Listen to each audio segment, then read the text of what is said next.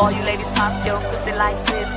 Shake your body, don't stop, don't miss. All you ladies pop your pussy like this. Shake your body, don't stop, don't miss. Just do it, do it, do it, do it, do it, do it, do it, do it, do it, do it, do it, do it now. Lick it good, suck this just like you should. Right now, lick it good, suck this just like you should. My neck, my back, lick my pussy and my crack, my neck. All you ladies pop your pussy like this. Shake your body, don't stop, don't miss. All you ladies pop your pussy like this. Shake your body, don't stop, don't miss. Just do it, do it, do it, do it, do it, do it, do it, do it, do it, do it, do it, do it now. Lick it good, suck this just like you should. Right now, lick it good, suck this just like you should. My neck, my back, lick my pussy and my crack, my neck. All you ladies pop your pussy like this. Shake your body, don't stop, don't miss. All you ladies pop your pussy like this. Shake your body, don't stop, don't miss. Just do it, do it, do it, do it, do it, do it, do it, do it, do it, do it, do it, do it now. Lick it good, suck this just like you should. Right now, lick it good, suck this just like you should. My neck, my back, lick my pussy and my crack, my neck. All you ladies pop your pussy like this. Shake your body, don't stop, don't miss. All you ladies pop your pussy like this. Shake your body, don't stop, don't miss. Just do it, do it, do it, do it, do it, do it, do it, do it, do it, do it, do it, do it now. Lick it good, suck this just like you should. Right now, lick it good, suck this just like you should. My neck, my back, lick my pussy and my crack, my neck. All you ladies pop your pussy like this. Shake your body, don't stop, don't miss.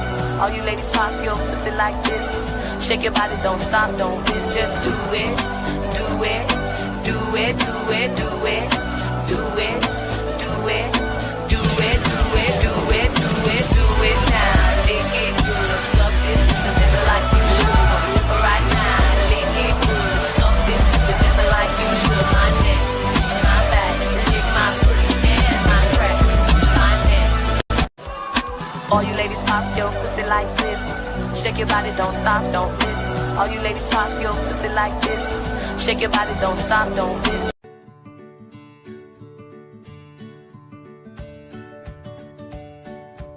Bum, bum, bum, bum, bum, bum. I'm here. Miss you, Max. What's up, bro?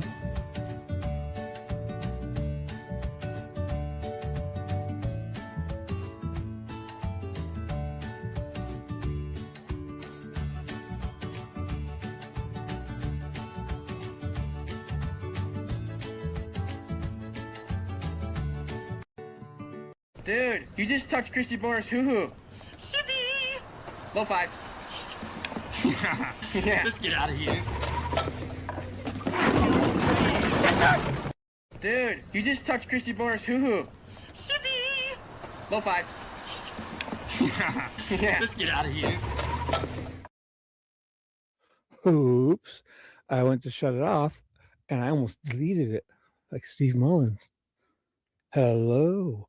Oh, and away we go. That's my starting line. And away a V comes. And away a Rebbe goes to sleep. And away that my super fan, Pop Culture Paula, always the first one, dedicated. Oh my God. I got a notification when I was sleeping again that she went live. I'll check it out. Oh my goodness. I'm one of those weirdos that sleeps during the day. I'm sorry. I will catch up. I saw people putting out stuff. Hello, a V. Oh my God, look at that. An emoji. Shibs. Oh my God, she does love me. I knew it. I fucking knew it. Thank you. Good night, young lady. Good night to you. Get those pajamas on. Get in your comfy PJs and listen to Shibby. And well, if the hubby's sleeping, I hope I don't bug him. You know, Us bald guys, we need our beauty sleep. Us bald men, you know, we need our beauty sleep. I slept, oh my God, I think I slept 10 hours. I think because my son was coming by here today. So I got up early to hang with him for the afternoon bit, and then I fell back asleep. Like in total, I think I slept 8 hours after, but I had a couple hours sleep before. So, oh my God, good night to you, young lady. Good night to you and that bald Sam Squanch Bigfoot that's sleeping beside you. Don't worry, put your earplugs in if he's snoring. Josh, I'm kidding. Good night, Rebby. And hello, young V. You are my V, my favorite V. Paula, Pop Culture Paula, any updates, young lady?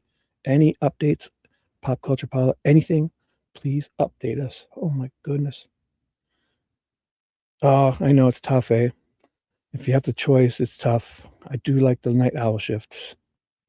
And now that my kids are grown, you know, when you as long as you do your thing at whatever time, yeah, you have a routine. I think most people in the world it's fine because I mean, if you go out at 3 or 4 in the morning, people are out, especially when you get towards the cities. You're very welcome. Yeah. So, I mean, nowadays you can order stuff online and you can, if you have to go, you know, a lot of the bigger grocery stores or whatever are open 24 hours. And there's usually a big McDonald's open nearby 24 hours if you're in the cities, especially. So I guess time doesn't even matter as long as you do every time the sun comes up and it goes down, you've kind of doing your thing. I think you can do it. And, you know, it's, I mean, if I were to look out my cameras at 2 to 3 in the morning, 4 in the morning on Tuesday nights, like there's people. I'm on a dead end street. There's people. So, all right, guys. That being said, college town, yeah. So you're probably better off staying up at night because you'd be probably woken by party animals. Yeah, might be better for you. You probably see you if you were to go out in the daytime, it's probably a ghost town, maybe in a college town, right? Yeah, it's a ghost town, I bet. Everything's popping, especially in the weekends. But I mean, nowadays, I don't know. Like, think about it. You could say school hours are 7 or 8 in the morning. You could easily do school, go home and sleep till, you know, 12 or 1 in the morning, get up and then have your off time and then go to classes in the morning. Yeah, definitely. Yes, yes, yes. Oh my God. Yes, thank you. The use of emojis to avoid look at you. Oh my God. I never noticed it's actually in the disclaimers banner. I feel like it's there just for me. Did you never read that? Here, I'm going to make a special one. Can I copy this? I can make this its own banner right here. Call it the V banner. Can I copy this? I don't know if I can copy. Maybe I can do it over here. I can't copy, can I? Can I copy a whole comment? That would be great. What happens if I copy that? No. If I cut it, I can't. Oh, I would put that as its own comment, as its own. I could figure out a way to save that. Oh, what is this? There's a star.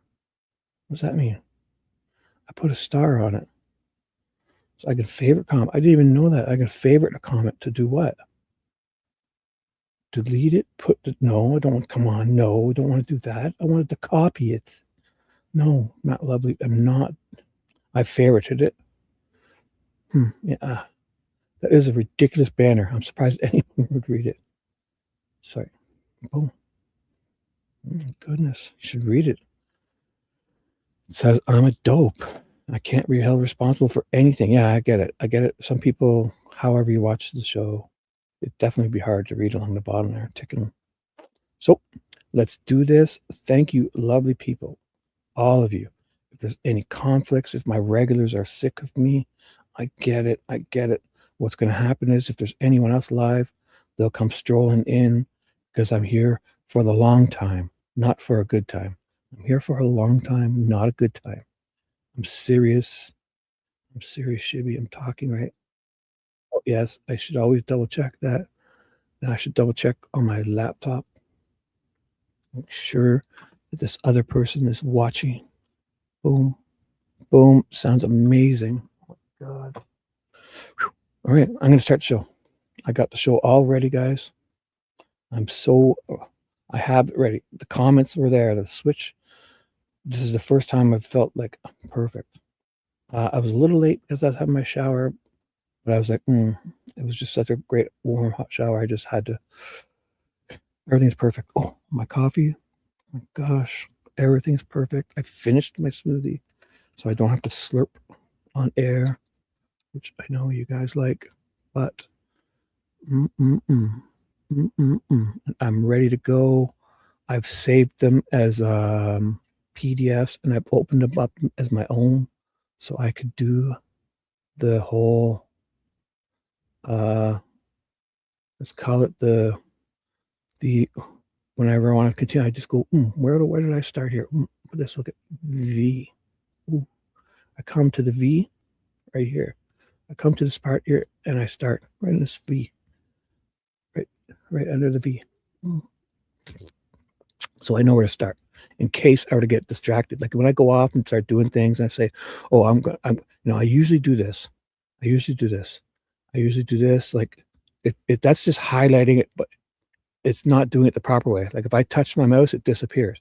So I used to do this. Like, I'm going to come back to this, and then I'd go do stuff. Or I'd look for something, right? But if I just touch my button, like I clicked it there, when I come back, that's gone. The blue part's gone. But my V is always there. All right. So look at okay, right? Okay. There's okay. I get it. So I love doing that. Because then if I were to go off on a tangent, which I rarely ever do, you guys know. So what I'm doing here is I'm going to finish up October 31st. We got Cheyenne and Teresa and the whole this Brian Harshman guy. And so also on the same day, I figure instead of bumping through, there's certain things that are important. I've got these ready to go too. The verified petition for writ of mandamus. The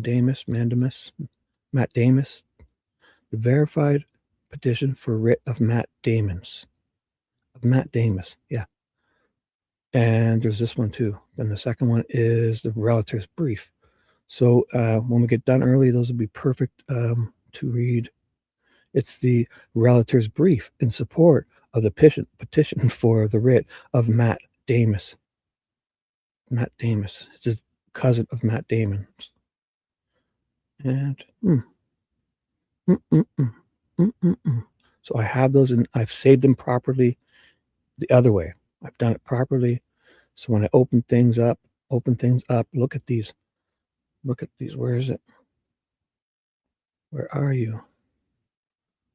you? It's desktop, YouTube, Delphi, new PDFs. These ones, boom, look at this. They're in Edge. So on that date, 2004, 10/31 was Mullen is A, B, Weber, C, Trooper, Harshman, D, Cheyenne Mill, E, Liebert, and then also the verified, the Matt Damon's, the verified Matt Damon's and the unverified Matt Damon's. Boom. All on those days. So I have them ready to go. No, I'll even open those two because those are the ones I'll be doing afterwards. And they're my own copies. No farting around tonight. Serious, perfect order. Perfect. Oh my God. So then what I can also do is this. We can start the show properly. Oh my God. That was horrible listening to those calls again. But we had to do it.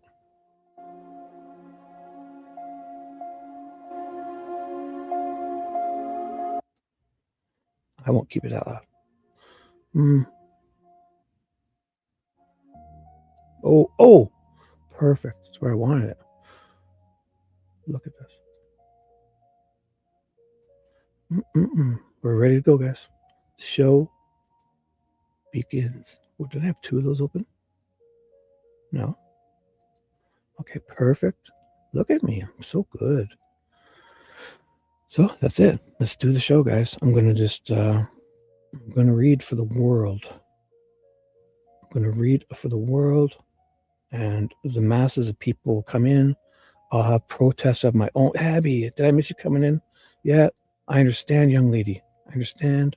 If you fall asleep, if you're going, if you have to, just you that buys you a month. Just, maybe Discord me those emojis every now and then. I love it. I'll send you an emoji, and you're good for a week, as long as I know you're okay. Love you all. Just stopping in to say hi, not feeling too great. I hope you feel better. But I mean, dude, if you fall asleep, we'll see you next time. Catch the replay. See you in the other chats. I gotta stop sleeping so much because I'm missing other live streams. I feel it. Love you too, young lady. Love you too, Habs. Oh my God, missed you guys. It's my own idiot fault.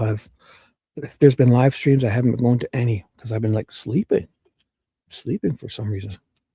My God, I got to do better. I miss just hanging out and typing in chats like a dope. So that being said, if I've missed anybody, we're just going to read.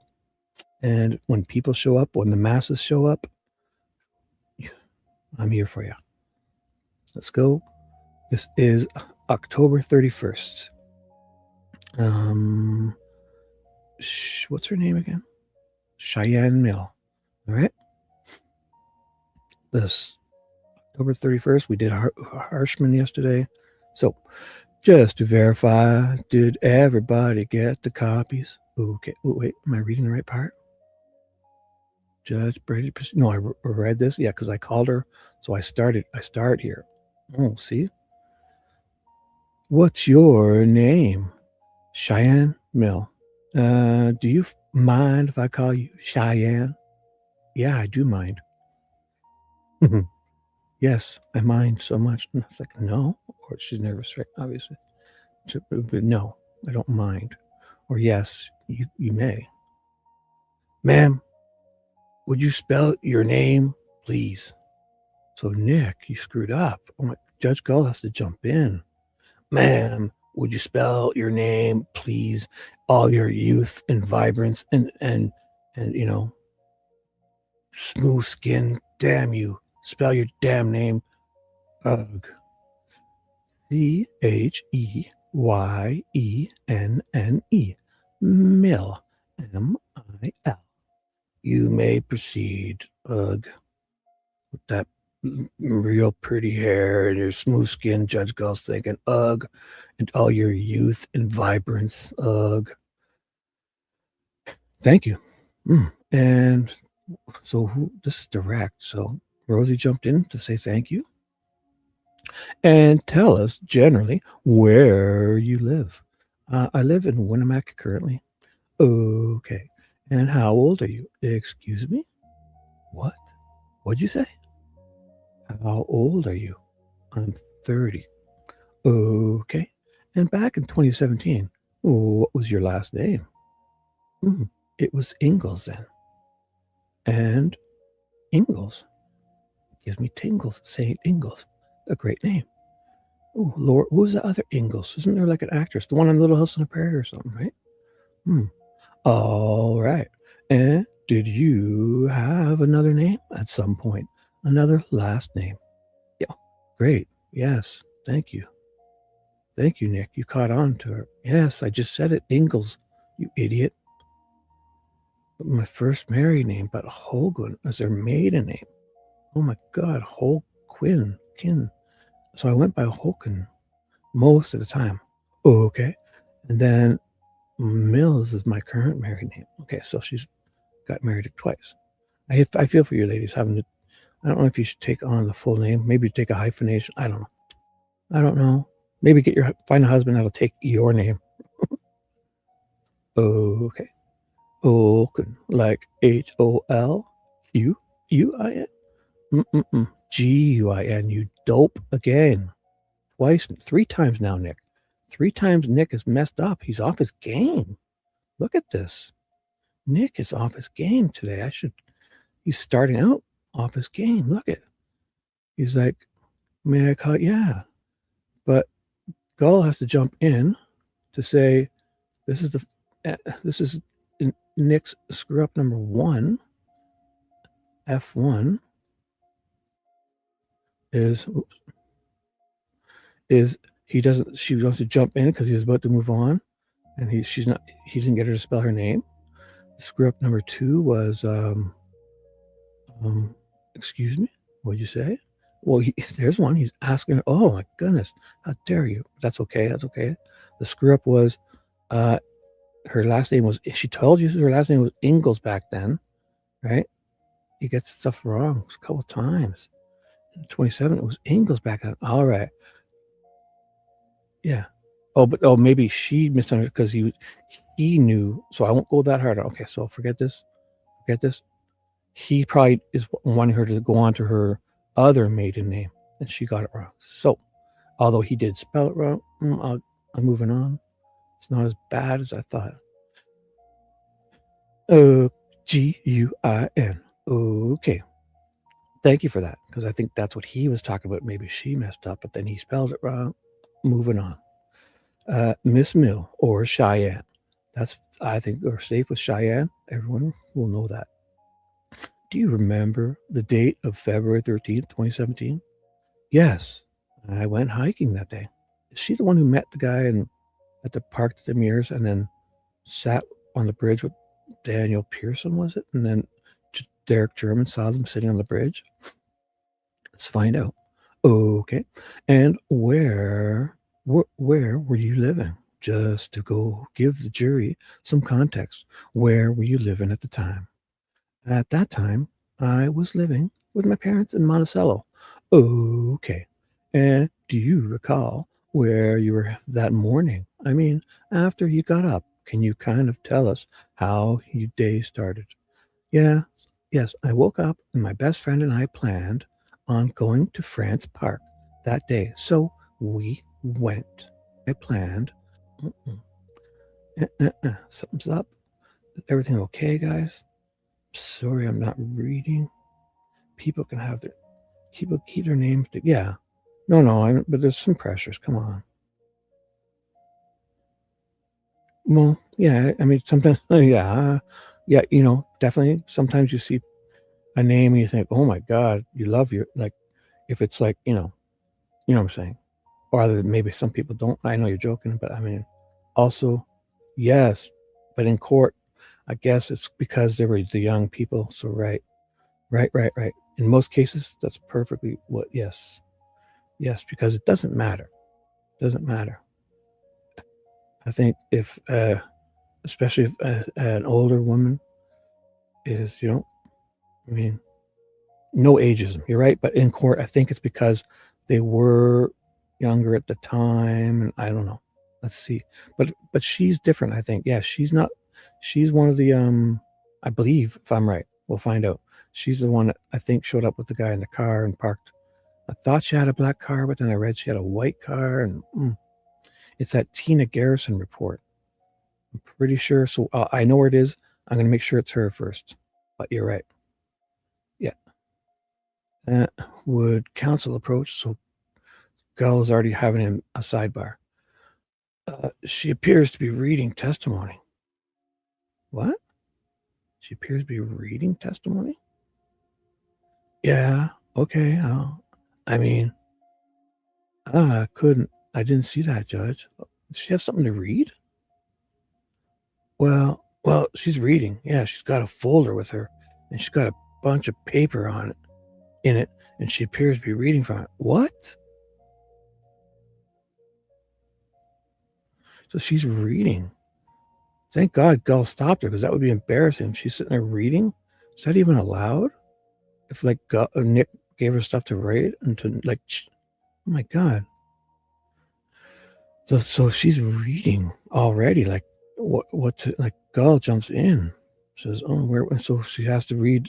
She's reading that. Yes, I woke up and my best friend and I planned on going to France Park that day. So she's reading that. And Judge Gull jumps in to stop this. She can't read those answers. She doesn't remember. I don't know. This is weird. That's good. I mean, probably better. Gull jumps in. Yeah. Yeah, well, Dell's like, well, she's reading. Yeah, she's got a folder with her, and she's got a bunch of paper in it, and she appears to be reading from it. Just ask her to put her papers away. Just tell her. I don't care. I guess he's okay. Whatever. Yeah, okay. So the sidebar's over. Ma'am, could you put your papers down? Okay. And turn. Just turn. Sorry, yeah. I don't have a desk. Thank you. You're fine. Okay. May I continue, Judge? May I continue? Wait, what? So does Rosie start with her? Does Rosie start to direct? May I continue? What did I miss here? Yes. So is Rosie doing this? Oh my God, I'm confused. I always thought that they started out direct as in McClelland. Rosie? So Rosie's Judge, may I hand her the notes? It's Rosie. Did I miss something, guys? Or is it I'm such a dummy that a certain type of person is direct exam Cheyenne? Sorry, I'm just looking for when they switch to Nick. Anyone knows what's going on here? I don't know why I do this. It's Mr. Rosie, all this whole thing. So I should know these, like direct exam. Shouldn't that mean other things? Like, is this one direct exam? I always thought Nick kind of started and sound like Nick had started. So I don't know how Rosie's jumping in. But then where's there a cross? Is there like a cross type of, when does it switch? Direct. The whole thing is direct. I gotta find where it switches. It's got to switch to. Oh, I thought it said Shibby. I was like, oh, sorry guys. Let me know, V. Am I what am I missing here? Direct. There's a lot of direct. I can't read all this not knowing exactly who it is. Oh my God, it's still the same person. Rosie's jumping in, but as for the question and answer, I don't know who it is. Direct exam of Cheyenne. Direct exam still. When did they switch? Did they hold? Is this all cross exam? So cross. Mr. Rosie. Okay, I don't have any further. Man, it's been Rosie this whole time. I'm glad I figured that out. Questions by Diener, then cross. So what am I missing here? Well, what it says, I'll tell you. It says direct, and then it seems to be starting with Rosie doing the direct, and then the cross is Diener, whereas usually I thought it starts with this whole thing started with direct exam, so McClelland jumps in. Thank you, Judge. At this point, state of Indiana rests on. Ooh, something's not right here. Unless they're resting on the one before. And then, they're introducing Cheyenne. So it starts here. So Rosie. My God, I wasn't even paying attention. Starts out with Rosie. This is where I thought, so he's the one who screws it up, not even Nick. Oh my God. My fault. Direct starts with Rosie. My bad. Totally me. I just assumed I always started with, and I thought Rosie was jumping in. So that whole thing wasn't Nick. Oh my God. So I read as Nick the very first, I didn't get far. I didn't get far until they had this sidebar and we found out she's reading. So that's, Rosie didn't care. Okay, my bad. I'm so sorry. Something weird happened here, but I figured it out. And I got to right here, boom. Because that's when Rosie said, may I continue? And he's like, what? So they don't care. Rosie didn't care that she was reading, but Gull wanted her to stop, put her folder down, and not read these answers to her. But I don't see how she can read because she doesn't know what the defense is going to ask. Whereas maybe Nick wrote out something for her, and this is probably what they're going to ask you. I have no idea. So, anyways, may I continue? Yep. Rosie's going to continue. Thank you. I think I was asking you about your morning. Just tell the jury kind of how you started your day on February 13th, 2017. Well, my best friend and I went hiking at France Park. And then after, we did a loop around the lake. And it was warm out that day. So we were like, let's go on another walk. And I asked her if she's ever been to the high bridge. And she said, no, she is not. So we hit the bridge after leaving France Park. Oh, okay. This is Rosie. Okay. We took the Hoosier Heartland and went out that way. All right. For those of us that, for the jurors that may not be around from around here, where's France Park? I don't even know where France Park is. Great question. France Park would be east of Delphi and east of Monticello. I would say about a half hour from Monticello, about 15 or 20 minutes from Delphi. Okay, so it's kind of in that direction, right? Yeah. Closer to Logansport? Yes. All right. And so are there trails there as well? Yes. She said she went hiking. Yes, there's trails there, Mr. Rosie. Pay attention. Rosie's off his game. Feels like Rosie's off his game. Do you have your fresh socks on, young man? What's happening? Your fresh, sexy socks? What's going on? Did you not do your TikTok dance before you came here to court? Rosie feels off. All right. And so are there trails there as well? Like the place you said you went hiking? Yes, there's trails around where I said we weren't going to hike. Yes. Yes. You heard it. So you're just off your game. All right. Pond. These two aren't jiving. I feel Rosie's off his game. And she's nervous too. I get it. And so after you finished hiking there, can you give the jury some idea of approximately what time you may have left there and where you went after that? I'm not sure exactly what time that I left there, but I do know I don't have my notes. Oh, yeah, you're not allowed to look at your notes to see what time. Like, I mean, if you don't remember, you remember. You don't get to. I showed up to the trail about 2:50. Just tell the truth. She showed up around 2:50ish to the high one on trail. Okay.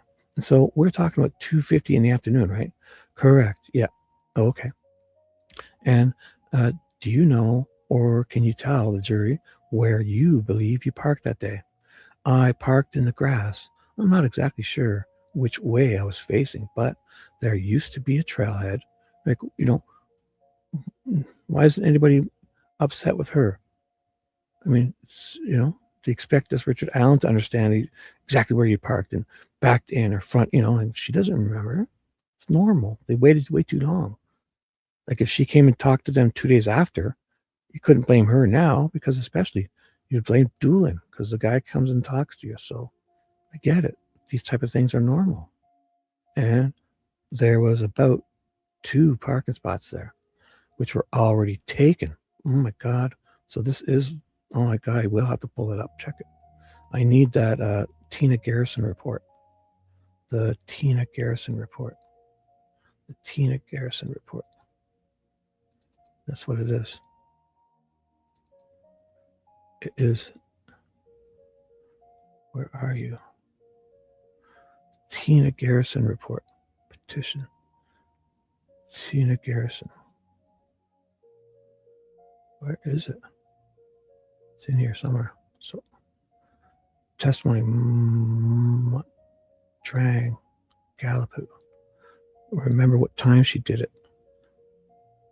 There's a Tina Garrison report. I know it has all this juiciness in it, Teresa. No, it's not these testimonies. Let me just find it because you guys trust me when you see it. It's all about this. Where are you? Tina Garrison. Remember Tina Garrison. Wait till you see this. It's definitely in here. Petition. Petition. Show me your name. It's got to be here. I know I have it. Oh my God, what's happening here? Wait a second. Oh, I'm going to start from the beginning. Sorry, guys. Tina Garrison.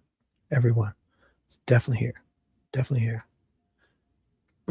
I need the Tina Garrison report. Oh my goodness. Richard Allen. Richard Allen. Sorry, guys. I'm looking for something that is very pertinent to what we're talking about right here. Petition. No. So, certification of analysis. Defense. Liggett. Leesenby. Holman. Jerry Holman. Suppressor. Ryan Winters. Trooper. Oh, yeah. Winters. Purdy. Murphy. Am I in the right one? Yeah. Search warrant. Sorry, guys. I'm not even reading chat. Probably telling me I've passed it a couple times if you've seen it. Cheyenne. Testimony. Trooper. Weber. Mullen. Lunatic Wallop. Badwell. Smith. Fisher. Miller. What? Oh, no, it's not Teresa. Verified. Non-confidence. What is happening? I have it here. God damn it. I did this so I could pull these things up. Hey, what's up? No, I never sleep. Yeah, I slept a lot today. I really did. I do. Thank you for being here, Michelle. I definitely do. He's here. Sorry, guys. I'm a little off. Welcome. Yep, I sleep. Just not when I'm supposed to. I work all night. I do a couple other jobs. So this is like helping me stay awake for stuff.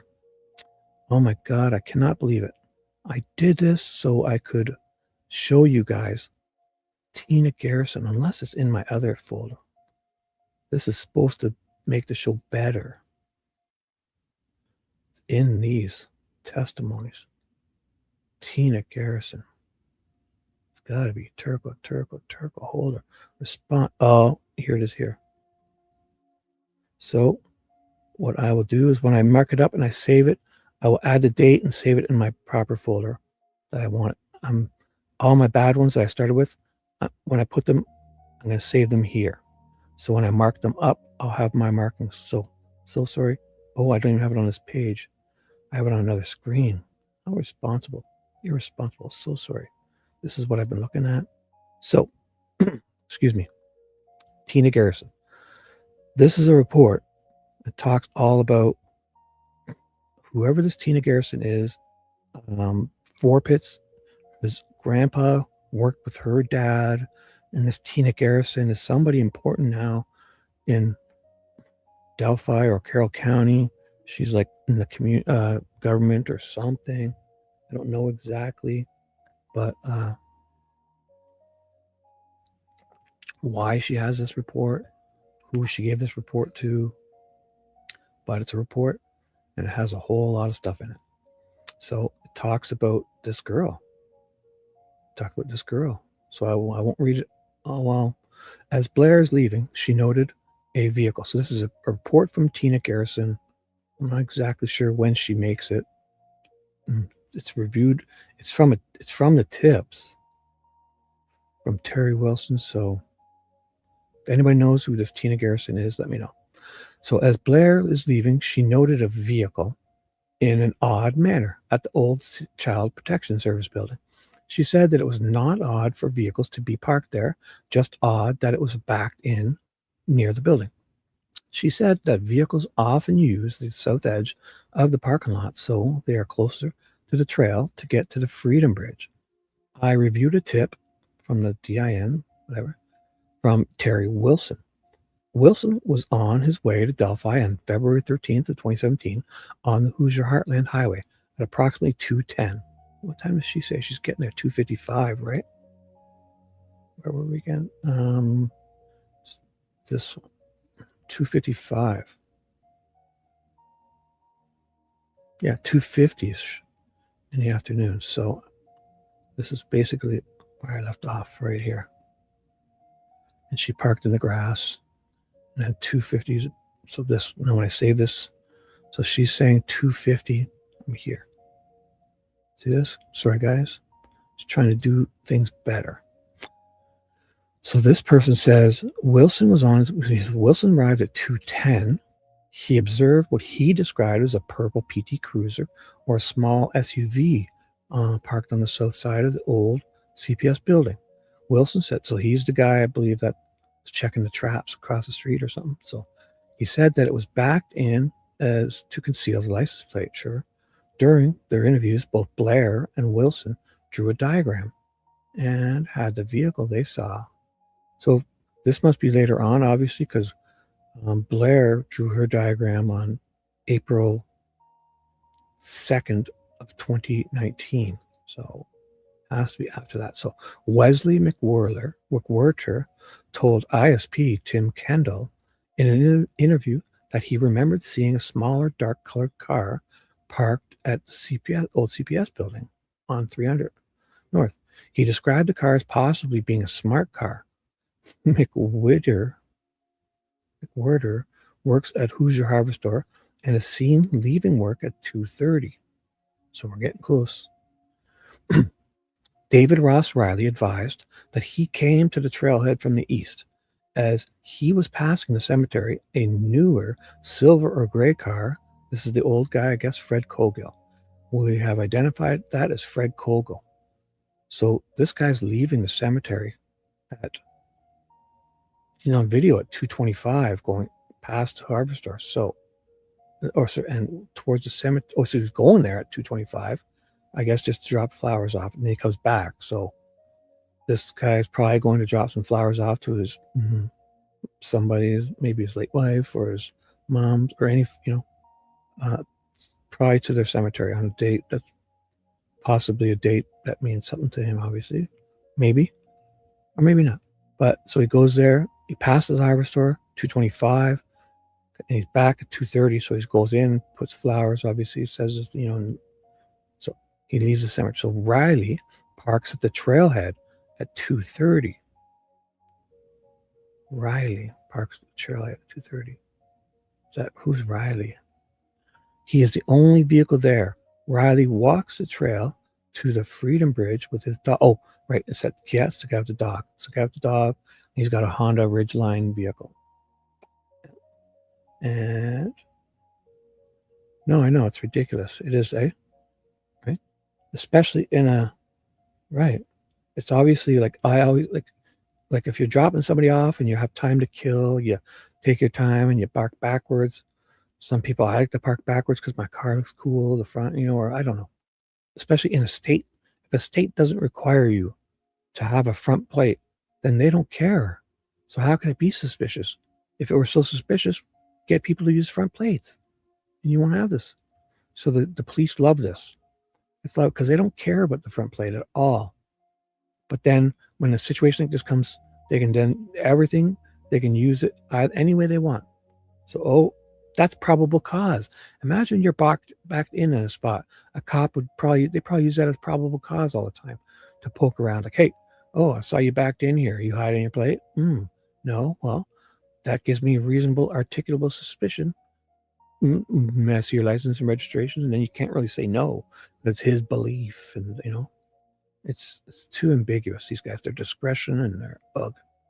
It's just, if it's all they want to mention it so much, well, get them to write a law, tell people they have to have a front plate too, and they'll never do it because they don't care. So when he gets back, so the guy walking his dog is parked there in his Honda Ridgeline. It's supposed to be silver or gray. When he gets, I heard it was black, or I don't even know these people. The dog is black. So when he gets back, he observes vehicles parked along to be Shelby Hicks, belonging to Shelby Hicks, a white Impala, and Dave McCain's tan Accord. So that's 3 vehicles. They're saying it. But Riley doesn't leave till 2:55. What time? She says 2:50. So this should be 3 cars. Could be off. It's only 5 minutes. But so if he's there till 2:55, and Shelby Hicks, her white Impala, and Dave McCain's Accord is there, you see, that would be 3 vehicles. If she rides at 2:50 and he leaves at 2:50, so it should be 3. But it could be off because she's. Now here's another one. So Dave McCain is observed arriving on video at 2:45. McCain said that there was a large pickup truck, the guy walking his dog. McCain also said he saw a white station wagon, which would they type of car when he arrived. The truck is David Riley. It's a Honda Ridgeline. The car is Derek German's white Impreza. So 245 Derek German's cars there. So there's, oh my God, there's 3 cars. There's 4 cars there. And then this other girl's a 5th. She has to park on the grass but then Riley leaves. This guy leaves in his truck at 2:55. So if she does arrive at 2:50, there's supposedly 4 vehicles there. And Derek German said that he arrives at he's crossing the Wilson's Bridge at 3:11. And so he doesn't get there till 3:15 p.m. in his testimony. But when McCain's observed arriving at 2:45, McCain says he sees Derek German's car there. So McCain arrives. He's on 2:45. McCain said he saw a white station wagon type car. The truck is David Riley's. The car is Derek German's at 2:45. So something's not right here, right? McCain said he walked to the hub or the Niches Bluff, and he doesn't mention bumping into Derek, but Derek says he does. Then back to his vehicle. He was observed on video leaving at 4:11. So he walks to he walked to the hub. This is where Derek says he bumped into him. The Niches Bluff. But then to High Bridge. I thought he went down to that. So it goes to the High Bridge and then to the Freedom Bridge and then back to his vehicle. But Derek bumps into him at this area, but he forgets to say that. And he was observed leaving at 4:11. Sorry. 1 second.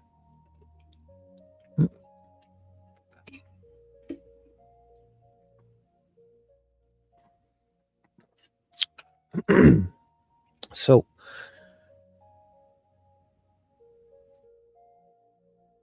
excuse me. Sorry. When leaving, he observed a female sitting off the road on a motorcycle, which has to be that moped, right? But she's on the motorcycle. Female sitting off the road on a motorcycle. We've identified her as Maya Abbott. She was talking to a male in a blue muscle car. This has to be that Razor, Polaris Razor that Derek was talking about. For whatever reason, he's calling it a muscle car. So what kind of car does Carl Abbott have? So Maya Abbott's on a motorcycle talking to Carl Abbott in a blue muscle car.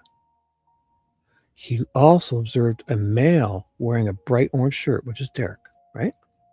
Yeah, the male was shouting, "Did you see my kids?" We identified this person as Derek German. Where did you see him? Derek says he talked to you.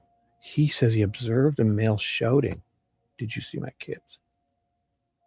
Derek says he talked to you. What is the discrepancy here, man? But on the orange shirt. Oh.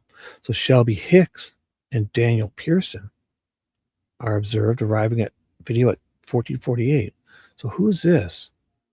I thought this was the Cheyenne. This is why I came here. So they're saying they're arriving at the same time. Shelby Hicks and Daniel Pearson are observed on video arriving at 2:48. They parked at the trailhead as observed by McCain. Pearson said there was a white Subaru, Derek's car, and another dark colored car. Probably the guy walking his dog. But there's another one that showed up. Oh my God, there's fucking cars everywhere. There'll be like 7 cars there. Hicks described the 2 vehicles as a light-colored, longer vehicle and a brown, smaller car. Parked where? At the trailhead, observed. So they must be in CPS? They parked at the trailhead. As observed by McCain. It says a white Super. So they're at the Mears entrance, not the they're calling the trailhead the Mears entrance because if they see the white Subaru, that's where Derek parks at the Mears entrance. And the guy walking his dog. So they're calling the trailhead It's not the trailhead, the Freedom Bridge trailhead. This is the Mears. So I'm sure everyone has their own descriptions, but sorry, guys. Those vehicles would have been Riley and McCain. So that's Riley. This is Cheyenne. What was her other names? Other names, none of them were Riley, were they? Damn. So we got to remember these names in case somebody knows her as those. Wow. So there was 3 names. Holquin. So I got to mark these. Oh my goodness. So there's Holquin. What's her name? So Mills is her current married name. This was her other name. Which was her maiden name? So her first maiden name was this, and then her current married name is that. And what did she say her maiden name was? Where was that? Her maiden name was. Sorry. Her maiden name was what? Oh my goodness. So she's Cheyenne Mill. She says her maiden name here too. I didn't think that would be so important, but I guess we should know because technically people, if they know each other from a long time ago, they might call her by a different name. So you're 30, Ingalls, that's it. And back in 2017, it was Ingalls. So she got married first and then went back to her maiden name. And then Ingalls, so Holquin was her maiden name. I'm sorry, it says it right here. Ingalls was my first married name. So she was married back then to the first time in 2017. She was in Ingalls. Hogan is her maiden name. Sorry, guys. And now she's a Mills. Her current, okay. My goodness. So I got to remember that. Ingalls, Hogan. So here's the names. If I ever have to come back, all 3 are right here. Boom, boom, boom. Sorry, guys. Figure I might as well be reading this properly. And so Riley and McCain. Pearson said that he passed an older male just past the trailhead where they had entered. He described someone we identified as David McCain. Wait a second. But if you're jumping into him there, that's where Derek says he bumps into David McCain. This guy also sees McCain. So Pearson said he passed an older male. Older male. You're probably talking about Derek, but he described someone we identified as David McCain. Pearson said the man had it. Oh, okay, so he had a camera, definitely McCain. He may have took a picture of him and Shelby. Pearson said he saw another man that did not stand out to him, that a black dog. Yeah, 245. Sorry, 255. So then it goes redacted. So, man. So this person's arriving at 250 when all this is going on, and that guy at the car, he sees the guy with the black dog at 254, and then at 255 he's leaving. Riley is the guy, David Ross Riley. He's the one with the Honda in the car. So forget Fred Kogel because he comes and goes. Look at all these people. Oh my God! Sorry, guys. I've got to keep that up. I'm going to start marking that up later because that's a whole bunch of stuff. The biggest thing for me is whoever's saying this says McCain is observed arriving at 245. When he arrives, he says Derek's car is there. The white Impreza is there at 245. In Derek's testimony, he's very explicit. He's very clear. He says at 311, I'm crossing the Wilson's Bridge. At 311, let me see. Sorry, guys. I'm going to get back to reading. But Derek is very clear. He says he's He's way over here, wherever that Wilson's Bridge is. He's crossing and he's driving by, I guess he's driving by Logan's, wherever the Wilson's Bridge is. And 311. So he's got to take a minute or two. Then he's driving by Logan's house, right? So then he's driving by the cemetery. His dead kids are laying right here. It's unfortunate, I guess, at this time. It's what he says it's like now 3:15, and he pulls up and sits at the mirrors. He's 3:20, 3:15, 3:20. So that's half an hour later, at least 35 minutes later. But McCain is seen on the video at 2:44, and when McCain parks here, he says Derek's car's there. So these guys, something's not right. Right? So, anyways. What's up, guys? Where's everyone? I think they're all in is there something important happening tonight? What is today? Oh my God, I don't even know. What's today? I thought it was like a Tuesday or Wednesday, right? Oh, it's Tuesday. It's turned to Wednesday. What is happening tonight? Is there a bunch of lives on I don't know about? I didn't even check. Probably should have checked. Who cares? They'll come. All right. So, okay. So we're about 2:50. She's showing up. She says she parks in the grass. I'm not exactly sure for which way I was facing. No problem. There used to be a trailhead marker, and there was about 2 parking spots there, which were already taken. Yeah, if you're pulling up at 2:50, McCain's there. Fucking Derek is supposedly there, according to Kane. The guy who's walking his dog is there. The other Cheyenne Mills and whoever that Daniel Pearson's with, and oh my God, Riley something. So she had to park on the grass by the parking spot. So I pulled up in the grass. I'm just thinking, I didn't have the map lined up on TV. I'll tell you what, let's just see if we can proceed. I think the jury had a pretty good idea of the spatial situation. Sorry. Hey, what's up? Oh, is he? I didn't even notice. Did not even notice. That's cool. I think the jury had a pretty good idea of the spatial situation. Was that a connector trail to the main trail where you parked? Yeah. So, okay, was there a pharmacy? So she's at the Mears entrance, obviously. Yes, across the street. So I believe it's called the Mears connector is what it's labeled. Okay. So you said you got there around 2:50. Yep. Oh my God, she received a phone call at 2:13? What? Why 2:13? Okay. Can you tell the jury that what it is? Anything that helped you make that determination? Well, I received a phone call at 2:13, and at that point, I was already on the trail at 2:13? Wait a second. She says she doesn't get there till 2:50.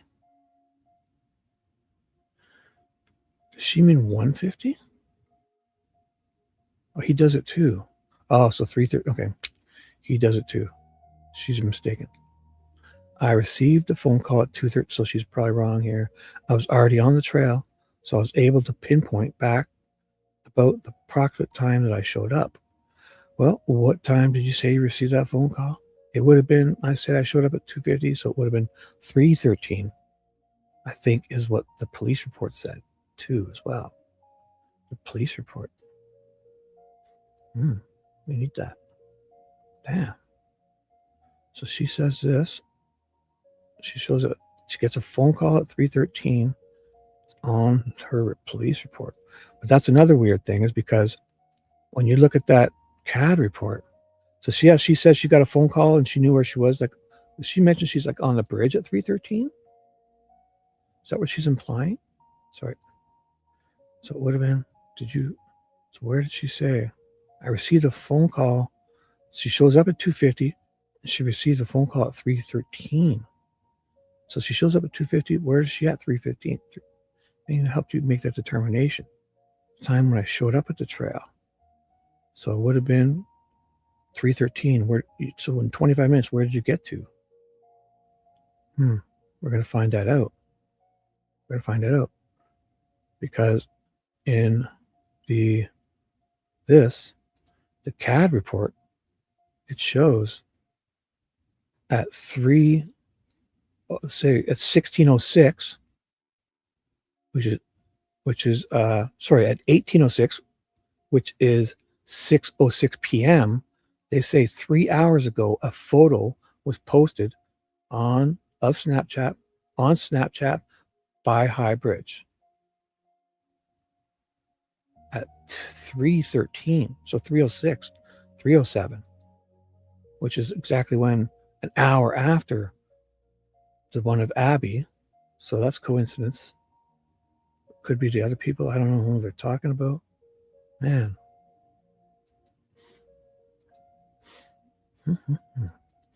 So, okay. Did you bring some notes today? Yeah, I have all my notes down, so I'm just a little scattered. Would it help to, so Rosie wants her to read her notes. Would it help to look at your notes, or would at least at the top sheet, if that would be acceptable? It's just that you can look at, it's just a timeline from my own brain, because I can't, this happened 7 years ago. I can't remember my timelines. Would it help? So Rosie's, would it help you to look at your notes to refresh your recollection? Absolutely, yes. Is it because she's there on behalf of Rosie, so he wants her to get it right? And that's why he's going first? Is she one? She's probably helpful to him, obviously. I don't even know anymore. Is this like a defense witness run, right? That's why he's starting first. I'm such an idiot. I should know this. Judge, may I hand her notes? That's fine, but I don't want her reading. That was the concern. That's why Gull's against it. Yeah, because it's going to help. That's what's going on. Sorry. Should have clued into that she was just reading testimony from notes, and that's improper. My intention is just to ask her about the time, and that's it. Okay. So you said 3:13, and I'm putting you to the tests. Looking at your notes, was that when you received the phone call? I had the phone call at 3:12. Okay. All right. Yep. All right. Fair enough. So can you tell the jury, first of all, who was the phone call from generally? My boyfriend at the time. Oh my goodness. Wait, I thought you were married. Did you say you had oh my goodness. Busy. Oh, okay. And how is it that you're sitting here today and you know that it was at 3:12 that you received that phone call? Wait, she said at the time she was using, wow. So she's got a boyfriend at this time. But she said she had her other married name. I guess doesn't mean she's still married. She could be separated. Oh my God. She's a complicated girl.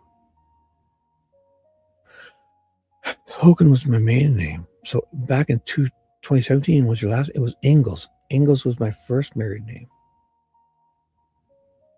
So at the time she was Ingalls, she must be like separated. And they didn't say. It was just that it was, but she's probably changing back to. So she's got a boyfriend. Wow. So that you received a phone call, man. Well, after all that happened, did I make a different mark or no? Nope. Sorry, guys. I got to get better at this. I'm making so many marks. I got to make one. I'm going to start using letters so I'll know which one was the last one. So instead of making the same mark, I'm going to make them so I know where to go back to. Sorry. This will get better, guys. Well, after that happened, I reported that I was on the trail that day after we found out the girls were missing. And the police officer asked what time I was there. So I had to find out what time. And I knew absolutely that I received that phone call. Where were you? Where on the trail, though? And so did my best friend, that was me. She heard me take that phone call. So I was able to pinpoint exactly, okay, where? Okay. So do you remember generally where you were located on a trail when you see that phone call? Yes. I would have just basically gotten out of my car. So you sat in your car there for 25 minutes. Just barely on the trail. I wasn't on the bridge yet. Wow, that's a long trail there too. So you're in between. You're in between. The Monon High and Mears entrance. So if it's 25 minutes later, you got to be a little farther. But okay, so tell the jury which route you took in your mind when you got out of the car and onto the connector trail. When I got out of my car, we walked onto the connector trail. And when you get to the connector trail, you can either take the left to go to the high bridge, or you can take a right and go back towards the interstate, the Hoosier Heartland. So you're not even at the connector. You're just going in. You can go left towards the bridge and right to go to the Freedom Bridge, basically. And we chose to go left towards the Freedom Bridge. So through that, it took you 15, man, because you're arriving at 2:55. So you guys probably smoked a doobie or something. But why wouldn't you smoke the joint in the trail? No. Maybe they rolled a joint and they got ready to go smoke it or something. It's got to be, because it takes them 18 minutes to get to there when it takes you 2 minutes to just get out and walk there. So they did something. They sat there for some reason. And then she knows she's taking a phone call before she gets that little connector to turn left or right. Oh, okay. And we being who? Shelby, Duncan, and I.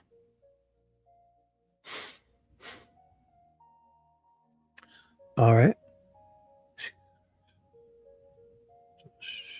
Shelby. Cheyenne, and there's a guy, Riley. That's what screwed me up, this sound. All right. And when you took that left and you started walking toward the bridge, did you come across anybody during those travels? I passed one man, and then when I reached the bridge, I came across a man and a woman. Okay. And do you remember? Tell the jury what you remember. Oh my God, I got to, because I'm going back. This is crazy. I got to do better, because people have been doing this for years. They're saying I need to put these all, but we need to put them all at the same time on one. I'm going to get one big ass thing and put people where everyone says they see people and what time. So these times better line up a little more. Sorry. This is wild. Everyone's saying they've seen people, and then it should be, and All Eyes and all them have those great videos where they're walking the trails and they're having like 6 videos at once playing. And it's of everybody, what they said their timeline was. And you should basically see where they're passing each other. And so they've been doing that for a year. So I should do better. I got to do my own, because I'm good with this stuff. I'm good at figuring this out. It's my superpower. I'm an idiot otherwise. Oh, okay.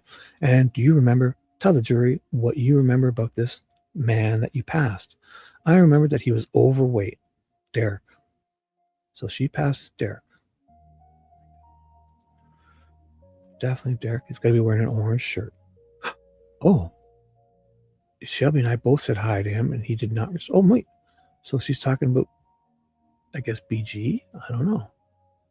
Derek wouldn't have said, oh my God, assuming Derek was looking for them. No. That's too early for Derek, 3:15, right?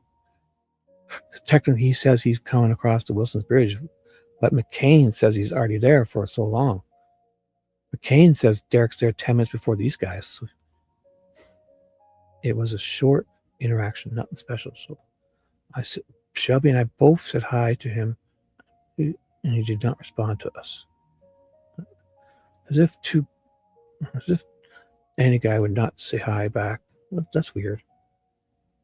Okay. But he didn't respond back to us. Okay. Do you have any recollection as far as a description of clothing or anything like that? My most accurate statement I would have gave to the police. But as of 7 years later, I'm not going to say what I saw and what I did see. Okay. Fair enough. And so you to continue on toward the Monon High Bridge. Correct. Yeah. All right. At some point, when you reached the bridge, did you also encounter these other 2 people that you mentioned? Yes, I did. Okay. And tell the jury who it was that you encountered at the high bridge. I walked to the bridge and I happened to look down and see at the first platform where you can sit and hang out the bridge. It was my high school friends, Shelby and Daniel Pearson. Right? Shelby Hicks. Shelby Duncan. So there's 2 Shelbys. That's what's screwing me up too. So Shelby Hicks.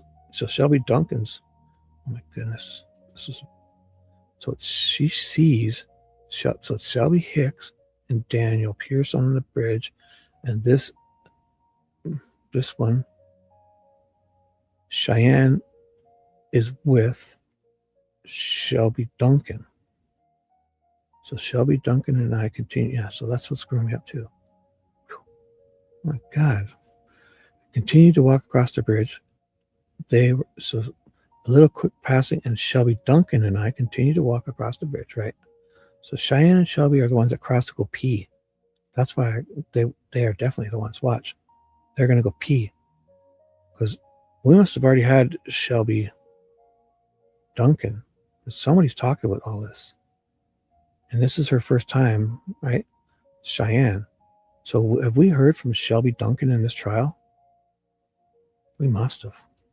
Because I remember she's talking about in the beginning. Who was one of the first ones? Shelby Duncan. Somebody talks, not these two. Somebody talks about crossing and going for a pee on the other side. Two girls talk about peeing on the other side. On Weber's side. So it's not there. It's not here. It's not there. That was all those guys. Jeremy, no. Voorhees, Brienne, Betsy Blair, Mullen. So who was it on 5? Day 5. Day 4 is them. So day 5 is what? Oh, here. Carbaugh, Roland Core, Cecil, Kathy Shank, Dan Doolin, Mullen, Liggett, Vito, Holman. Oh, God. Holman the whole day. Bozanovsky, Cicero. No, maybe I must have read it then somewhere else. But there's definitely in one of the depositions or something. Somebody's talking about that. I'm positive. I continued to walk across the bridge while they were sitting on the platform. Okay, and do you remember generally where they were located on the bridge? They were on the very first platform. That's where Derek says he saw them. So first platform to the right when you start on the bridge. All right. And so the two of you continued on past them. Yep. All right. And where did you go from that point? We went all the way across the bridge. All right. What do you remember about that day? Can you just tell the jury what you recall about the conditions that day? It was very nice, usually. Nice for a February. I mean, that's why we chose to not go home after our first trail. We wanted to experience the weather a little bit more. So we wanted to try out another trail. Okay. Were you in a hurry that day? Or were you kind of taking your time? Do you recall? I had nothing going on that day. So the only thing I had to do is pick up my son at 6 p.m. So I had some time. All right.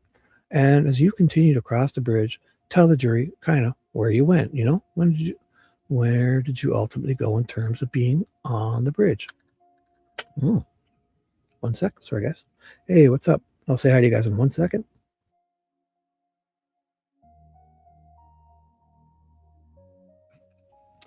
And so, Chub Dunkin' Donuts, beautiful. Becky B's in the house. Oh, Mimi showed up.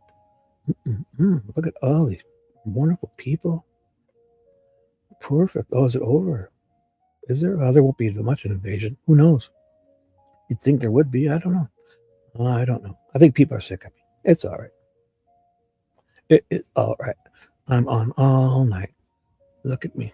I wouldn't, because you guys can go back and look at my live streams. Oh, you must be sick of me. Feel it. Shelby Hicks. My goodness. Don't you start with all these names. This is, no, Shelby Duncan. And don't you dare start. This is where I was. So when we crossed, I was about to read this. So I'm going to put A. Right? And the next time I do it, I'll use B. So I know not to go back to A. This is getting better. And Shelby, and who's Shelby Hicks then, right? So it's Shelby. There's two Shelbys in that one thing. So Shelby Hicks is the one sitting with Daniel Pearson. Shelby Duncan is the one walking with Cheyenne Mills, who is now Cheyenne, who used to be Shelby. At the time, she was Shelby Ingalls and is now Shelby Holkin.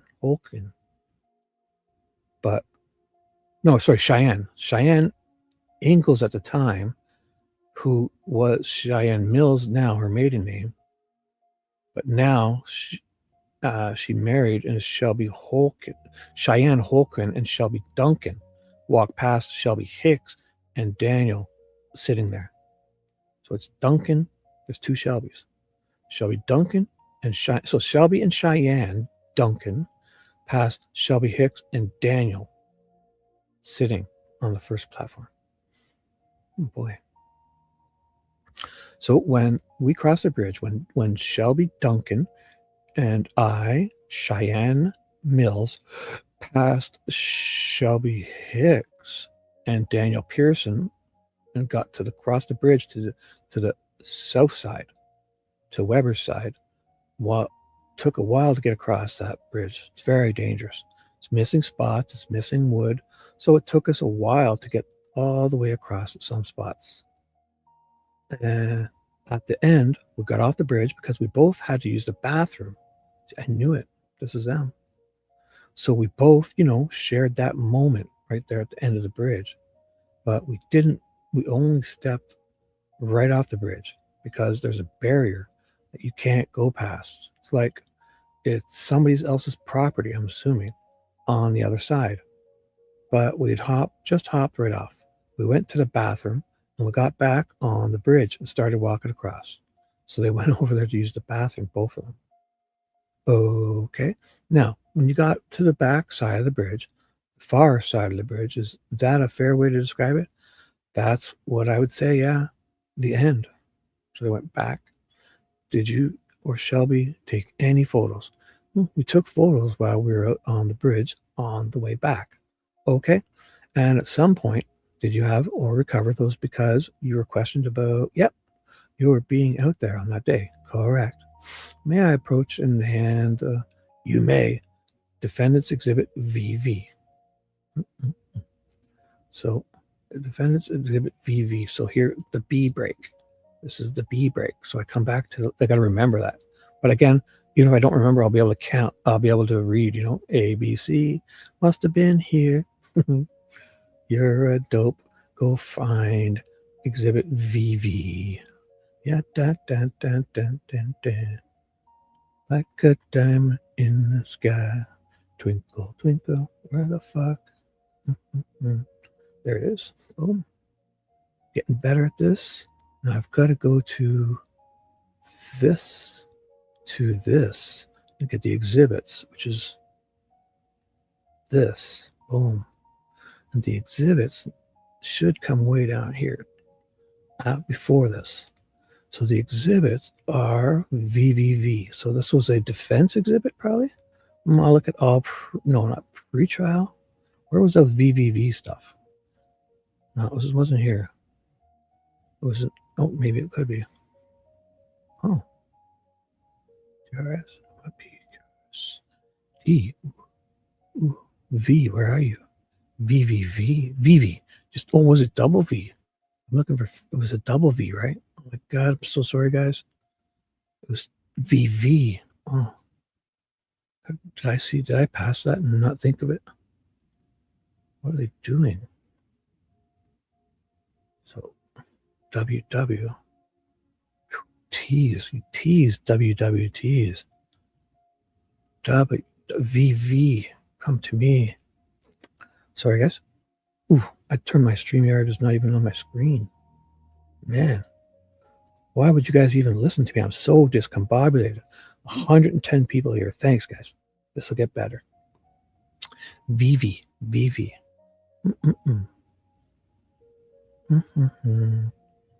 I gotta find it. I don't think it's here. So it's pre-trial exhibits.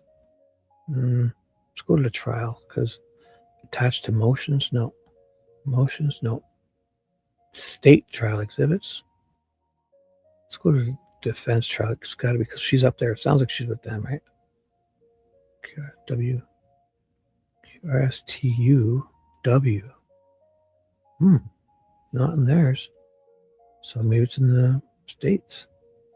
VV. What's happening? This is Cheyenne Mill's photos. Cheyenne photos. Cheyenne, come to me. Man.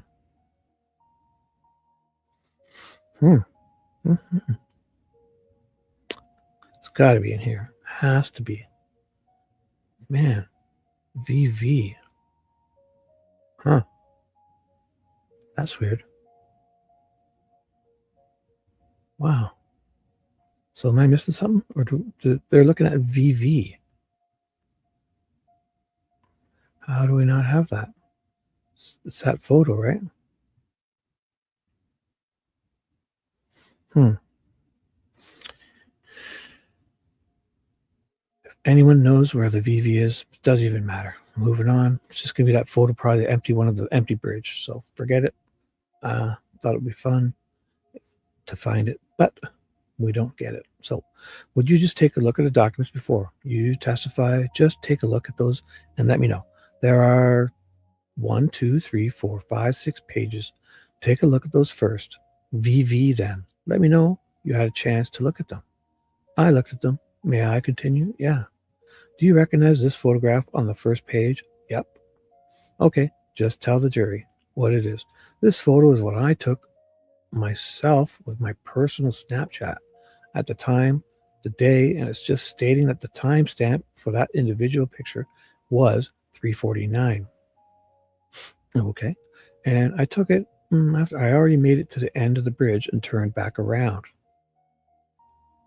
3:49. And so does this photograph truly and accurately depict the conditions that existed on the time on the bridge at the time you were there? Yep. Second page. Could you tell the jury that photograph is it or what it represents?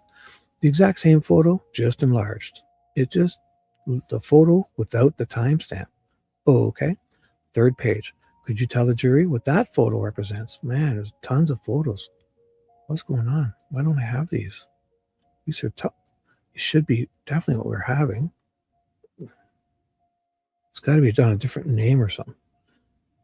VV. Cheyenne photos. Man. Cheyenne photos. Or Cheyenne Mill photos. Why don't we have these? There's a ton of photos. What? We gotta find these. We gotta have these. This is ridiculous. So I'm gonna look through everyone. This is weird. This is weird. I've got to have these photos. Cheyenne Mill's photos. Are they in here, guys? Sorry, I'm not even reading. Is there bad flu going around? Oh my God. Do we know if these photos are in here, guys? Have you seen them? I know I've seen the one on the bridge. Why aren't we seeing these photos? So Cheyenne Mills has like 6 photos. No, it's none of these. I gotta find them. So there's the screenshots. Oh, oh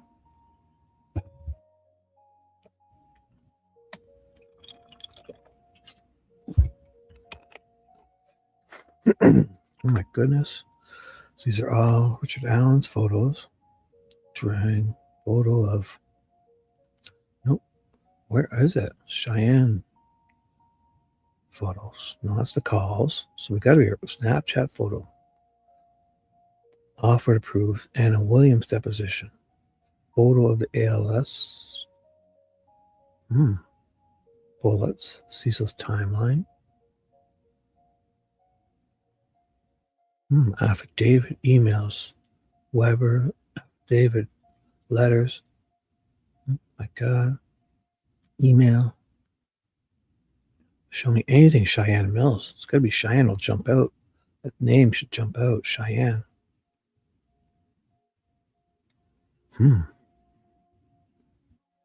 This is wild.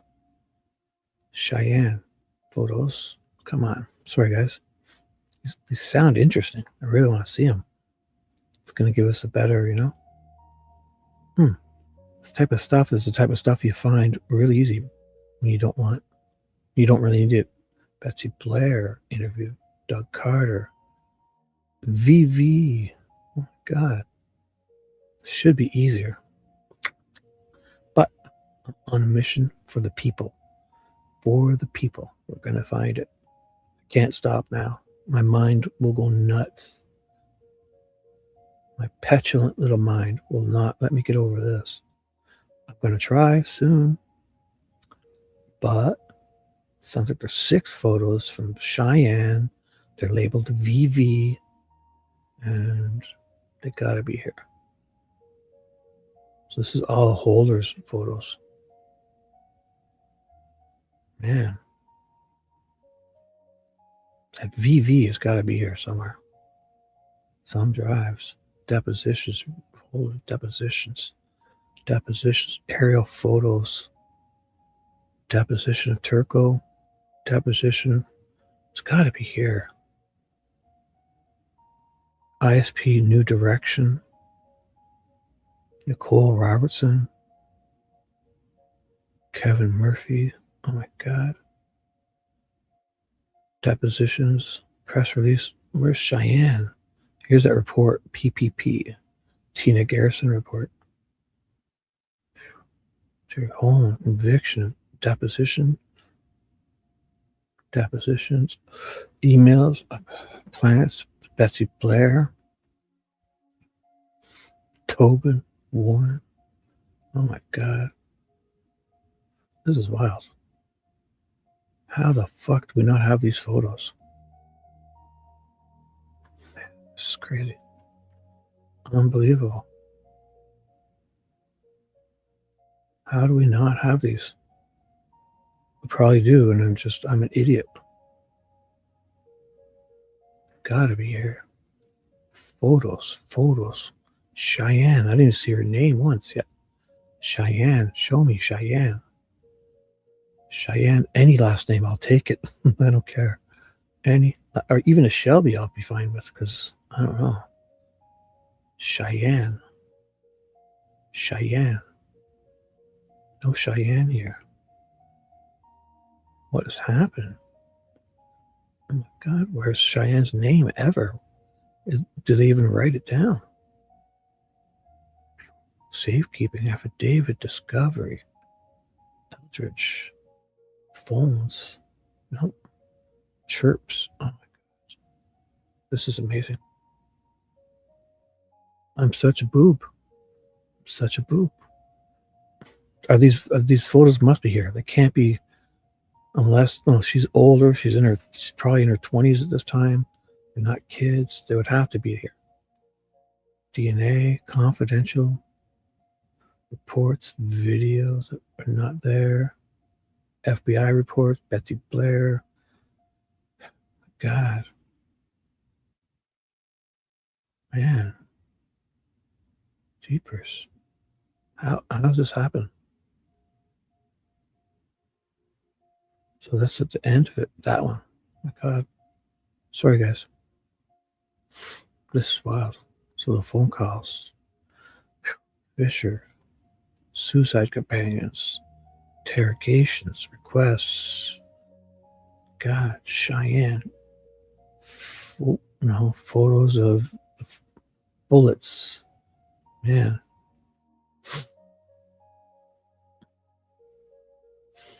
I'm going to, one day, next time I have a couple hours, I'm going to go through and download every goddamn photo and put it in a separate folder, and I'm going to do the naming process. And I'm going to name it the date that's pertinent to the topic. So we'll be able to find it by just looking. Because we should have a bazillion photos of that day, February 13th, 2017. And I'll just mark them A, B, C, and D. And because this is wild. I know if I were to just forget this and come back later, I'll probably find it in 2 seconds. So there's 6 photos. VV, exhibit VV, and I can't find them anywhere. So instead of moving on like a normal person, I'm gonna loop.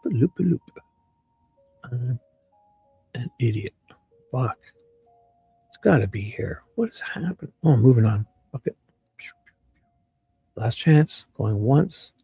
Going twice. Round 0. Topographical drone footage. Snapshot of her in the car.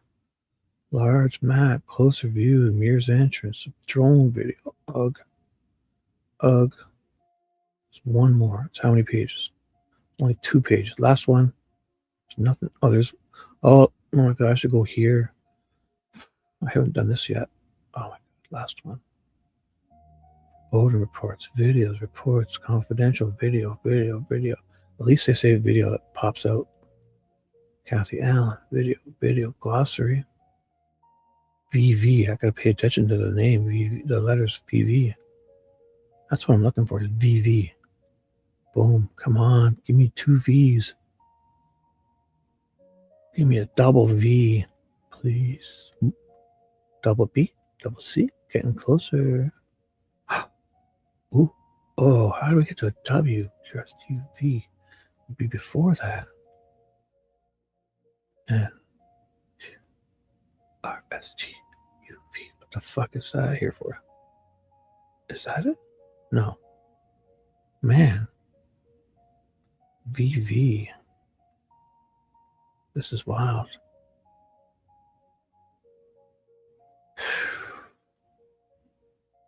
Man. It's probably something I'm doing, right? Photos. Items in Deer Creek. Oh my God. I don't even know these because I know there's other photos that she posts like way on the other side looking towards, they sat on one of those platforms way over there. There's nobody even in there, her photos, I think. It's just of the bridge pointing back. This is amazing. It's got to be here. No, how do we get to WW without? There's an exhibit VV, but there's no VV. So something's up at this. It's got to be named. Fuck it. I'm done. It's got to be named something different. It's got to be, I don't know. So if anyone sees these 6 photos from Cheyenne Mills, feel free to let me know anytime between now and the year 2053. All right? So you got lots of time. Don't worry. Okay, 3rd page. Could you tell the jury what that photo represents? That photo also is a photo of the bridge on our way back. You can see the platforms, but it's an image that has the water in it underneath. Okay. And does that photo truly and accurately reflect the conditions that existed that day? Yep. And so we'd be able to see exactly what they're looking down below the bridge and all these great photos. Man. And the 4th image here, the 4th page, the 4th image would have been a picture from Shelby Duncan's Snapchat. And it also has that Snapchat storage saved to her phone. Has the Snapchat storage saved to her phone. So it has the exact time and date that it was also taken and saved to her phone. So did you recover this from her as you were trying to kind of recreate your circumstances? Yes. So the cops didn't bother to get this, right? There, she's able to, Oh, okay. And then the picture there, does that truly and accurately depict the conditions as they existed on that day when you were out there, to the best of your recollection? Yep. And then the 5th page, same question. What does that reflect? That's her picture of the water, but it's the same thing. It's her photo screenshotting her storage of the picture of on that day, 353, Shelby Duncan. Not Shelby Hicks and Daniel Pearson were the ones they passed sitting on the bridge. Cheyenne Mills and Shelby Duncan were the ones that went across to take a pee and come back and took 6 or 7 photos that we cannot see. So they're there. I've seen them. They're the empty ones on the bridge. It's basically like it looks like the photos of Abby's Snapchat, because they turn and face back towards the same way Libby did, because they go across and they're taking photos on the way back, and they're facing. So it looks almost like the exact one where you'd see Abby in it, but there's nobody there. It's just an empty Abby photo. So that's why it's pertinent too. And they're also doing these to Snapchat. So that's why it's weird. Maybe that wasn't empty photo and they just put, I don't know. There's this whole time thing. Everyone's time is sus. Not that she's trying to be. I mean, they waited this long, but still, when you have those reports, man, I've got to do this all. I need to see it. I'm one of those, I need to see it all at once. So I'm going to fucking just get a big board. And you know those, like, I'm going to buy like dinky cars, you know, Hot Wheels. And I'm going to buy a big thing on I got a big, huge desk where I work on my RC cars. I'm going to get a big whiteboard. And I'm going to like make the recreations. I'm going to make a bridge. I'm going to make fucking people. I might even make it so they can move, so you can look at it and just push a button, and they're all like little train tracks that have cars and everything. And it's going to fucking, people are going to be bumping into each other, and we're going to see when they pass each other. Phew, that'll be fun. One big one. I'll put like a camera overhead of it. Just fucking like my RC cars, but of dinky cars, little cars that move. Not an illustration, like a real one, like a the kids program back in the 50s where they did a stop motion. Stop motion with Play-Doh. Oh my God, that's what I'll do. Fuck. Stop motion. And you have to do every second, and you move it, taking the picture, move it. You have to move everyone that little bit and take a photo. They move everyone and take a photo. And it takes you fucking a year to make it, and it lasts like 10 seconds. Oh my God, that would be great. Stop photo with dinky cars. Hot Wheels. Okay. And is this again as the two of you are walking back and across the bridge? Correct. Toward where you originally came from. Correct. Yeah. So back to the north side. Is that right? Yep. So they're there at 3:55. Right. And they're on that bridge. And so they've just been murdered.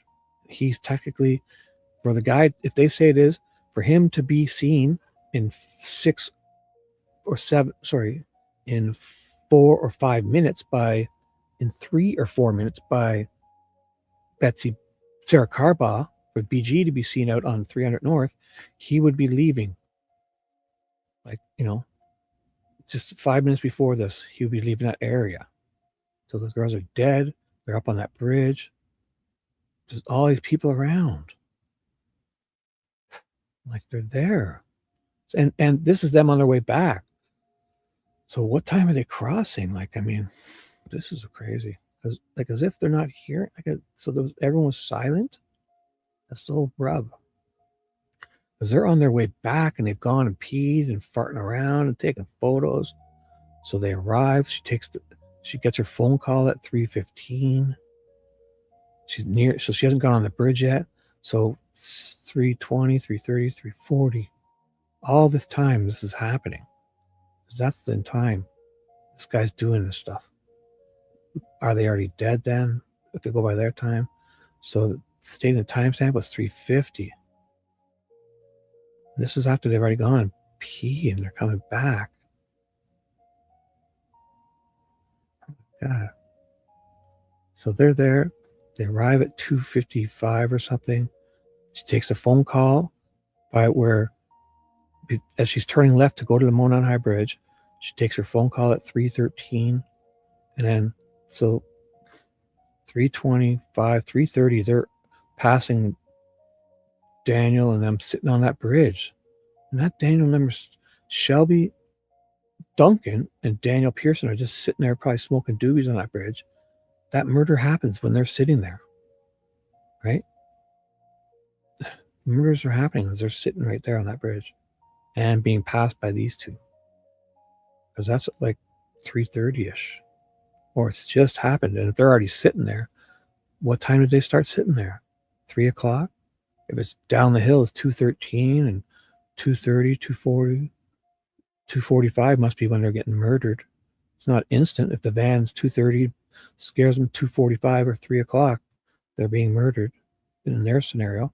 If it's right away, that's when all those people are showing up. People are already there. So 3:15, they could be, you know, one of them could have been murdered. The other one, I mean, it's happening and those people are there. And or these people are walking in the area at 3:15. She's already almost at the bridge by 3:20, 3:25. Oh, goodness. So 3:53, so they've gone and peed and they're coming back, screenshotting or storage of the picture on that day at 3:53. And is this again as the two of you are walking back and across the bridge? Correct. Toward where you originally came from. Correct. So back to the north side. Is that right? Mm-hmm. And then the last page would be you. Please tell the jury what that photo reflects. The last image is of Shelby Duncan's feet. Shelby Duncan. What was the other Shelby? Shelby Hicks. Original platform that Shelby Hicks was. Yeah. So Duncan's the one that's with her. Hicks is the one that's sitting there with Pearson, Daniel. So the original platform. So when they go back, they're not there because it's on that Shelby Hicks was sitting on when they first showed up, but they're not there anymore. So Shelby Duncan's feet are hanging off the edge. By the time we made it back, she was already gone. So we sat down there for a few minutes and she took a picture at this point at 3:55 of her legs. So that could be another confusion for people because not only is there two people there, a guy and a girl, Shelby Hicks and Daniel Pearson, they leave, they're passed by Shelby Duncan and Cheyenne Mills, who's got three other names, three last names, depending on when you knew her. Man. So those two are gone. Hicks and Pearson's are gone. They've left, they're walking. And at 3:55, they sit down there.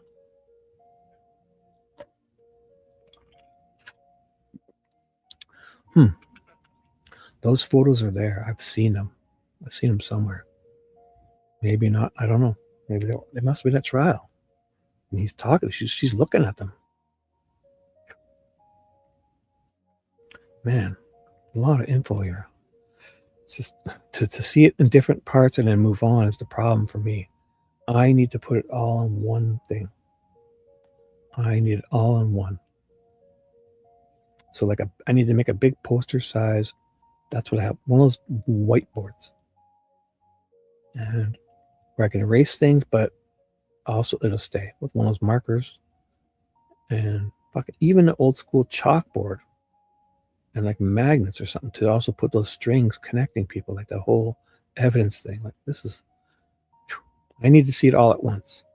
I see, when I close my eyes, I see like the fucking universe all at once. Planets right down to a fucking molecule all at once. I need everything in one. And does this photo truly and accurately reflect the conditions as it's existed at the time that you were on the bridge? So VV, we need that. And you essentially gathered all this documentation, these photos, to try and recreate a timeline back in 2017. These pictures were for the deposition, Shelby's pictures. Okay. So it's her deposition. But still, I didn't see her name at all. So we need Shelby's pictures were in Shelby Duncan's deposition. So these pictures were for the deposition. Or maybe Cheyenne Mill's deposition. Whew. I'm going to find them. Okay, move to admit VV, Your Honor. No objection. All right, without objection, VV's admitted. Okay, so these are all in there. Gotta find them. May I publish before I ask some more questions? Yep. You may proceed. Were there any extra of those? Oh, yeah. I thought maybe I had extras. Thank you, Judge. All right. So just to make sure that the jury understands kind of the technical aspects of this, the first page, I'm directing your attention to the first page. Okay.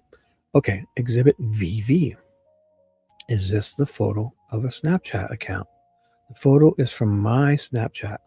So this is going to explain the photos. So this is something important, obviously. If I ever find VV, she's going to accurately explain. The photos from my Snapchat, yes. Okay, but the comment was a screenshot from Facebook. Okay, so let me see if I can. So the comment was a screenshot from Facebook. Oh my goodness. Okay, so let me see if I can understand this.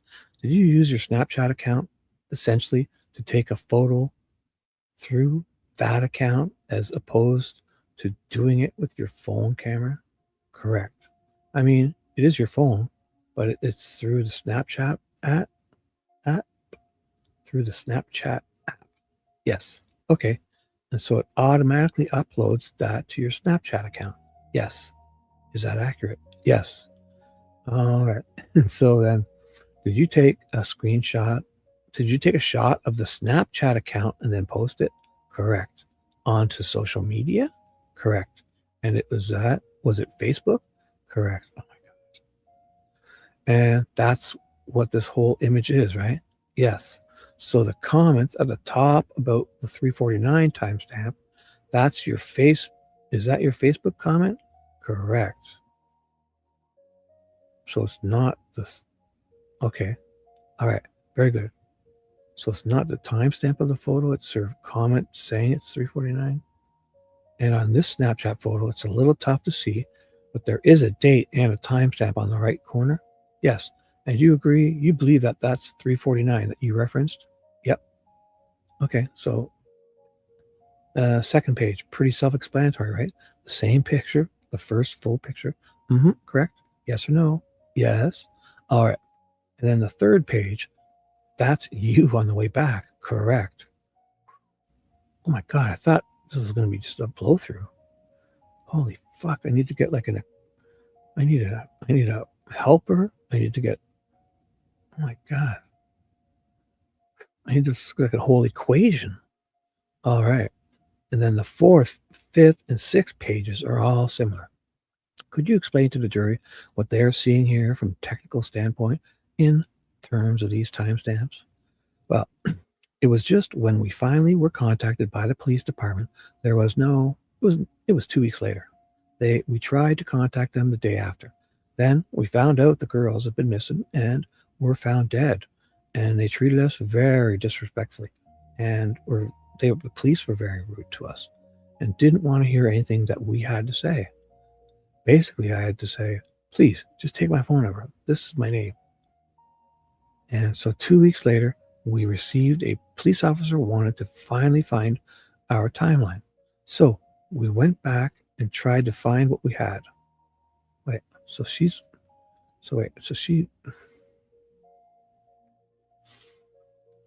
they're seeing, so just then we finally were contacted.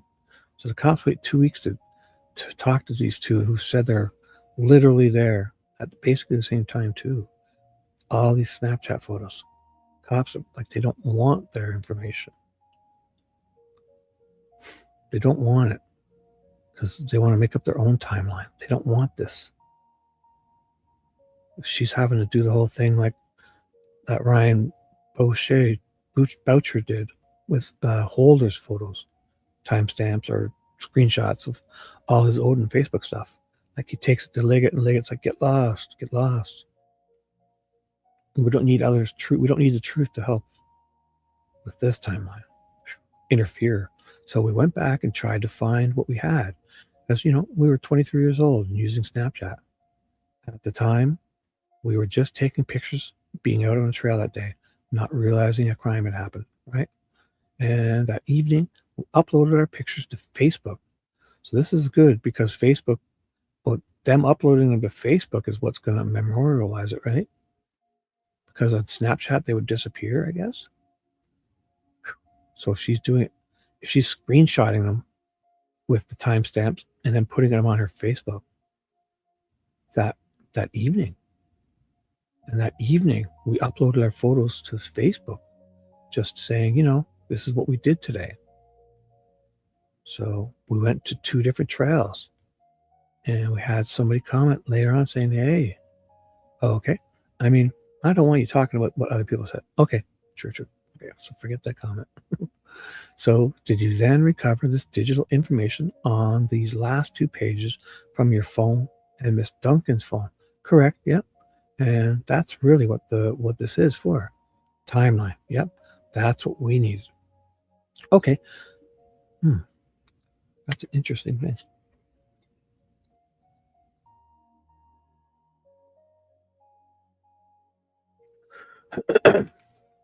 Okay, so let's talk about, you can sit that down, maybe to your right there. So then, as you were headed back across the bridge, you said you sat down on the platform. Correct. Tell the jury what you did next, kind of how long you were there, what you were doing. After we made it across the bridge, we went back and sat on the platform, which would have been the first. After we made it across, which were where the other Shelby Hicks and Daniel Pearson were. And we sat there for about 10 or 15 minutes. And Shelby Duncan and I smoked about 2 cigarettes between each other and just sat there and enjoyed the weather at the time because it was beautiful outside. Okay. Do you remember if it was windy, not windy? Do you have any recollection of that day? I don't remember. Okay. I doubt it was windy because all these photos were not seeing anyone's hair blowing around. But I mean, doesn't mean it was a little breeze. It wasn't breeze. It couldn't have been windy, just per se. Okay, so as you were sitting there, especially up on the bridge, right? With did you see anyone else at or near the bridge at the time you were sitting smoking a cigarette? We were the only people on the bridge at any point in time, from the time you got to the bridge and encountered Miss Hicks and Mr. Pearson to the time that you got back to the same side. Did you ever hear anything unusual or anything that caught your attention? No, I did not. Any kind of noise? Anything that you were like, hey, something doesn't seem right? No, we didn't hear anything at all. So she arrives at, it was 2:55, right? So she's turning left towards 100 Bridge, taking a phone call at 3:13. So she's got to be, it would take at least, 10, 15 minutes to get there, right? So by 3:25, 3:30, they're getting on that bridge because they've got to, even earlier, because they get across to take peas and they come back to sit for 3:55. So they're doing all that then. So they're getting on that bridge by 3:20, 3:25. They're stepping on that bridge to see Daniel Pearson and Shelby Duncan. And Shelby Hicks and Cheyenne Mills pass them, cross to the other side, take peas, come back, take photos, and then when they get back to that other platform where they were, they're gone. It's at 3:55-ish or so. So they're on that bridge by 3:20, 3:25, 3:30, the very latest, because they got to get all the way across to pee twice. Both of them are peeing, talking about it. They said they cherished the moment or something like that. But anyways. No, we didn't hear anything. So, okay. Did you ever see anybody else that maybe wasn't on the bridge, but in the wooded area? Lots, anything like that? Nope. Even when we jumped off the side to use the bathroom, there was nobody over there because we made sure. We didn't want anyone to see us, and there was nobody around. Okay. And so let's talk about that for a minute.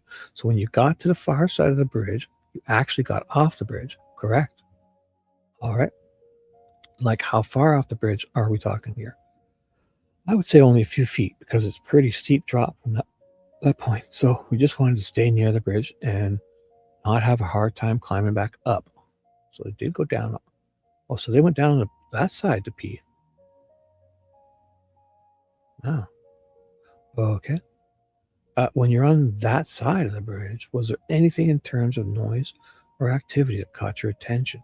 No. So they're there. That's what? It's got to be 3:45-ish. So BG, they're there taking their peas, and BG can't have left yet. BG, if it's as they say it happened, because he's seen by Sarah Carba at 3:56. So he's got to take at least 5-10 minutes to get there.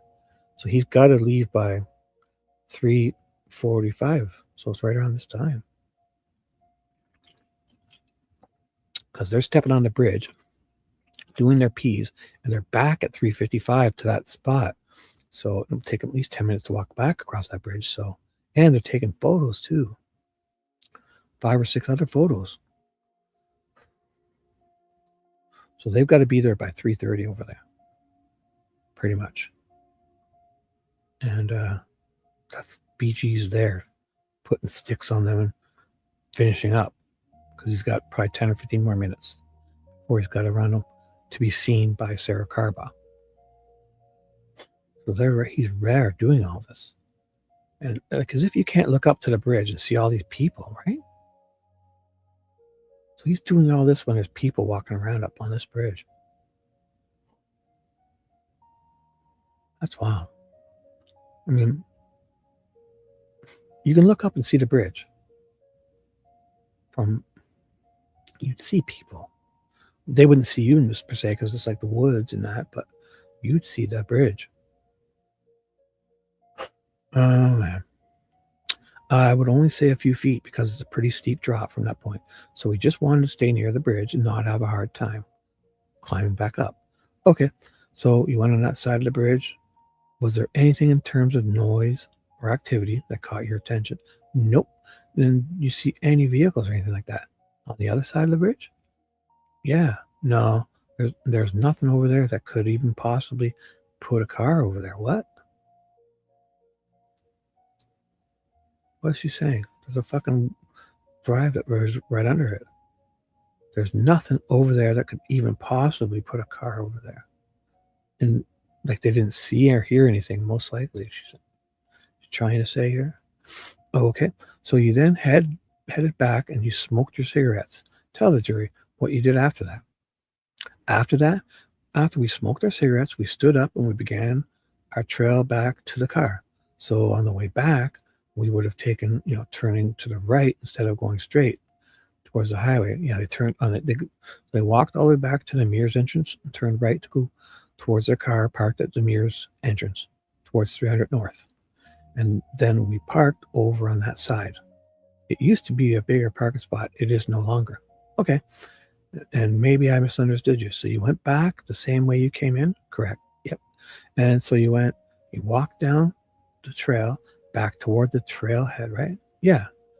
Which would be the Freedom Bridge. No, we didn't go that far. I'm just saying if we would have continued to go straight, right? That would have been the Freedom Bridge, but we chose to turn back towards our vehicle, which would have been to the right, which would have been the connector trail. Correct. And so did you see anybody at the connector trail where you were parked? Yes. There was a lady on a moped and a man. Jesus Christ, the moped. What time is this? This is like 4. The moped and a man. There better be a Razor because Derek sees a moped and a Razor, which has to be a Polaris Razor or a Razor scooter. I don't know, but it has to be a Razor, like RAZR Polaris. Has to be. Derek is very specific. Okay. And man, there was oh my god. Holy fuck, eh? Man. A lady on a moped and a man at the Mears entrance. So they're there with the moped. Because Derek only sees the moped in this Polaris. He doesn't know if it's a guy or it's got to be the two. Doesn't have to be Shelby, Duncan, and Daniel Pearson. Okay. And you recall anything in particular about, well, let me ask you this. Were those two people communicating or were they separate? They were together. They were communicating and they were frantic. Okay. Why do you say that? Frantic. They were just talking amongst each other really fast. I didn't really know what was going on exactly, but they did not make any contact with us. So we just thought it was kind of suspicious at the time because we didn't know what was going on. We left, we went on, we went home. Wait, they're frantic? And if they're looking for Abby and Libby and they're frantic, wouldn't they say help? Like Derek was asking, everybody saw. These two are frantic and they don't make any contact with them. So they're frantic. That sounds like something that would have just done something. Because if you're frantically looking for two teen girls and you see two other women walk out of there, you'd say, hey, like Derek is doing, hey, did you see Abby and Libby? Did you see my, if they're frantic at the Mears entrance at this time, it's what? This is the people Sarah Carbaugh sees. Because she's driving by at this time. What? Wait, BG's there at this time. BG must have just walked by because they said at 3:55 there. Holy fuck. When did they get up and do that? This is wild. When did they have that cigarette on the platform? So they smoked and they walked back. So they're stopping at that platform at 3:55, right? Or 3:45, wasn't it? Jesus Christ. This is wild. This is so wild. I thought I was marking these up. So, man. Yeah. So her photos, screenshotting her story. So 3:53. So BG's supposedly, he's probably walking through the cemetery at this time, right? To get to be seen. In 3 minutes, he's going to be seen by Sarah Carbaugh. So they're on the bridge screenshotting. This again is you're walking back across the bridge. So they've got to stop and take the cigarettes. So it's going to be a while, right? So they stop and drink, have the smokes where the other two were. So the comments at 3:49 timestamp is your Facebook comment. So you agreed at 3:49.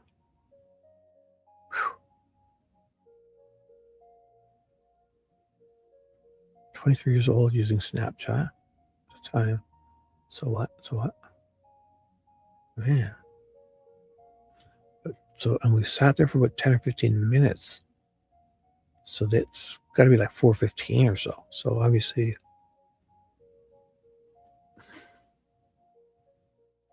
man, there's a lot of people there freaking out, not talking to each other. A guy in a moped.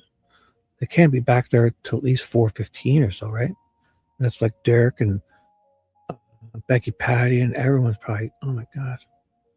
Okay. And do you recall anything in particular about, well, let me ask you this.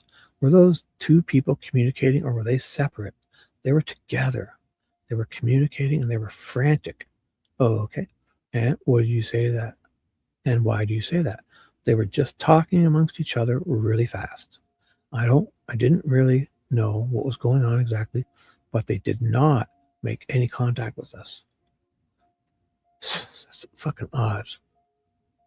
Because if you're sitting there, if you're frantically looking for two missing girls, two women walk out of the part where you think they are, wouldn't you say to them, did you see these two?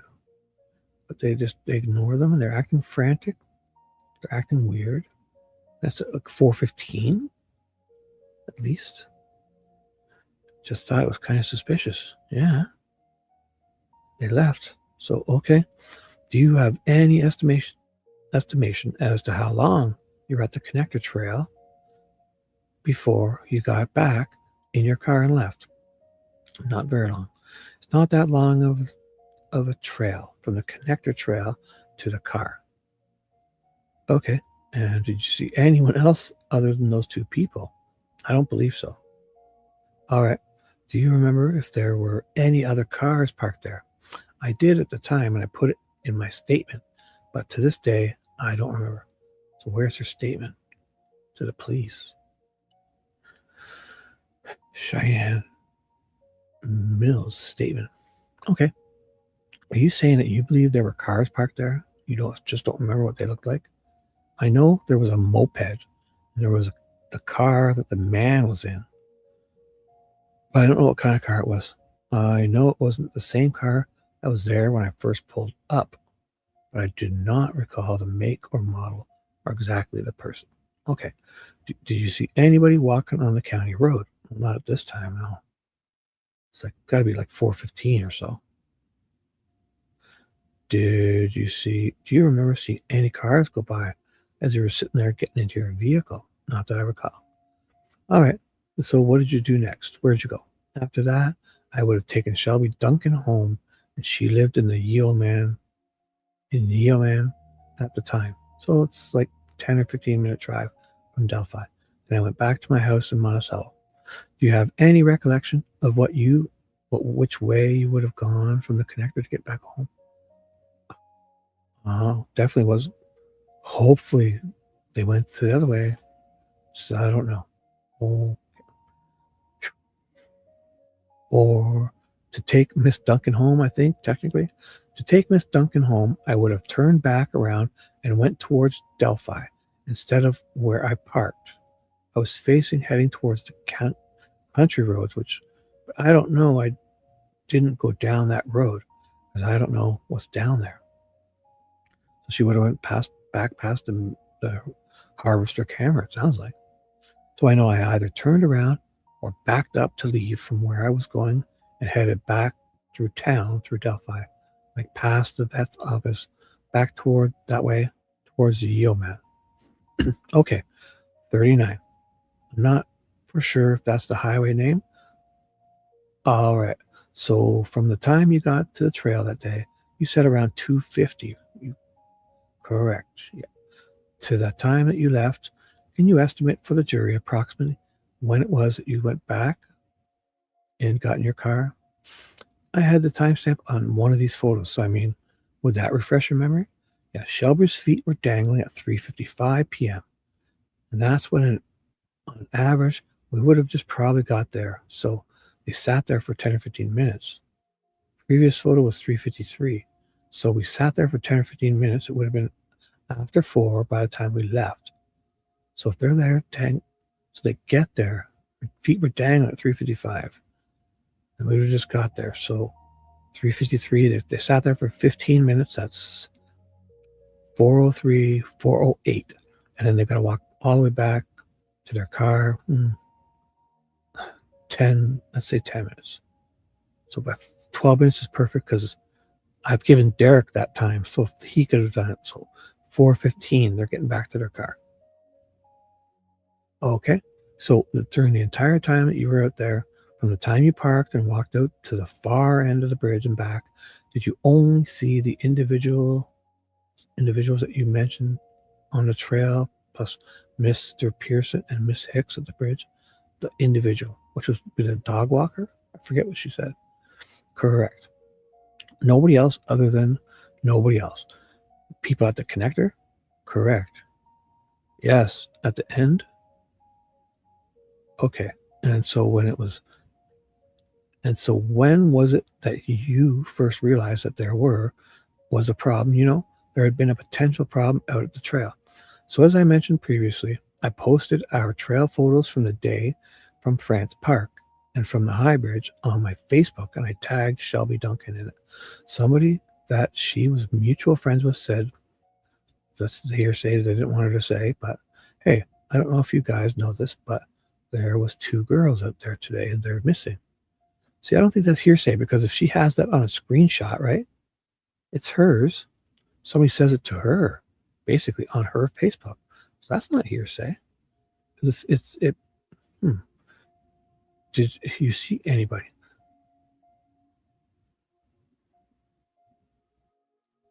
Like they should say they commented, right? Yeah. Because the first time she's saying that's what they said, and we said no.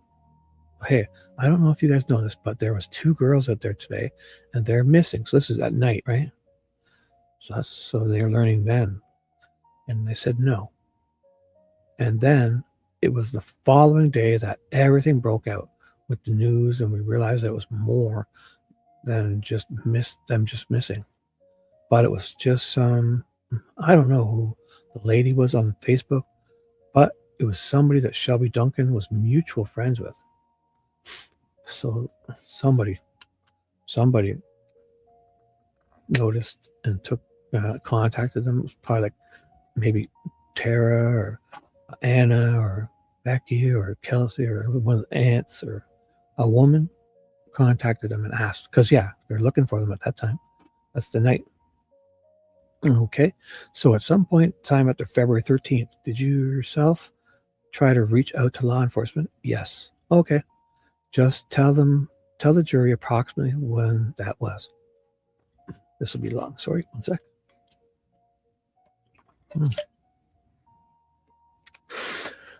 Excuse me. It would have been the very next morning. I saw everything on the news about them being found. So, out of due diligence, I assumed it would be the best thing to call the police department to tell them, hey, this is her purple. Do I know this? I should know this. She's doing the job. What's going on? I should know this.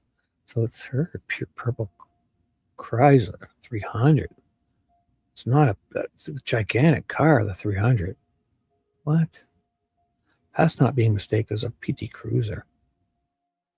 Holy fuck. She saw these too. Holy shit. Chrysler 300 is a fucking gigantic car. So she's got a purple Chrysler 300. What is fucking going on? Why don't I know this? Holy shit. I gotta sit up.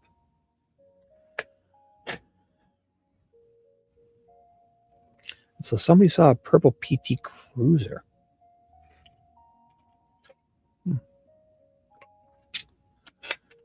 Is there any way that they could have mistaken that for purple 300? I mean, if you saw the Chrysler insignia, but other than that, 300 is a car exactly like Betsy Blair describes. Cool, big roof, and a big trunk, and a PT Cruiser looks like a fucking little minivan from the 1950s.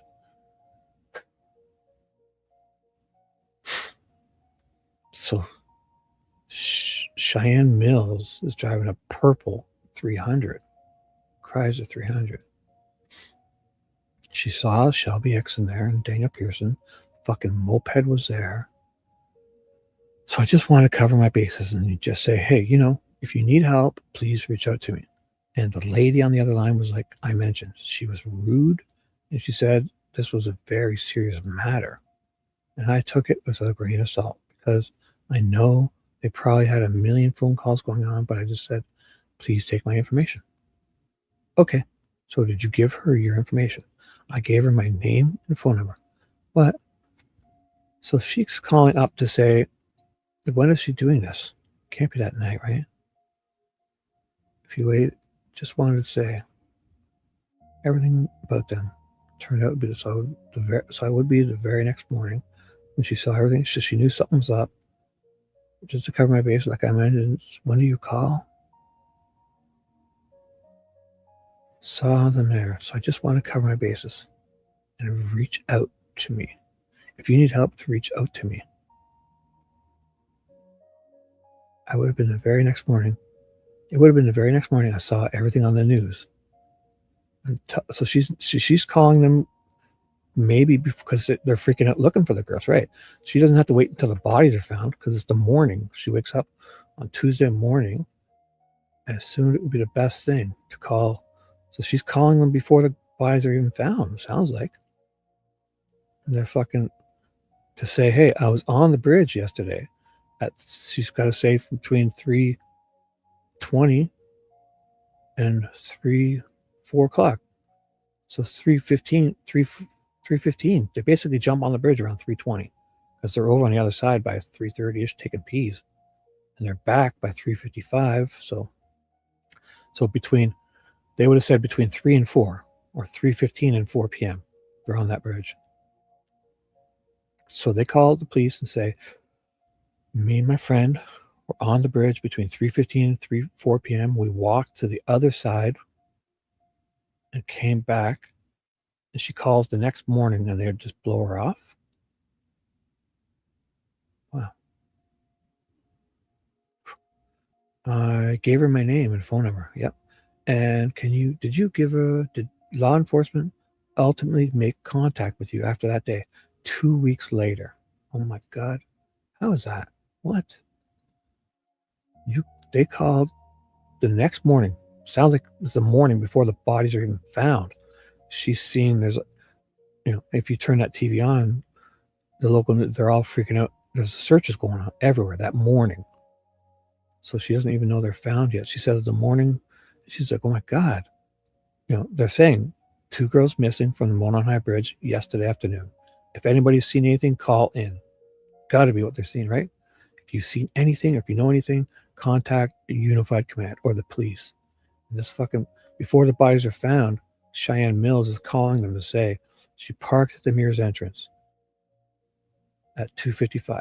Shoot, 3:15, she's got a phone call at the where all the trails meet. She's turning left to go towards the bridge. She's on the trails at 3:15. She's walking towards the Monon High Bridge. She's got to be there by 3:30. They walk on the Monon High Bridge at 3:30 to say, they passed 2 people. They went to the other side to pee. They took photos. They came back and sat on the bridge, took photos, and went back to their car and saw people arguing. They saw other stuff, not arguing frantically, but ignoring them. They saw a man also. She saw a man on before, she says. And she calls the police up the following morning to tell them that. And they blow her off for 2 weeks. Wow. Okay. And do you know generally where you were, and was it a phone call? Was it in person?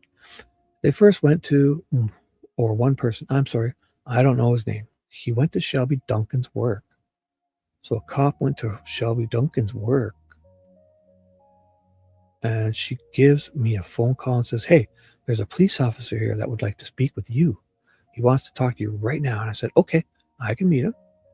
Did you tell me it's dueling?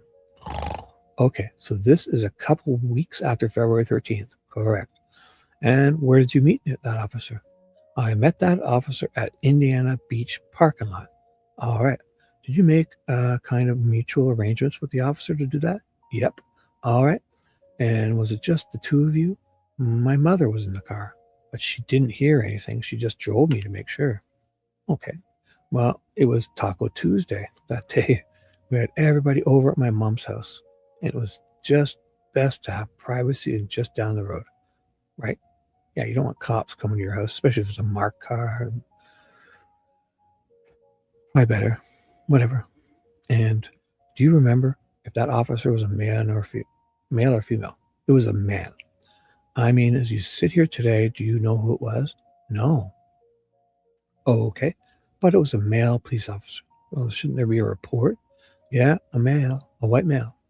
Okay. And so tell the jury kind of what happened, how much contact you had, what did you talk about, and other than what the officer said to you. When that meeting, yeah, okay. So when I first got there, he asked me what our involvement was. I told him my timeline and that I received a phone call from my boyfriend. And I think he was more interested in the fact than what was really happening. And then we were talking, kind of going along that because at that point he was incarcerated. So he was just, I think, antagonizing me on that instead. Antagonizing you? Oh, goodness. She sounds like she hates cops, sort of. So I don't know. She's not hates him, but he's already antagonizing you because he's talking about your boyfriend who's in jail. Oh my God, I don't know what's going on. But regardless, we started chatting, and he asked about timelines. I showed him phone call logs. I showed him the Snapchat accounts. I opened up my Snapchat and I showed him how they had timestamps. This officer took down notes. He wrote down a few things. I was not aware of any body cam or any sort of recording or anything along the lines. Like, what are they doing talking to people without recordings at least? This is a cop car. Did she say she got in his car or what? she's meeting him with her mother. Her mother can't hear. So she must have got out and got in his car, obviously, right? Okay, so he asked me, what kind of happened to contact you other than the officer said to you? Privacy, so down the road. So it's Taco Tuesday.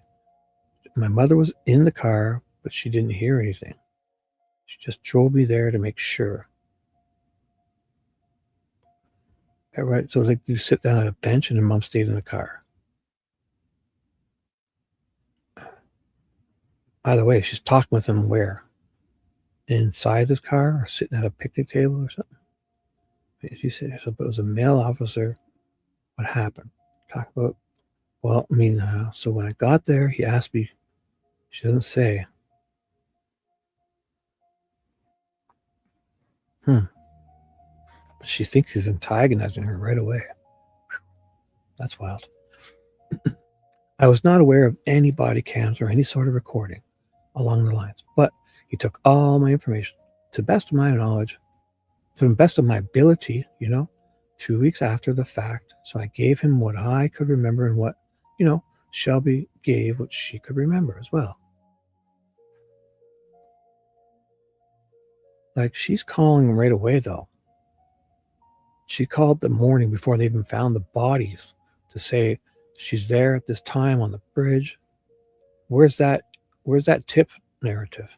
Because they have Richard Allen contacting Holman and then telling, putting it in the system. So who entered that into the Orion tip system? Could have even been on or before. No, it was the next morning. So Richard called. Well, it would have been before Richard Allen because he's calling on like the 15th or something, right? To call to say Jerry Holman. So this is on the 14th before the bodies are found. She called first. And then they come back 2 weeks later to talk to her. Wow, that's impossible. She's either full of it or they're up to this is wild, because with that kind of information, to wait 2 weeks if they really did that.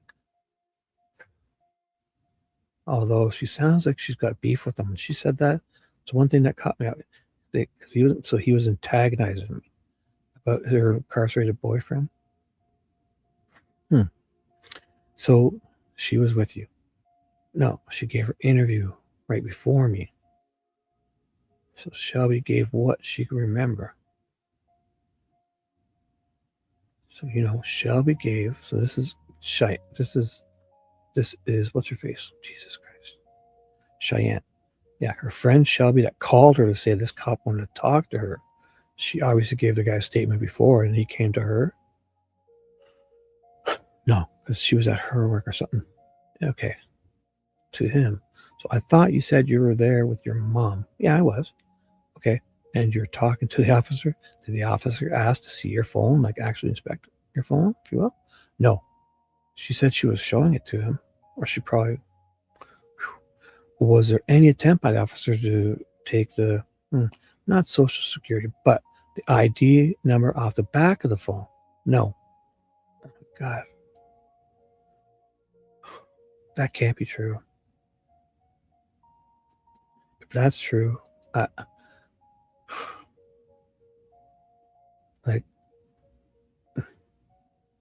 because that's what Doolin did first thing. Richard Allen, they want the IMEI number. They got the phone number. They want, somebody who was there. Like, they're trying to piece this together still at this time. It's within 2 weeks, but why are they waiting 2 weeks to talk to this person who called in before the bodies were even found? To say they were on the bridge as the murder would still be there. Technically, if they say that they're on that bridge at 3:30, they must know that to be seen by 3:56 by Sarah Carbaugh, which they don't know yet. They don't know that for a few weeks, right? Because Sarah Carbaugh is weeks later. Man. Or anything like that. What about taking any images of the images that you had in your phone from that trail that day or 2 weeks prior? He did not. Is there a report? It's got to be a report, no? You meet with somebody about this, especially at a park, just like Richard Allen's, there would be that little tip narrative report like Doolin did at the Save-A-Lot or whatever it was. Okay.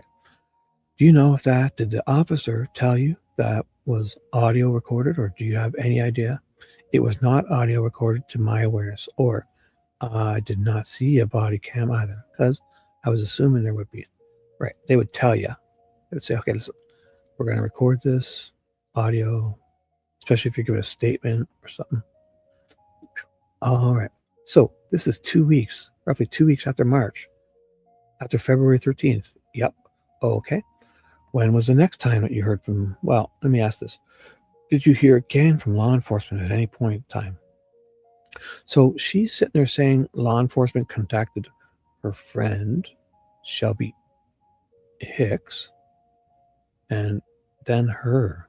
So the cop goes to her work, probably dueling, and then the cop goes and meets her. It's got to be those reports, right? 6 months later, I heard from the FBI. She's not lying about this stuff. The FBI especially. Okay. And again, without getting into all things that they specifically said to you, just tell the jury how that contact came about and what happened. I received a phone call from the FBI. They established themselves as such, and they were asking for my mother. And I already knew what the situation was about. Why? How old are you at this time? You're in your 20s. Why would they ask for your mother? Or is it because they're the registered? Is it because they found phone numbers and this might be where they're calling around to find people who were there that day? And I let them know that. So I already knew what the situation was about. And I let them know that although the phone line is registered in my mother's name, this is my phone. This is my phone line. And then they were like, they let me know what they were investigating. I said, yes, I was there that day. So they found her from the phone pingy thing. Right.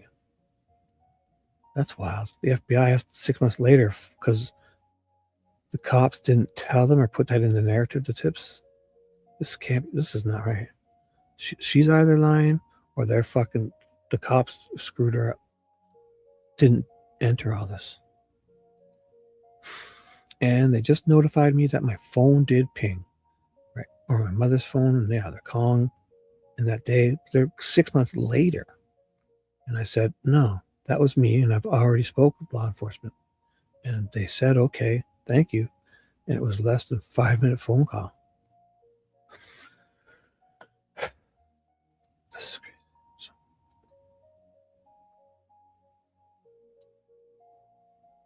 Man.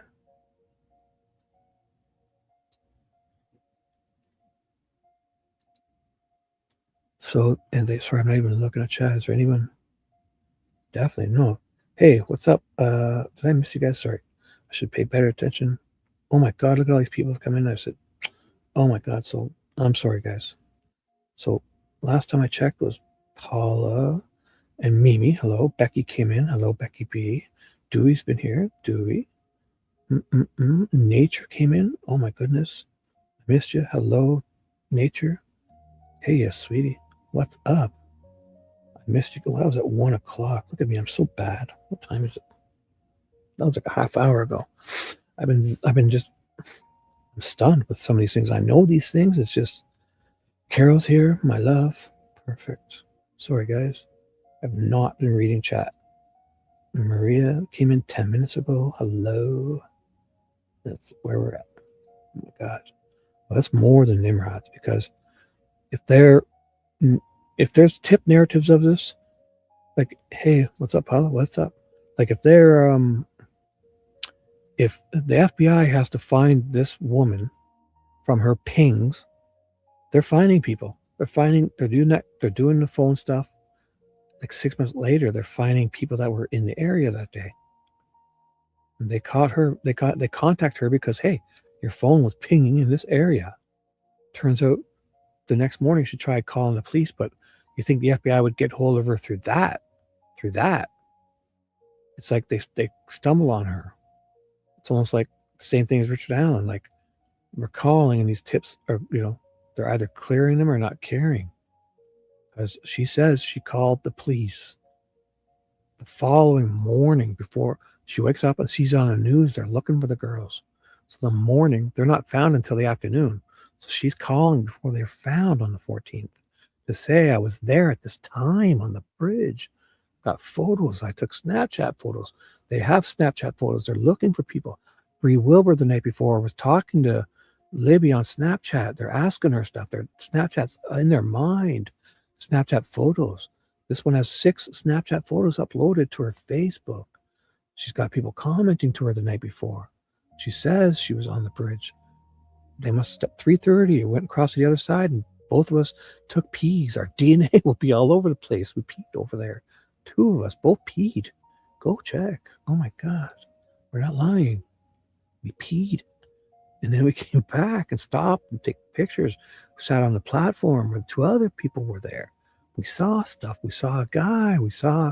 Then we left. We saw a bunch of cars parked. We saw mopeds. We were there for my purple Chrysler 300 was there. At the Mears entrance. We were there for an hour and 15, 20 minutes. And she calls and tells them that the following morning. And they wait 2 weeks to go speak to her. And then the FBI finds her 6 months later. It means the police didn't put this in the system. They couldn't have. Which girls were found earlier? The bodies? No, the bodies were found at 12:15 in the afternoon. No, that's what you're saying? It's not correct. Definitely not correct. Which girls are you talking about? Those girls were found earlier than that. They said? Who said? Nobody said that. I mean, it's possible because that shirt wasn't found until like 12:15. So it's like 12:15 or 12:30 in the afternoon on the 14th, where the searchers find the bodies in their narrative. So, who said this? Nobody said 10 a.m. No, you got that wrong. Nobody, it's not on any record I've seen. I've been doing this for years. Nobody said 10 a.m. Nobody. Because the searchers that find the shirt walk for 4 hours from 8 a.m. to 12:15 p.m. And they see the shirt. Then all the whole hoopla calling Pat Brown down from the cemetery. Aunt Melissa comes down.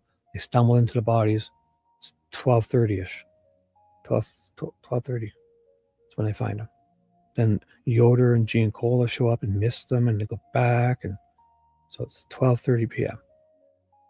12:50, 12:30.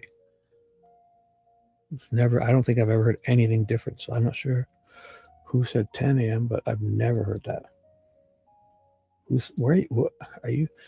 Have you been drinking your mushroom tea? Dewey? Nobody's ever said that. I've never heard it. I've never heard it. It's always been 12:15 or 12:30-ish. Always. On the 4th. That's when they found the bodies. Okay. And so is it accurate to say that your phone was registered in your mom's name? Yep. And that's what you believe prompted the call? Yeah. Well, yeah. Because they're contacting you about the phone pings. And it doesn't sound like they even know you talked to the police 2 weeks after. But when you called them the morning of. So, that's wild. So either she's wrong, or I don't know. Or is this another one they lost? Or they just don't, it sounds like they're not losing tips, that they don't want people that were there that day. She says, she calls the police up as they're still missing. It says, I was on the bridge. She steps on the bridge at 3:30. She's got photos all the way up to 3:55. They peed on the other side. They've taken 6 or 7 Snapchat photos. Oh my God. You've heard that? Well, it doesn't matter what we've heard. We got to go by the official records, right? Erskine said that they found, yeah, a lot of people may have slipped up or said stuff, but true, I hear you. No, not Erskine's. It would be that Williams, right? Wasn't it Williams or Erskine? One of them, that other guy in the interviews that talked to Dutch Frank, probably. Erskine did too, and Eric Williams also was the other searcher. I don't know. And he's the one, Eric Williams guy is the one that actually said, oh, when we're looking for the bodies, like the night before, he said, we're looking for their bodies or something on the news interview. But they were both on that Dutch guy, Frank's, I think, Colin. So maybe they said something similar. I don't know. And there was a bunch of all screenshot. Yeah. But officially in these documents, they haven't said that. But I hear you. I probably heard that too. Definitely. Most likely. I mean, but I'm just talking about this whole narrative in the document. The court documents are police reports. You know? I mean, doesn't mean it's right. And just the whole thing is sus. Everything is sus. Mm-hmm.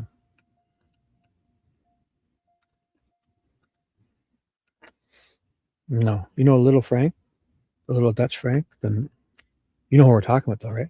You must. I forget his YouTube channel used to be a different name. He talked to them all. Frank Wesley. He's one of the guys that wrote a letter to Gull. Fig him. I don't know, because they were asking for my mother specifically. Right. That's a good point. Because also, yeah, because the phone's in the mom's name, right? So she knows, like, because she gave her name to the cops, right? So they're not contacting her saying, hey, we're contacting you about the time your statement you made to the police. They're saying, oh, we found, like 6 months later, we found you because of your phone data, which it says everyone said they were doing that on Facebook. Remember, a bunch of people were popping off and saying, oh my God, like Sarah Carbaugh, that's how they found Sarah Carbaugh. So all this phone data in the area, that fog, whatever it was, or I don't even know. So 6 months later, they found through your thing. Yeah, and they're asking for your mom because they think they're just trying to find whoever has the phone is. She's like, no, this is my phone and I'm on her contract or something. So maybe in the fall sometime. Correct. All right. Did you hear from law enforcement again in this case? Not until years later. Wow.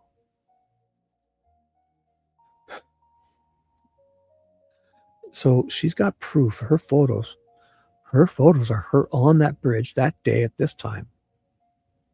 Yeah, that's it. The geofence thing. Yeah. There's so many of those words. I'm getting my head spinning. But I guess we all know what I've meant. They found her through whoever, like the phone. They found her through her phone. That's the main thing. However they got it, they found her, the FBI, 6 months later. But you think if the FBI knew if she said that to the cops 2 weeks later, or even that morning she called in, and then 2 weeks later, there would be those tip narratives in the Orion system. Like they wouldn't wait if somebody said that to them, why would they be waiting 6 months to talk to her? It's like the FBI stumbled on this and the police didn't put this into the system. And the FBI it's almost like the FBI is investigating the police by following up with her 6 months later. And when they found out she did a whole talking to them, I wonder what the FBI did then. The FBI hopefully went and searched. Man, that really implies that the FBI is investigating a police search, not them. Because 6 months later, the FBI stumbles on this. And if they were really looking for her, they would have just noticed the tip narrative in the Orion system. And they would, after 2 weeks, so the morning of February 14th, she's calling in. There's got to be some record of that. Because Richard Allen, when he called in the first time, email, call, whatever, contacted Jerry Holman, his Alexis, his secretary, whatever, puts it into the Orion system within hours. Then Doolin's out there within 2 or 3 days to talk to Richard Allen. So these girls, these women, they're women, they're not girls. She's 20-something. She's already been married once. She calls up on the morning of the 14th before the bodies are found to the cops to say she's on this bridge before Richard Allen does. And then 2 weeks later, a cop comes to talk to her. So they didn't want her. They didn't. Because at this point, there's a whole day before Richard Allen comes to say he was on the bridge. So for a whole day or so, they knew somebody else was on the bridge. She should have been top notch. They should have went and talked to her. They would have been talking to her before the bodies were found. Like, what? You were on this bridge, and they should have been talking to her that day. Her and Shelby Hicks or whatever, Duncan or whatever, the one she's with, Duncan, called into the cops. She says she called in the morning when she woke up because she saw them searching on the 14th. And then the morning is before, they weren't found until 12:15 at noon. So if she says in the morning, that's before the bodies are found. She sees on the news, if you know anything, call in, help us. Every news station is probably saying, here's the tip line, call the Unified or whatever. They've got something. Call your local. That's a good thing. Yeah. I want to see some news reports from that morning. That would be great. And I guarantee you they're getting up first thing in the morning. Those reporters, the searchers everywhere. And they're like, the girls went, the girls went on a trail. They went missing. If you were there between noon and 5 p.m. yesterday, please tell us. Because the cops don't show up until, 5:45 or 6. So they would say, if you were near the trails or the bridge between noon and 6 p.m., contact police and tell us, help us. We need people to call in. She fucking calls in the morning before the bodies are found and the police blow her off. So either she's fucking wrong or the police are just, they don't want to hear it. Man, that's a whole day before Richard Allen calls in. And then they lose Richard Allen's tip. So these cops are they're trying to bury stuff already. They've got to be. I mean, I want to believe they're that incompetent, but it's just no way. No way. They're not trying to solve it. They're trying to bury people who can help them. They're trying to, and then Boucher calls Liggett with all this information about fucking, and Liggett's trying to bury him. The only reason Boucher screenshots are ever found out is because he has to go to a Indiana State Trooper, Ryan Winters, not in Unified Command. And that Winters is then, alerted. Because that first Boucher tries to go to Liggett at Unified Command with all that information about Brad Holder. And they'd already cleared Brad Holder. And Liggett's like, get lost, leave us alone. We don't need, And most people probably would have just disappeared at this time. And Liggett knows that, or Leesenby, one of the two. And thank God Boucher went and pushed it with ISP State Trooper level or whatever. Winters. Then Winters had to go bug Holman, the Unified Command. He said, I went to him toe to toe and talked to him. And eventually they went back out and sent Purdy and Murphy to talk to Holder. And Holder then, after he's already been cleared once, tells him that I walked through the woods. I listened to the branches. I listened to the tree branches. I'm listening for Odin to speak to me through the tree branches. And they clear him again. I make ceremonial knives. You're cleared. I had a tattoo on my hand reminiscent exactly of my son's dead girlfriend's stick configuration. You're cleared.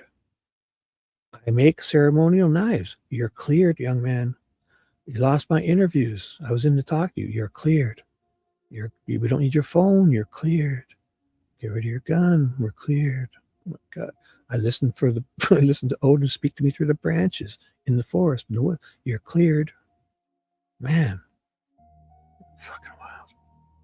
And tell the jury why you did that. What prompted you to do that? As many have seen, this case has been blown completely out of proportion online in chat rooms. Oh no. In social media, in blog posts. And I happened to post myself being on the trail that day, which led to so many Facebook vigilantes.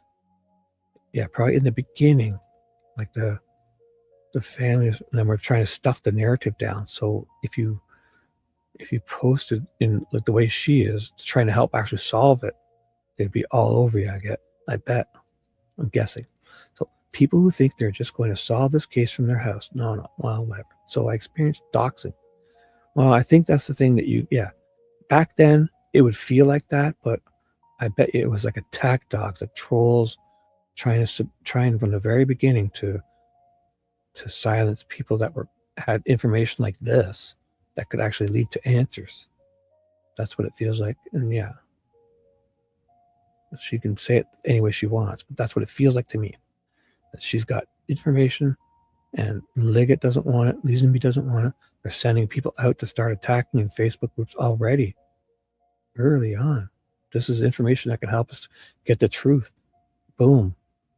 And she's calling it, she's saying it a little differently, like doxing in this, and where they release your information. So people, they're trying to stop people. So people were releasing information about her children.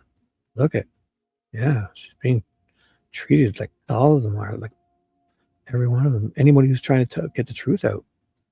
And this is early on. So they want people to just go away and be quiet. Because, all she's doing is trying to say she was there that day and know what time. And the cops, she's not making things up. She's put stuff on Facebook and that's what they're trying to stop. So I had to remove myself from the professional licensing agency because so many people are harassing me over this. I'm like, God. Judge, I would object to the line of questioning. I'm not sure it's relevant to Mr. Allen. Well, she said she reached out to law enforcement and she's explaining why she was prompted to do that. Again, I'm not sure how that's relevant to the case of Mr. Allen. Because we're getting answers and you don't want them. You guys don't want them. It's relevant because you're going to find out who really did this. And you fuckers, all you want is Richard Allen. You don't want the truth. You don't want the real murderer. Yeah, so it's not relevant to you. Right. Well, it goes to the nature and extent of the investigation. Well, and then there's the whole thing is, well, if we didn't investigate these things, then they didn't happen. Right? We didn't investigate Fig for how we got that bullet. We didn't investigate Murder Sheet, how they got Logan's PCA. We didn't investigate Babs McDonald's, how she got the Odin report. Therefore, now you can't bring those into court because we didn't investigate it. Well, why didn't you? You think you guys already knew how they got those? You didn't want to find out who gave them to you because it's your guys? It's fucking wild. So it's such a one-sided system. It's out of control, these agents. State actors are out of control. Well, it goes to the nature and extent of the investigation. Your gull, too. Well, I understand that, but it's him on trial, so it needs to be relevant to him. Sustained. It needs to be relevant to him. Well, what do you think she's calling in for that day? It's about what happened on the trails that day. She's being contacted by the FBI because she was there that day. It's about him supposedly murdering girls there that day. Everything she does or says is about him. These fucking people. At some point, were you concerned that nobody was communicating with you from law enforcement? Correct. About what you saw and heard. Yep. Okay. Like imagine, so there's this woman and Boucher. Imagine how many people got pushed away and just like frustrated and or bullied, and didn't continue. And then also with Betsy Blair too, in the beginning. She was pushing her, anything they didn't want, they tried to silence Elliot. As Betsy Blair, they took the stuff they could use, but the stuff that would not help them out, like the square car, the 65 comment, the puffy-haired guy, anything that they said that they didn't like, they silenced or ignored. And this, imagine if all the stuff we found out, Betsy Blair, they took half of what she said and half of it they omitted. This woman, Brian Boucher, with all of the screenshots from Holder, and they're trying to, so there's got to be at least 20 or 30 more things that they quashed, ignored, buried, didn't investigate or silenced, and these are people that said no, they kept pushing. A lot of people don't do this, right? A lot of people give up. But if Boucher gave up when Liggett told him to get lost, we would never have all that stuff from Holder, because the cops had it 2 or 3 times and lost it. They didn't investigate it. They lost it again. And the only reason the defense has it is because they drove down to Georgia to get it from this guy who gave it to a police officer who took it to Unified Command. So at 3 times, they investigated Holder in the beginning.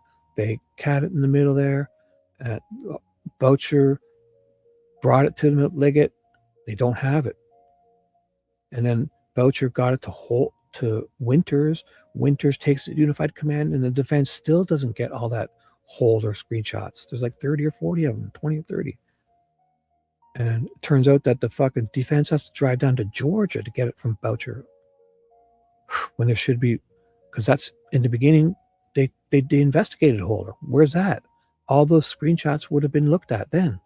Why? Oh my God. They just, Ellie is buried at least 3 or 4 situations. So it's not that they're dumbasses. They're burying stuff. I mean, they want us to believe that. That's being too kind to them. Because they want us to believe that they're losing this stuff and oopsie, sorry.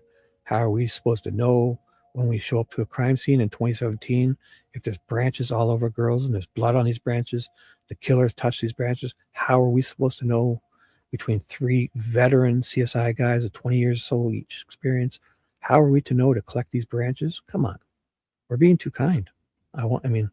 This is beyond dumbass. This is fucking nefarious. They're burying stuff. They're altering. They're hiding. They're omitting. This is not just dumbass. Like, if Doolin was as dumb as Doolin is, he's now the chief of the Department of Natural Resources. That's not a dumbass. That's somebody who took one for the team and fucking got promoted. Mullins too. He's promoted into lead investigator for screwing up, losing stuff. He gets promoted, losing all those interviews. He's now working for the prosecutor, and then he fucks up more. He's now back to chief of police.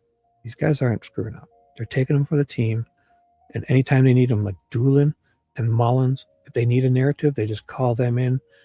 They ask them questions that have the answers within it. This is beyond dumbass. I know what you're saying. I totally want to believe it, all of them, but this is nefarious. This isn't just dumbass. I picture Doolin. Doolin talks to Richard Allen by the 19th or whatever. It's all that information.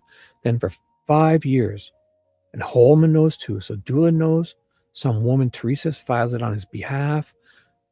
Holman knows Richard Allen came and said that stuff to him on the 17th, and Alexis files it on his behalf. And there's another person's name, I forget, in there, some investigator, I forget the name. There's at least 6 people that know about this within days. There's a white guy on the bridge between 3 o'clock or 1:30 and 3, and they're looking for somebody who abducted girls on the bridge at 2:13 p.m. and they don't talk to him. And then Doolin and Holman, it says cleared on the tip, but are we to expect that they're that dumb that Doolin and Holman every morning sat and ate donuts in their little powwow? Every time they went into Unified Command, DNR Doofus Doolin says they had a little powwow. So picture Liggett, Leesenby, Holman, they're all having a powwow every morning. Coffee and donuts probably. What are we doing today? Are we to expect that Doolin never, or Holman never once told, while they're holding hands and doing our circle jerk in the morning, whatever it is, said, hey, we talked to a man. His name's Richard Allen, White Man, from White Man Drive, which is a mile away. He has a black car. His surname's a White Man. He says he was on that, but that just didn't happen. They're dumb, but they're just not that dumb. I mean, nobody is. They know there was a white man on the bridge. They had a powwow every morning in Unified Command before they got started. What are we doing today?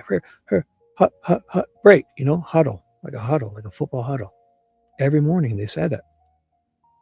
And 2 or 3 of those guys knew that a white man from White Man Drive with the surname of White Man was on the bridge between 1 and 3, or 1:30 and 3. And they're looking for a white man that was on that bridge that day who abducted the girls at 2:13 p.m., they say. I mean, they're just not that dumb. I mean, that's beyond dumb. That's fucking nefarious. It's just not, nobody's that dumb. And then he's now the captain of the Department of Natural Resources because he did a good job. He kept his mouth shut, just like CN says, Criminal Network says it. Doolin was told to keep his mouth shut.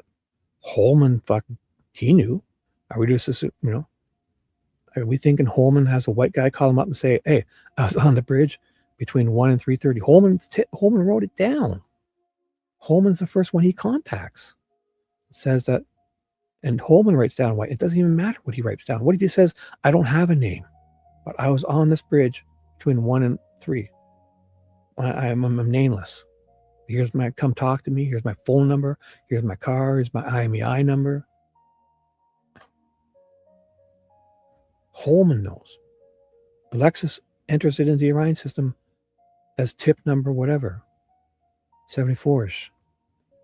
It triggers an alert. Doolin's looking for him. And Doolin's narrative gets triggered again, and some other Ashley's Boone or something. There's a Teresa. There's at least 6 names or so, 5 or 6 names. Kathy Shank is all over that too. And oh my God. Are we just saying like those people just aren't? It's not like there was 20 or 30 white men and they got them confused. There's one white man from White Man Drive, the surname White Man, who says he was on, and to Jerry Holman, to all of them, I was on that fucking bridge between whatever. They wrote down, forget about what he says. What they wrote down and what he says was between 1 and 3 or 1:30 and 3.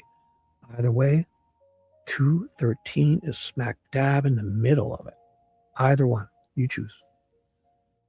And then they have a powwow every goddamn morning, eating donuts, talking about what they're doing that day. And 3 of the guys in that little powwow know about Richard Allen. So, I mean, we're being way too kind to them to let them off with this. They're dumb. It's way too kind. Because that's fucking beyond. Well, they did look over Elvis, right? I mean, at the trial, right. But they didn't, because all the things Elvis was investigated for. Why would the defense have a whole deposition with Elvis and Brad? Because of discovery. Think of the interviews that they lost, but stuff they didn't lose. 8 cops, like V says, 8 cops jumped in a van from Unified Command. 8 of them. 8 fucking cops went down to investigate Elvis Fields. Forget about Odin. 8 cops went to investigate him. They sent his sister to a polygraph test. He says to Murphy, which is a cop, I spit on the girls. That's not hearsay. He says it to a police officer in his investigation. So all these other guys, they don't have anything on recordings. They don't have any, but if they say anything to those cops, then it gets into the trial. But what was Murphy? Murphy was a cop investigating this. Elvis turned to him and said that. Why isn't that in as evidence? He said it. It's not hearsay. He said it to a cop investigating this. So these guys only want to believe the cops that fit their narrative, not the cops that are saying what they don't want. Because then Ferenczi ends up dead, Click is in jail, and Murphy has fucking changed his tune. So Elvis Fields, forget about Odin, just on everything. The polygraph test, the polygrapher's dead. The sister passed. 8 cops went out to her family to investigate Elvis.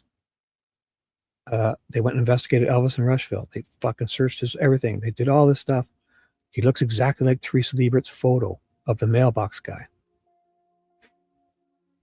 So forget Odin. Elvis should be at trial. McCain should be at trial. And then if you do the Odin stuff, Holder, fucking everything. Tattoo on his hand looks like Abby Sticks. The fucking his daughter, his son's boyfriend it's his son's girlfriend. He's posted all that shit, joked about all that shit. The hat photo he posts. He walks through the woods. He tells 2 cops he walks through the woods and listens to Odin to speak to him through the branches. He fucking makes ceremonial knives. He literally posts pictures of knives he's made that would be used at this type of ceremonies if there was. Everything else they've said about him. He's cleared. The interviews are gone. Can't take it. So, and then I moved, and that I'm married, and that, I'm not hiding, but I wanted to let them know that I'm still there. If you need to talk to me, but I'm just staying offline. Like she sounds, even if she's in the same area as Sarah Carbaugh. It's the same way they found Sarah Carbaugh this way. Forget about her. The FBI contacted her that way. But she also called that morning. Like Sarah Carbaugh is in trial. Believable, right? And she doesn't do what this woman does. Cheyenne calls on the morning of the 14th to say all this stuff to the cops. They wait 2 weeks. And that's still months before they've even talked to Sarah Carbaugh. Because they find Sarah Carbaugh the same way they found her. Sarah Carbaugh never went to them, and she's all up in trial as their witness. This woman contacts them before the bodies are found. That's because they don't like what she's saying. They take 2 weeks to go talk to her. So Sarah Carbaugh has waited months. So she's there months before. She's there the day before Richard Allen calls to say he's on the bridge. She's there a couple weeks after they finally contact her. Months before Sarah Carbaugh's a witness. And she's not up in this because the defense has to find her and do all this. Like, oh, okay. Let me hand you what's been marked as defendant's UU. Would you take a look at the 2-page document for me? Do you recognize that document? Yes. All right. What's the first page? The first page is just the outside with my address and writing. Oh my God. So there is a UU. I'm this far now. I might as well. So there's a UU. What was it? Defendant's UU. UU. Oh shit. Sorry. Didn't mean to do that. I had to do this. Fucking UU. Oh. 2-page document showing Cheyenne's envelope and letter. What's this? Oh, this isn't her. That's her. That's what we're reading. So no. So we don't need a transcript. So we don't have it, right? It's an X waiting to be released. So I shouldn't even look for it, right? So where's the VV then? VV's got to be here, no? Because we're talking about excluded stuff. It's not report from Brad Weber's. No, it's the Cheyenne's the first time I've seen her name, right? Excluded in its entirety from the clerk's record. Letter to the prosecutor's office, which we haven't even read about. Oh my God. So she's the one who writes the letter too. There's a VV of all those photos. It says Cheyenne. Bunch of photos. 6 or 7 Snapchat photos. And I've seen some. I know it. Ceaseless time and requests. I still haven't seen that VV. It's got like 6 or 7 Snapchat photos of the Cheyenne and Shelby Duncan. Or Hick. Duncan. I think she's the Duncan. No, she's with Hicks and Dunkies. Oh my God. Fuck it. Moving on. Sorry, guys.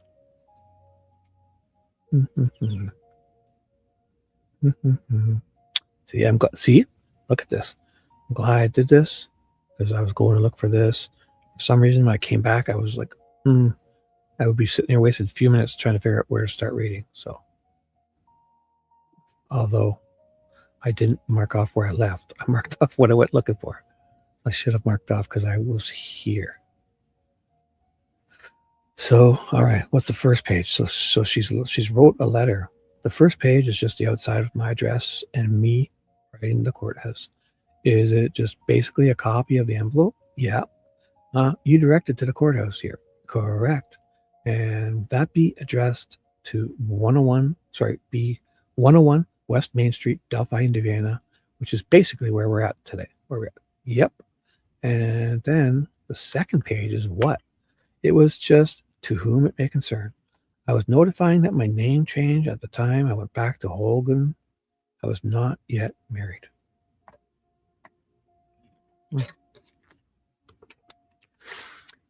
Judge, if I may, I'm gonna object to the admission of this document, and she's reading all of it. So she's already identified it, but I haven't seen it. I think I know what it is. Okay. But the state objects to the admission of it. Did you create this letter to send to the prosecutor? Yeah. And did you do that? Yeah. Well, there you go. Why, what? She's sending a letter to this prosecutor. Fucking Fig's letter to the judge is in. Okay. And what was the purpose for doing it? Just like I mentioned, to let them know that I've been dealing with such a mess online. And if they need me, to contact me. And I also, in this letter, reported how my reporting went the day after the girls went missing. Yeah. Okay, Judge. Well, I move to admit you. Judge, again, I would object to the relevance to him submitting a document that is a carbon copy of her testimony. So it's like they're blocking it because they didn't take note of her. Like, she should have a tip narrative from the day of, before the bodies are found, and 2 weeks later a cop talks to her. Let's enter that. Well, we can't because they disappear it or don't enter it themselves. Then how, what do? You have to do stuff like this. Gladly she's doing this because how many people gave up and left and got frustrated and said, fuck it. For her and Boucher, there's a whole lot of stuff we wouldn't have. That's what? It's what she's testifying to today. It's her timeline. It's not my timeline.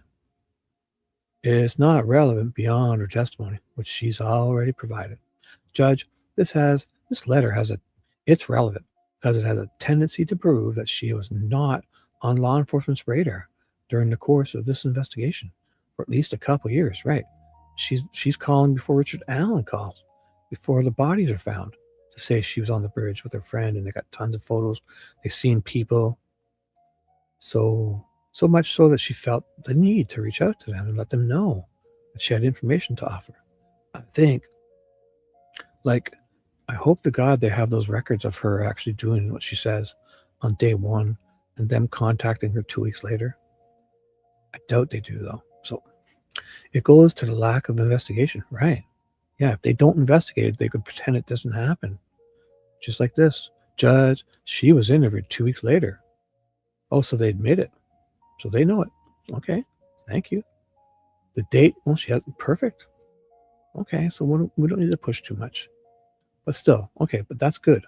It's good that they're admitting it. So there's got to be a record of it, transcript of something, just a statement, anything. She's accepting it. Judge, she was interviewed 2 weeks later. The date was February 28th, 2017. So she knows when they went. Yeah, for 10 minutes. Well, I think it goes to the weight the jury would give rather than admissibility. I'll show it's admitted. Good. Thank you. Yes, of course. Has to be. Has to be because they're acknowledging this. Has to be. Even she can't. She's thinking in her mind, I want to bury this, but I can't. Something like this has to get in. Because it's going to come out that the FBI talked to her. She called. They're going to find her statement from probably the 14th. Then they're going to find, in the tip system, she's going to be tip number 50 or 30. She's probably tip number 30 or 33 or something weird like that. Because Richard Allen's a couple days later is tip number 74 when he calls in on the 17th. She's calling in the morning of the 14th before the bodies are found. She could be tip number 23 or 24 or 25 in the Orion system because she's calling in. Then when they go back to follow up, it's just going to be a follow up to hers. But because Richard Allen, when he calls in, he gets his tip number designation when Alexis enters it into the Orion system 4 or 5 hours after Holman receives it. She enters it that night at 8 p.m. And Holman receives it 3 or 4 or 5 in the afternoon or something like that. Richard Allen contacts Holman. They don't know, email, phone call, in person, whatever. I bet it was in person. They sound like they went into the station, him and Kathy, on the 17th or so, whatever, or the 15th, right? I think it was the 17th, and then Doolin went on the 19th to the Save-A-Lot. Whatever it is. If his tip is 74, that after a couple days, and she's calling in, starting her thing, it would be tip fucking 20, 25, 30, probably 33. So Well, I think it goes to the weight the jury would give it rather than admissibility. I'll show it's admitted over objection. Thank you. Thank you, Judge. So ultimately, may I publish, Judge? You may. So then after, defendant's exhibit UU is published. We've got to have that. So we're looking for VV and UU. So then after you sent this letter on December, excuse me? Oh, I'm sorry. So Gal's paying attention at least. You've asked that it be published, so the jury needs time to read what it is that you... I understand. Just forgot. I'm sorry. You may proceed, Mr. Razzi. Thank you, Judge. So after you sent this letter in December of 2022, did you hear from law enforcement again? So December 22, Richard Allen's been arrested for a month and so. What day in December? Doesn't say, but any time in December. I had one show up to my house. Okay. Can you estimate when that might have been? I had it on my list, but I wasn't. Would it help to look at your notes to refresh your recollections? Why don't we have all the cops' statements? They're going out and talking to her again. Don't they have reports and statements and dates? Seems like we're having trouble finding all this. Liggett and their narratives. Okay, so let's say they lost all that. Give us your narrative. Lie about what she said. Just give us a fucking date and time. So can I please? Yeah, for that one. I'm not exactly sure when they showed up to my house. I think it was 2023. I did not have a date for that, but it would have been, I'm assuming, 2023. All right. And what was the nature of that contact? The officer showed up to my house with a picture of Shelby Duncan on the bridge that day, which I don't have. But somehow they had it, and they thought it was a different person. So it's probably a picture from fucking McCain. Is Duncan the one that she's with? Oh my God.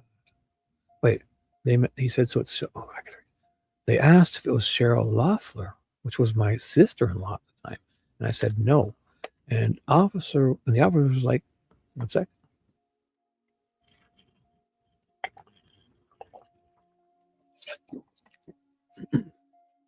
And the officer was like, okay, so who is it? And I said, it's Shelby Duncan. And the man, he said, so it's Shelby Hicks, correct? Excuse me. I said, no, it's Shelby Duncan. So whatever one, time before he got in his car, he said, is this Shelby Hicks? So did they say which one she's with? I had my car started. I had my 2-year-old in my hand. That's before he got in his car. He said, is this Shelby Hicks? So I'm going to bury this once and for all. I'm going to exactly find out which was she with. I got to get this straight because it's fucking ridiculous. Which Shelby was she with? It's way in the beginning. Which Shelby? Lucky I wrote it down. My purple. So I saw, Hicks, so she's with Duncan. Okay, better remember this. So D comes before H. So she's with D. H is with D himself. Okay, that should help it out. So it's Shelby Duncan is with Cheyenne. Hicks is after, so it's not. So she's with Daniel Pearson. So Shelby Duncan, Hicks. So Duncan with Hicks is the bridge. She's with Duncan. She's with Duncan. I should just remember that. She's with Duncan. Oh, did I? See, I'm glad. This is what I would have done. If I didn't do that, I'd be fumfering around. But professional Shibby is here. Look at this. So 5 minutes of not looking for this is right. So is this Shelby Hicks? She says, no, it's so it's a picture of the girl she's with. Wow. And so officer asked if it was Cheryl Loeffler, which was my sister-in-law. And I said, no. And the officer was like, okay, so who is it? And I said, it's Shelby Duncan, the one that's with me. and she doesn't know who took the photo. Oh my God. And the man, he said, so it's Shelby Hicks? I said, no, it's Shelby Duncan. So they probably got it wrong. They're saying he's with a man, but she was with two women. So it must be, they thought it was Duncan, or they thought it was Hicks. I was leaving outside. Wait a second. And the officer was like, okay, so who is it? And Cheyenne says it's Shelby Duncan, the one that's with her. And the man, he said, maybe she means the man isn't the officer. So it's Shelby Hicks, correct? Oh, is this where Liggett busted her chops? Yeah. Liggett, this is Liggett, I bet you. Okay, Liggett kept pushing. We want it to be this. We want it to be someone else. Say it's, no, it's Shelby Duncan. She's with, but she doesn't know who took this photo. And so it's got to be McCain taking pictures of these two women. Yeah, I was leaving outside. I already had my car started. I had my 2-year-old in my hand, and I was ready to leave. And he's one last time before I got in his car. He said, "Is this Shelby Hicks?" I said, "No, it's Shelby Duncan, the one that was with me." He said, "Okay, thank you," and got in his car. So they wanted it to be Hicks.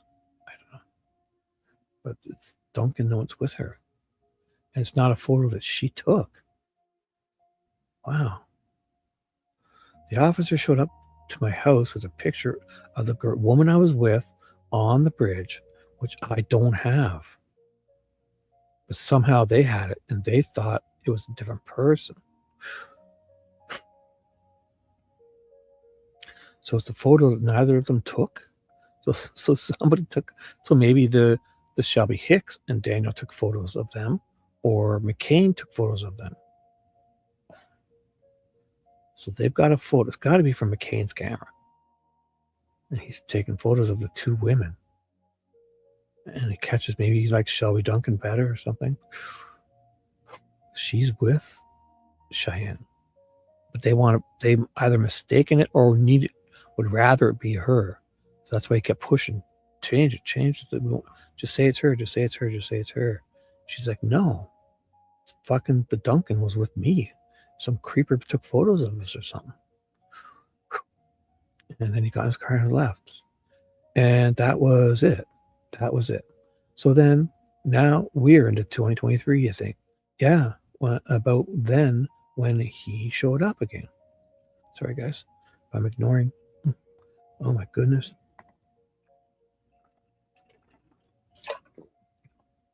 One sec. This is getting convoluted, man. I mean, it's always been this way.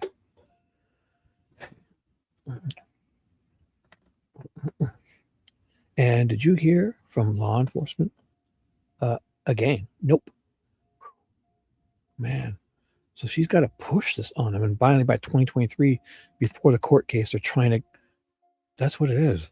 They're trying to fix things before the court case starts. We need it to be her. Push.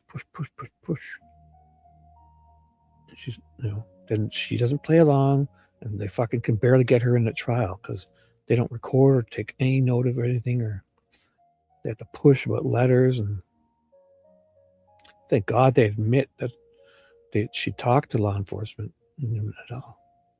This is wild, eh? So then now we're in 2023, you think? So now we're into 2023, you think? Yeah. But when he showed up again. And did you hear from law enforcement again? Nope. Did you hear from me ultimately? Yeah. Like the defense is, this is when the defense is running around doing their investigation for him. Okay. Approximately when was that? If you could estimate, right before his deposition? Okay. This spring of 2023, right? It's got to be, or this spring of 2024. So she has a deposition. If I read Cheyenne's deposition, it's got to be where those photos are. All right. That's when you came in here and I took your statement in the back there, correct? All right. Now, let me direct your attention to this letter, just to make sure that we're all clear here. December. This is a letter marked as exhibit. This is marked as exhibit UU. So we're looking for UU and VV. VV is the 6 photos. You is this letter to the prosecutor. Are you familiar with this? Mm-hmm. Okay. About 9 lines up from the bottom, there's a reference. May I approach, Judge? You may. There's a reference here to you referencing that shortly after you passed Richard Allen. Are you familiar with that reference? That's, yeah, and that was then. When? The question is, are you familiar with it? So that's why they don't want her, because she thinks she saw the bridge guy. It probably doesn't line up with their timeline. And she'll have ways to prove it, because she's, that's it. I guarantee you. Because all her screenshots will help them. Because if she sees him after this point and they've taken all these screenshots, that's what it is. They don't want her. They're burying her because it'll not fit their little fairy tale. It's got to be. Because Brienne, what's the other one? Not sure. Riley Voorhees, they love her timestamps. And oh, you're on this bench, and there's a green roof in the background. And oh, you say after you took this is when you saw Richard Allen or Bridge, and it's like, yeah. So therefore, he's there, and he's not on camera. There's no other proof. Nobody else. It's just they say it because of their timestamps. So, well, this woman, and her and Shelby Duncan, Cheyenne Mills will have fucking 6 or 7 great timestamps to help us reference what was happening when they saw people and when they didn't. We can use their timestamps because they're pretty clear. They took this photo here. They took this photo here. They peed over there. They came back this way. They took this photo. They took this photo. They sat here at this time with another photo. Proved they were here where those 2 people have left. Timestamp, but they don't want those. The question is are you familiar with it? Yep. So, okay. So are those your words? Those are. I put that in the letter because, like I said, everything was posted on Facebook. There was leaks. There was fake stuff. She's really trying to help the defense, though. So but this is what the prosecution does. And so I feel, but they always get away with it. So I shouldn't be so critical when it's this side, because this happens, this kind of weirdness, simping for one side, happens with them all the time. And I would say, I wouldn't allow it then, and I wouldn't allow it now. But since all those are being allowed in, we got to start accepting this kind of stuff as being ridiculous like them. So not ridiculous, but I mean, I can just feel it.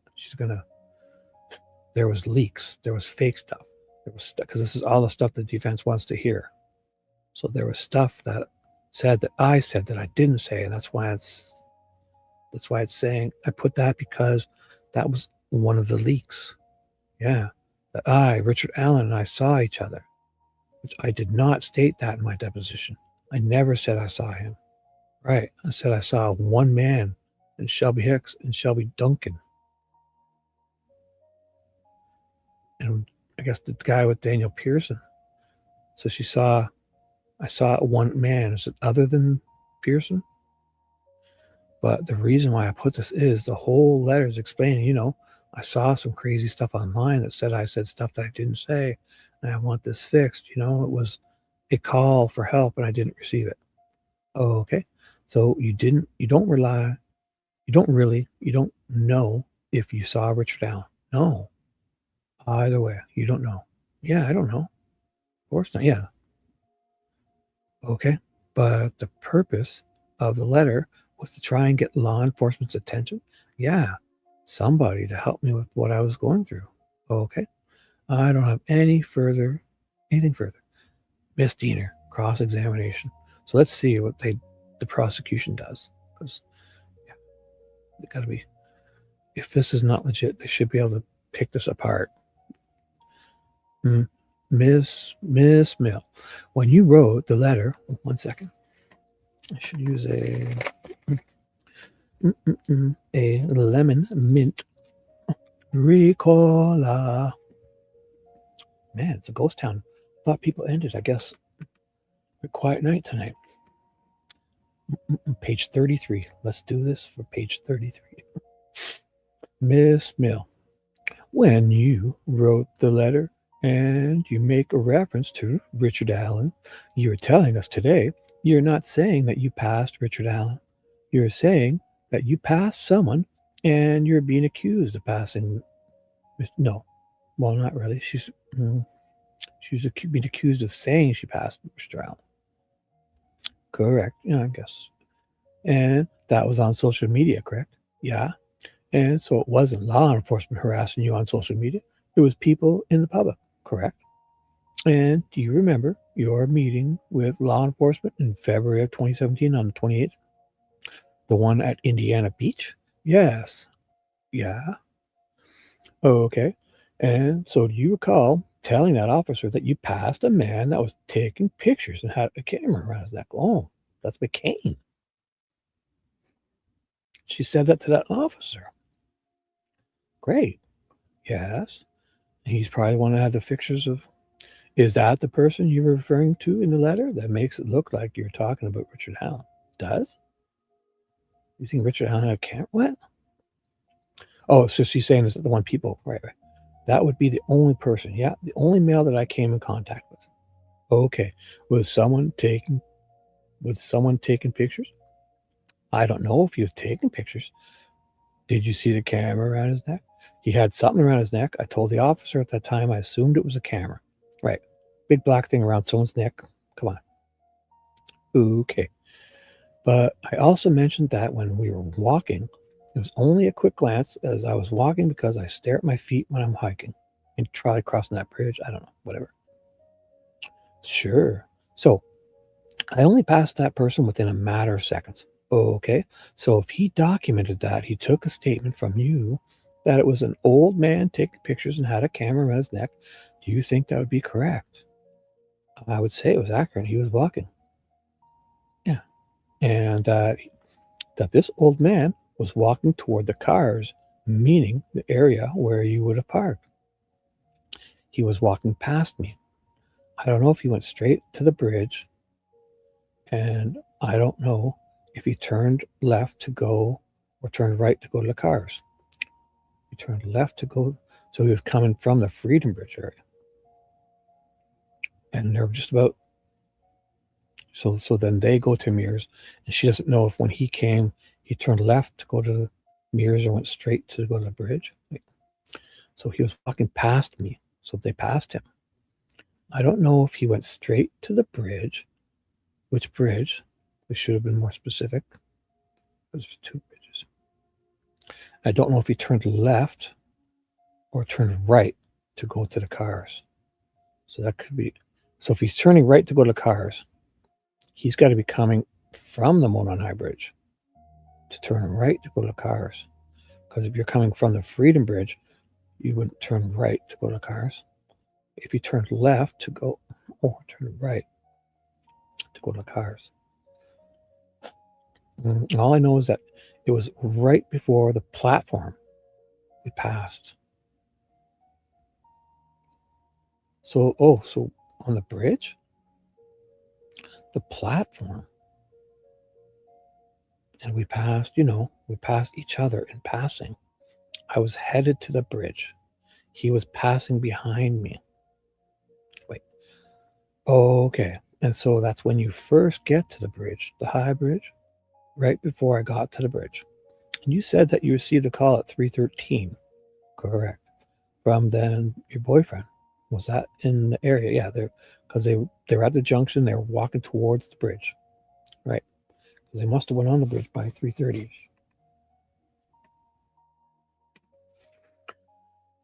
Was that in the area between the Mears entrance and the high bridge? Yes. Okay. So it's 3:15, 3:20, 3:25. Hey, what's up, YTBA? Oh, hey, Dewey. Hey, Yotan. What's up, guys? Oh, so Dewey's been here. Sorry, but I'm staying high again. YTBA's here. Just reading Cheyenne Mill's craziness. Man, they really didn't want to hear from her, right? So, and you said that you received a call at 3:12. Correct. From your then incarcerated boyfriend, the one the cop was teasing you about. I'm just kidding. Antagonizing you with. that she said the cop sounded like he was antagonizing her about her boyfriend being in jail. But, was that in the area walking between the Mears entrance and the High Bridge? Yes. And so she sees McCain at 3:20 walking. She's walking to the bridge and he passes her walking towards the junction. And that's right around when Derek says he bumps into him, right? So he would get there by 3:20. Yeah. So this must be where Derek says he bumps into him. Although McCain says when he arrives, Derek is already there. But if we use Derek's testimony, these girls would be walking to the bridge. Derek is supposed to be at 3:12, says that he's going over the Wilson's Bridge at 3:11. So Derek, in his testimony, can't be there till at least 3:15 or 3:20. He sits there and talks for a bit, talks and calls Libby, can't get a hold of her, calls Becky, freaking out. Then he gets out of his car and walks to that junction for 3:30 himself. He's there. So these girls are passing at 3:13, 3:15, 3:20. Yeah. So McCain pulls up and bumps into Derek. If we go with Derek's testimony and what she's saying, because he's coming from the bridge and they're heading to the bridge. So this guy's coming from the bridge at that time. He's admitted it. Derek has admitted it. So by 3:15, 3:20, 3:25, 3:30, McCain is at this junction to bump into Derek. And he's just passed these two women. Correct. From then, your then boyfriend was in the area walking between the Mears entrance and the High Bridge. Yeah. And so she doesn't know if he went straight or to the right. But apparently McCain goes straight to the Freedom Bridge and Derek goes down to the bird thingy and comes back up. And then he goes to the Freedom Bridge, Derek. Yeah. And can you be certain as to where along that space you got that call? I can't be exactly certain, but it's not that long of a stretch. All right, she says she turned left towards the Freedom Bridge, and then she received the call. From that to the parking trail, and I do remember answering the phone and saying, I can't believe I have service. So I do know it wasn't that far out. Oh, okay, so you can be sure of the 3:12 phone call because you could go back and look on your phone and tell the officer, yeah, well, you guys could have investigated this and found us out. What? They're you idiots. Why are you putting it on her? Investigate. Go look. Ask her for the record. Subpoena. I don't know. Don't wait 7 years. These fucking people are amazing. Yeah. But as far as what time you pulled in and parked, that's a guess. Would you know? Was it on camera? Correct. A guesstimate. Yeah. Well, isn't she on camera or did she come from the other way? Sounds like she drove past the Hoosier Hardware store to park in her fucking purple 300 Chrysler 300C or 300. She's got a purple 300C. Sorry, a purple Chrysler 300, she says. So is that not on camera?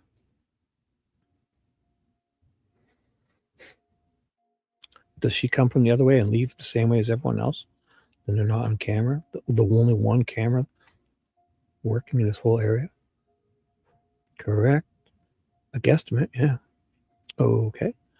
Check her phone records. She called in the morning of. She tried contacting you guys to say this the morning of. Before the bodies are found, she's calling you. And then 2 weeks later, you're coming up and talking to her.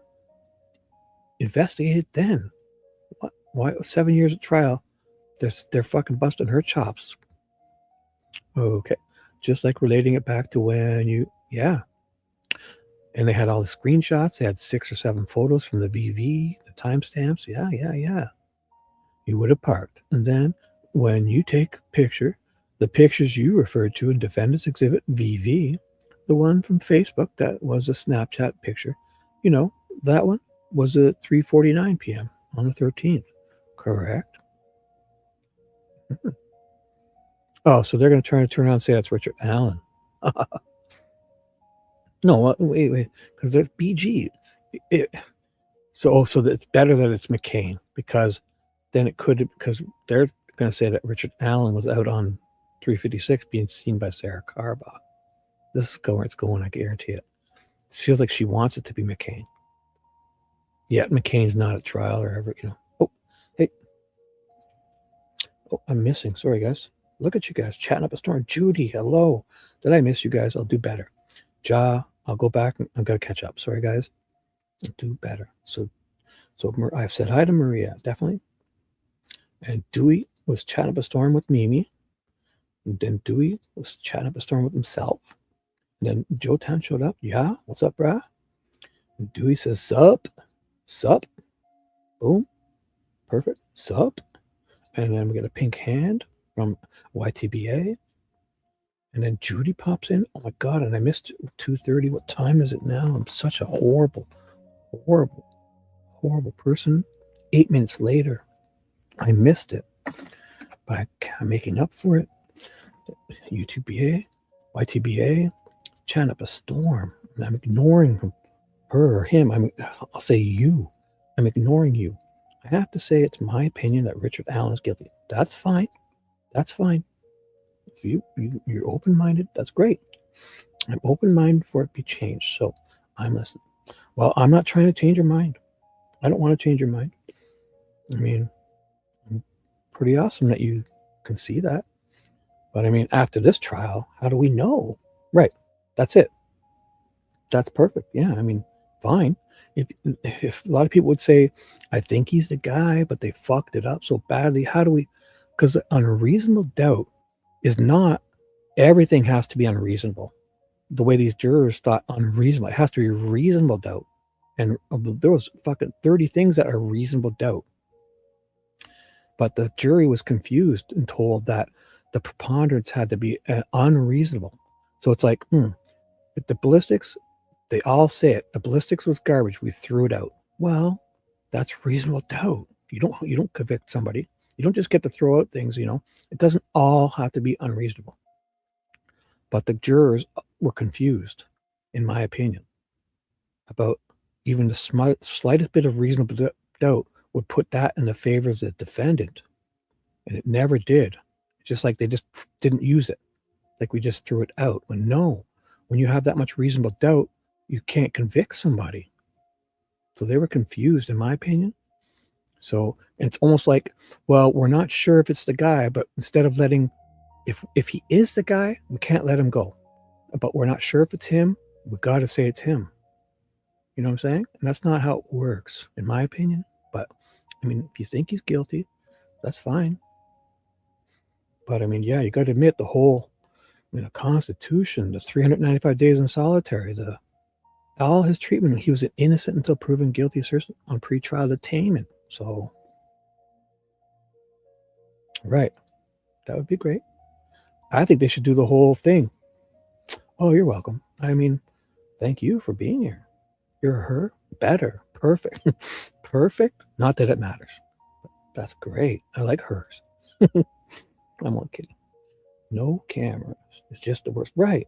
Yeah. How simple would it have been to just this goddamn microphone bullshit? Like, picture Brian Koberg's like the first when it started. And that judge guy. Like, there's a camera pointing at him. There's a camera pointing at the prosecution. There's a camera pointing at the defense. And even from this angle where we don't catch their faces, or I don't know, just we don't have to catch people in the audience, and we can't nothing invasive or not in their faces, no close-ups, and and just no weirdness, just simple 3 camera setup, proper audio. They didn't want that. You're so right. They did not want that. Oh, good, perfect. And you like the LOL, and you're her. Boom, perfect. I don't care. Because look at Dewey's my guy. Look at that. He agrees. Anyways, so, I mean, if you think he's guilty, the whole trial, this whole investigation, 80% of the discovery they couldn't use, all the shit that was lost, fucking Elvis Field's not at trial, Holder's not at trial, McCain's not at trial, third party's not allowed when there's fucking 300 people in their discovery that you think could have done it. Oh my God, that's the whole thing. That's it. So, oh, well, that's fine. That's fine. That's fine. I'll accept it. It doesn't even matter. I don't even know why I'm asking. It doesn't matter. Okay, it doesn't matter. I'm not like that. But that's fine.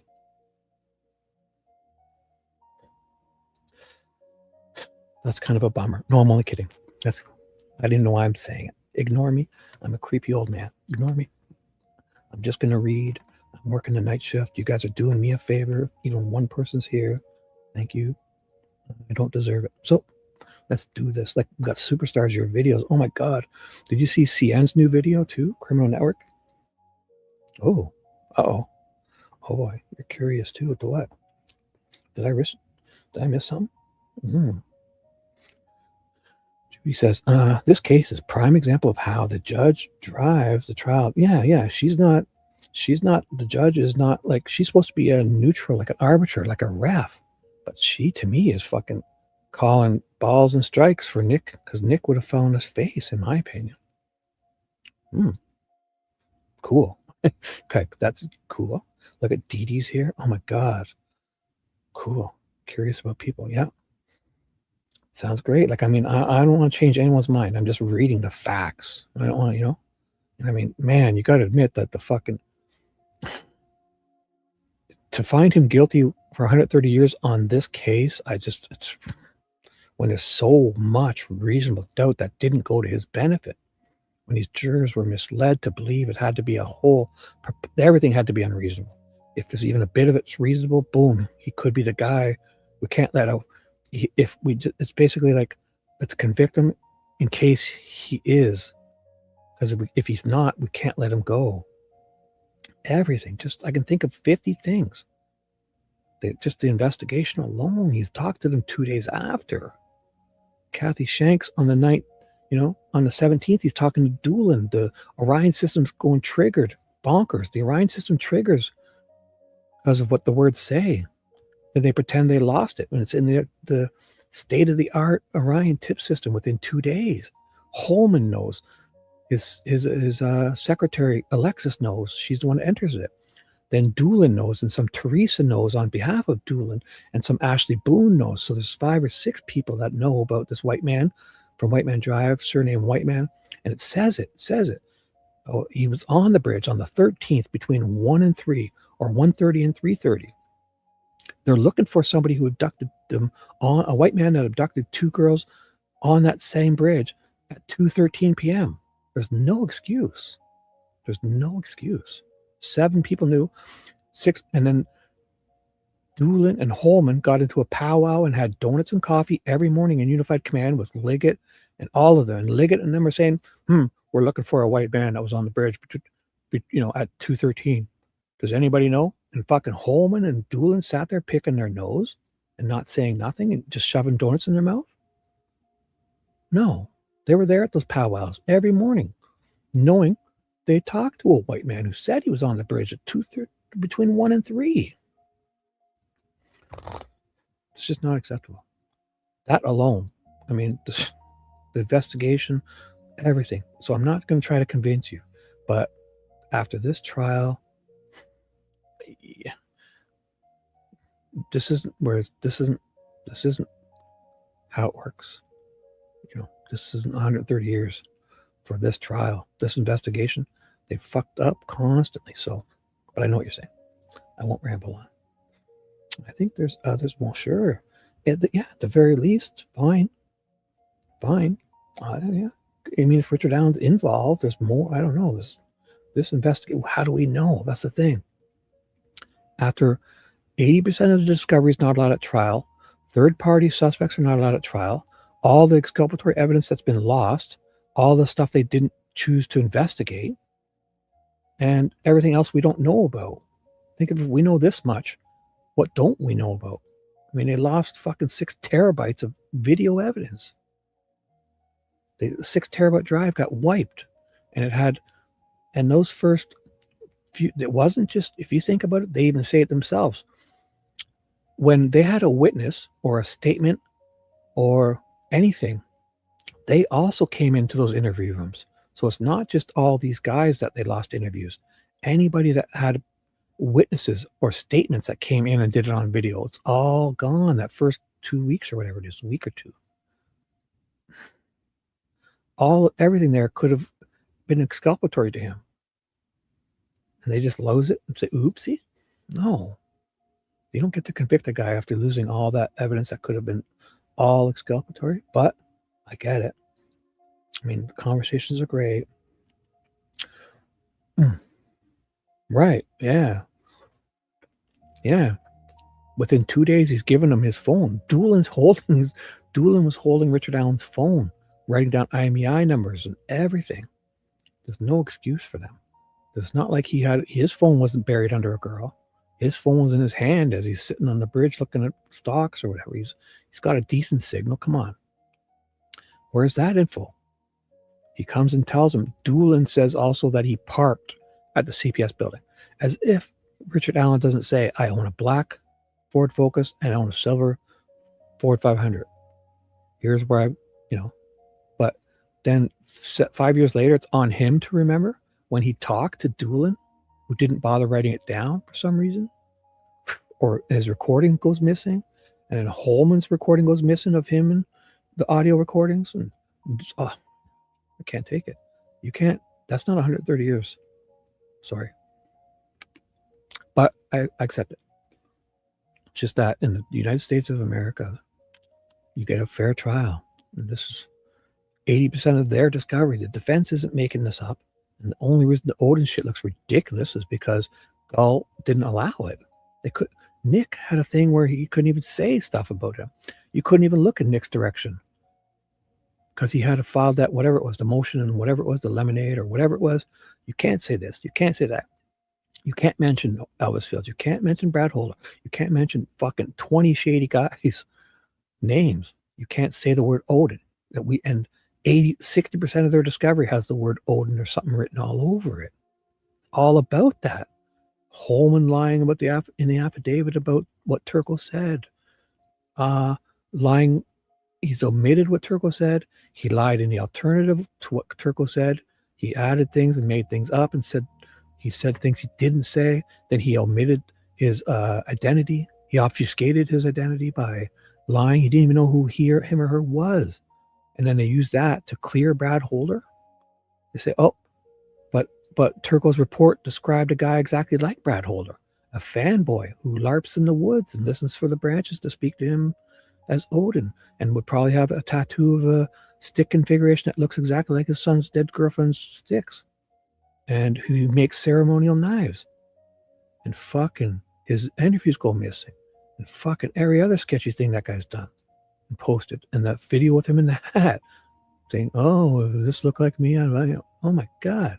He's not allowed to be at trial. Holder, Fields, and McCain. It's just those three. We're not allowed to be at trial. That's not a fair trial. Because there's fucking, forget Odin. Just Elvis Fields. Forget Odin. That's not a fair trial. McCain's not there. There's fucking 50 people there this day, it sounds like. Cars are everywhere. And so, would this picture reflect you being back on the bridge? Yeah. Oh, wait, sorry. I skipped that. And at that point, so I skipped a few. Sorry. Yeah, so they were talking about Exhibit VV. So this is a Diener cross-examining Cheyenne. And at that point, you had gotten to the private property at the end of the bridge. Is that true? This is where they went to take a piss. Both of them. Both of these girls spewed their DNA on the other side of this bridge where these girls were abducted. They could prove that they were over there at this time. They got timestamps galore. They'd taken 6 Snapchat photos. Then this woman, she's not a kid. This is a woman, 20-something years old, who's been married already once. Says this, and then she calls in before the bodies are found, and they blow her off. Then 2 weeks later, they mosey on out to talk to her, and then nothing after she says all this. They don't want to know. They're burying it. And had you already stepped off to go to the bathroom? Yeah. And so would this picture reflect you being back on the bridge? Yeah. Not beyond the end of it, correct? No, I was not. I was on the bridge for all the pictures. Okay. So 3:49. Yeah, you're on your way back because, 3:55, they sit and have cigarettes on the platform. All at the beginning of the high bridge, correct?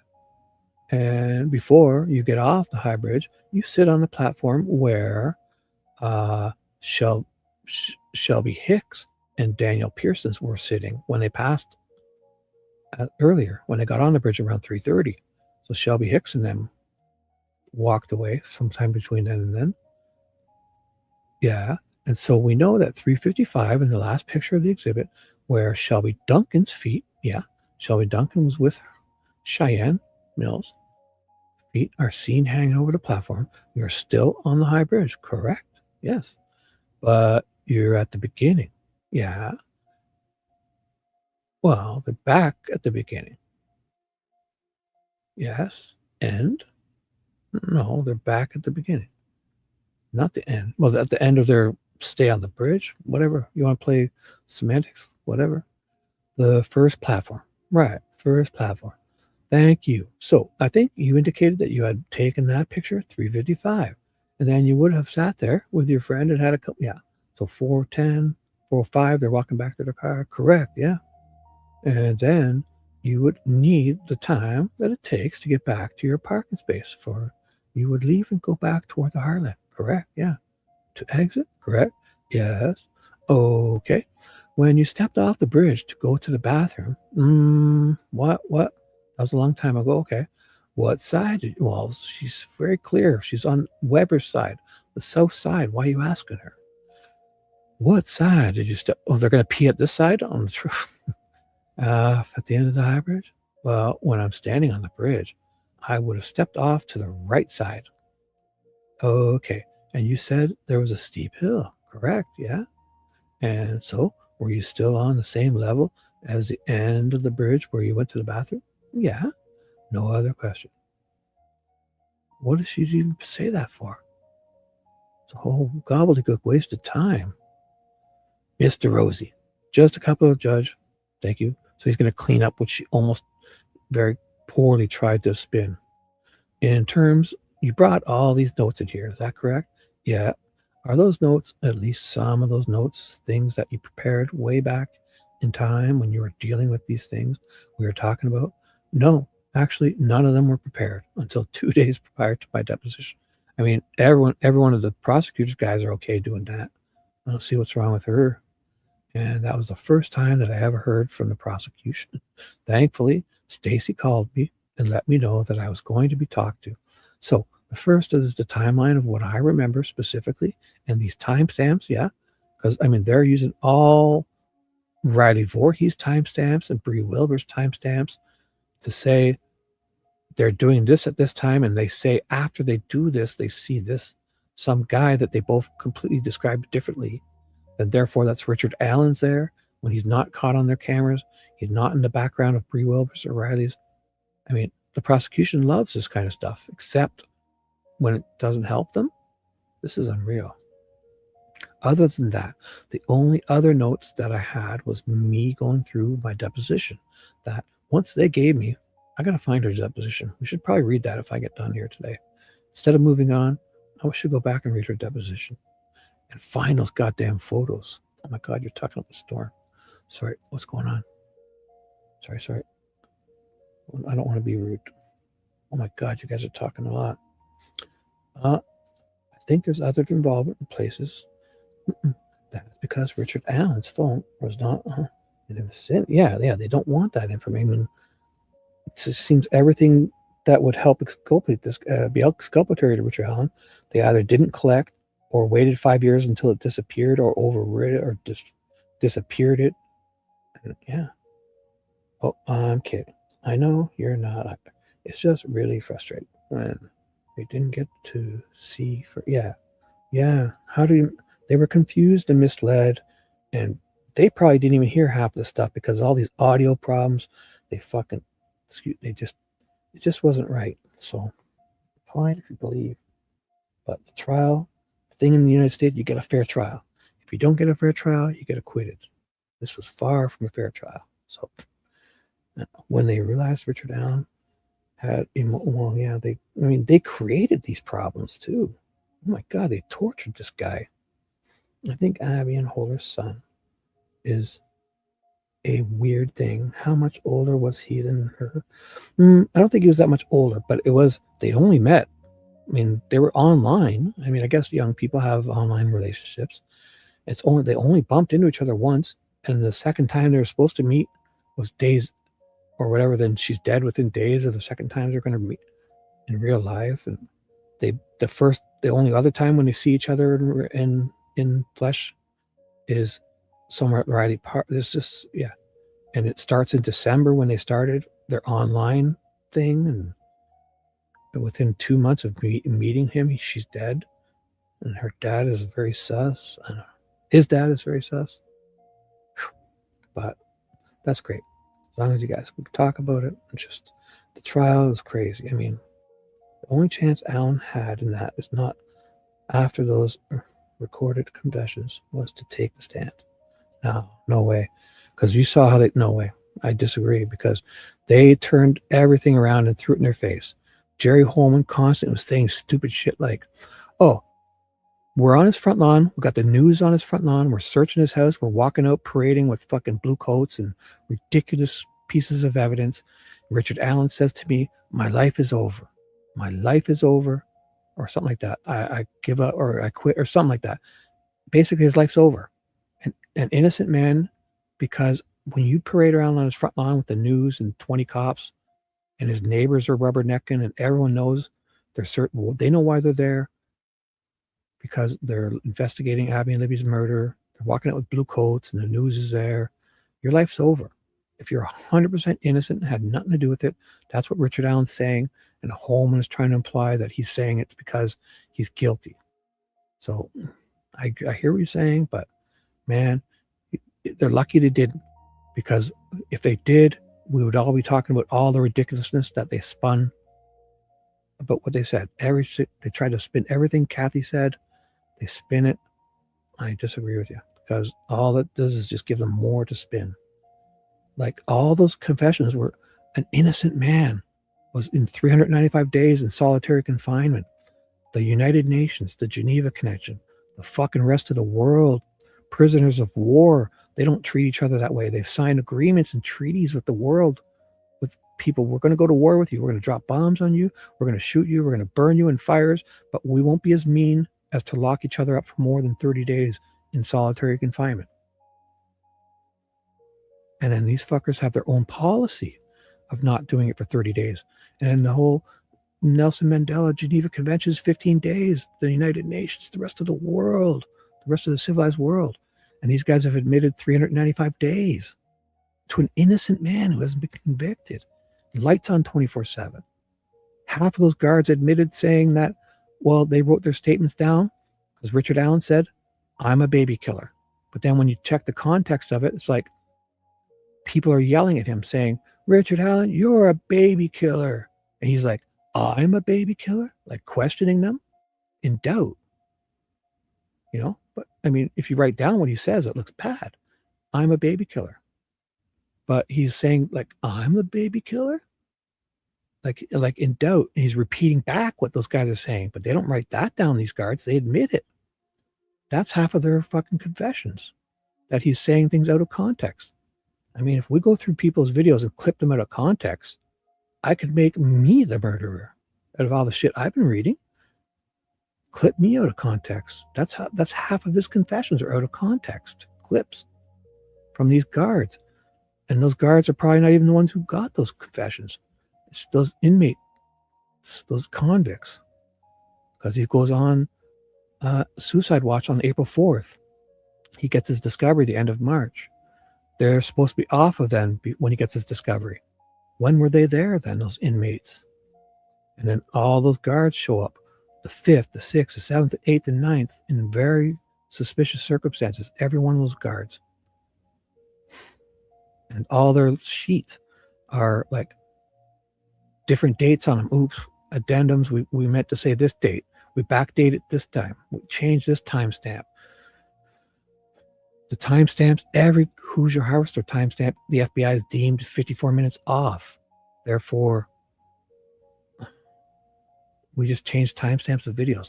Liggett, Leesenby changed the Liggett in Ron Logan's PCA, changed the timestamps of his white truck at the dump, saying, oh, it's 32 minutes off or something like that. Trust us.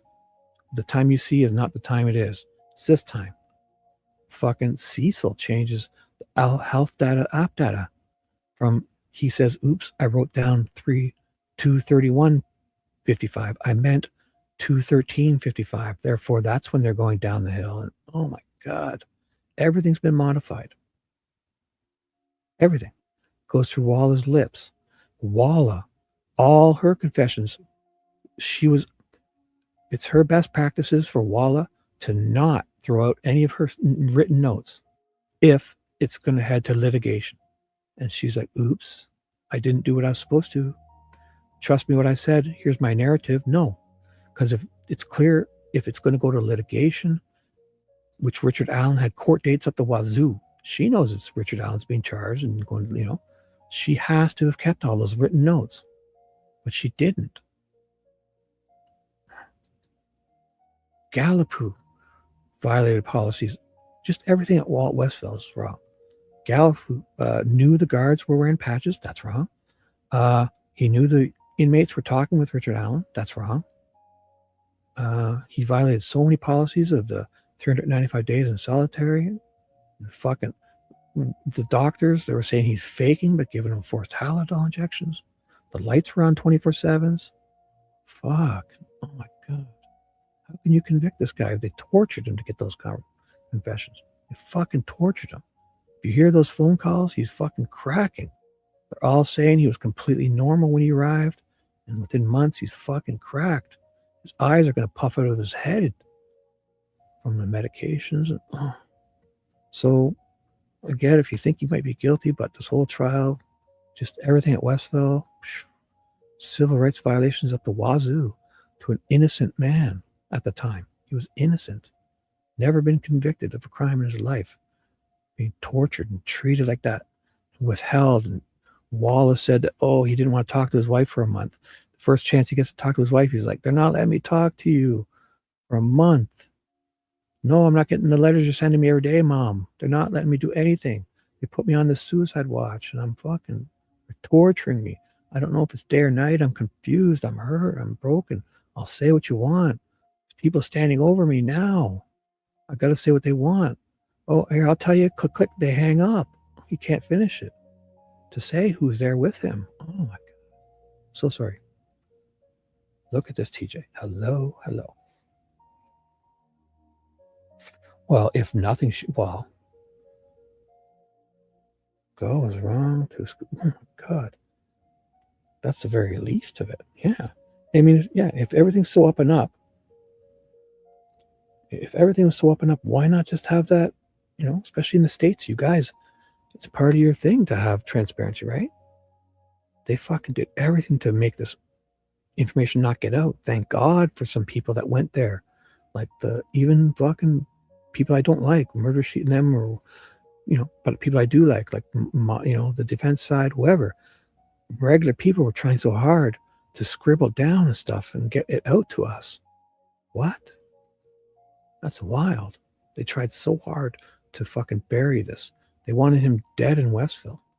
They've switched in the police laboratory in 2019. They changed numbers for his case numbers because they're saying that 17KC00066 case number ran out of numbers.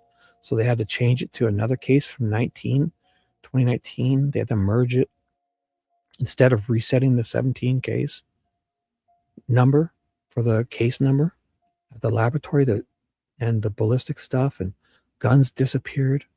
Guns showed up. Guns disappeared. She's attributing bullets haven't been cycled through other guns 5 years before Richard Allen's gun is found. But she says at Oberg, if I had Richard Allen's gun 5 years earlier, I would have been able to not get it wrong or whatever. She attributed it to either Weber's Glock or somebody else's 6 Hour, because she excluded the Glock and the Smith & Wesson, but she couldn't exclude because she didn't have Richard Allen's gun, but she did include it. She said she attributed bullet 16, item 16, exhibit 148, as having passed through another gun 5 years before she receives Richard Allen's gun. And then in 2019, they changed directions, they changed the case numbers, and lo and behold, Kathy Shanks prints out that tip that was never lost. She finds it in 2019 to print out, but then a day or two before Halloween, Devil's Night, Halloween, she then doesn't do anything. She loses it again until her dead husband's birthday, September 21st of 2022. She miraculously finds this tip again that was never lost. She printed it out 2 years in 2019, finding it something that was never lost. It was triggering in the system within 2 days. It was in the Orion system, being triggered for Doolin to go and follow up. They cleared him in the Orion system. God, how can they convict this guy? So then, September 21st, 2022, Kathy Shanks' dead husband, she finds this tip. She saves the day. But 1 month earlier, on August 23rd of 2022, Oberg receives a bag of 4 guns, all from the water, rusted up. 3 of them come loose, but she can exclude them because they're not the right caliber and stuff, although they're covered in conch shells and rust. She uses penetrating oil to free them up. Oberg's hitting them with 1 month before they find Richard Allen's tip. She's fucking hitting them with hammers, freeing them up. And then there's a 4th gun that doesn't come free from the rust. So Oberg puts it in a solution. She has no idea what it is. She doesn't know what it is. She places it in some stronger solution. She leaves for the day and comes back at the end of the day. And oh my God, it was too strong. The fucking thing disintegrated. 1 month before they arrested Richard Allen, they disintegrated a gun. But they turn out, oh, we got the serial number. We got the serial number. But Oberg disintegrated parts of a gun 1 month earlier. And it made it sound like it was way back when. But it's not the 3 guns she received. She receives a Glock, Weber's Glock, half an hour before she receives a bullet on February 17th of 2017. Then February 27th of 2017, she receives a Smith & Wesson. And on February 28th of 2017, she receives a Sig Sauer.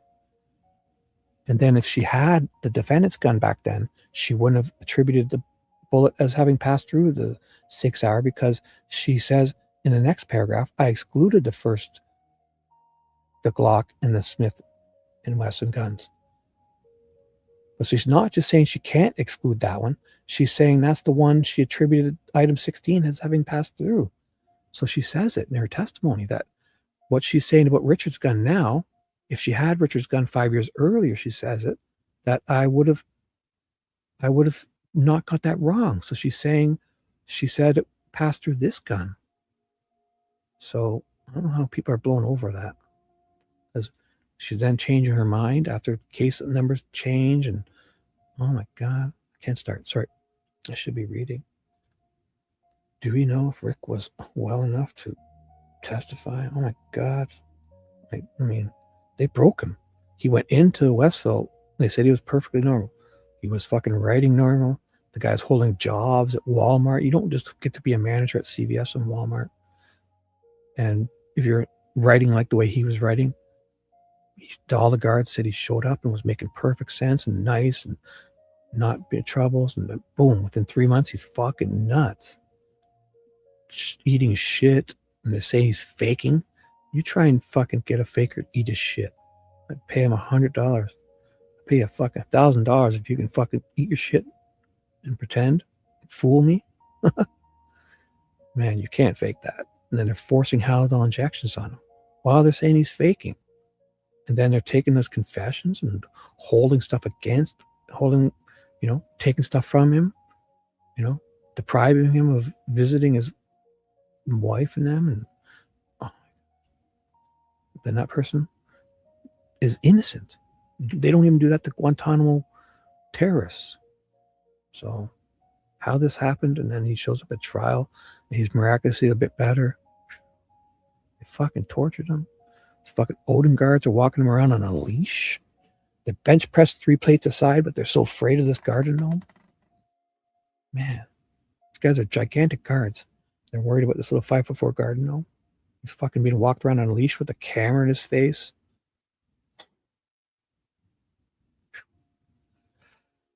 No other questions. Does anybody on the jury have any questions for Miss Mill? Yes, could you not fold the exhibit, please? So she starts folding stuff. I'm just trying to get it to not. Thank you. Would counsel approach? So there's a sidebar. So they're going to question. These are jury questions. Let's see. Did you hear or see any vehicles on the road under the bridge? Okay. If 349 is the end of the bridge and 355, no, 349 isn't. It's back. No, that's not what they said. Well, 349, they're coming back. No, that's not. These dumb, you fucking idiots. She went on the bridge at 3:30ish. She's walking at 3:12, 3:13. She's getting a phone call, and she's 10 minutes away from the bridge. So they're on the bridge by 3:20, 3:25, 3:30. They walk across, take peas, and on the way back, they stop. They take this photo, and then a few minutes later, so no, they didn't go the full length because they're already partly back. And then they get to that first platform. So let's see. It's back to the beginning of the bridge. Did it only take you 6 minutes to go the full length? No, because they're fucking already 3/4 or halfway across, or a quarter of the way when they do this. So it takes them 6 minutes to get back to the first platform to sit there and take a photo with her feet dangling. So let's say it takes them let's say by 54, 5 minutes, they've walked back, she dangles her feet, it's 3:55, she takes photos of it. That's normal. I've seen Rick Snay walk across this bridge in 3 minutes. So the whole bridge. So, good question. Sure, yeah. So the jurors are going to get the questions answered. Miss Mill, did you see or hear any vehicles on the road under the bridge? Oh my goodness, she didn't say this, right? Well, this is weird. There's not a road under the bridge. It's a straight drop off and just water. Well, that's dumb. Yeah, there's no road on that side. The side you went to pee, you walked over a road. Any follow-up, Mr. Rotzi? Sorry. Any follow-up? No, ma'am. I'm sorry. Miss Diener? No questions. No, it's a straight drop off and just water. That's a dumb. I mean, why would you say that? By this time, you don't know there's a whole Weber private drive where you went pee. You peed. You went over the edge and peed looking at a road. You were looking at it when you took your peas. If 349 was the end of the bridge and 355 was back at the beginning, it was the first photos. Did it take you 6 minutes to go the full length of the bridge? I would say that the last timestamp photo, we were up a little bit further. Yeah, you're like the first or second platform ever coming back. And then they didn't go to the full length. They went to the first platform, which is on the bridge. So they only had to walk half of the bridge probably to get to from where they were to where they were, we weren't quite all the way to the end, but it would take approximately about 10 minutes or so because that bridge is right. Okay. It's just a very dangerous bridge at the time. It had holes in it. I mean, it was scary to be up there. So at least 10 minutes. Any follow-up, Mr. Rosie? So yeah, he wants to clear this up. Thank you, Judge. So on Exhibit VV, the first page is this photo that you just referenced that you're up farther. You're not at the end of the bridge. Yeah, we're not at the very end, but we started back. Okay, so this photo was timestamped at 3:49 is actually part of the way back. Yep. And in the one side of the bridge where you came. Yes, correct. Right. And then to get to that platform, they're not walking to the end of the bridge because that platform's out a bit, right? So they're walking from like the second platform or, they're about a quarter of the way on the bridge. They walk to the other part, at least a half or more. And then there's the other part of the bridge. The platform's out. It's not the beginning. So, okay. I have nothing further, Judge. Miss Diener. No questions. All right. Thank you, Miss Mill. You may step down and you may call your next witness. Teresa Liebert. Let's do this. Oh, hey, hi, Carol. What's up? Hey, Do you have any good videos? I can take a pee break. What time is it? Oh my God. I can take a pee break and make a coffee. Do we have any quick videos you want me to play? Or can I play?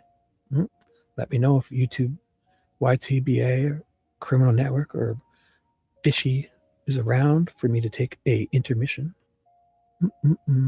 Whose page do I have here? I had my own.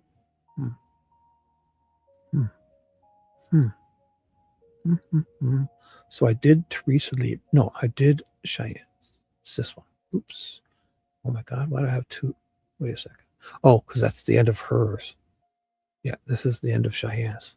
So I don't need this anymore. I'm going to see. Look at TJ. I almost did it again. Oh, thank you. Thank you. You and that other guy. You and him. I'm only kidding. Thank you so much. I'll go find something awesome. Maybe we'll play this. Maybe I should make a playlist and we'll play a couple of the short ones, like the sock that stands up by itself. And I'll find. Thank you. I'll find some. Thank you so kindly. I like 10 minutes is perfect. Or 5 minutes I can loop. I'll make something. Thank you so kindly. I'll leave this on the screen to show. Yes. Wait. Yes. Go piss. Well, it's not terrible, but it's that time. I could use a coffee, and while I'm waiting for the kettle, I run for a pee-pee. So just want to keep you entered. Oh, perfect. Look at this one. It would be a surprise. Is that the sock? Oh my goodness, it's probably the sock. I know you love that sock one. Let me check. I'll go my other monitor. I won't tell the people, but I'll know what's going to be. Let's see. I guarantee it's a sock. No. Oh, something different. Ooh, 8. Oh my God, perfect. Oh my goodness, perfect. 8:34. Perfect pee break. Oh my God. Thank you. Here it comes. I have no clue. I've never seen this one. It's a mystery. It's a goddamn mystery. Oh my God, I like it. Check it out. Look at pow. The Shibby bump is coming your way.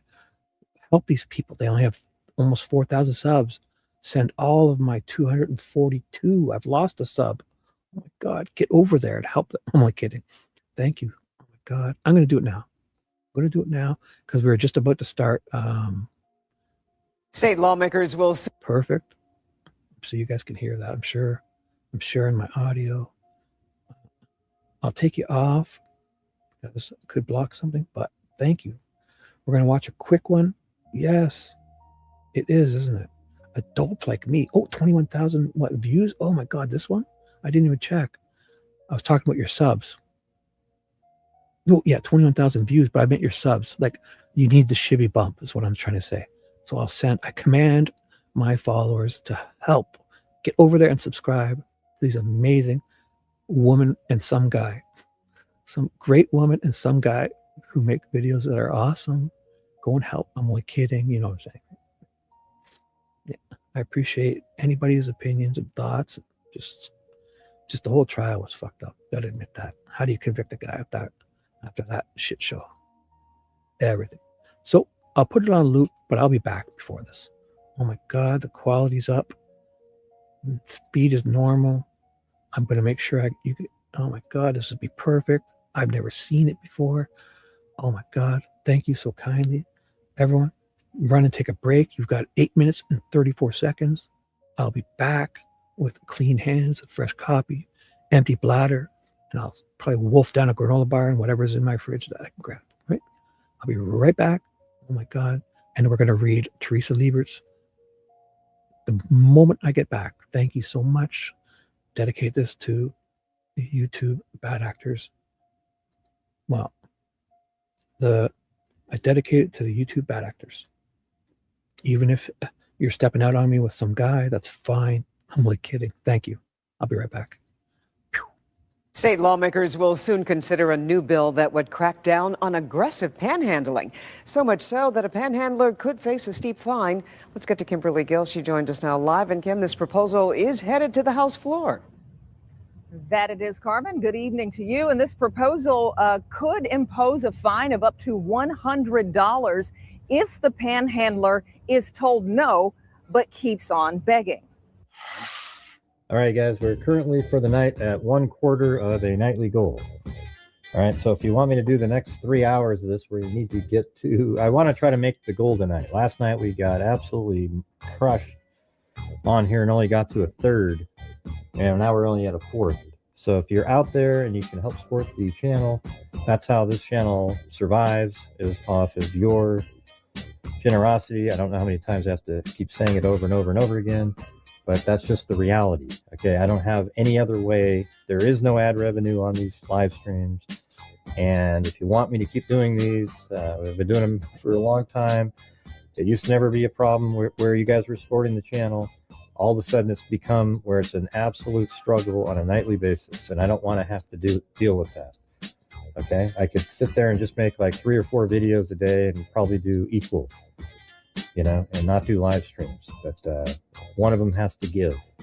Okay, now I always try to explain to people, and they always go, oh, great, that's just stupid. No, it's a perfect example, but you don't want it to be, so you say something. So it's not, it's the same mechanism, except you would, and the reason it's not as common, what I'm about to tell you, is because, you know, a child is something people probably think more about, okay? But I've been grocery shopping before, had a full car full, I bought 6 bags, ice cream, all kinds of shit. And on the way home, I started thinking about this program that I'm working on, like a Python script. I pull into my, you know, house, and I get out of the car and I walk right into the house, and hours later, and I come back and go, oh shit, the groceries. While I'm sitting there, it just came to my mind again. Now you go, what's the gray? That's groceries, not a kid. It's exactly the same mechanism now. And it just means that a kid is less likely because, you know, you might think of them more, or they're more important than groceries are, but it's exactly the same thing. It's actually so. But you guys, we're currently at, I mean, right now we are into 58 minutes of the show. We've got another hour. If we don't reach that goal, I won't be able to continue to finish this one. I'm going to move on to do something else. Okay. That's kind of how, that's what those goals are for. It says it right in there. You set a time frame, and we do 2 hours. We get the extra third if we reach the goal. All right. That's about the only way I can do it. And Tracy left with the baby. Okay. Yeah. So you always get Zozo's type of answers. A baby isn't a sack of potatoes. I just explained to you. It's the same mechanism, everybody. It's just that a baby is more important. Okay, I'm not going to cover this case if we're going to have these kind of conversations. Okay, I'm really not going to. Where was she going? You don't know. I don't know. We just assumed that I don't know where she was headed. Fair enough. I am approaching with the... And I think that's going to be sort of what it is, where there won't be any support for the channel tonight because we're covering this topic, and I'm not going to be on the same side as all the ravenous people who want to see her get thrown in prison. And it's just going to be a nightmare. Okay, I can just tell you. And through your church. So I mean, right now we're at a quarter of a nightly goal. Still not budging at all. Just staying there. Do you also know, or did you know, personally, with your forget it, guys. I don't want to do this show. All right, I'm going to get out of here. Hey, thanks everybody. Appreciate it. Moofy's and Viv Renee. Have a good one. Jesus Christ, big joke. Yeah, I've been doing this true crime thing for quite a while now.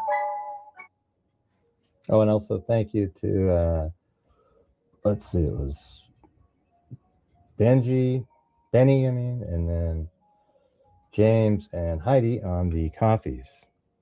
Yeah, it's just not worth it for me, guys. I can't stand some of the comments that I see in there. It's just ridiculous to me. Okay, it's embarrassing for me on the true crime channel to have people using so little logic, and they're just sort of throwing out this, oh my God, she's a psychopathic killer. It sucks. I mean, it's just really shitty, and nobody's supporting the channel tonight. It's horrendous, you guys. So why would I sit here and watch and listen to people trashing every single element of, like, just, oh my God, this is a psycho. She's killing people. Oh my God. It sucks, you guys. Absolutely sucks. You know, and think about it from my perspective. I'm sitting here and I'm doing the shows that I always do, and nobody's supporting the channel. And I'm going to have to sit there and listen for another 2 hours of absolute gibberish garbage in the chat and not make any progress at all. Yeah, I'm not. It would have been interesting. I just don't want to look at it. I don't want to look at it. Now, if you want, I can just, what I could do is just play the damn thing, and I'm not going to be part of it. You guys can do all your bitching you want, okay? So how about that? I'll just play the damn thing, and you guys can sit there and, you know, sit there and call her a psychopathic serial killer all day long, and that's all. That's what you guys will do. All right. I'm not interested in it at all. So what I'll do is I'll just play it for you guys. Forget it. Hi. I'm just listening, but I'm not really reading the chat. But I can see that there's been no more support for the channel, and as I've told you guys, we need support for the channel to keep doing these shows. And we've been, you know, doing well, but the last 2 nights in a row have been absolutely horrendous. And it was like this even before we started. State lawmakers will soon consider a new bill. Uh-oh. You didn't get a strike there. What was that? I guess you just played that screen. I'm going to watch a bit of that again. Is that okay? Because I missed some of the visuals. So I'll just play it while I'm finishing my granola bar. I'm here. Oh, okay, good. That scared me there because I just popped and saw that. So let's do it again. I got to catch some visuals. It was amazing. Aggressive panhandling. That would crack down on aggressive panhandling. So much so that a panhandler could face a steep fine. Let's get to Kimberly Gill. She joins us now live. And Kim, this proposal is headed to the House floor. That it is, Carmen. Good evening to you. And this proposal could impose a fine of up to $100 if the panhandler is told no, but keeps on begging. All right, guys, we're currently for the night at 1/4 of a nightly goal. All right, so if you want me to do the next 3 hours of this, we need to get to, I want to try to make the goal tonight. Last night we got absolutely crushed on here and only got to a 1/3, and now we're only at a 1/4. So if you're out there and you can help support the channel, that's how this channel survives, is off of your generosity. Hey, is that your coffee thing, or is that his? Because I had my face on top of it. If it was your guys, I wouldn't want to cover it. But if it's his, I don't mind. So let me know. If it's Gray's or your coffee link, it's probably his. So let me know. And I could actually put myself back here and it would cover his face, but I think we should see him. We should see him. I'll stay over here. But this thing, let me know if it's yours or his. Okay, boom. Thank you. Let's do this. Sorry. I don't know how many times I have to keep saying it over and over and over again, but that's just the reality. Okay, I don't have any other way. There is no ad revenue on these live streams, and if you want me to keep doing these, we've been doing them for a long time. It used to never be a problem where you guys were supporting the channel. All of a sudden it's become where it's an absolute struggle on a nightly basis, and I don't want to have to deal with that. Okay, I could sit there and just make like 3 or 4 videos a day and probably do equal, you know, and not do live streams, but one of them has to give. Okay, now I always try to explain to people, and they always go, oh great, that's just stupid. No, it's a perfect example, but you don't want it to be, so you say something. So it's the same mechanism, except how about this? Since I didn't catch the videos, if I have to take another break, I'll save this one. But by special request, look at Sweet Dude Shibby's live. He's got 140 people watching. By special request, someone by the name of, see, YouTube Bad Actors. Oh, I've liked this one, so I've seen it. Okay, by special request. This is the one. This is perfect to get me to finish my granola bar and get me 4 minutes and 42 seconds. Perfect. Thank you. Oh, there was some yoga stretching happening. It wasn't me watching those videos, I swear. Somebody hijacked my computer earlier, I believe. Let's do this. Let's do this. I dedicate this to the wonderful, lovely half of this duo. The other half, I don't care about. I'm like kidding. Thank you so much. Both of you, all of you, you two bad actors. Let's do this. I dedicate this to you.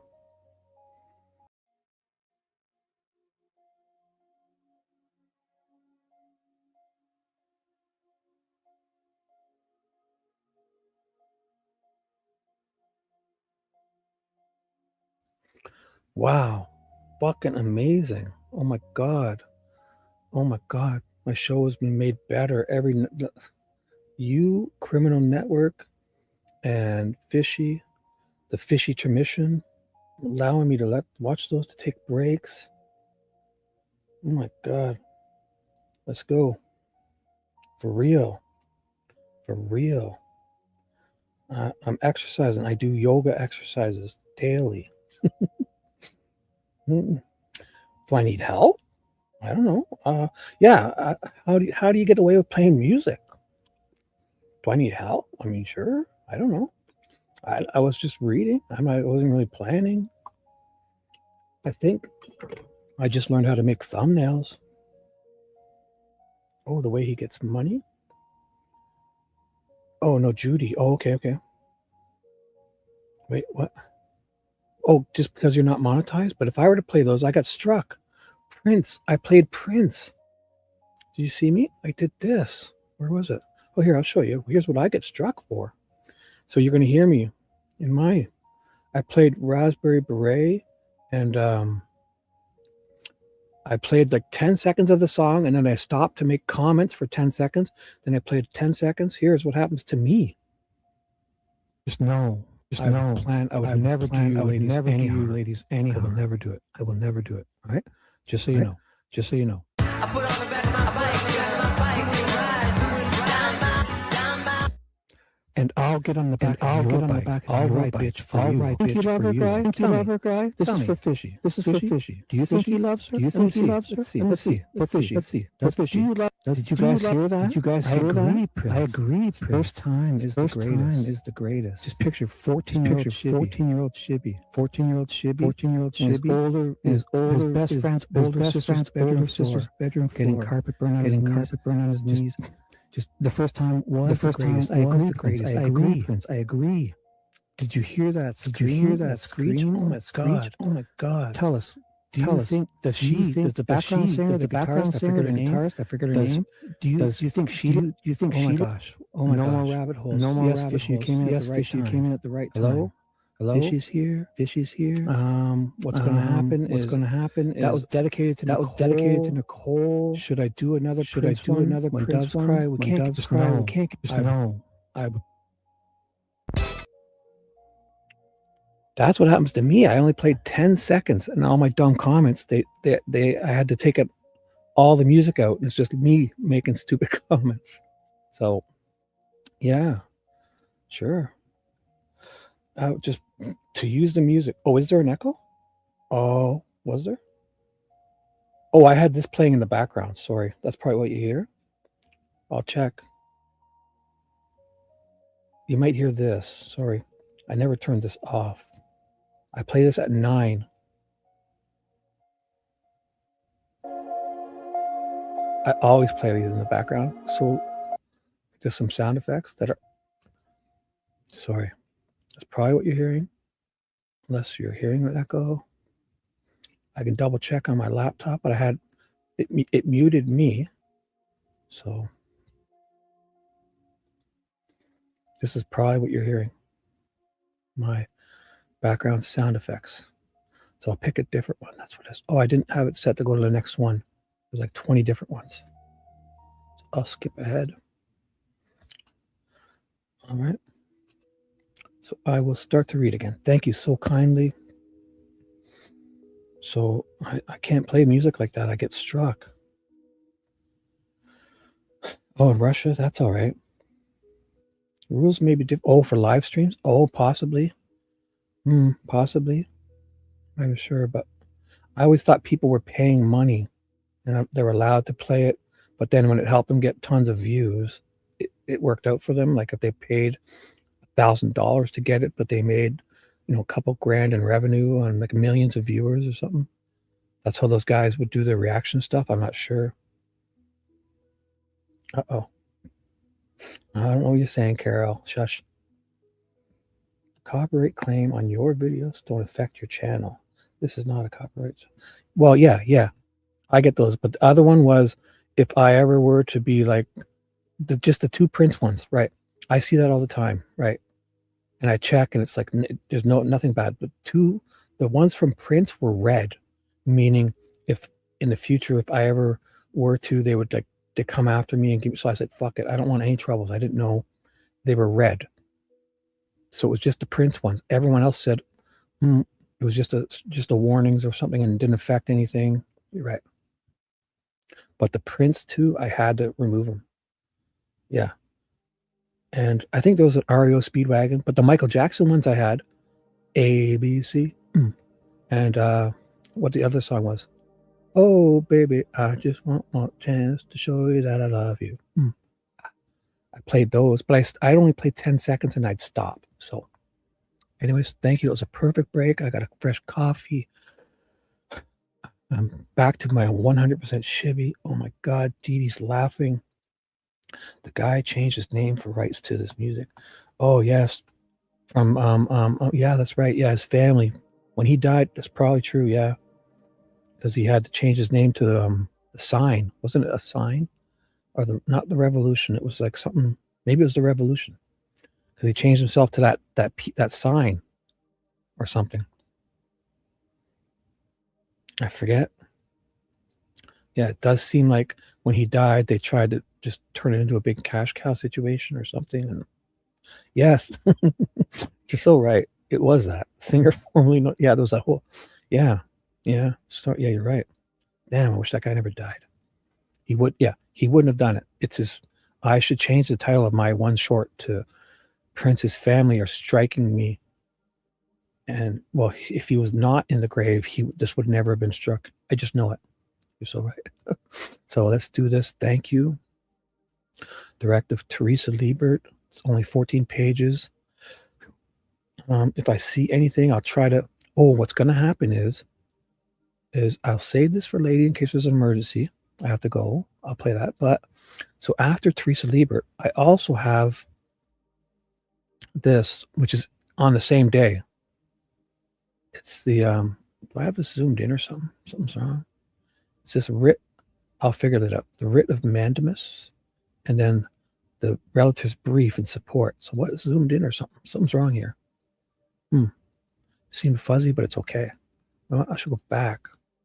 Something doesn't seem right. I'll fix it up after. The verified petition for the writ. It's 10 pages. It has to do with this day on the 31st from Andrea Burkhart. Oh, it's probably about her cameras and stuff. That's got to be it. I'm sure it has something. I'll check on it. And so I'm going to do Teresa Liebert. This is Cheyenne Mills. I don't need her transcript up. Wait, ooh. I got to change. Look at that. It saved me again. So when I save these, I want to save them with my changes in the same name. I'm going to overwrite it, not in this folder. Thank you. In this folder. That's the problem. I got to do is pick the right folders. It's on my desktop. Is it this one? Delphi. It's got to be this one. Yeah. In this one. This is where I want to save it. I'm going to overwrite. Yes, because I want my changes. Boom. Thank you. Now I can close it down. That's amazing.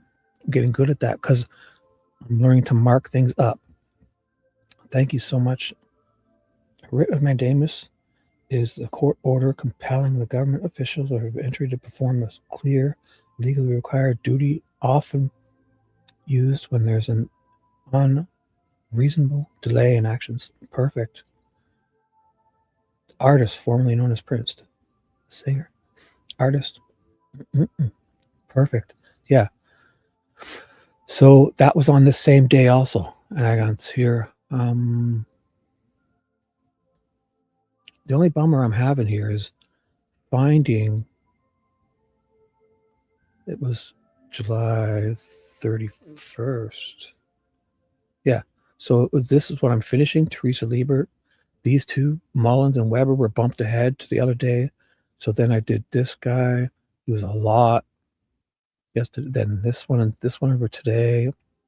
And then same day, this was filed on the 31st.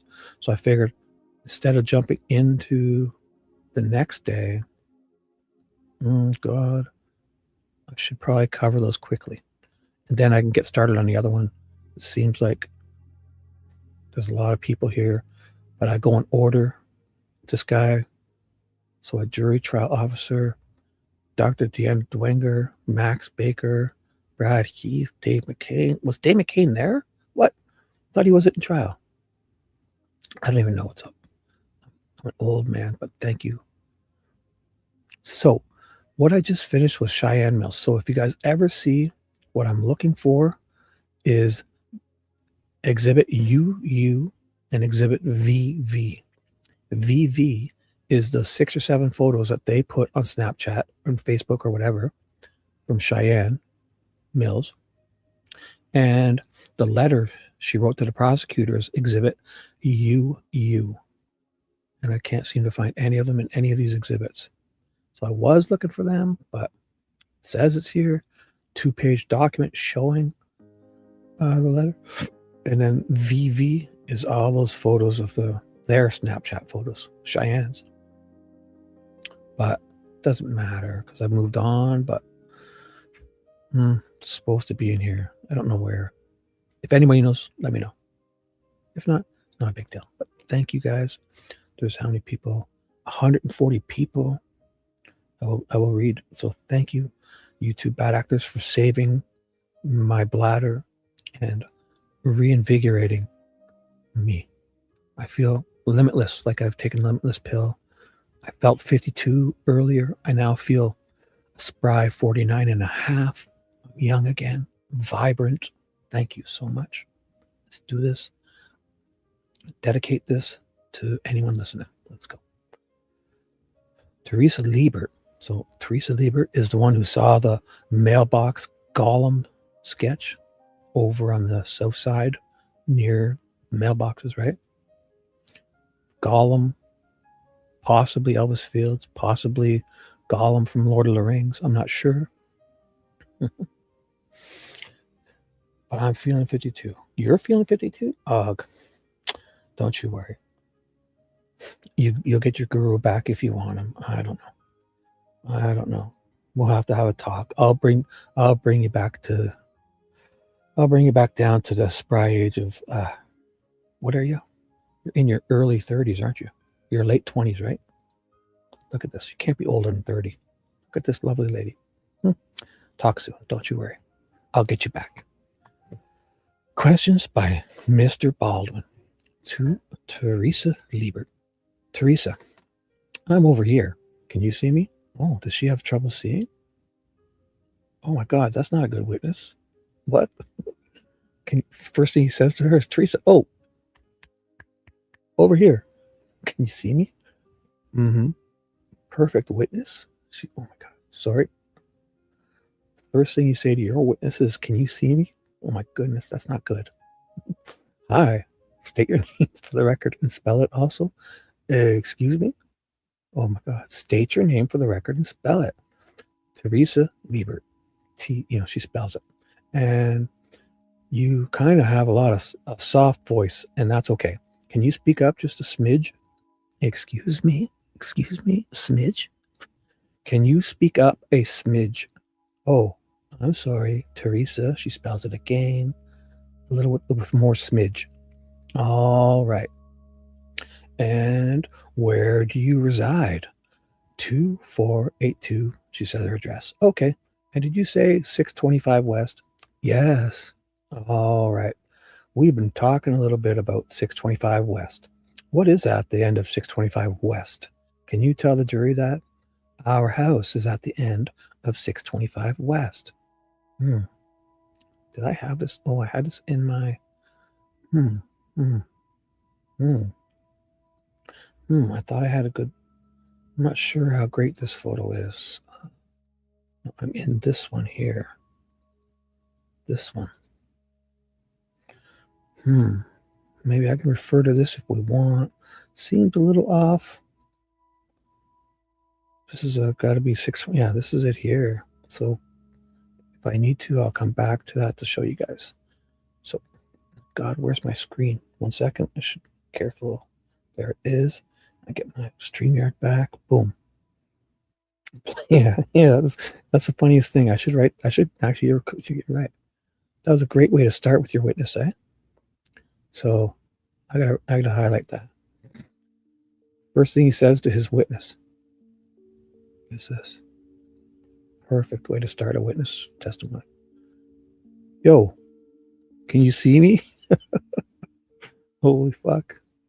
Hey, she sounds like this. I don't know. I won't say it. She sounds a little out of it or discombobulated. I don't know. She's a witness. She saw a golem. I don't know. She does sound a little out of it. Or she's probably nervous. What am I being a jerk for? I'm sorry. All right. So we've been talking about the 625. What is that? Our house is at the end of 625 West. Oops, I'll take it off. Sorry. And 29. Wow. Great guess. Exactly.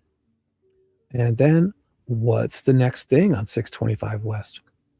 It's a lane that goes down to an individual's house. Who is that individual? Brad Weber. All right. So as I'm driving down 625 West, would your house be on the right or left? You know what I could do? I could do the whole thing. Let me see how long they talk about this for. Because they're going to talk about this the whole time. Yeah, I'm going to put it up on the screen and talk on another. I'll read. You don't need to. So that would be better. See that? I'll do this for you. I'm going to go put this on another screen.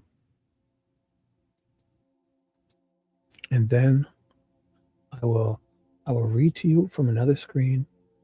And I will put that back up. Where is it? I can't find it. I've got 3 huge screens here. There. Oh, I have that up twice.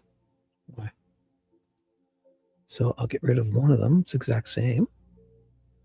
I hope this is what I'm sharing. I have to double check. Oh, yes, it is. So I'm going to read this on another screen. Seems the whole time they're talking about this. I'll get rid of this dumb banner and the chat too. Just for this segment. Chat goes. And where's that ridiculous banner? I'll get rid of it for a second. It doesn't help. Yeah, I might as well have it there because it actually looks better because it covers the controls. So scratch that. All right, perfect. This is what they're talking about down here. So if you can see right here is where 625 comes in. Weber's Drive comes in and starts. Goes here. This is the bridge. It goes under the bridge up to his home. And then they're talking about probably coming along here or here. I'm not exactly sure which ones they're living. There's a house here. There's a house here, I think. There's a house here. And I'm pretty sure Weber scooches across and gets across a cornfield or something to go into here. It's like a dirt path that comes in here, connects this. Or it goes this way. I'm not sure. Maybe it goes right through to this. I don't know. They do talk about a dirt path. So this isn't, I guess technically it's there to get to his house, Weber's, but obvious. I've heard them talk a million times about getting out of here. There's a cornfield and a dirt path. So if anyone knows exactly, I'm not quite sure, but that's what we're going to be talking about. And so I'll pause and I'll refer to things and let you know. So I'm on a whole other screen. Everything looks great. Everything's perfect. So let's do that again for the people. I'm way off on another screen. So trust me, this is what's best for you people. This hurts me more than it hurts you, but it's for the good of mankind. Where did I end off now? Never read the screen. Way, way away from me. Okay, I'll zoom in a bit. Perfect. So, all right. So we've been talking about, so our house is at the end of 625 West. Got to be their house there, right? Or the end of 6. Could be this one. This. I'm not even sure. So, and then what's the next thing on 625 West? It's a lane that goes down to an individual's house. Who's that individual? Brad Weber. All right. So as I'm driving down 625, would your house be on the right or the left? The left. Okay. And so your house is the very last house on the left because before you get to Brad Weber's driveway. Is it a driveway? What would you call it? A lane? It's a lane. Okay, so hers is the very, so she's over here probably. Wait, yeah, it comes here. There's a gatekeeper that lives here. Sounds like she's over just down out of the picture probably. If I had better photos, I probably could show you, but she's before you get there. And there's a gatekeeper. So right when you go on this little part, if you can see, there's a gatekeeper that lives right here. Then there's the whole shoe trees around here somewhere where they're throwing all the shoes on it. Here's the road, the thing. Here's the bridge. This is the bridge. The pathway goes across. This is where down the hill happens. Here's Weber's. Okay. So how long have you lived at your house over there? Oh, sorry, I missed a line. A lane. Okay. It's a lane. It's quite a bit of it is ours. And then they have easement. Oh, okay. And how long have you lived at your house there? 48 years. Did you say 48? Mm-hmm. 48 years. Okay. And do you know the Webers? Do you know the Weber family? Yes, of course. Oh, God, of course. They've been there for 48 years. Probably know them too well. And there's been talk about a gate somewhere there. Is there a gate there? There's a gate on our property. Yes. Okay. Is that on your property? Yes. Oh, so maybe she is the one. The gatekeeper. Is the gatekeeper her husband? There's somebody who's a gatekeeper. So to keep people from going down the hill. All right. Down the hill. What's the purpose? Keep people from going down the hill. All right. Trespassing. Trespassing. Going on to the Weber's property. Half of it's mine. Half of it's yours. I'm sorry. All right. Baldwin's like, half of the property is yours. Can you describe for the jury kind of what else is around there? Oh, so I always thought also that maybe this is hers up to the bridge, and then this is his. It must be how they have it split. Like the creek was what splits it.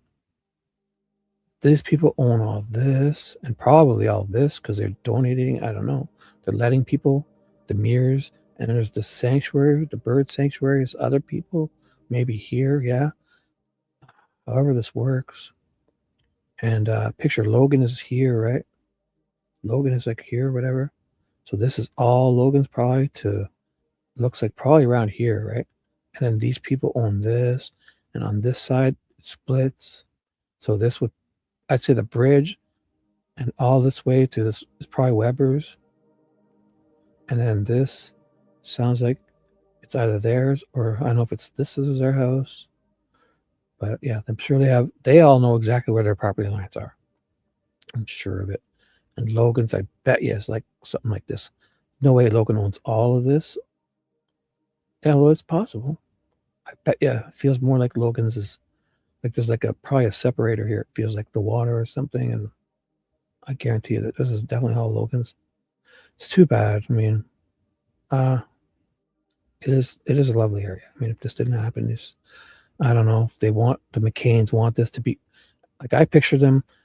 The McCains, if it didn't happen this way, they would have tried to scoop this up and then turn it pathways, have pathways like a whole jungle gym for them to play on.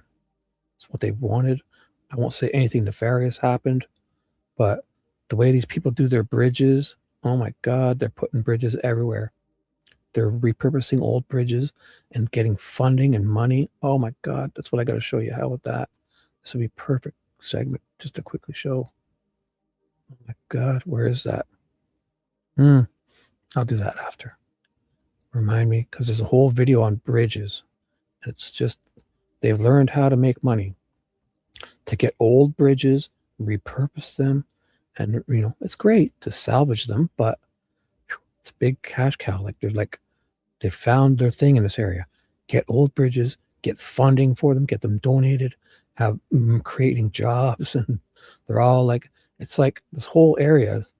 It's like a with the canal system and that. It's almost like it's an amusement park, and each person's home is them standing out there like a ticket collector and come on in and you learn to churn butter and learn going to they've really, I mean, it's great that they're doing stuff, but they really turned it into like an amusement park, it felt like. But so let me continue reading. So half of it's yours. I'm sorry. All right. Baldwin to Teresa Liebert. Can you describe for the jury kind of what else is around there or here? I can tell. I don't. Can you see that? Would you mind stepping down? Judge, is that okay? As long as she's by a microphone and we can hear her. Yeah, sure. Your microphones. Excuse me. Oh, okay. I just kind of hiccuped or something. Oh, go ahead and step down. I just want the jury to kind of see where you're at. Diener jumps in. Mr. Baldwin, that mic is not on. It has a button at the bottom. Other way. Oh, what did you say? This mic is... So Baldwin can't hear. This witness can't see. Diener, there's a button on the bottom. You have to press it to turn it on.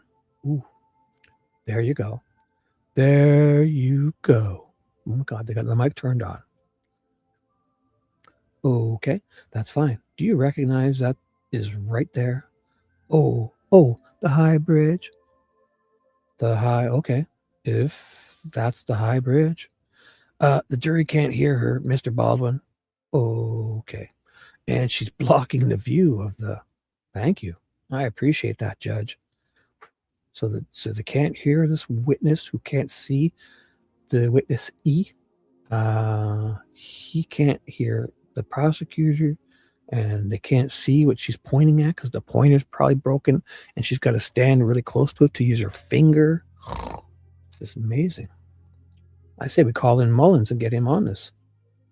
So thank you. I appreciate that, Judge. Thank you. Here, come here, Teresa. Oh my God, I'm sorry. Would you stand right here? We need you to. Okay. Is it okay if I position you? I'm sorry. So he's got her by the waist. Oh my God, it sounds like he's positioning her. Like, may I teach you how to swing? When those creepers reach around and that's how you swing the golf club. I'm just kidding. All right. Got her. He's positioning her. So here we go. Try to speak out so she's very quiet so the jury can see you. So what is this right here? If you know, this road right here, this lane right here, I'm not sure what they're pointing at, but I'll point around here somewhere. She says, well, that would have to be the lane we're talking about. That would be my house right down there. Okay, if I point to it, let me know. Is this what you're pointing at? Yeah. So this is your house? I would point, but I'm looking for more info. I assume that's it. What? You've been there 48 years. So he goes, so this is your house. And she goes, I assume that's it. Wow. So she assumes it's it?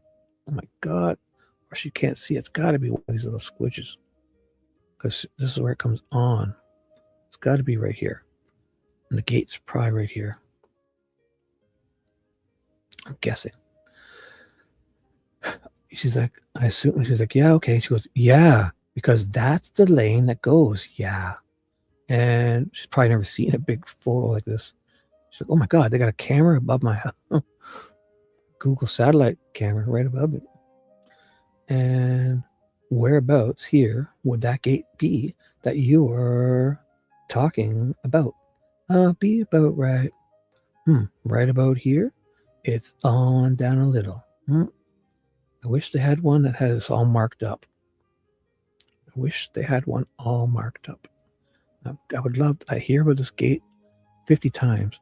And the person is the gatekeeper who has a wife who he was questioned. He did a deposition. I forget the name. But there's probably two houses here. Or she's the one that before it goes on. Or she's the one here. I don't even know. I want clarification if anyone knows. Yes, blind witness. Nobody can hear them. He's leading her. Mics are off. It's a mess. Goddamn mess. And Moon Man Steve Mullins is probably at fault for all of it. So right there. So, okay, so how often does Mr. Weber, we'll strike that. How many entrances are there to where Mr. Weber's house? I don't know, because I can't. She has no idea. If you go on this lane, there's the high bridge. Okay. If you go on this lane, there's the high bridge. They're pointing here. Okay. It must be in there. Is that it right there? I really don't know. I haven't been back. Oh my goodness. Have you ever been to his house? Once, but I don't recognize any of this. So they're talking about this. She's never been back. She could be here. I don't know. And that's, she doesn't recognize any of it. Oh my God. And that's fine. How many entrances is there to the Weber's property? He made another entrance out because I wanted to keep that gate closed. And in the wintertime, it's not safe to be on another way. So he made another entrance out of this way. So he made that dirt road across a cornfield. I know that. So he has another entrance out this way somewhere. Yeah. All right. Let me see if there's anything else I want you to note. Okay, Max, is it possible to move that up a little bit so that the other way. Oh my God, this is not going well for Baldwin. Is that as far as it goes? And Max Baker's jumping.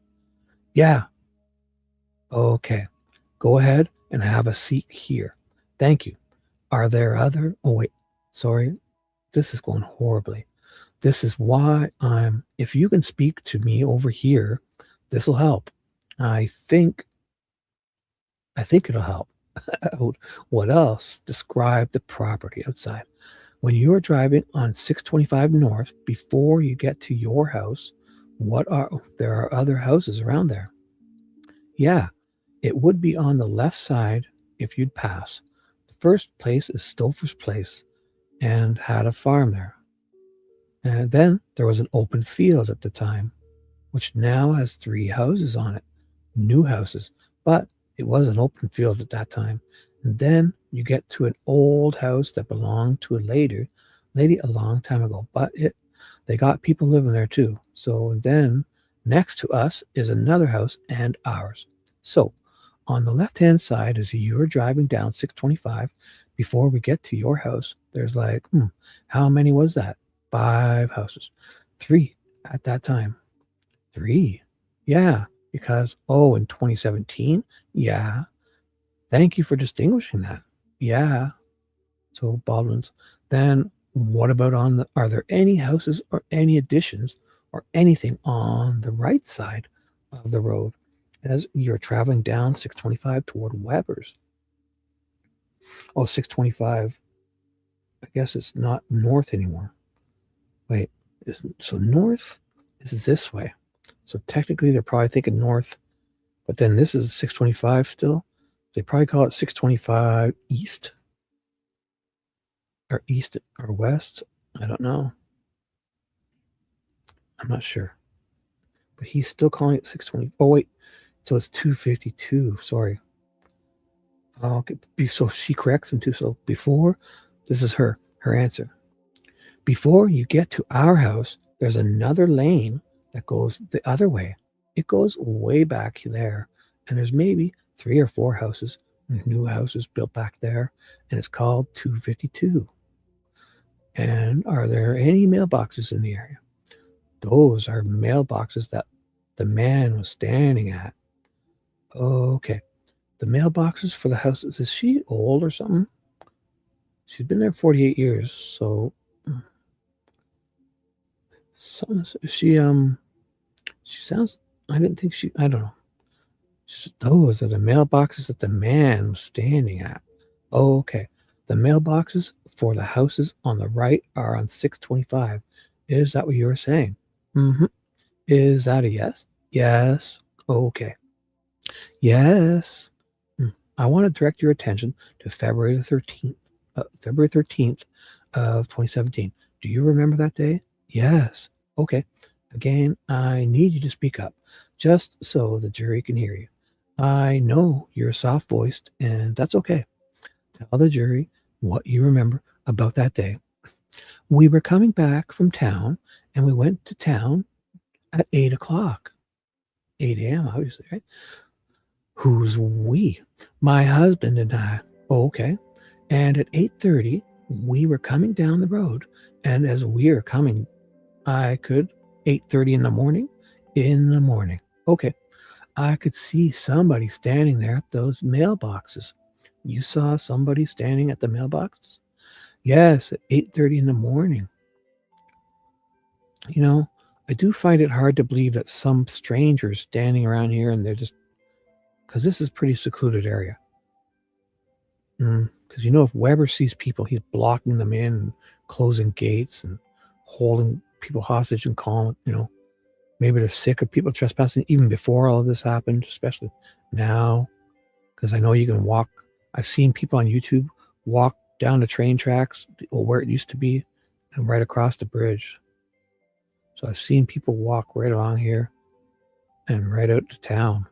So that's where the train tracks, you can see it's a curve. It's forest. When you look down, you can look at, I see it all the time on YouTube. So they're probably sick of it, especially now.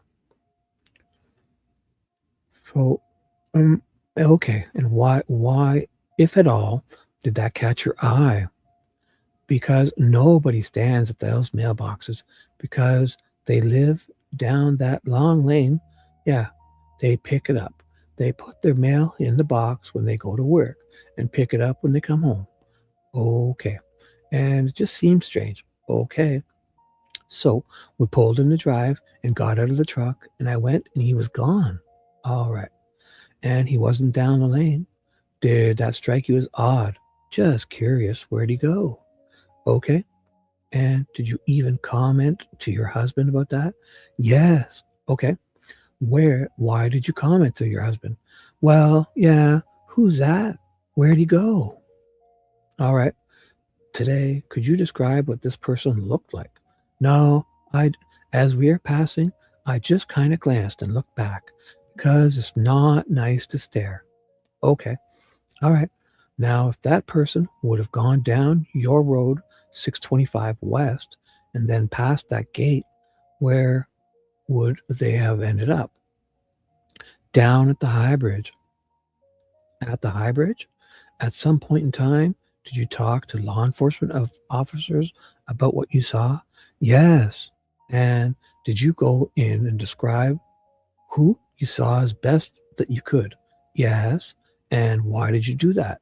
Because they could, when the girls went missing is when that happened, why did you think it was important to let the law enforcement know about this person that you saw? Well, because they asked us if there was anything strange. How long of a walk would it be from your house to the High Bridge? Half a mile. Oh, okay. So if you had to walk, maybe not you and I walking, but like I walk it, younger person, it's a good walk. Yeah. Yeah. Okay. If you walked it, yes, I have walked it several times. Okay. Did it take 5 minutes, 10 minutes, 15 minutes? I don't know because I'm goofing around. I never, Okay. It's not too far though, is it? No. So she doesn't even know time because she's probably stopping and looking at things and picking raspberries like I would have done and getting off course and looking at birds, like a normal person, having a stroll. Baldwin. All right. I have no other questions. Mr. Luttrell. Questions by Mr. Luttrell. Good afternoon, Miss Liebert. About later that afternoon, about 4 o'clock or so, there were people knocking on doors. There were girls looking for somebody, right? 4 o'clock. What? What?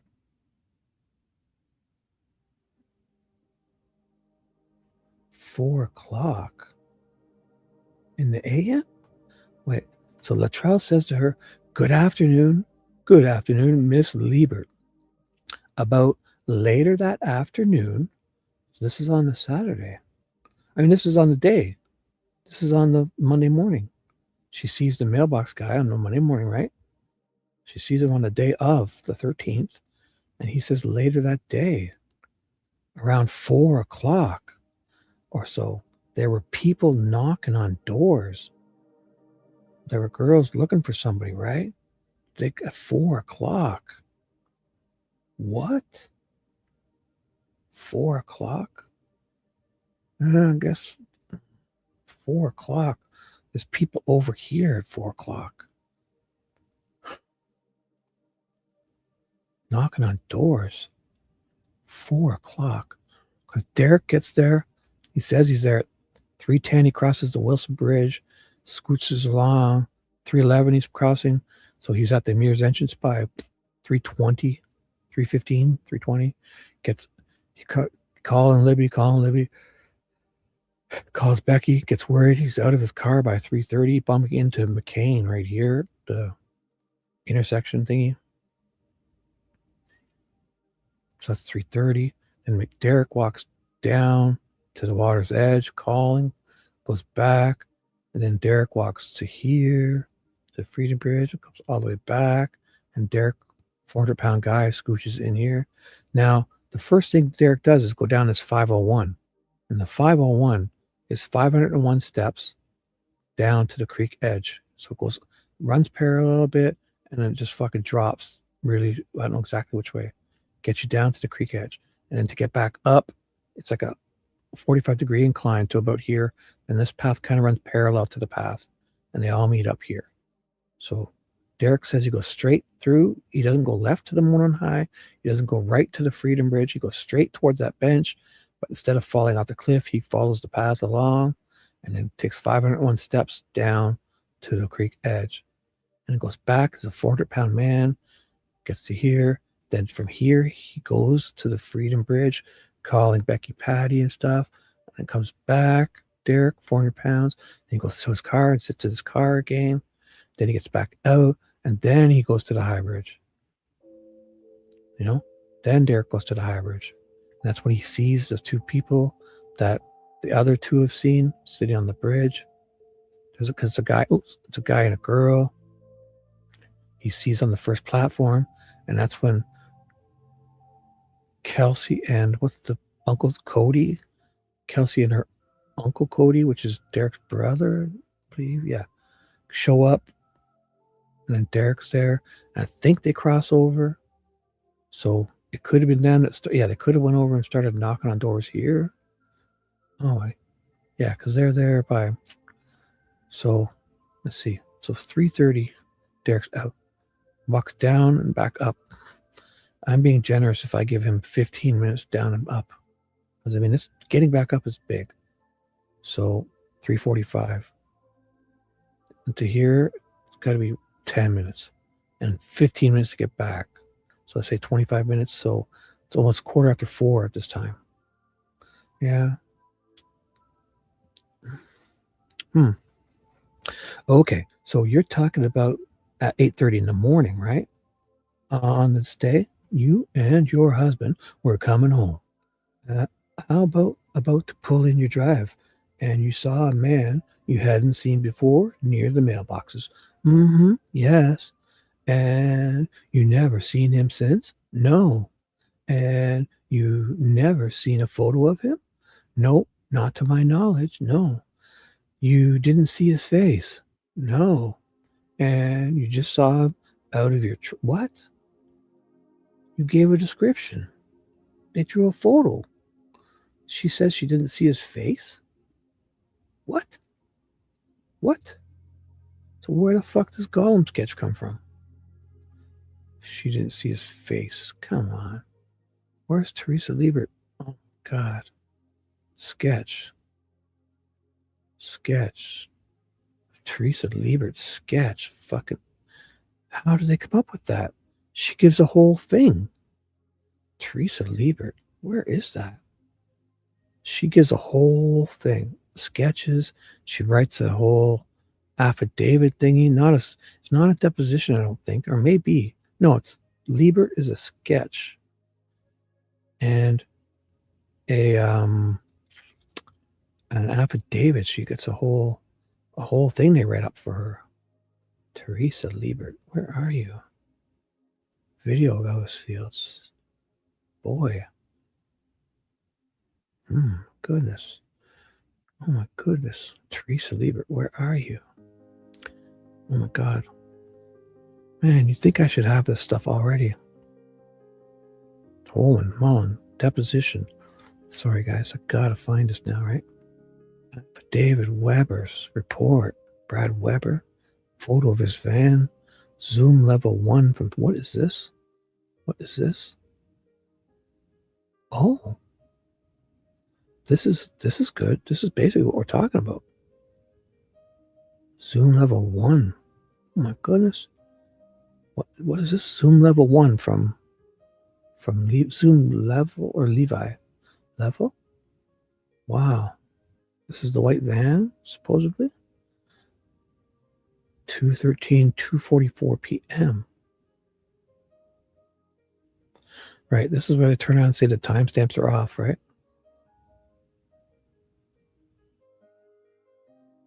My goodness. So which one was that again? Jesus, I should know. Missed those ones. Zoomed 3A clips. Oh, I missed all of these. I should have used these when I was talking about Weber. And that was a YouTube video from, I think, somebody's YouTube account. Surveillance video from there too. How did I miss this? Oh my God. This is from so this is basically her house here. So Weber, this is not near the Hoosier Hardware Store. This is way on the other side. So this is that area. This is where Weber's house would be. But so this is that road that goes straight to 625, goes to this way. And then that road goes under, and then the bridge is way back there. So we're supposed to see Weber's car. Wow, this is way back. Weber's van's supposed to drive by here. They got timestamps. Oh my goodness.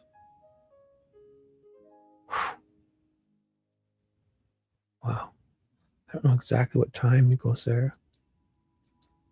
But I mean, this is weird. Either way, I think they turned around. They must have said these timestamps are wrong. Because I remember something about this. Like, look, if Weber's van passes in this video, he's not there at 2:30 like they said. It's 2:45. Man. So there's the affidavit, emails. No. Zoom level 1. So the photo of the white van is not there. Oh, it is in here. Oh, finally, I found it. Oh my God. Ugh. Look at this van. Fuck, stay away, kids. Oh my God. Look at this thing. Man. Is that like a limousine extension? Is that normal to have that? Looks like they put this on. It looks like it's added. Holy fuck. I found it. So we got this. Emails. We don't need this. We don't need this. Photo of the white band. Got this. Got the zoomed ones. Brad Weber's report. Oh, thank you so much. This is what I was looking for. This is what I've been looking for days. This is the report that he said to the, I guess it's going to be the one that he wrote for the FBI guy. Weber has been staying at his parents' home in Delphi. Subject name is Brad Weber. The home overlooks and is adjacent to the crime scene. Significant developments. 2:02 time card leaving Subaru of Indiana at 2/13/2017. Weber's phone pings to his parents' address overlooking the crime scene initially at 2:50 p.m. and repeatedly pings around until 11:55 p.m. Gaps. Did anyone else reside with Weber at his parents' home in the time surrounding the homicide? Does Weber have any physical ailments? Does Weber have any connection to or prior contact with the victims? Unclassified, law enforcement sensitive. This is to certify that on or before January 20th, the foregoing defendants, 2025, Exhibit 3E was served on all counts of the records by Baldwin. Damn it. So this was January, oh, I can't see. So it says March 3rd. N.A.N. and Abigail Williams. So Liberty German, they blacked some stuff out here. Defendants Exhibit 2, unclassified, law enforcement sensitive. Liberty German and Abigail Williams homicide investigation. Subject information sheet, March 3rd, 2017. Background check of Weber. January 20th, 2025. So March, so within weeks, right? They're doing background checks on Weber. You know, the first guy, Mitch Catrone. Oh, hey, Cheyenne, what's up? Sorry, I'm not paying attention. Here I am just talking away to myself. Oh, my God. Hey, when did you get here? That was probably a long time ago, eh? Oh, it's just now. Hey, Cheyenne, God, your fucking video is amazing, dude. Holy fuck. Did you guys see that? Dewey. Cheyenne. Oh, my God. You guys get a chance to watch. It's an hour or so long, right? But, oh, my God. Dude. That was a great video, man. Your latest one? I know, right? I fucking know, right? You humble man. humble, modest young man. Oh my God. If you want to put the link in here, because I'll finish looking at this, because I found some stuff. I was supposed to be leading Teresa Liebert. But I was looking for something, but then I found all the Brad Weber stuff I've been looking for. Oh my God. Supplemental reports for Logan. I've been looking for all this stuff. Did they maybe update this? Oh my God. Fucking Logan. Oh. Man. Oh, I don't even know what I'm reading here. Oh my God. Oh. Triggered. You love when you see triggered. These systems, Kathy Shank is triggering stuff. Like, come on. Oh, sorry. Maybe I shouldn't read this, eh? I'll skip that for now. I didn't know. Oh boy. Let me know if you mysterious woman's still here. I don't even know what's going on. Affidavit of Stacy Eldridge. Oh my God. I skipped all this, didn't I? Over 18. Stacy Eldridge is the one that helped for the defense, right? And yeah, like they celebrate stuff for the defense, right? Yeah, Eldridge, yeah. So, counsel for, yeah, she's for the man, yeah. So that's just her qualification, so I don't need that as much. So what was I looking for? Oh, I was looking for anything Teresa Liebert because she had her, and I got distracted. Never again. Teresa Liebert. Only Teresa Liebert. Because I know it's here. The photo of mailbox, Lord of the Rings, Gollum. And like a picture of the area. I think there was something I was looking for. I totally forget now, but definitely that video, not the video, sketch. Oh, Teresa Liebert's affidavit too. I've seen it a million times. Just every time it's wild. It is wild. When I want things, I never see them, but I fucking find everything I'm not looking for. That I once was probably looking for. Topographical map. Marked up. Teresa Liebert. Teresa Liebert. Don't fall for it. Teresa Liebert. And anything Cheyenne, which is UU or VV, Cheyenne Mills, is what I'm also looking for. Sorry, guys. Related to Tobe. Cool. Awesome. Oh, Blogspot. Yeah, drop it all, bro. Anything you want, the Blogspot. It's great. I would go there often. I saved all the photos from there, I think, so I can trying to do better to just in situations like this. I want to be able to recall things that I'm talking about. Then when I get stuck on it, looking for it, and I never find it, then I start finding everything else I was looking for another day. It's like I see everything I'm not looking at. I hear everything I'm not listening to. I find everything I'm not looking for. Oh my God. Fucking neurotic mess. I'm sorry, guys. But I think it has its, it definitely, for me, as much trouble as it's got me in, I think it's provided me more good than bad. So I'll stick with that. Like for every three things I fuck up with my neuroticism, I think for 7 things I make this world a better place. And when I do, we avoid stuff and nobody knows. And then I just look like an idiot. But I help, I think. That's the way I look at it. Because when I do my stupid shit, I prevent things from happening in my family and friends. And then all they remember is the stupid shit I did because I prevented I am a hero. I'm just kidding. Teresa Liebert, where are you? Where are you, young lady? Brian Bonner, photo, Libby's. No, this is all the Cecil. Oh, Betsy Blair. No, Bree Wilbur. No, Teresa Liebert has to be in here, right?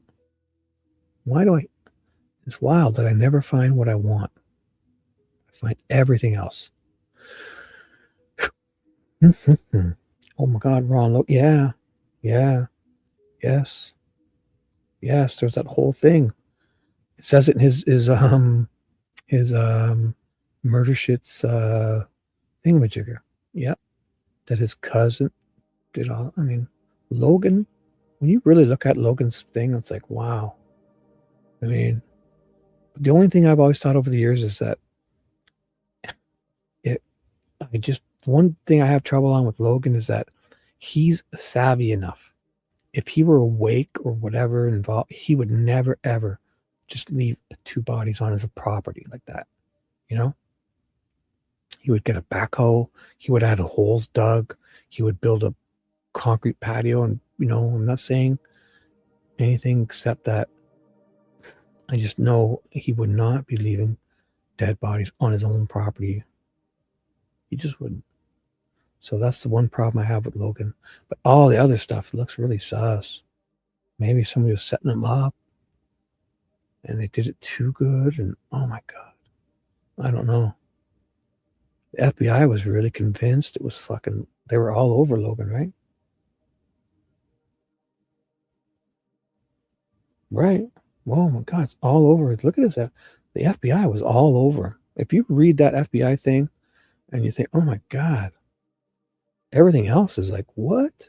Like the FBI says the girls were dropped off at 1 p.m. The FBI says a whole lot of stuff in that Ron Logan PCA. But yeah, I mean, when you think about it, like there's everything for me except I just know a guy like that wouldn't put him on his property or leave him there. Just wouldn't. You'd fucking put him in his truck and drive. I don't know. I don't want to be rude or insensitive to the girls, but you just don't do that and leave them on your own property. You just don't. Especially if all that, if you had time and it, nobody's even there. I don't know. Just, it didn't happen how it went down. If Logan's involved, then they probably conked him out or got him drunk and then did the rest to set him up. I don't know. It's on his property, but the whole PCA, he did a few sus things. If we didn't believe all of that, because these people are changing timestamps and setting people up, saying this bullet went through this gun and now it went through this gun, and we're matching them up, striations and tool mark examiner. If you fucking take a fork and stab a banana, I can tell you which fork did it. And, oh God, anything harder that makes an impression on anything softer is a tool. She's not just ballistics, man. She's full on tool mark examiner. She knows the processes of tool and die making. She knows the how factories just in time services, factories in Europe and construct the line, the milling, the drilling, the shaving, the head, the whole tool and die process. She's anything harder in any continent or country. She looks at magazine articles, watches videos, and then she's fucking this CAD report is awesome. This fucking CAD report is amazing. Man, this thing is amazing. It shows so many goddamn weird inconsistencies. This is the one I love. At 6:06 p.m., almost say 6:07 p.m., 3 hours ago, a photo was posted on Snapchat by the High Bridge. So 6:07, what was 3:07? They're saying the video was posted at 2:07. But somebody on that day said at 6:06 p.m. that 3 hours ago, this photo was posted at Snapchat. But they're trying to push it off as 4 hours ago. And when you're looking for, you don't get these, I don't know. There's so many inconsistencies in these times, and like the first guy shows up, they're talking to Mike Patty, but they don't know the name of the other girl, Abby's last name, right? So Liberty German, so they're 13, so they're calling up and saying Liberty German is missing. They dropped her off at the trails by the bridge. She has short with blonde hair. Probably short, I don't know. They dropped her off with her friend, Abby. They do not know her last name. What? Mike Patty's calling in and they don't know Abby's last name. Dropped her off at 1 p.m. Like, this is the day of. This is the CAD report. This is what, they're calling 911. Mike is being forwarded to Mitch Control. Mitch Control is going over and banging on Weber's door here at this time. Mitch Control is out at the bridge at 5:45. He's underneath. He doesn't even go talk to Mike Patty and them. He goes straight to the other side. And he's banging on Weber's door, and Weber's answering in a fucking robe. And his white van is probably sitting right there. And oh my God. I think R.L.'s the one that kidnapped this girl. Then they dumped him on his property, double-crossed. Yeah. If he's involved, he's not there at the end. It's like, yeah, they're involved. And then if anybody, they wanted his property or they wanted the trail. I don't know what he's just, you know what I'm saying? I think anyone can think about it. Like, he's obviously savvy enough. Nobody would be leaving. No Elvis, nobody would murder those girls and leave them on their own property out in the open like that. They just wouldn't. You would have either, if you're planning this, or even if you did it, you would have started digging a hole with a shovel. You would have fucking rented an excavator and had a hole. You would have rented a little bobcat. You would have built a cement patio and had something underneath and then lifted the patio blocks up. I mean, you just wouldn't. You wouldn't even leave them on your own property when you got a truck, and none of it makes sense. So if he's involved, he's got a lot of suspicious things. I mean, these CAD reports, oh my God, there's so many things wrong. And then, so I'm not going to get distracted. Teresa Liebert is what I was looking for. No, I'm going to close that down. I can't handle it. Can't take it. Triggered. Oh, I'm getting rid of this. I don't need any triggers. I've been triggered. Fuck Weber. I'm keeping that up because I'm going to save that. Man, they might have updated these too. Because I don't remember seeing that unless I've just missed it. Cecil's timeline. Ugh. So I need VVV and UU. No, VV and UU. Man. Liebert, where are you, young lady? Her affidavit, it's like in the beginning, no? Forget it. I quit. No more rabbit holes ever except this very last one. This very last rabbit hole is all. Never again. Never again. Liebert. Only Liebert. Where are you? Liebert. Oh my God, I'm an idiot. I'm going to move on. I should just continue reading. So I'll put that back up for you guys to see, to look at the photo. Where is it? It's down here somewhere on my other stupid screen. Boom. Let's just do that. I should read and get ready to start the next show. This has been pretty good stuff. Been pretty good considering I think people were distracted. I usually get more people here and put them to sleep, but they had other places, which is good. Can't expect everyone. Oh, look at this one finally shows up. Ugh. Look at this. Oh, she took go live, and then never shows up. I'm like, I'm only kidding. Hey, Nicole, what's up? Show's about to begin. It's 5 hours and 45 minutes in. So basically what I'm doing is I'm reading Teresa Liebert's talking about seeing mailbox guy, and I'm reading it and showing you this at the same time. And they keep describing 625 and Weber's is here and the drive, and they keep describing he's made a path in here through the cornfield. He's got a dirt trail to get either out here or he goes through here somewhere. He gets out here. I don't know exactly where, but he's got a dirt trail and he cuts through a cornfield or something. Probably this. And he gets out to here, I'm guessing. So Weber gets out here, especially because it's wintertime and it'd be bad. If there's a big snow, it would be bad. So anyways, we're almost done. So not to my knowledge, so she didn't see his face. That's what bugged me. Baldwin asks, sorry, this is Luttrell. Sorry. Luttrell is talking to Teresa Liebert, and he says to her, and you never seen him since? Like the guy at the mailbox, she says, no. And then Luttrell says, and you've never seen a photo of him? No, not to my knowledge. No. You didn't see his face? No. What? How can they say this? She gives a description of a guy not wearing a hat, Teresa Liebert, right?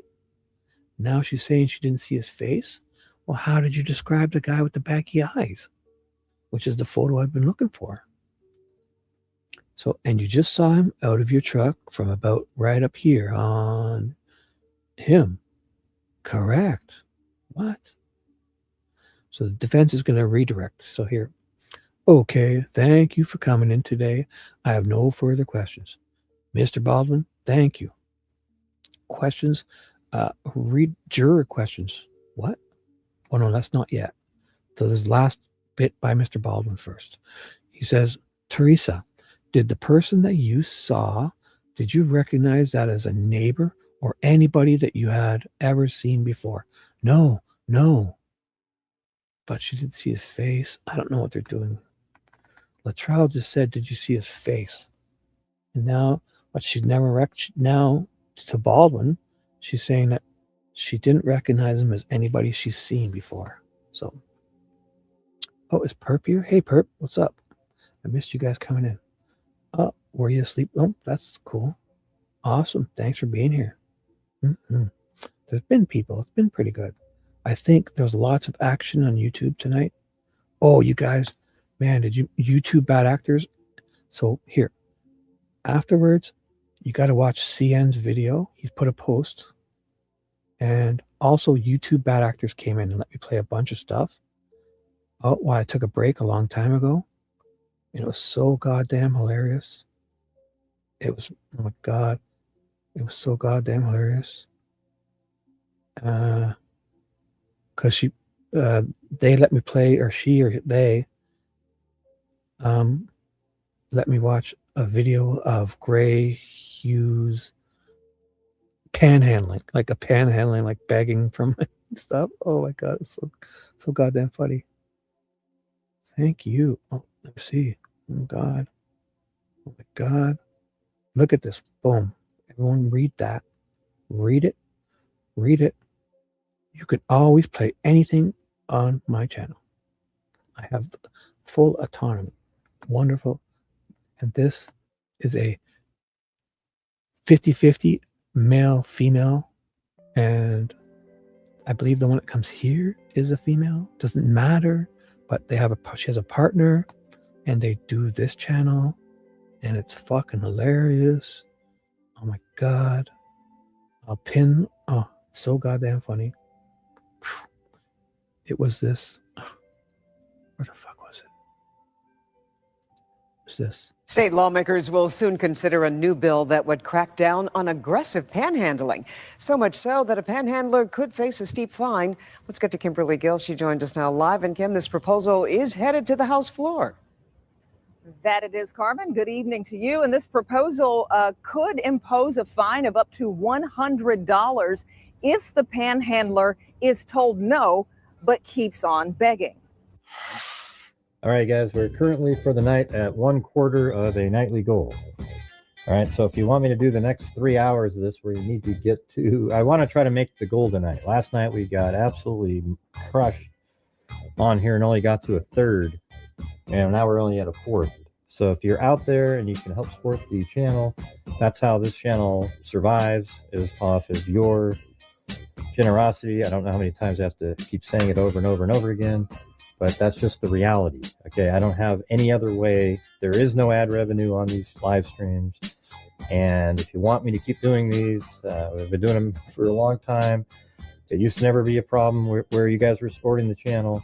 All of a sudden it's become where it's an absolute struggle on a nightly basis. And I don't want to have to deal with that. Okay, I could sit there and just make like 3 or 4 videos a day and probably do equal. State lawmakers will and not do live streams, but one of them has to give. Okay. Now I always try to explain to people, and they always go, "Oh, great, that's just stupid." No, it's a perfect example, but you don't want it to be, so you say something. So it's not. It's the same mechanism, except you would. And the reason. So it's that video. I won't play the rest of it. It's 8-9 minutes long. It's so goddamn hilarious. You got to check it out. And CN, if he's putting a link to his, oh my God, CN, that was a great video. I'll put it in, or has he put it in? I'll double check. It was such a great video. If you get a chance to go and watch, give me 1 second. I'll find it on my other screen. Where are you? Where are you? I'm finding it on my other screen. So that link I just put was to that video of YouTube bad actors. And I'll find CN's latest creation. It's, oh my God. This is he's going to win an Emmy Award for this, I think. Wait till you see this. You can watch it now if I bore you, or keep it for later. Oh my God. It's an hour and something long. Oh my God, it's amazing. It's going to get a bazillion views. Oh, he's going, what is that? Wait, upcoming. Oh, he's doing a premiere on it. Oh my goodness. So videos, must be that last one, right? Yeah, it's got to be. Yeah. Somebody knows. Is this a documentary? I'm not even sure which one it was that I watched. Yeah, it has to be that one. It's an hour and 40. Yeah, it's definitely this. Right? Right. Yeah, it's definitely this. I've liked it. So I'll give you a quick sneak peek, but I'm not going to show it. You guys are just going to go and watch it on his channel. This one, it's called Somebody Knows. I'm not going to play it, CN. Amazing masterpiece. I'm just going to share it. I've liked it. Subscribe to this young man. This is a masterpiece. 1 hour and 45 minutes long. It's like a motion picture. I'm sharing it, but I'm not going to play it because if you go now, I would understand. If you watch afterwards, oh my God, this is fucking amazing. Oh. How about I do a teaser? How about this? I'll do a teaser and I'm not going to play it. I'm not going to play it. Teaser. I'll show you 10 seconds. Oh my God, you have to. If you went and watched this now, I would totally understand. Oh my God, what's going on? It's playing. Did I do something? Oh, copyright. Oh, is there volume? Yep.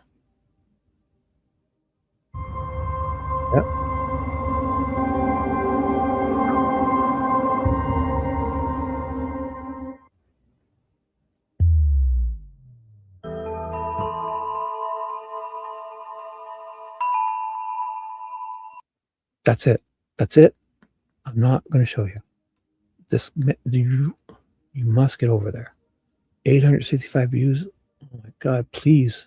Oh, he says, oh, let's read it. Please share. Director's cut. Call to action. Oh, even a Canadian can help out. Oh my God. Oh my God. He's got a whole thing. Oh my God. I'm not going to play it. Hour and 45 minutes. It's a must watch, guys. I'll just show you parts of it. It's a must watch.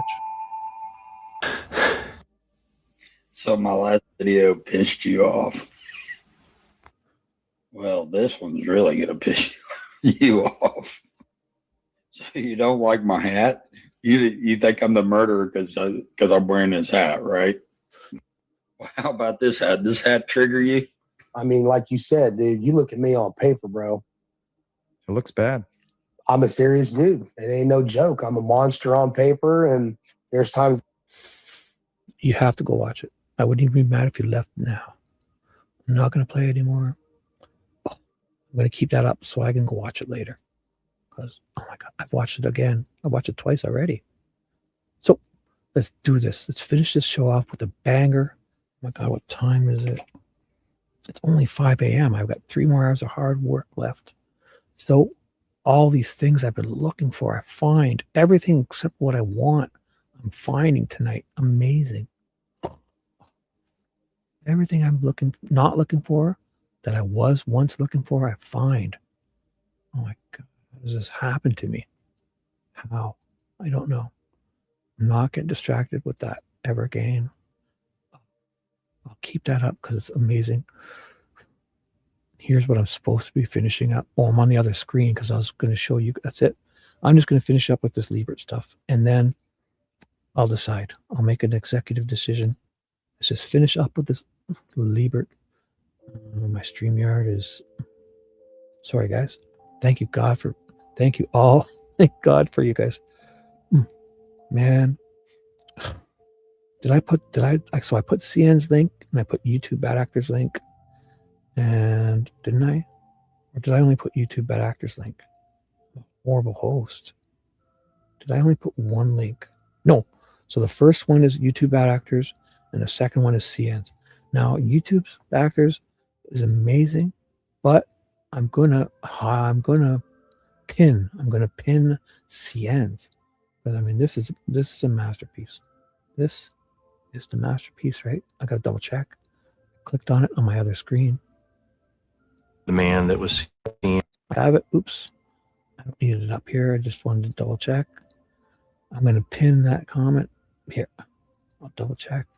Pin. The one that's pinned is that one. Boom. This is a masterpiece. Goddamn masterpiece. All right. So I'm going to finish this for the people. So I'm on page 11 of Teresa Liebert's transcript of 14 pages. So they're at some questions now. So the question by Mr. Baldwin was, Teresa, did the person that you see, did you recognize that as a neighbor or anybody? that you'd ever see before? She says, no. So thank you. Latrell, nothing. Does anybody on the jury have questions for Teresa Liebert? So the jury, they do. They're going to decide if they're going to ask these questions. Questions number 1. February 13th, there's no school that day. Could you possibly have seen a high school student by the mailbox? There's a good question from Baldwin. No objection. So they finished. There's only one question. They agree they're both going to ask it. The sidebar's over. Gull is going to ask the question of this young lady. Read by Gull from the jury. February 13th, 2017 there was no school that day. Could you have possibly seen a high school student near the mailboxes? No, it was an older person. Older person? Any follow-up, Mr. Baldwin? No, Judge, thank you. Mr. Latrell? No. All right, thank you, ma'am. You may step down. Mr. Baldwin, may we approach, Judge? Yeah, thank you. Sidebar. They started a new sidebar because it's the afternoon. He says something inaudible. So I guess I'm done this so I could bring it back. So here, get rid of this. I'll get back to so you guys can kind of read along with me. I had this on another screen, but let me do this. 1 second. Gotta fix this. Oh, it's over here. Sorry. It's this one. Boom. Sorry. And this young lady needs to leave. All right. So perfectly. So we finished up her, and they're going to say this. So may we approach? Yeah, they're going to have a sidebar after Liebert's done because it's the afternoon, inaudible. Oh, so we're out of witnesses? Yeah. Okay. All right. Well, ladies and gentlemen, so they're done early. They're surprised. Let's see that's the witnesses that we have available for you today. So we're going to go ahead and call it a night. Oh, it's only 5 p.m. though. But they seem like they're, I don't know. Again, while you're going about your business on the rest of the afternoon. No, it's early. It's early, right? On the rest of the afternoon. Jury's out at 5 p.m. Sounds to me like they're getting out early, right? The rest of your afternoon, go ahead, because this is evening. 5 is evening, no? That's the witnesses that we have available. So we're going to go ahead and call it a night. Again, while you're about your own business the rest of the afternoon and into the evening, please remember what I've told you about not talking. Not talking about this case when you're outside the courtroom. You will be under the supervision of the bailiffs as well. So that is not permissible. So we will see you tomorrow morning at 9 o'clock.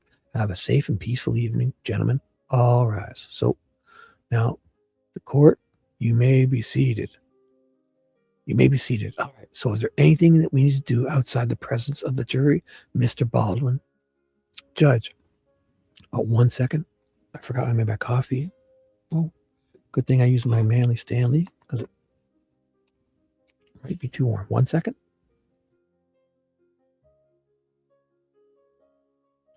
Oh my God, it's perfect. It's perfect. Let's see what we got here. And then we'll let Nicole decide what she wants to do. Let's see what happens. There's only 2. Oh, right. I have the perfect. Look at. I have the writ of mandamus. Not this. No, sorry. I should get rid of this. That's a distraction. That's a distraction. I have the writ of mandamus ready to read. It's only 10 pages because these are from Andrea Burkhart and the relator's brief and petition of the writ of mandamus, whatever it was. And it's definitely on that same day. It was filed on October 31st, which is this day. So when Liebert finishes, that's why I have them open, because I did feel I was going to get done early. So that's what I'll do. Instead of just skipping on to the next day, I should do the responsible thing and catch important things that were filed in between. Sound good, Nicole? Perfect. And what I've done is I've opened up my copies so I can mark them up. You know what? I'm going to read this for you. Okay? I'll do the responsible thing. instead of farting around, I will finish this show up properly. So you may all be, so Judge, I know that I filed a couple of motions related to the third party suspect, and we are having a really hard time right now because we have some witnesses that we're having a hard time charting our course a little bit. And I think it would be, I know you've got a lot going on, and I understand, and I appreciate that, and probably work late, just like we do. Do you have any sense on when that would be ruled on? I just got the latest pleading. It hit my queue late yesterday afternoon, so I started reading it. I have not completed. Okay, the reading of that, and I don't know if the state intends to respond to either of the motions that you filed. Okay, I mean, I don't know, obviously. Judge, McClellan. Judge, I had not intended to respond in writing. I thought we could just address it orally with the court. Okay, when it came to that, I can respond in writing, Judge. No, as Mr. Baldwin said, all our time is a little precious at this point. Yeah, so I was using it for other stuff. Okay, Baldwin, I appreciate it. I just we're trying to assess where we are going to be headed here in the near future. That could have an impact on that. And yeah, just to let the court know, we've had some witnesses that are under subpoena, and we're having a hard time gathering them. But we'll be ready to go tomorrow, and we're going to let the state know who we're calling. So, okay, good afternoon. Good. Anything from the state? Judge, I just saw on the table we had State's Exhibit 314 that was not admitted. I'm going to give it to the court reporter, as I guess the objection was sustained by the court, but I want to have it for your records, so I'll give it to your court reporter. Oh, okay. That was the flash drive? That was the video with the flash drive. Yes, Judge. Okay. Or a flash drive with the video. Sorry. Wait, that was a video with the flash drive. No, he meant, oops, that was the flash drive with the video. Excuse me. Sorry. All right. Yeah, we've been putting all the flash drives in it in individual envelopes so that we don't lose them. Okay. Anything else from the state? No, Your Honor. Thank you. Anything else from the defense? No, Your Honor. Thank you. I know the gentleman will hold the audience until the jury has exited. Yeah, because we don't want people following. Oh. So we can go off the record, and as soon as they let us know that we can open the doors, we will. So 5 p.m. So they're back on the record the next day. So that's it for today. Boy, oh boy, that was Teresa Liebert. I don't think I made any markups. Let's see if I try to. I should save it because I'm not sure. I'll save it with my changes because I don't know what I changed in here. Same name. So I overwrite. Look at me. Yeah, I want to overwrite. Gotta get used to doing that because that means every change I made, which I'm not even sure. I actually did make some changes, so that's good. I did that. Gotta get used to that. So let's do it. The writ of mandamus for anyone still alive. And let's do this. Filed by, let me put the chat back up because I like that. And this is a good angle. This proper zoom. Let me see. It starts to read. Yeah, it's perfect. So as good as it's going to get. I could zoom more, but no. Just leave it. Everything as is. Got my my face, my logo on the top right. I got to make that better. I got to improve that. My mask face. It's just ridiculous. So, anyone still here? Yep. Let's read this. This is the verified petition for writ of mandamus. Sorry, the writ of Matt Damus. I prefer to say Matt Damus. He's not related to Matt Damon, but I think they know each other. They worked on a film or two together. I'm just kidding, but I like saying that. The writ of Mandamus. I don't know why. So when you hear me say Mandamus, it's MANDAMUS. And either there's going to be a petition for the writ, and then there's a relator's brief. Ooh, that's just weird. What? What's a weird zoom lens? So that'll be it. Sorry. So I'm ready to do it. So these things happened 10 pages and 8 pages. So these will be perfect. So Andrea Burkhart. No cameras, no shit. Right? Or no wonder. Wait, yeah, no cameras, no wonder. No cameras, no guff. No cameras, no shit. No cameras, no wonder. This fucking, they don't want people seeing this. Just fucking, I don't know. So Richard Allen is currently standing trial in the Carroll County Circuit Court for the murders of Abby and Libby. This case has captured global attention and interest with tens, if not hundreds of thousands of members of the public around the world praying for this trial to bring justice to Abby and Libby, as well as peace and closure to the families of the victims and the community of Delphi, Indiana. But in spite of this overwhelming public interest and in contradiction to fundamental principles of transparency in court proceedings and accountability of government, the court has cloaked this process in secrecy from its inception. Today, this inexplicable hostility to the openness of the criminal proceedings. Oh my God, these big words. Said these words in forever. A principle enshrined in the First Amendment to the United States Constitution has culminated in the court's decisions to improperly bar portions, yes, of the public from access to parts of the trial. Exactly. What is that distinction? It's the credentialed media bullshit.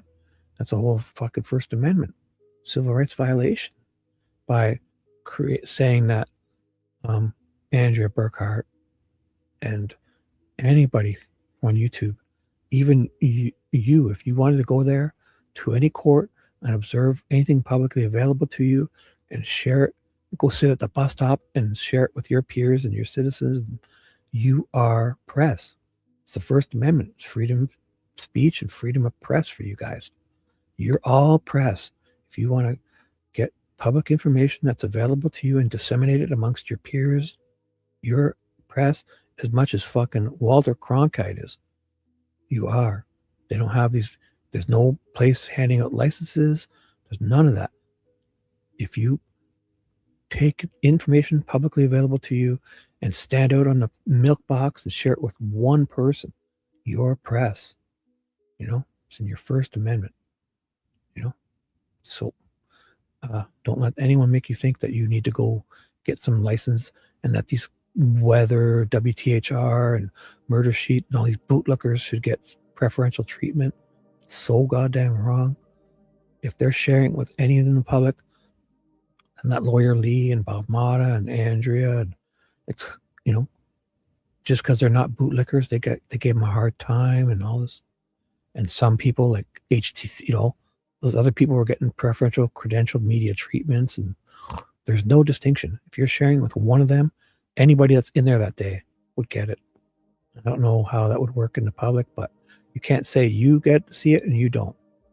And if they're sharing it with those HTC and Murder Sheet, they don't get first dibs, they don't get first cracks, they don't get nothing. They should be equal with everyone that's there at least in the public.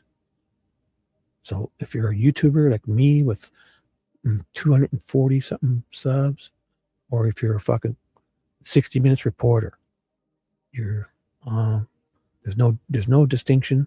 This bullshit credentialed media. So basically that she's calling her out. That's good. Yeah. So and to unlawfully deny public access to court records generated at the course of the trial. So it's all the court, but also there's a whole distinction. So she's denying things like this, but she also made a distinction between certain people, and it's just not so. But also, yeah, she was also giving a hard time just getting them out in total, or burying them, or so many things. I'll probably learn more if I just keep reading. Generated in the course of the trial under Indiana's rules and access to court records, ACR. In this letter, appointing Edmund Randolph as the first Attorney General of the United States, George Washington expressed his conviction that the due administration of justice is the firmest pillar of good government. This petition seeks to restore a small measure of transparency to the trial of Richard Allen. The gull must love her after this, eh? She's gonna have her fucking arrested if she keeps talking like this in public in her kingdom, in her ruling, county, in her little castle. Man, this is the peasants speaking out to the royalty. I'm only kidding. As mandated by the ICAR, so that the public can evaluate for itself the justice that is being administered in the Carroll County Circuit Court in this trial. So let me just drink my coffee a bit. So facts supporting the petition. All right, 1 second.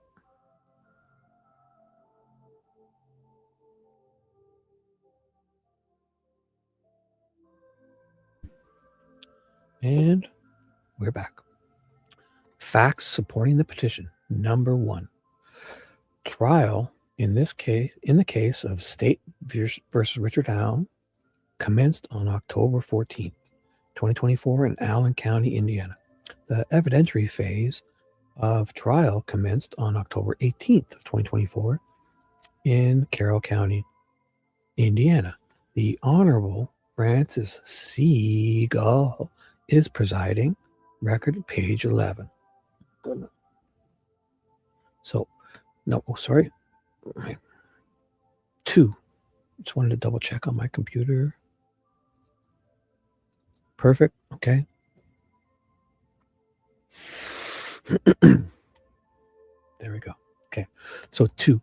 Prior to trial, representatives of media organizations requested access to view the exhibits admitted in the course of the trial.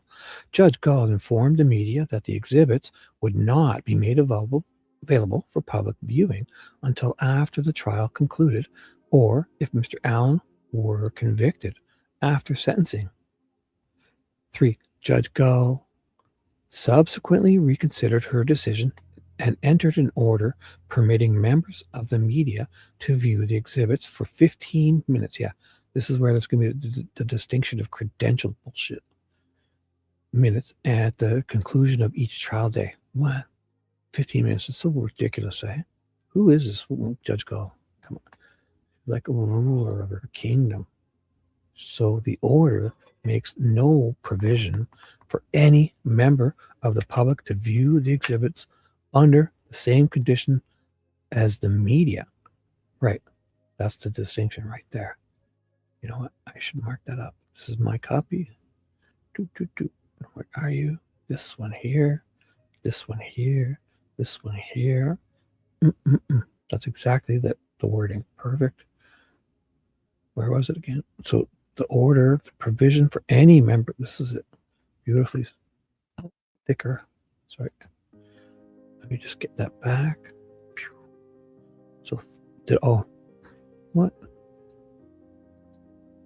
This one. Oh, it's this one. This one. Yeah, sorry. Looks. What? What's happening? I thought I made it bigger. Yellow. Why is it? Oh my God! What did I do?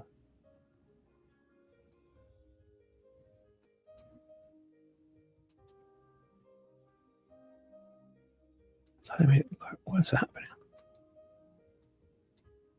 Seems to be so skinny. I want it larger. So I shall shut it down and maybe try to reload it. So I should remember where I was. Oh my God, I'm on number 3. Let's try it again. I choose, it's this one, right? And I have to pick. It's this. It should be a huge dot. It's not. What's going on? Let's make it a small one and change the color.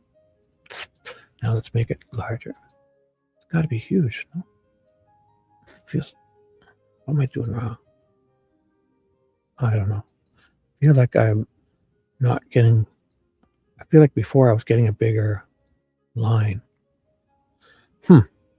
Let's try this. I'm so sorry. So sorry.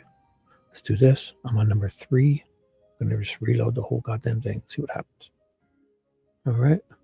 So I'm going to zoom back out. Yeah, something's right. Let's try it again. So if I zoom in the middle one, right? I choose the large one. Then I go yellow. I'm supposed to get a bigger one. Oh, something's not right. But maybe it's just me. It's not this.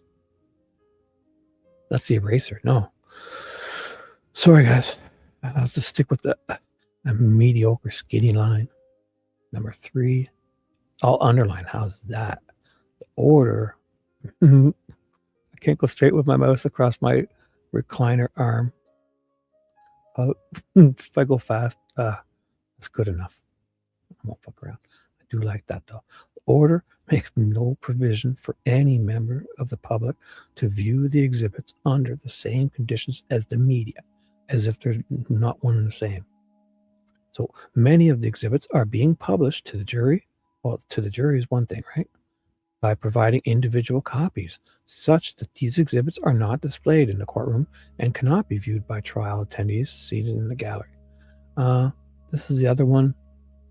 I'm not sure. Like if the jury gets to see it, I don't know. But I think if it's this whole thing, if one other person gets to see it, they can't say that of those people that aren't the jury, that the credentialed media, and then like the YouTubers can't.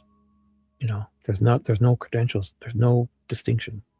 That's part of the problem. But also, they're saying something about the jury. So, 4, I have attended the trial each day as a member of the public. Right.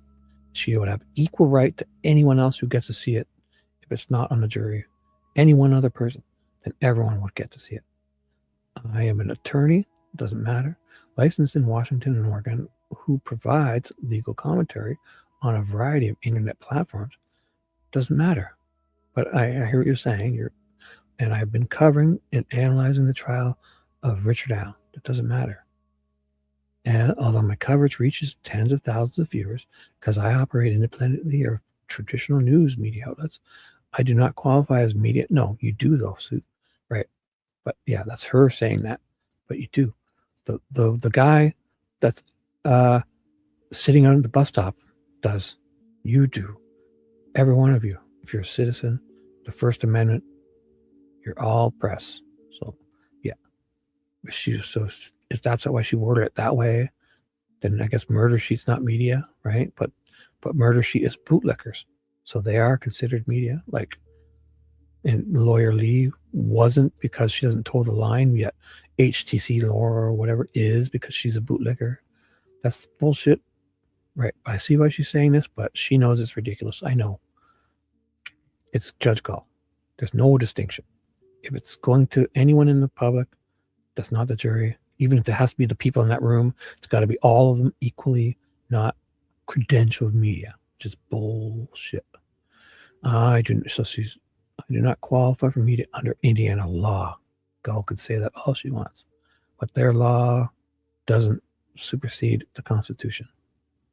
So public attendance, 5. Public attendance at the trial is limited to 24 seats. Yeah, the ridiculousness of this is just because of the extensive public interest in the case.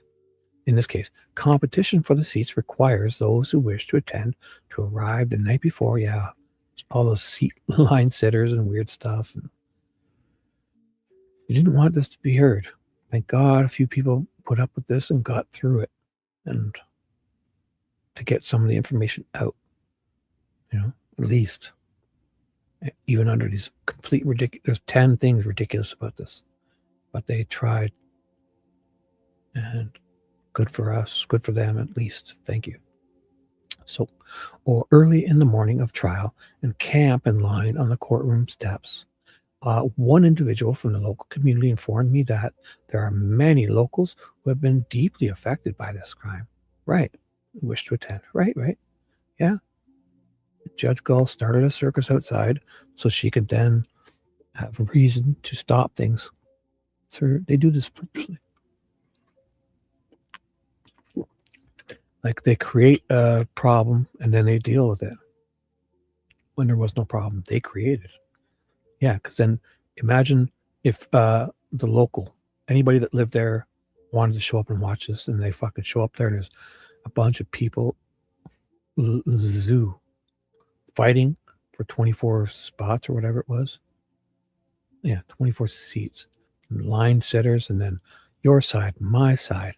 And then the cops are babysitting everybody and then, then they just created these problems to then, like put the cameras in there, and then they could say, the court TV pointed that camera at everyone, so nobody, let's take it all away or something. Just, they do this.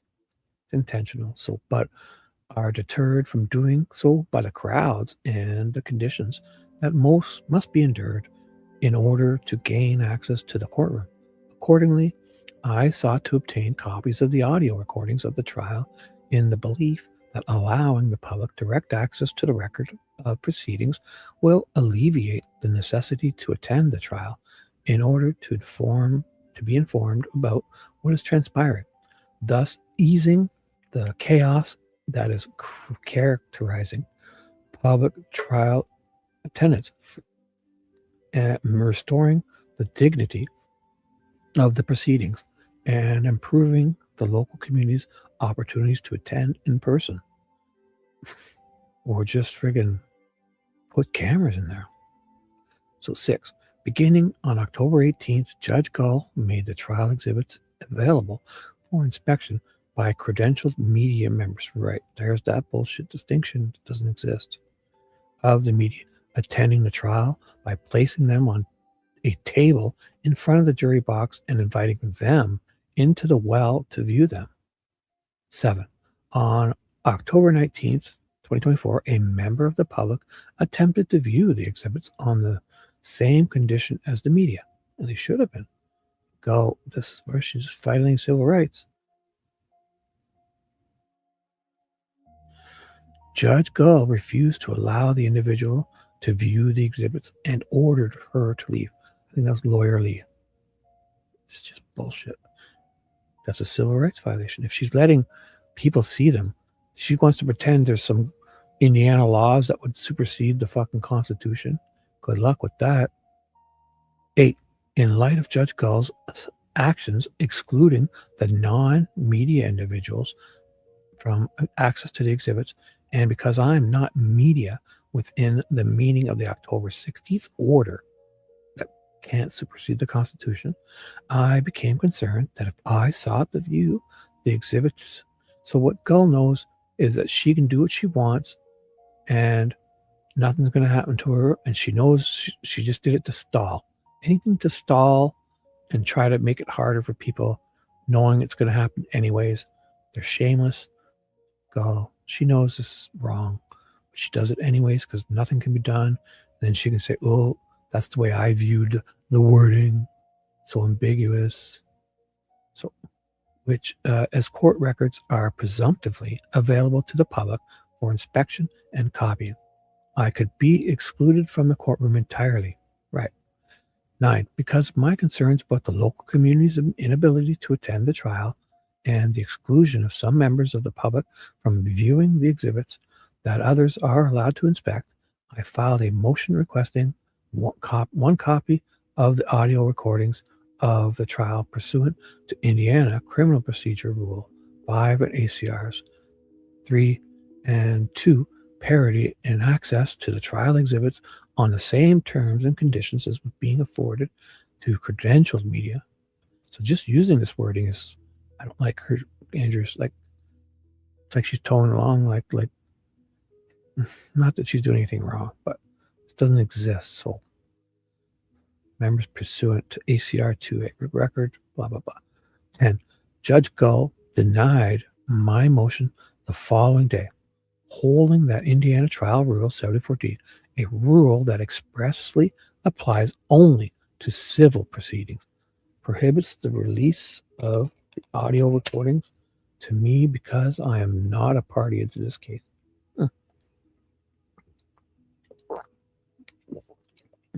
Excuse me. So Judge Gull dismissed my request for parity and access to the trial exhibits as merely a complaint.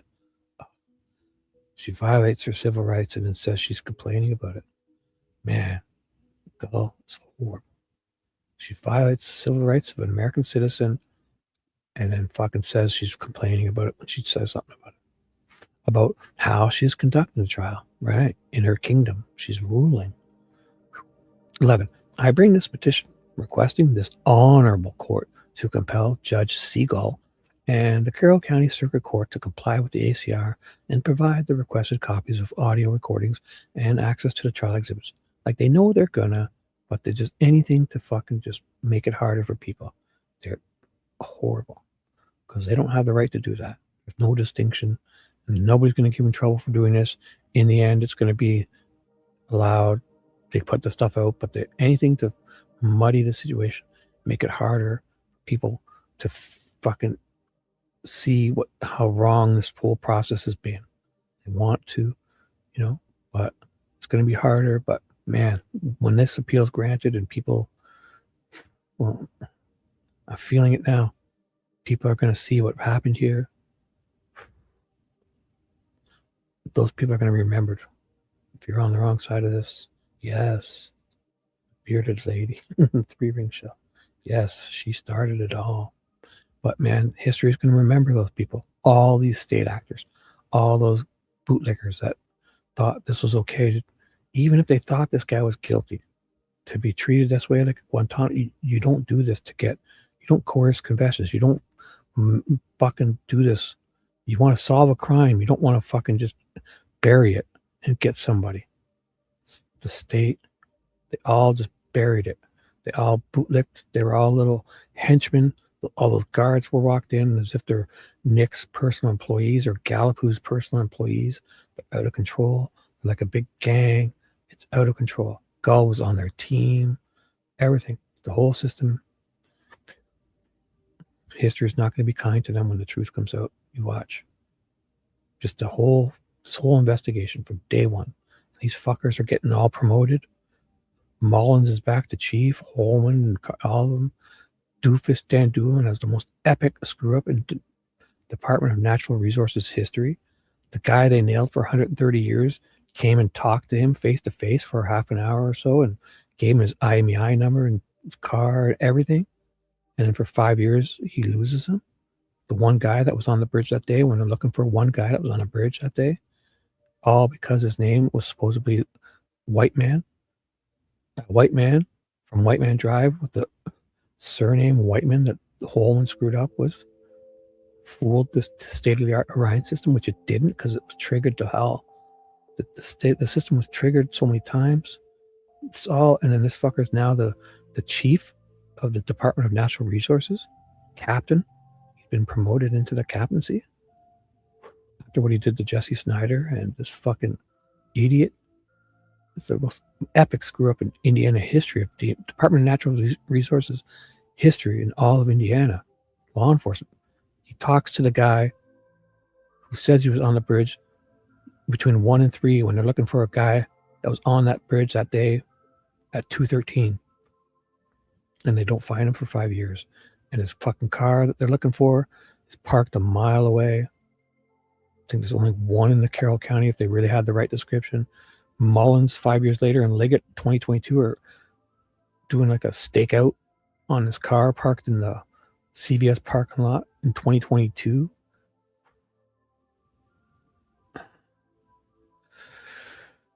They're all promoted. So this court has jurisdiction over this petition. Oh, hey.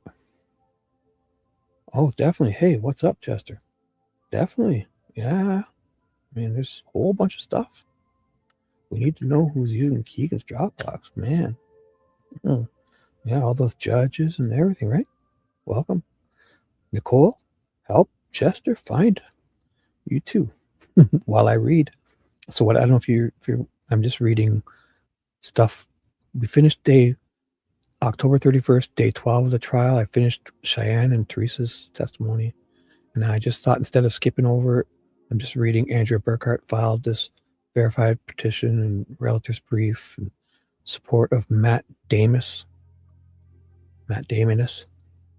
So that's what I'm reading now. It's about the whole bullshit distinction saying that credentialed media versus these people, YouTubers, which there isn't any credential, there isn't any distinction. First Amendment, you guys, says free press, free speech, and free press. You get into a public court, you get information that's available to the public, and you disseminate it with your peers. You're a fucking press. That's it. There's no distinction. Walter Cronkite and Andrea Burkhart are on the same level, even though he's dead, I think. So, this court has jurisdiction over this petition, number 12, as an original action. See the original action rule 1A, October 16th, 2024 order. I became concerned that if I sought to view the exhibits. 13. This application has been made expeditiously after the respondent court's failure to act when it had duty to do so became an issue. 14. The respondent court has failed. Should that be bigger? That's probably good. You know what? Actually, no, I don't like it. It's too big. Sorry.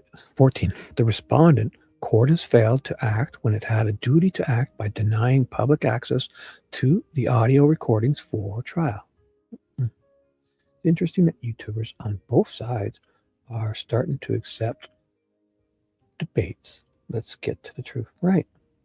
After that trial, how do you tell? How do you tell what 80% of the stuff isn't allowed? And third-party people, they fucking offer 20 third-party suspects, 2 or 3 that are really good, and they're not even at trial. Oh. These jurors saw what they weren't allowed to see. I don't know if they would have.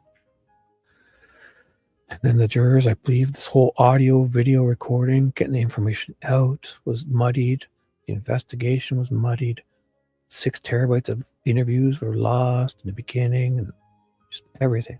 The treatment at Westville of an innocent at the time citizen was worse than a Guantanamo terrorist. God, don't get me started. It happened in the United States of America. So even if you think he's that guy, man, the way they got those confessions out of him, inmate guards, inmate like convicted guards as companions lording over him at his door, and they've been convicted, and this guy's innocent at the time, never been charged with a crime, and he's got inmates at his door that aren't supposed to talk to him, talking to him, lights on 24/7. Oh my God, everything that was done. Said he's faking and giving him Haldol injections, solitary confinement for 395 days when it's only supposed to be 30, 15 or 30, everything, Westville, everyone created policy violations up the wazoo. And those confessions were forced. Wallace said that there was a whole month there where he didn't want to talk to his wife, but the first conversation he has with his wife is, I don't know what's happening. They're not letting me talk to anyone. And his mom says, I'm sending you mail every day. And he's like, I haven't got it. I've been for a month. They put him on suicide watch. They restricted everything. Then they fucking lorded over him while they made confessions. And then they've started giving things back to him. And that was fucking, oh my God. So 14, the respondent has failed to act when it had a duty to act by denying public access to the audio recordings of trial that constitute a publicly accessible court record, and by excluding ordinary members of the public from access to few trial exhibits. See, they're ordinary, but I mean, again, you're being too kind by giving her, there is no distinction. Ordinary. That's it.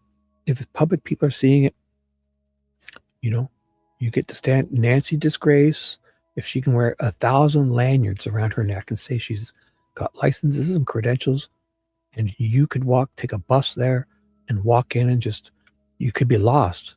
You're looking for directions. You don't even know you're in a courtroom, and you're like, oh, I'm a citizen. No, this looks interesting. Is this available to the public? Yeah. Just especially if you walk out to the bus stop and you want to share that, disseminate it with your peers, your community, you're collecting information that's publicly available and disseminated it to another citizen. You are press. Free press. First one. So this has been granted to credentialed members, which is bullshit. There's no distinction of the news media, contrary to the express provisions of the ACR. Yes, we don't need any precedents because she's full of it. So, and here's the precedent example. Writs of mandamus and prohibition will be issued only where the trial court has an absolute duty to act or refrain from acting.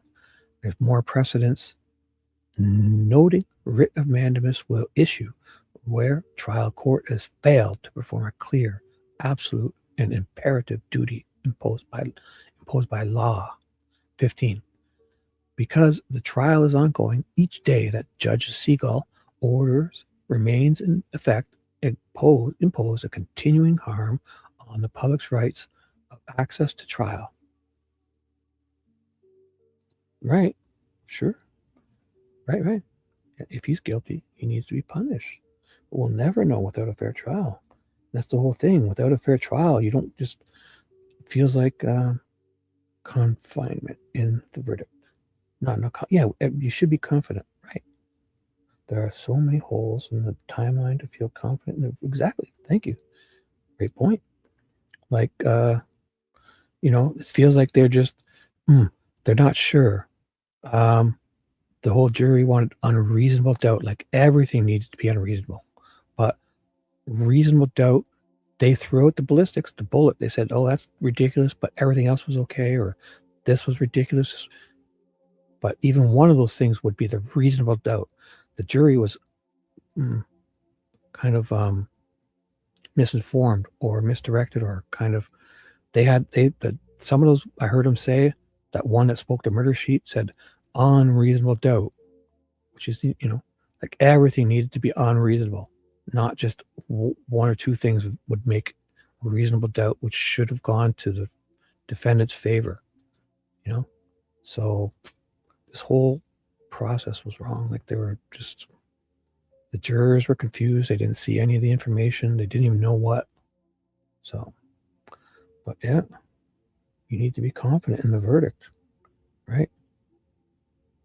After that trial, all the evidence that they lost, deleted, didn't bother collecting, lied about,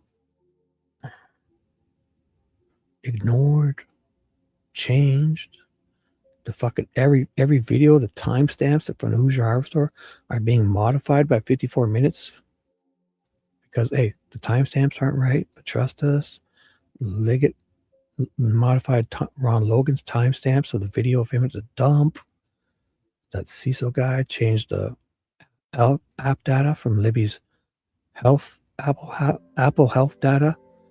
He said he wrote down accidentally 231.55, but he meant 213.55. And how many times did they just change it?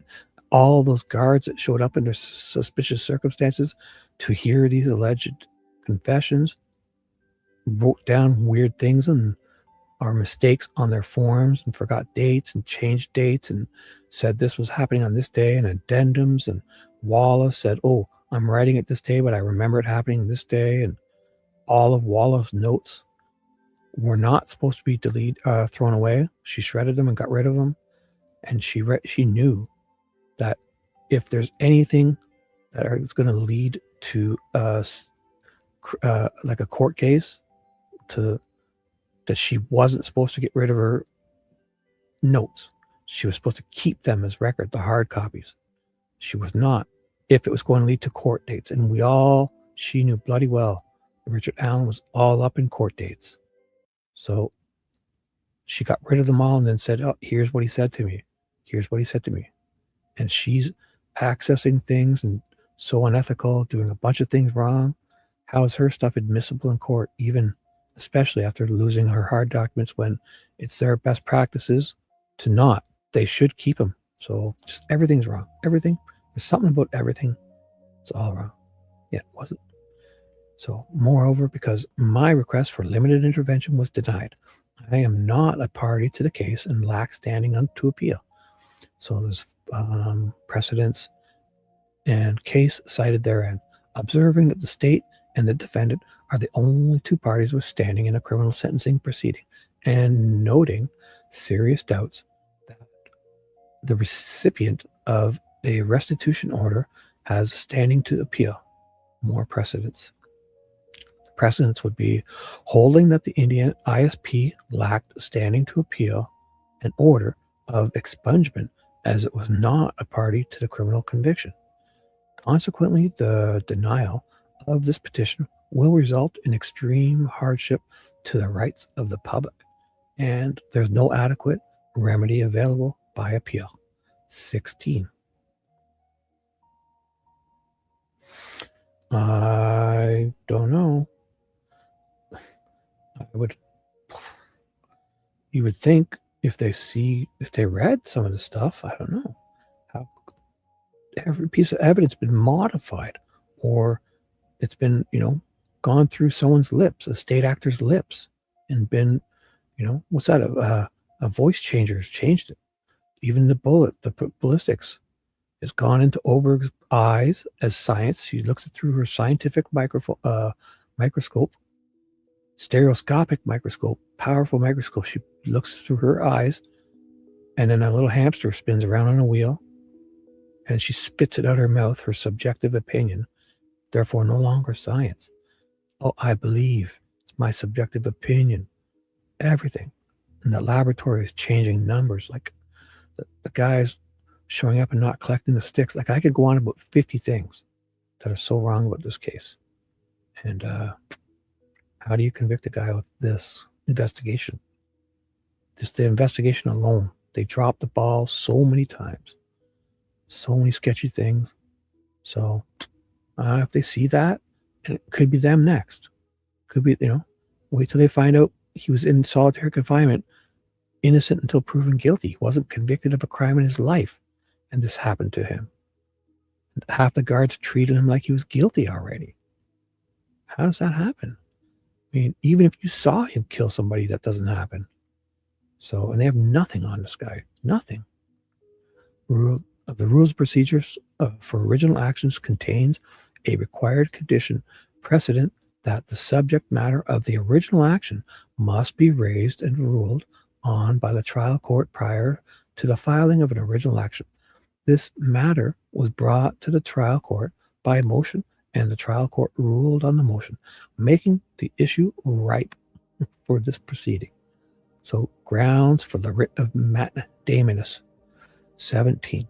Original actions provide extraordinary remedies and will be issued only where the trial court has an absolute duty to act or refrain from acting.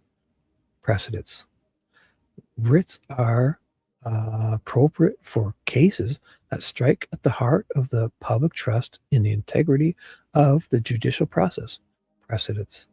This case meets the standards. 18. ACR 1 provides that the ACR governs access to public records and applies to everyone who creates a court record under ACR 3A. A court record includes a case record, and a case record is any document, information, data, or other item created, collected, received, or maintained by a court agency, or clerk of court in connection with a particular case under the ACR. 19. Indiana rules of criminal procedure, Rule 5, every court exercising criminal jurisdiction in the state must arrange and provide for the electronic recording or stenographic reporting of any and all oral evidence and testimony given in all cases and hearings.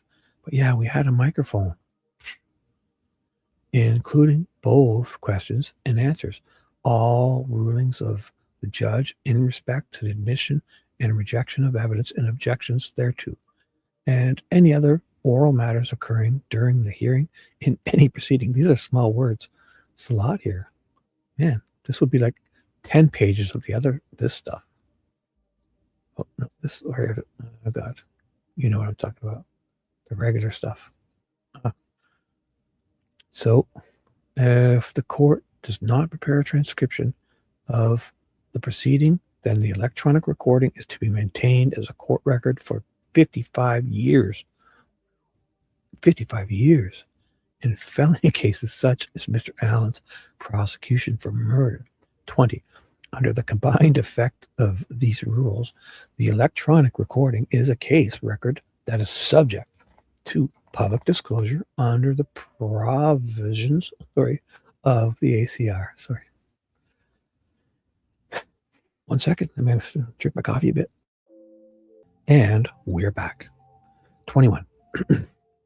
ACR 4A provides that court records are generally accessible to the public, and ACR 4B states that this rule of accessibility applies to all court records, regardless of format.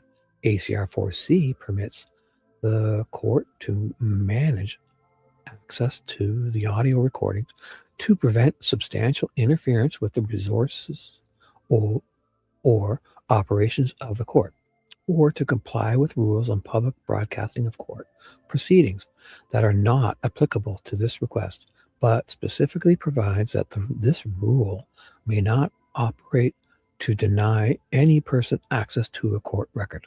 Right. There's no distinction in these people. If you're showing it to one, to the public or not. If you want to limit it to the people in that courtroom, I guess you can probably get away with that. I don't know. But if she's showing one credentialed media, then anybody who's there is basically credentialed media. Simple as that. There's no distinction. And so there's no drawing up of licenses, and there's nobody handing out media licenses. It's in your fucking Constitution of the United States. The first one, it's free press. It's it. Supersedes any of these bullshit laws or policies of the state and county levels, whatever they are. So 22, public access includes the right to both inspect and copy a court record under ACR 3F. 23, providing a digital copy of the file as requested requires little to nothing more than dragging and dropping a file that has already been created onto a data storage medium. I have offered to provide at my own expense for that purpose, or onto a cloud-based storage medium such as Google Drive or Dropbox that can typically be accessible, establishing a free account. No substantial interference with the court's operations would result. 24. In the order denying the motion to intervene and for public access to court records, Judge Siegel ignores the foregoing provisions and instead cites Indiana Trial Rule 74D, which is inapplicable on its face.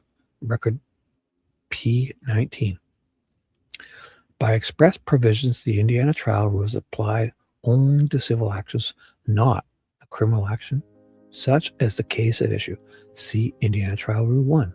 Except as otherwise provided, these rules govern the procedure and practice in all courts of the state of Indiana in all suits of a civil nature. 25. Under the express provisions of the ACR, Judge Siegel has an absolute duty to provide a copy of the electronic recordings if doing so does not substantially interfere with the operations of the court. Under the proposed mechanism for providing the copies, the time and expense the copy request imposes is trivial. 26. The ACR further establishes procedures governing the sealing of trial exhibits under ACR 7A. Any exhibit to be excluded from public access must be accompanied by a separate written notice identifying a specific ground under Rule 5 for sealing the record.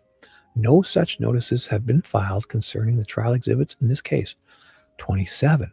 Indeed, Judge Siegel has already permitted certain members of the public to view the exhibits at the end of each court day, but she has limited this access to credentialed members of the media.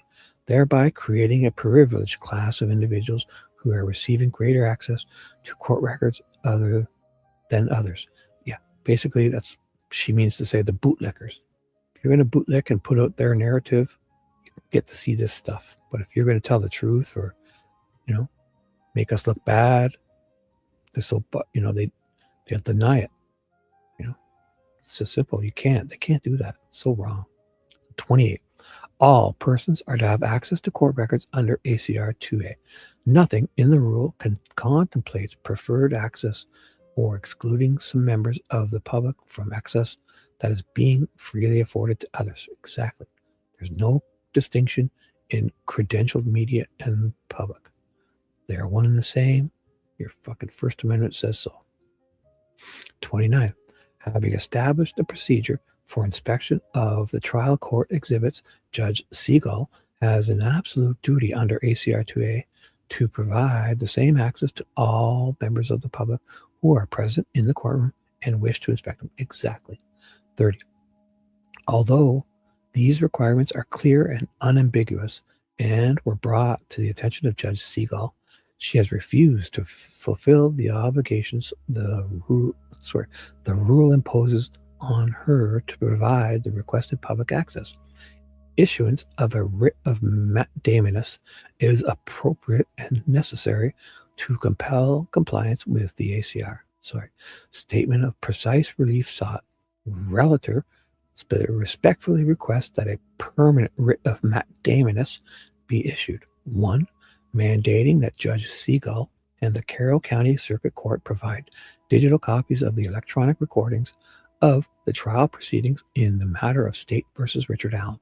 Carroll County Circuit Court case number, oh boy, bunch of numbers. And 2, mandating that Judge Siegel and the Carroll County Circuit Court provide equal access on comparable terms and conditions to view the exhibits admitted in the above referenced trial to all members of the public present in the courtroom at the time of the viewing.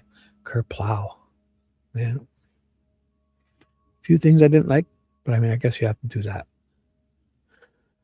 I could never keep my tongue, bite my tongue so much, but oops, cancel. Did I make changes there? I'll save it. I gotta get used to this. I don't think I made those good changes, but I'm going to get used to it because I got to save. I'm going to overwrite to save my ridiculous changes. It's probably just me trying to figure out the right pen, whatever. So let's do this. If anyone's still awake, there's 900 people listening. Thank you. Let's do this for you 900. So this is the relator's brief, same day, in support of petition for the writ of mandamus by Andrew Burkhardt. In propria persona. Ooh, love that. That's a great name. What is that? Try something for smart people. In propria persona.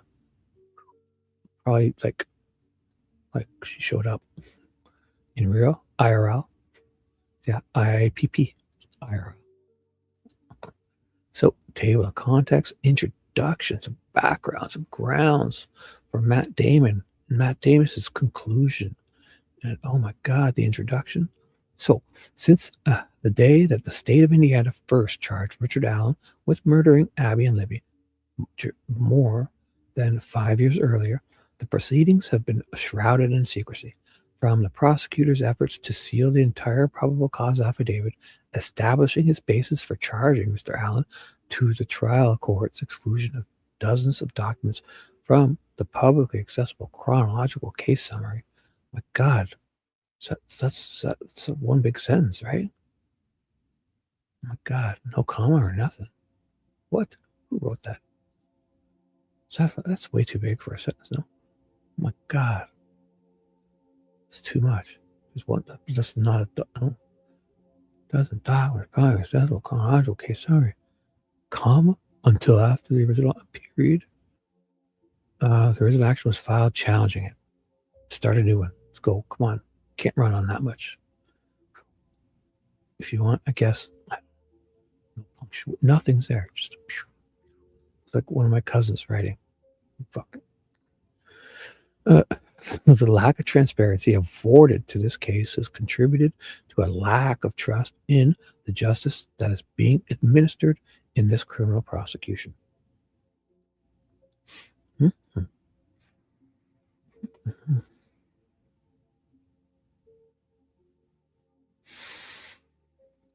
Well, true, but I mean, either way, whatever people thought, I don't think all the people that thought he was guilty beforehand didn't think there was going to be a unanimous decision and were probably shocked, although elated, I guess. They were probably shocked they got a unanimous decision after watching that. I mean, they all were doubting it too. They won't say it, but I remember at the time. They were all thinking, it's going to be like 10-2 or 12 to or 11-1 or whatever it was. None of them thought it was going to be unanimous, even on the pro-prosecution side. If that's the way you want to see it, in my opinion, probably a couple were just guessing. But man, if you watched that trial and thought that was a slam dunk for Nick, the only slam dunk was fucking Judge Seagull was holding him up by his waist and picking him up to the basket so he can just put the ball in. That's basically what happened.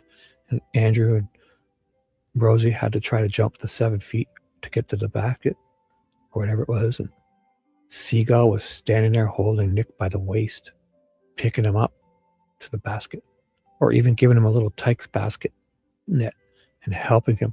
He goes to slam it. He's missing, and she's like, pushes the ball so it goes in the hoop. She fucking everything. She guided him, everything. And then disallowed 80% of their own discovery, or 60%. And it didn't allow, of course, Odin looks ridiculous now, but not at the time. Because the 60% of their evidence had Odin something all over it. The state collected it. The LE investigated it. They lied about it. They talked about it. That was the first thing they investigated. The family suggested hold her because of it. Everything. It wasn't allowed at trial. So yeah, looks ridiculous now, but that's my opinion. You can think he's guilty all you want, but if you watched that trial and said he should be,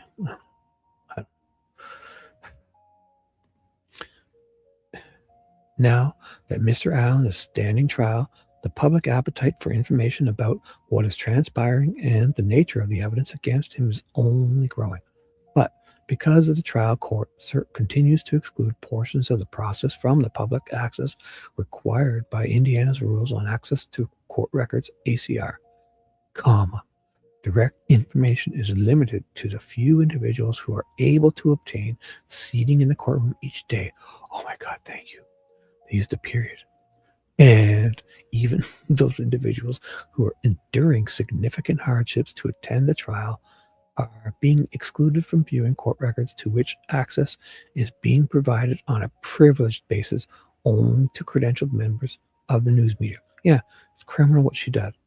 Treating everyone like that, making them line into the whole, making it so hard for people to hear things, to view things, and everything. It's criminal. Making distinctions in people that aren't any, allowing this and that and different classes and different. I'm surprised she didn't get a civil rights lawsuit. So the status quo is untenable, contrary to law, and is undermining the public's trust in the fairness of the trial. A writ is appropriate, and in this case, badly needed to restore public trust in the integrity of the judicial process. There's precedents. Example, factual background. Richard Allen is currently standing trial for the murders of Abby and Libby. Record, page 11. The trial has garnered substantial public interest, but because the trial court has denied media requests to broadcast the proceedings, direct information is available to non-media individuals only if they're able to secure one of 24 seats in the courtroom being made available for the public. This competition for access has created a chaotic environment outside of the courtroom the night before each trial day, as hopeful attendees line up overnight to try to obtain a seat. Yeah. It's like a fucking Black Friday sale. They're giving brand new 52-inch TVs away for $10.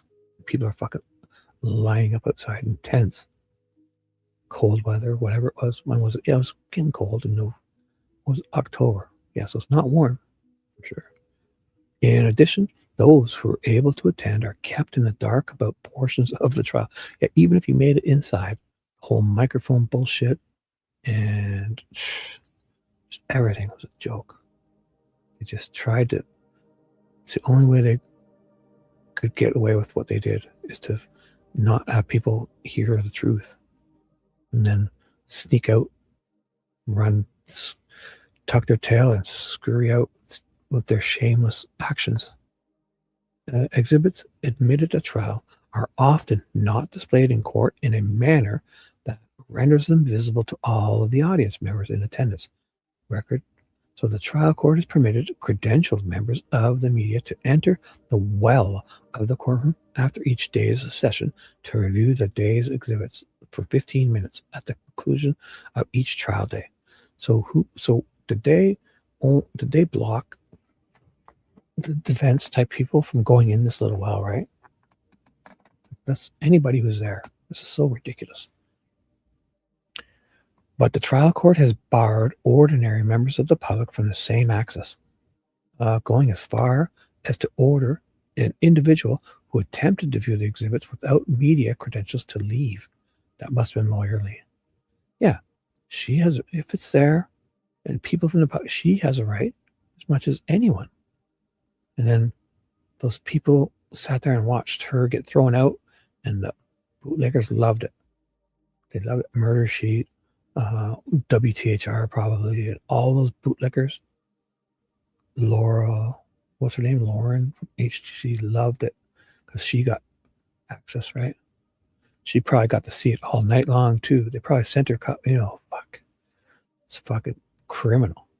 As a member of the public and in an advocate for transparency and accessibility in court proceedings, I filed a motion requesting that the trial court provide copies of the electronic recording of the proceedings for each day of the trial to permit. I thought they was going to blow through these because they're like, oh, one was 10 pages and one was 8 pages. Oh my God. This is like 50 pages in the way they write the transcript stuff.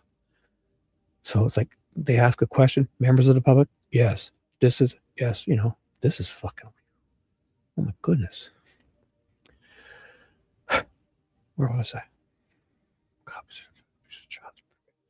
The electronic recording of the proceedings of each day of trial and to permit members of the public in attendance of the trial to view the exhibits under the same conditions that have been afforded to the credentialed media, blah, blah. The trial court denied my motion without addressing the applicable provisions of the ACR and relying on a civil rule that is expressly inapplicable. What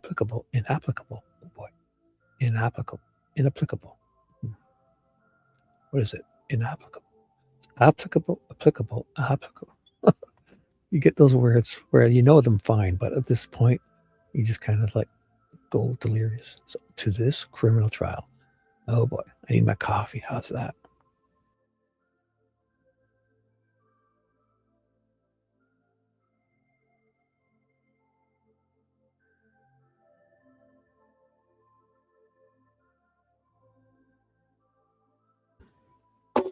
And we're back. 150 people here. Got a fresh, I did like a little involuntary burp. Excuse me. I hope my mic didn't pick that up. Have a fresh Ricola, lemon, mint, weirdly yummy lemon and mint candy. Let's do this for the people. I create readings. I create dreams. If you're sleeping now, I'll try not to wake you. Just know that Shibby loves you. Lullaby.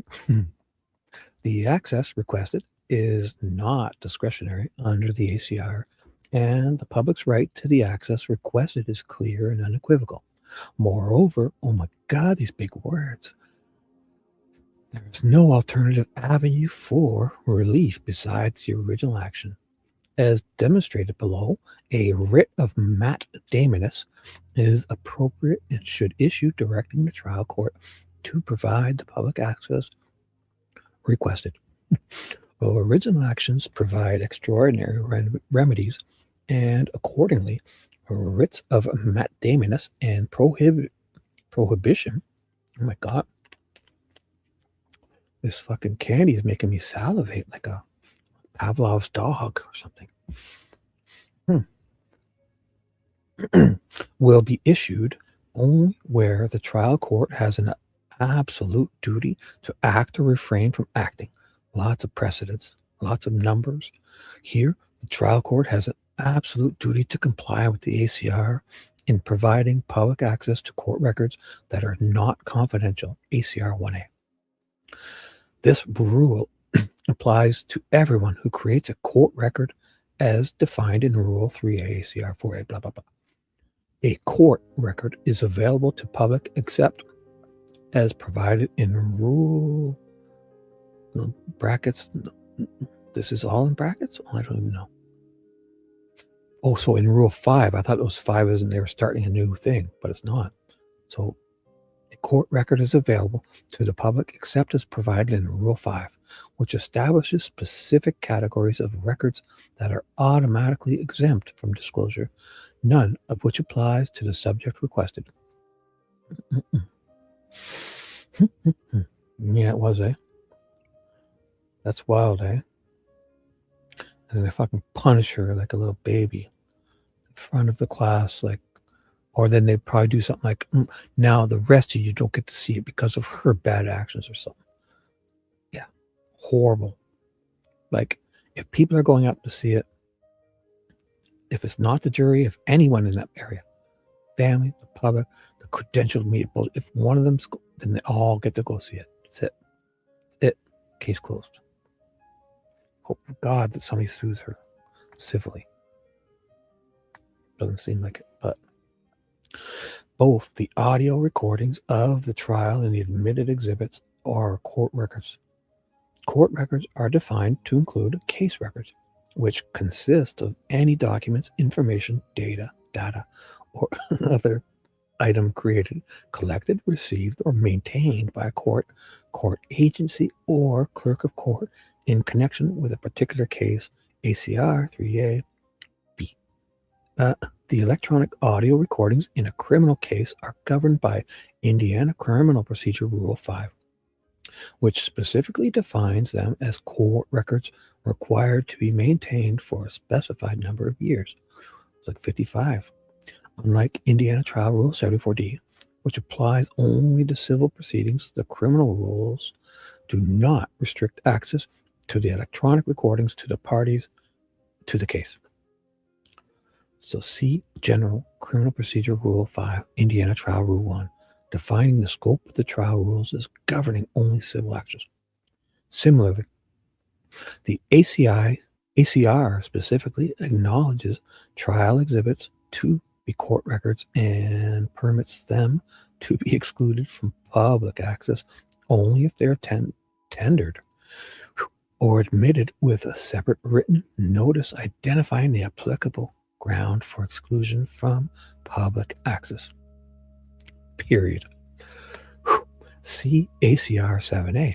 Consequently, all of the materials requested are court records to which the public is entitled to access as a matter of law. Sometimes you lose that rhythm. It kind of sounds weird. Let's see if I got it back. All this saliva coming from this candy. Oh my goodness. With respect to the exhibits in particular, the trial court's procedure for allowing credentialed members of the media to inspect trial exhibits while excluding ordinary members of the public from the same access runs afoul of ACR 2A. Thanks for the little break, the little comma. Oh my God, it means so much. Or is that a period? No, it's a comma. Which affords all persons the right to access court records as provided by the rule. Emphasis added. Why do they do this? Why don't you just put like 3 exclamation points. Much rather, I see this often. Emphasis at. Fuck, exclamation point, exclamation point, exclamation point. Thank you. Having established a procedure to provide limited inspection of the trial exhibits, there is no basis for the trial court to exclude some members of the public from the access provided while granting privileged access to the press. Exactly. Precedents. Bunch of precedents. For that precedent, it has generally been held that the First Amendment does not guarantee the press a constitutional right of special access to information not available to the public generally. Right. So if it's not available, right, there's redacted stuff. There's stuff that you don't get. You don't get everything. But if it's made available, there's no to one to all. So more precedents, and here's the precedents, quote, noting that the First Amendment right of access to criminal trials is a right held by the public, not the media. Right. Right. And especially, you can't say that the media would get it and the public wouldn't. It should be the public only. And that includes everyone in the public is media. So there's, to make a distinction is the ridiculousness. Yeah. It's held by the public is the media. The medium is the message, whatever that thing is. So a whole bunch more precedents, big words, numbers, big words. What's up? Just want to watch the Criminal Network link you shared, and it wasn't great? Good. That was great. Wasn't it awesome? I'm going to watch it again after this, guys. Whew. I know they wouldn't mind if I played it, but just after this is done, I'm going to go watch it myself. Again, it was great. That's a fucking Emmy Awards coming to that guy. He lets me play some of his stuff too. But it is pretty awesome. Those guys are so and it's good. It's good because, I've only got 200 and whatever. I feel like I'm losing people. Say I got 240 subs. They got thousands, but them letting me watch their stuff, it doesn't bring much, but if one person, I could go there and watch it, but if they let me watch it on my show and 5 or 10 of you go there and vice versa, I think it's good for us all. They just want people to see it. That's great. But I don't want to just obviously, watch all their stuff, but those great little 5-minute ones where I can go to the washroom and stuff, love those. Especially this one here. This one, oh my God, so fucking hilarious. Where is it? The sock. It's so short. It's 1 minute and 30 seconds here. Oh, they let me watch this. Oh, it's fucking hilarious. It's 1 minute and 47 seconds. I'm going to run to the bathroom really quickly. Perfect. This YouTube bad actors. Oh, amazing. Good suggestion, Judy. I'll put the link after. I'm just going to play this 147. I'll put it on loop, but I'll be back. I'm not going to go get a drink or make coffee. I'll be right out. I got to be so classed. Clean, fresh hands for Nicole. Just watch this. All right. I'll be right back. You're going to love it. I think he did perverted things before he killed him. Yeah, maybe he used the underwear and he had the sock. Something like that. Yeah, well, if I nailed it, then you don't need to call in. Yeah, so you have the underwear and the sock is missing still. They never found that. And I'm wondering if Richard Allen pleasured himself standing up inside the sock and maybe the underwear or something, and there was nothing there at the scene, and he took that with him. Or he merely, people are stunned about the low DNA. And so at that point, where's the DNA exposure? And a pair of underwear and a sock are missing. So what did he do with those? Did he pleasure himself inside the underwear or sock at the crime scene and then keep those somewhere, dispose of that somewhere? We don't know. Pretty crazy, though. There's a missing pair of underwear and a sock. What did he do with that? Did he self-pleasure himself using those items, and that's why there's nothing there at the crime scene? You never know. You know what I was thinking is that Richard Allen, there's a pair of underwear and a sock that are missing. Maybe he pleasured himself into those items at the scene and took off with those. How about that for a random theory? No proof of it at all, but why not? Sounds kind of reasonable. Hey, thanks, Peruvian. 69.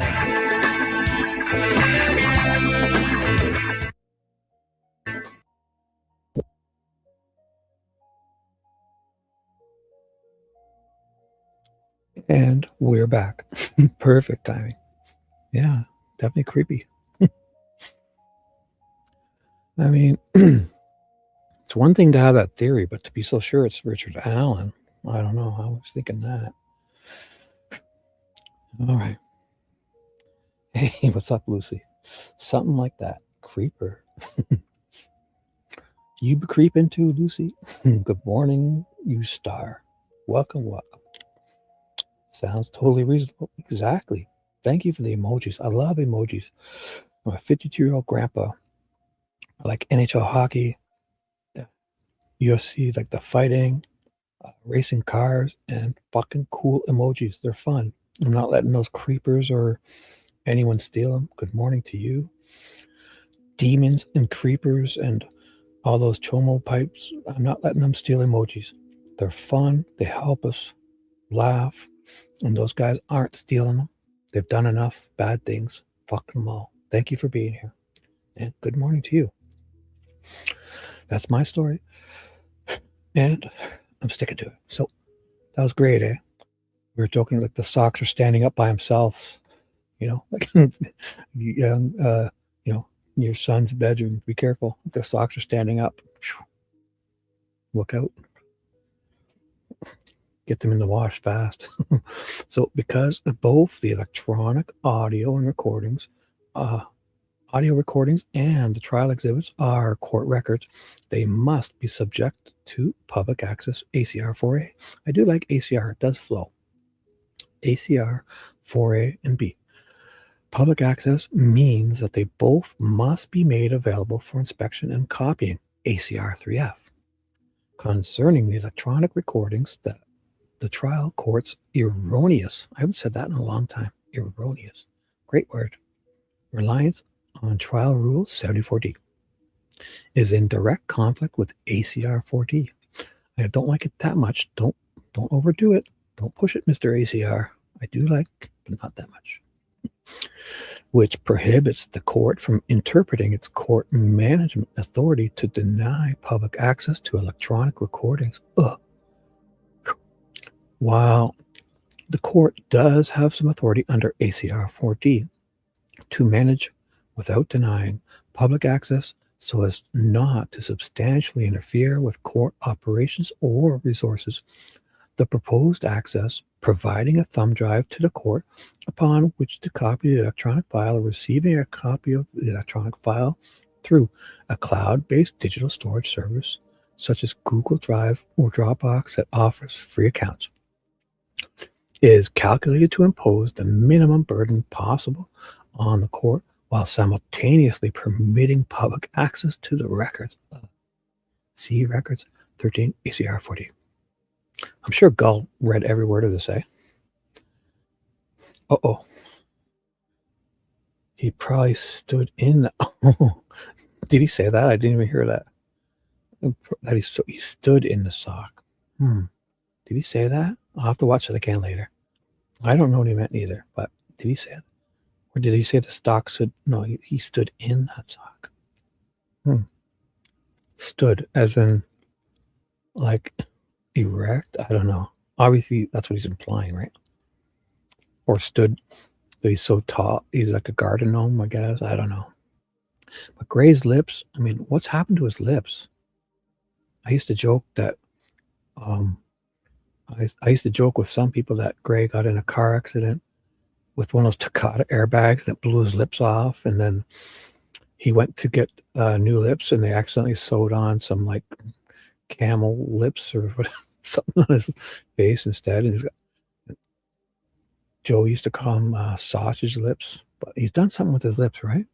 I don't want to pick. I mean, whatever. His lips definitely look weird.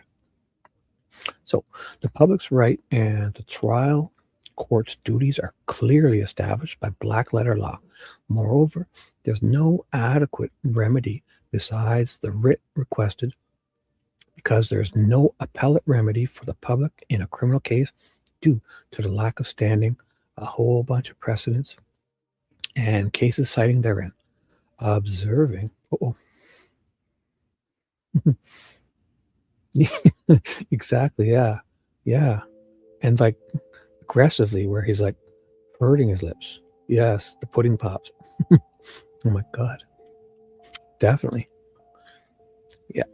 And like aggressively eating those, and like causing damage to his lips while chocolate pudding's all over. Yep. I agree. Yes. Exactly. Great example. Definitely. I would put that on as he was talking. Maybe he'll get sponsored by Jello. Jello pudding pops. Because they got rid of Bill Cosby's not there no more, right? So they need a new sponsor. Oh boy. He would love to be sponsored, right? Yeah. Cited therein. Observing that the state and the defendant are the only two parties withstanding in a criminal sentencing proceeding, and not noting serious doubts that the recipient of a restitution order has standing to appeal. Precedents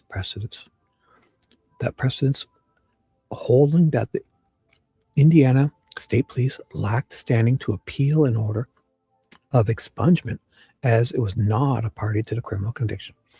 Consequently, this original action provides the exclusive mechanism to correct the trial court's error and vindicate the right of the public to inspect the administration of justice in its courts as provided for in the ACR's conclusion.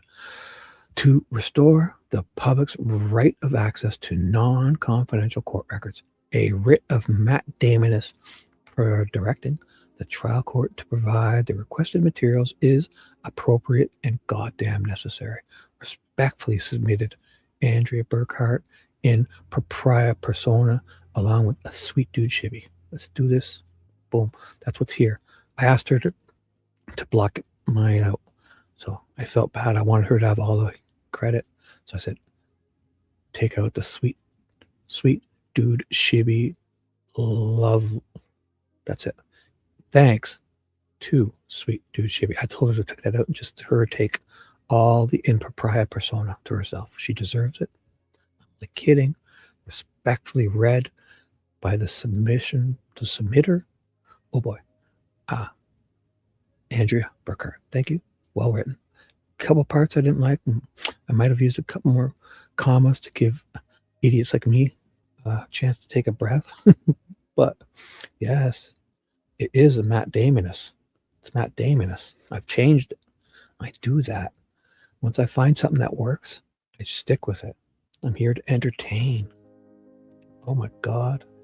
Oh my God. Autocorrects me. I now know that oh my God. Did it? Oh, did he ban you? Him on a time. For him, I might have got kicked out a long time ago. I don't even know. But that other one that YTBA has about him, did you see the other one? Should we watch it? Not this one. No, that's the other one. You must love to see that. Where is that one? It's from them. So it's the other one about what was it again? I watched it just tonight. It was this one. No, the J for Justice one is amazing. Where's the one we just watched tonight? It was about the begging. It was about the begging. So I'll look for one with the red line because I haven't watched this. Yeah, this one here. Do you guys want to watch it? Gray Hughes begging. Did you guys see it? Because I could use a quick break to finish my coffee and then I'll decide what we're going to do next. How about that? What time is it? I don't even know. It's 6:30. I'm at work for another hour and a half. I've gone to the washroom. I don't need more coffee, but this is perfect. It's just, which one was it? Which one I do like the J for just that's too long for now. I don't want to steal these, but they said to watch anything. What is Grey? Who's deleted? We've watched that one. 303. Are you a troll? Oh, that was pretty funny too. This one's perfect. 8 minutes. I might not let it all play. I'm just gonna finish my coffee and decide. You down? I'll watch it. Watch this. Dedicated to Lucy Morningstar. I guess if Grey pubes banned you or whatever, this is to you. Soon consider on behalf of YouTube bad actors. Let me take it off there for a second. These lovely combo of creators, YouTube bad actors. Give it a like. I'll put it in. This is amazing. I'm on the wrong screen. That's what I was looking at. I was trying to get the link off of my StreamYard screen, but it's not. I have to be on this screen.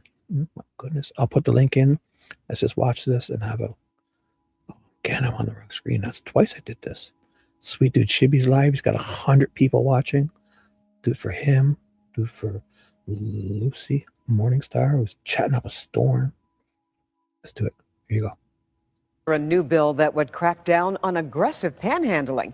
So much so that a panhandler could face a steep fine. Let's get to Kimberly Gill. She joins us now live. And Kim, this proposal is headed to the House floor. That it is, Carmen. Good evening to you. And this proposal could impose a fine of up to $100 if the panhandler is told no, but keeps on begging. All right, guys, we're currently for the night at 1/4 of a nightly goal. All right, so if you want me to do the next 3 hours of this, where you need to get to, I want to try to make the goal tonight. Last night we got absolutely crushed on here and only got to a third, and now we're only at a fourth. So if you're out there and you can help support the channel, that's how this channel survives, is off of your generosity. I don't know how many times I have to keep saying it over and over. Yeah, I've been doing this true crime thing for quite a while now. Oh, and also thank you to, let's see, it was Benny, and then James and Heidi on the coffees. Yeah, it's just not worth it for me, guys. I can't stand some of the comments that I see in there. It's just ridiculous to me. Okay, it's embarrassing for me to, on the true crime channel, to have people using so little logic, and they're just sort of throwing out this, oh my God, she's a psychopathic killer. It sucks. I mean, it's just really shitty. And nobody's supporting the channel tonight. It's horrendous, you guys. So why would I sit here and watch and listen to people trashing every single element of, like, just, oh my God, this is a psycho. She's killing people. Oh my God. It sucks, you guys. Absolutely sucks. You know, and think about it from my perspective. I'm sitting here and I'm doing the shows that I always do, and nobody's supporting the channel. And I'm going to have to sit there and listen for another 2 hours of absolute gibberish garbage in the chat and not make any progress at all. Yeah, I'm not. It would have been interesting. I just don't want to look at it. I don't want to look at it. Now, if you want, I can just. What I could do is just play the damn thing, and I'm not going to be part of it. You guys can do all your bitching you want, okay?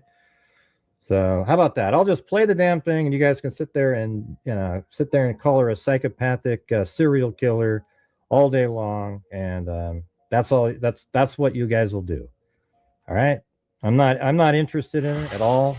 So what I'll do is I'll just play it for you guys. Forget it. All right. I'm just listening, but I'm not really reading the chat. But I can see that there's been no more support for the channel, and as I've told you guys, we need support for the channel to keep doing these shows. And we've been, doing well, but the last 2 nights in a row have been absolutely horrendous. And it was like this even before we started doing this case. So I think we've brought in like $12 since we started doing this case. So if you guys are out there and you can support the channel, I would appreciate it. It's the only thing it's the only thing that keeps the channel going, you guys. And I'm just not sure what's going on here.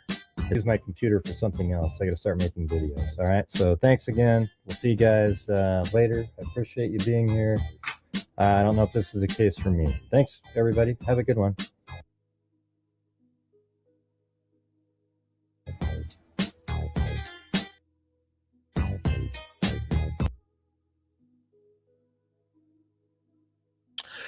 Awesome. Yeah, that scared me last time. But they just put this on there. It's not really a copyright strike or anything, but they put this up. So thank you, YouTube. Look at that. Oh, they got the little cool. Awesome. That was great, eh? Yeah, that one where the guy chased him off the property. Oh my God, that was amazing, eh? The one that's the trespassing one. Yeah, that was amazing. The guy popped out of nowhere and just fucking scared him off. So how about this? How do we finish this show off? I've got, it is 6:30. I'm done early. What I should do, the responsible thing is, I didn't make any changes to this, right? I got to get used to just saving it anyways. And I'll overwrite. Oh, did I do that? Click. Or I did. I don't even know what's happening. Shouldn't it try to save that? Oh. Or I didn't make any changes. That's why. I guess. I don't even know. So, before I get distracted, I should do the responsible thing and think of tonight's show. I will. So, I'm glad I did that. There was a lot more reading than I thought there would be. Those little, I thought it was like 10 pages, 8 pages, but it's the way I should pay attention more to the way those tiny letters. It's probably like 10 pages of the regular trial writing. So, so the next, we're moving on to, look at this.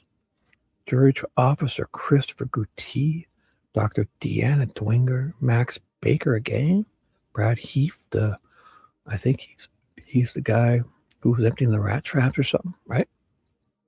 McCain, he was there, right? Mullen again. Oh my God. Leesby, stare it, but Mullen. Oh. So I should look at each one. So Christopher Gootee first. Dr. Deanna Dwinger. I should probably familiarize myself, and if there's anything I mean to get, instead of looking around. Oh no, it's not that one first. It's the other one. Christopher Gootee first. This guy. 19 pages, so far, so nothing too big. 45.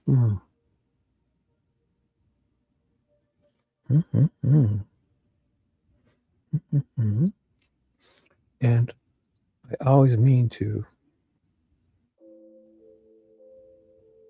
Yeah, for sure. But the whole him being chased off by that apartment owner was amazing. Amazing. It's great. The way he got just scared off of private, I mean, he's wrong. Yeah, he's on private property doing that. I forgot to check who it was. So, Gootee, Dr. Deanna Dwinger, Max Baker, Brad Heath. Oh, where are you? Max Baker, where are you? Oh, you're out. So does anybody get pulled into the, no, that day is finished, right? Yeah. Because it caught me off guard that one day where they pulled in 34 pages. This is going to be double. This is a lot. Or when I get the show going tonight, I can't screw around like I usually do. It'll be serious. Officer, this person, and this person, 229, 86. Yeah. Make sure they're in the right order. Brad Heath, David McCain. Brad Heath. Can't be much with this guy, right? He's the one checking the what's it called when they have kill bugs. But I mean, it's not. I'm not saying it's bad. Just extinguisher. What is that name? David McCain. How could some of the simplest things you can't remember for some reason? McCain is only there. Whew. Man, I should brief over this, guys, because I hear so much with him. So Daryl Starrett, he's got to be a cop, right? I should start closing some things down. No. So these I don't need. I looked at all these. Yeah, I don't need these. Getting too much stuff. Oh my God. Now I know where that is now. So no more. I don't need it. This is boring. So here we go. See, I forget already who I was looking for. Daryl Starrett. McCain. After McCain. So silly. I forget so fast. I say to myself, I'm going to remember, and then I go off the page, I come back, and it's like I forget. Starrett. I just saw it, sorry. 32. So this isn't going to be easy. So at the very least, what I should do is I'll keep these open. So after the show, I will save them. I'll rename them so I have them in my folder. So it I can do the proper markups. It does. Glad you're having fun. Oh, who else popped in here? There was another name I saw. Thank you. There was Michelle. Thank you. You're very welcome. But Lucy, you've been chatting up a storm. Love it. One gal wrecking crew chatting. Love it. Welcome, guys. So I'm just deciding how. I think I can probably get this done. I'm going to add them all up. I'm going to see how many pages there are. Stare at it. Seems like a lot. Let's see. This Mullen. Oh, hey, Mullen. Such a dope. Mullen. Please don't be a lot. 50 pages of Mullen. Oh my God. Can't take it. 50 pages of Mullen. Oh my God. I'm going to have to get some sedate myself or something. Last one's Leesenby. Oh, he's going to be long. It's going to be 2 days. So if I can get done everyone up to those two, probably, I'm guessing 35. So, wow. This is going to be a show and a half. 19. It's this what guys stare at, right? Gootee. 19. 45. So 64. Plus 30. Oh my God. 99. No, 98. 64 and 30, 98 pages. Plus 13. 111. Plus 20 is 131. Plus 32 is 163. Oh my God. Plus 50. Oh my God. It's going to be, if I had 50 to that, I get one. Oh my God, I'm blanking up. What was it again? 163. So 37 and 13. So it's going to be, I forgot what was that? 213, right? Something like that. Oh my God. Plus 35. 213 plus 30 is 243 plus 5 is 248. Oh my God. 248. I should probably just look at the trial thing. I could have just done this. I just looked at how many pages it was. Oh, I got to it. Wait. Oh, because each of them, yeah, they add an extra page or two. So the total will be 236. I'm an idiot. I wonder if I should just do it this way, right? Tonight. Then I can download one copy and just keep that one open. And just now that I'm learning how to mark up things better, I'm not so worried about, because I was doing this. I'm going to try this way tonight. Just one. Just go along and see how far I can get. So, who were they again? Who do I have to, who's who? Any requests? Oh, I should put the comments back up. I like them. I missed them. I took them. Any special requests, you guys? Before what time is it? I have lots of time to kill. I could probably get a jump on tonight and maybe read one. How's that? That's probably the, you know what? That's the responsible Shibby kicking in. Responsible Shibby would, because that's 200, how many? 236 pages. If I get a jump on it, that's got to be what I should do.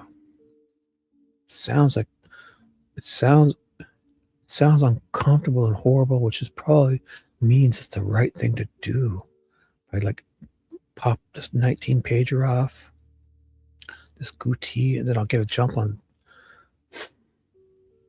And if I can get this done too, man, then I'll have a chance tonight's show to do the rest.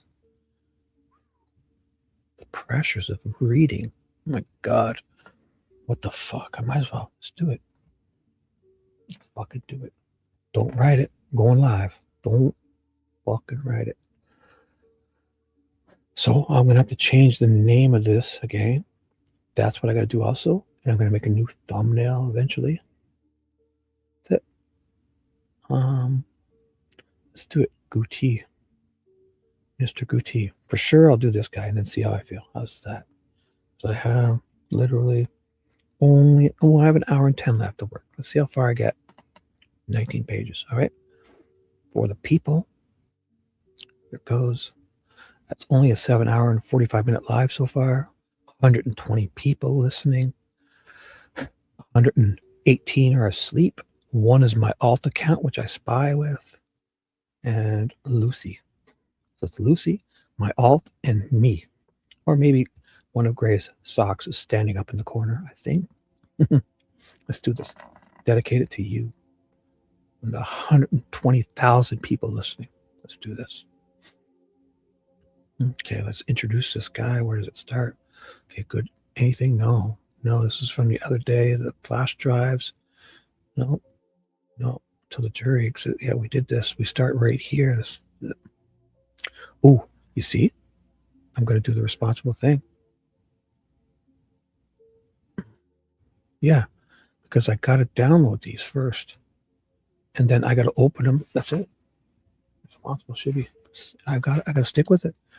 So this is November 1st, 2024. So when I saved them, I can mark them up. So it starts with 2024. November's 11. What was it? 01. And I'll give this A because there's going to be a whole bunch of people. This is Mr. A. Boom. So when I save this, 2020, it's going to be perfect. Watch this. I save it. Oh, did it not ask me where to save it? Hopefully it went in the right folder. Usually, hopefully it went into the last. I didn't even check. I should have checked the. I'm going to check the folder. It's probably there. 2024, November. Yep. Gootee. Yep. This is the one I just did. So boom. And when I save the rest of them, everything's in perfect order of the case. So I figured out. We use the date, the number of the year first, the date, and then if there's multiples, the first one gets nothing. The second one gets A, B, C. Boom. Took me so long to figure something out. So I can keep them all in order. From oldest to newest. All right. So then the responsible Shibby does this, opens this one, and then I can close down the other one, which is this, right? Gootee. Yes, he goes by. And now I have my own copy.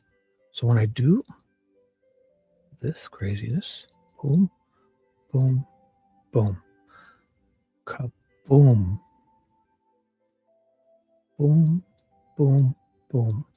Let's go back to my room. Boom. Oh, it deserves 3. A squiggly one. Good enough. Take it. So now when I save this, I have my markups. Look at this. Doing this for the people. All right. So let's start with this guy. Oh, my screen. I got my other screen. 1 second. Sorry. What is happening? So I don't need this up anymore. Sorry. I don't need this up. Get away. Go away. I gotta just double check my StreamYard is up. Perfect. For the people, let's do this. 130 people listening right now.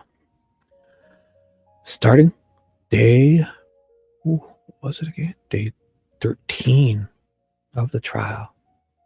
Day 13 starts. All right. We are back on the record in the state of Indiana versus Richard Allen. Lots of numbers. I'll show the defendants here in person with counsel. The state's here by the prosecutor and his deputies. All of the members of the jury have reassembled. Is the defendant ready to proceed with the case? We are, Judge. Okay. Is the state ready? Yes, Your Honor. Okay. Anything we need to talk about before we get started? No, ma'am. I don't think so, Judge. All right. Great. Thank you. Let's bring him in. While we're waiting for the jury, Mr. Rutsey, perhaps on our noon break, we can, I think you have filed motion for transports, and I'm not sure which of those witnesses, so perhaps we could talk about that over the lunch hour. Date. Just so I know which orders you would like for me to sign. Oh, come to my chambers, just you, Mr. Rutsey.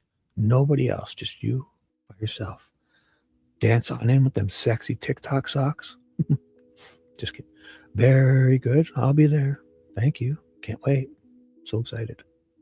All rise. 9:04. Thank you. The Honorable Judge Frances C. Gull is presiding. Presiding? Is it presiding?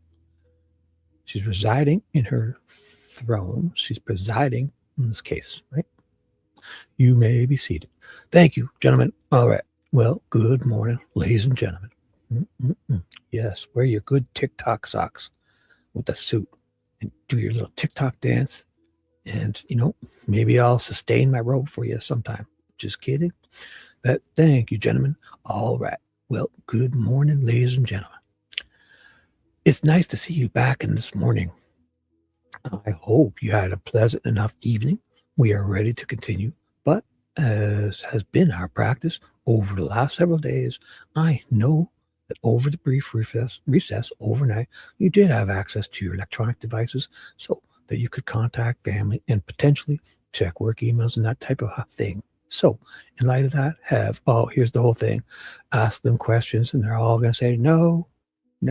Watch. Have you read, seen, or heard anything to the whole jury? Media accounts concerning this case? Nope. Have you discussed this case with anyone? No. Have you permitted anyone to discuss this case with you? Nope. Have you conducted any research? No, not us. Has anybody persisted in attempting to discuss the case with you? Nope. All right. Once again, ladies and gentlemen, the court appreciates your continued compliance with its orders. Mr. Rutsey, you may call your next witness. And I say that because I just know they know the right way to say it. He wants it to be Mr. Rosie. He said it to the media. I would like you to say Mr. Rosie. I can just imagine, especially Nick. He'd be like, Mr. Rutsey. I guarantee you he did stupid shit like that. You may call your next witness. Oh, it's O'Shea. Your Honor, Mr. Allen calls Christopher Gootee. Judge, before this witness testifies, can we have a sidebar, please?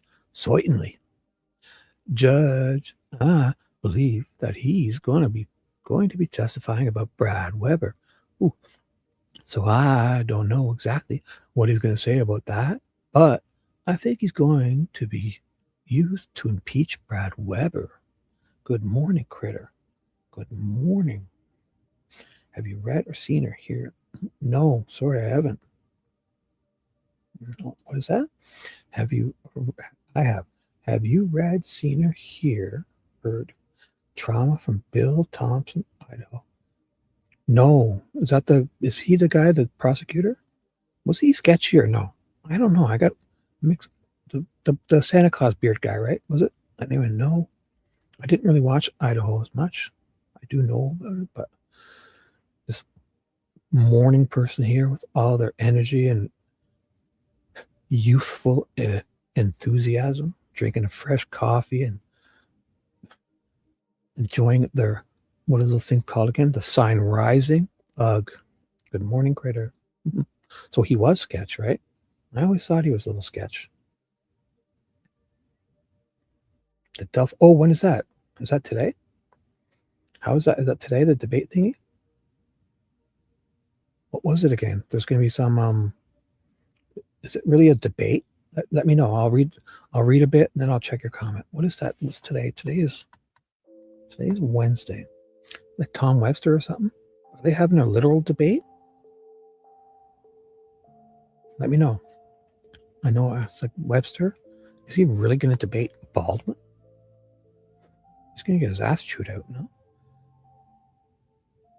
I'm not. That was a bad way to state that. Oh boy. Let me know. I'll check. I think tomorrow. All right. Yeah, let me know if you find out. I mean, I'm sure it'll be all over. Saturday. Oh, look at Mimi jumps in. Save it. Saturday at 11 a.m. Oh, I'll have to catch a replay. 11 a.m. I would go to bed at that time. As a night shift, hard working man on the night shift. I'll be definitely asleep by that time. I'll definitely catch the replay. Sounds great. Ooh, maybe we can check it out on my live stream that night when we just fart around waiting for Dave to come on Saturday night. Thanks, Mimi. My lurker angel, one of my lurker angels, Critter, Mimi, and Lucy. Lucy in the morning star sky of diamonds. Thank you, guys. Talk amongst yourselves. Oh, my God. You know, he mentioned to halt the juror survey, went so far as to say that survey might be a gag order. Oh, my God. When he reads off the questionnaire, he took issues with, oh, you're talking about the Bill guy. Yeah, I do remember that. Yep. Was that done, the Bill, the other guy, the prosecutor guy? You're a firecracker, too. Love your energy. Type amongst yourselves. I'll be back to check on you guys. Love it. 120 people still here. Love it. So, Judge, I believe he's going to be testifying about Brad Weber. So, I don't know exactly what he's going to say about that. But I think he's going to be used to impeach Brad Weber. I just read that. I should have.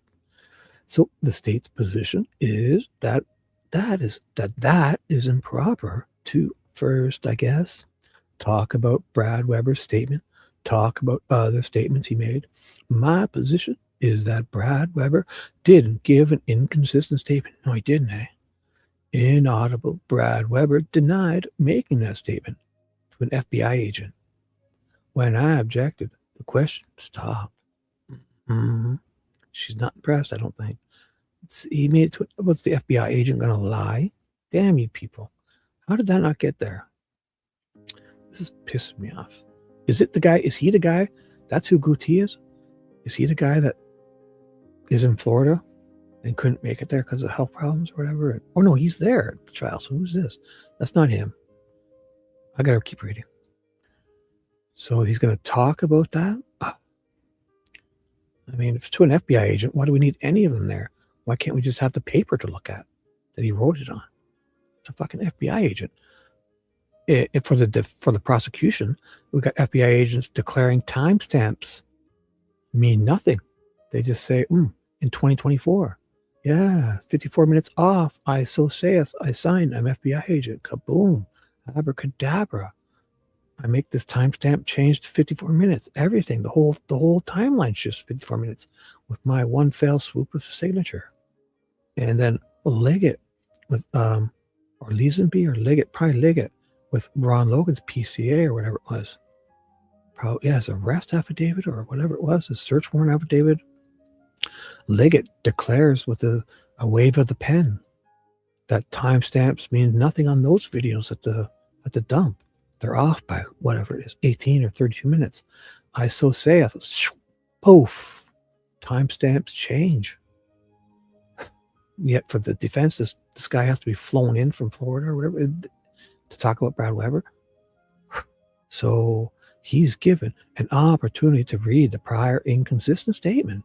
So I guess I wanted to make an offer of proof. Ultimately, the state's objection to have him testify is to inconsistent statements of Brad Weber. Well, Brad Weber previously testified that he went straight home after work, and he told these officers otherwise. But by whom were those specific statements? Did you say to so and so that you... I don't recall that. And I believe we did, but I don't want to sit here and say something. I mean, if that intent is to impeach Mr. Weber, then your impeachment needed to start with Mr. Weber. And I think it did. Well, you have to present him with the specific statement that you are going to try to get out of this guy. Right. But I believe we did. Let me go check. I don't want to sit here and, okay, go check. Yeah, that's Mr. Baldwin's memory.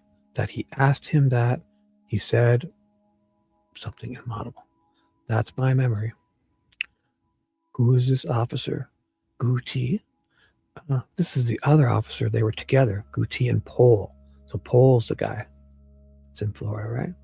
But if Gootee's with him, I don't even know. My recollection is that he started to reread the report to him. He said, that's wrong.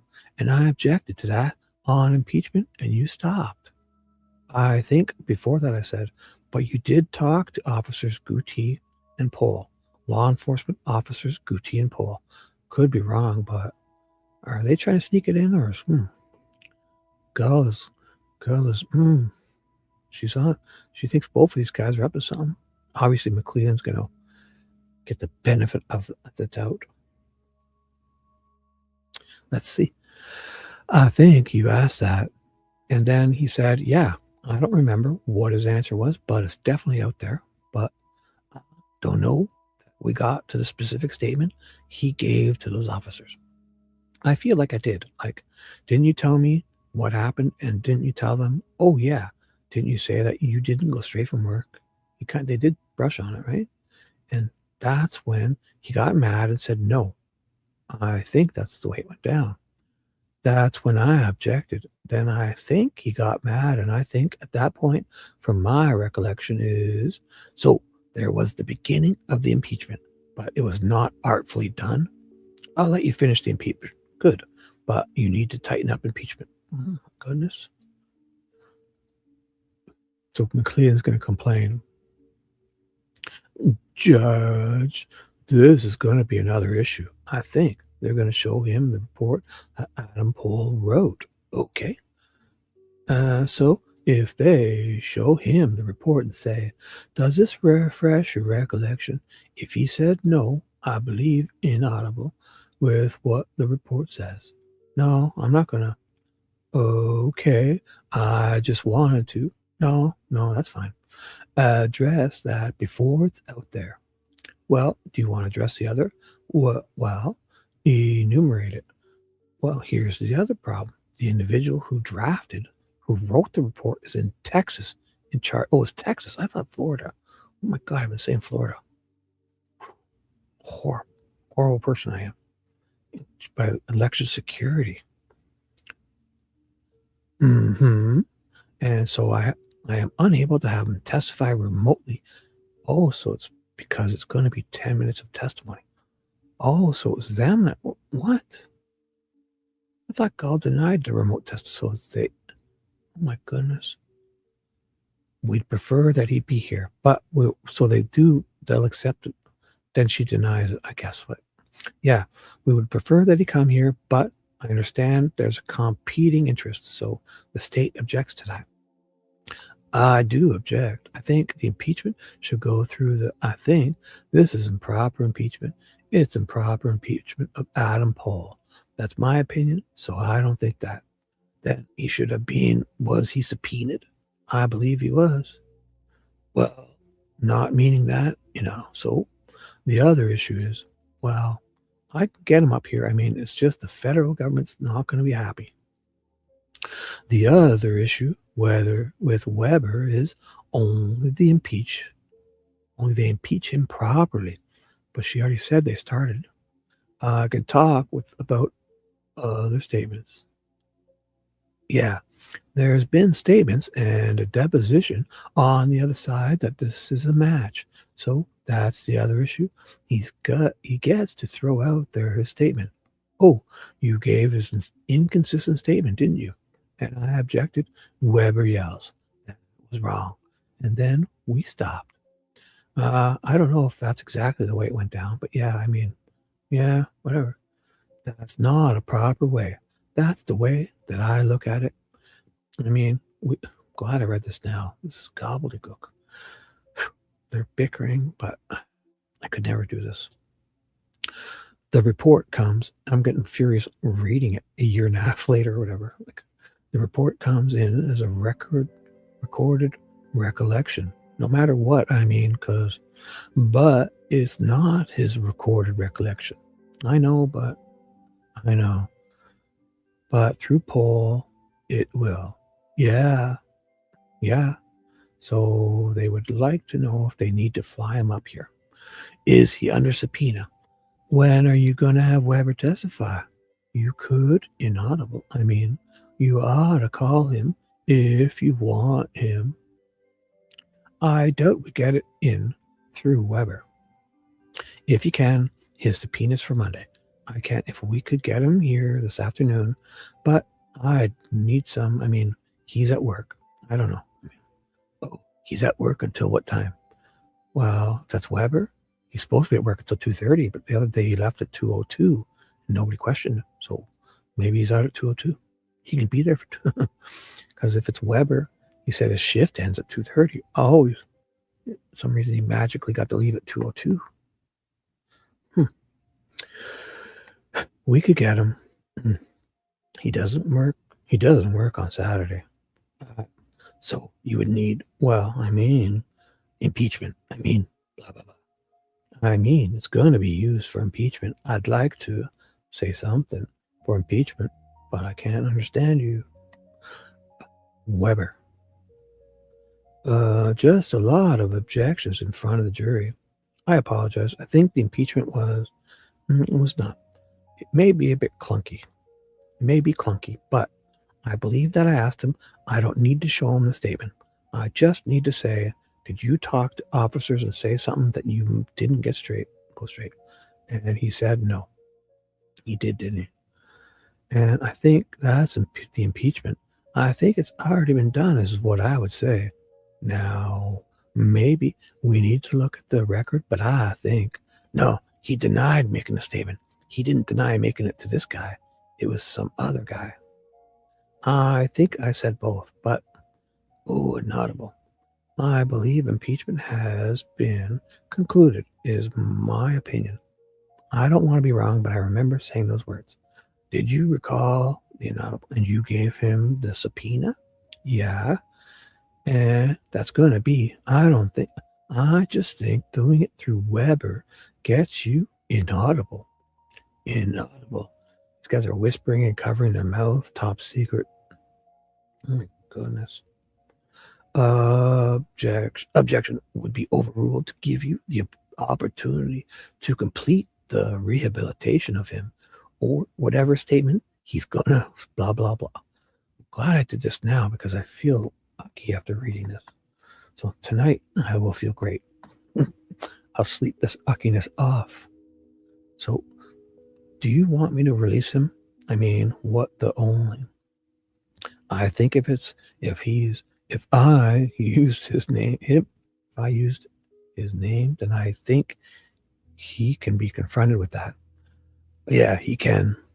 Okay. But it's the only because of impeachment of Mr. Weber. Yeah. Yeah. Okay, then that inaudible.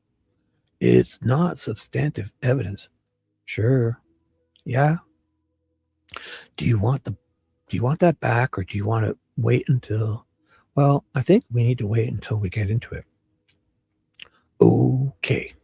When we get into it, if you'll make your motion, okay, you may proceed. Thank you.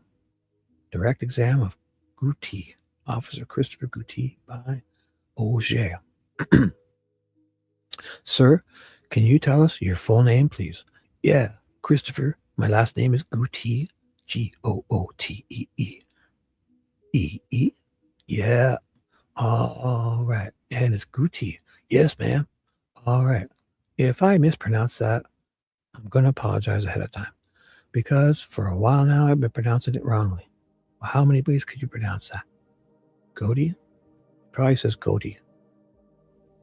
But looks with two O's, I would say Gootee. I've been saying Gootee. Gootee would be one O. Two O's is Gootee. Gootee. Gootee, Gootee. What do you guys say? Who cares? That's okay. Sir, where do you work? The Hammond Police Department. And how long have you worked there? Since 2005.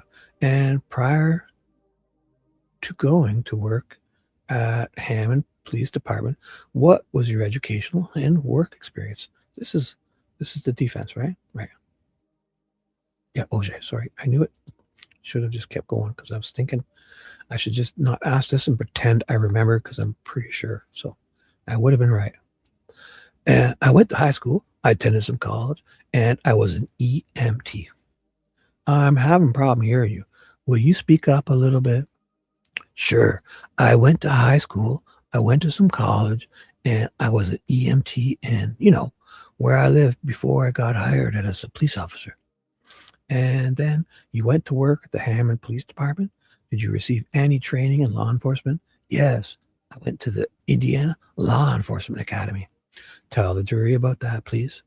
The Indiana Law Enforcement Academy is, at the time, it was an 18-week course in Gary on the campus of UN, where we learned everything you need to learn to be a police officer.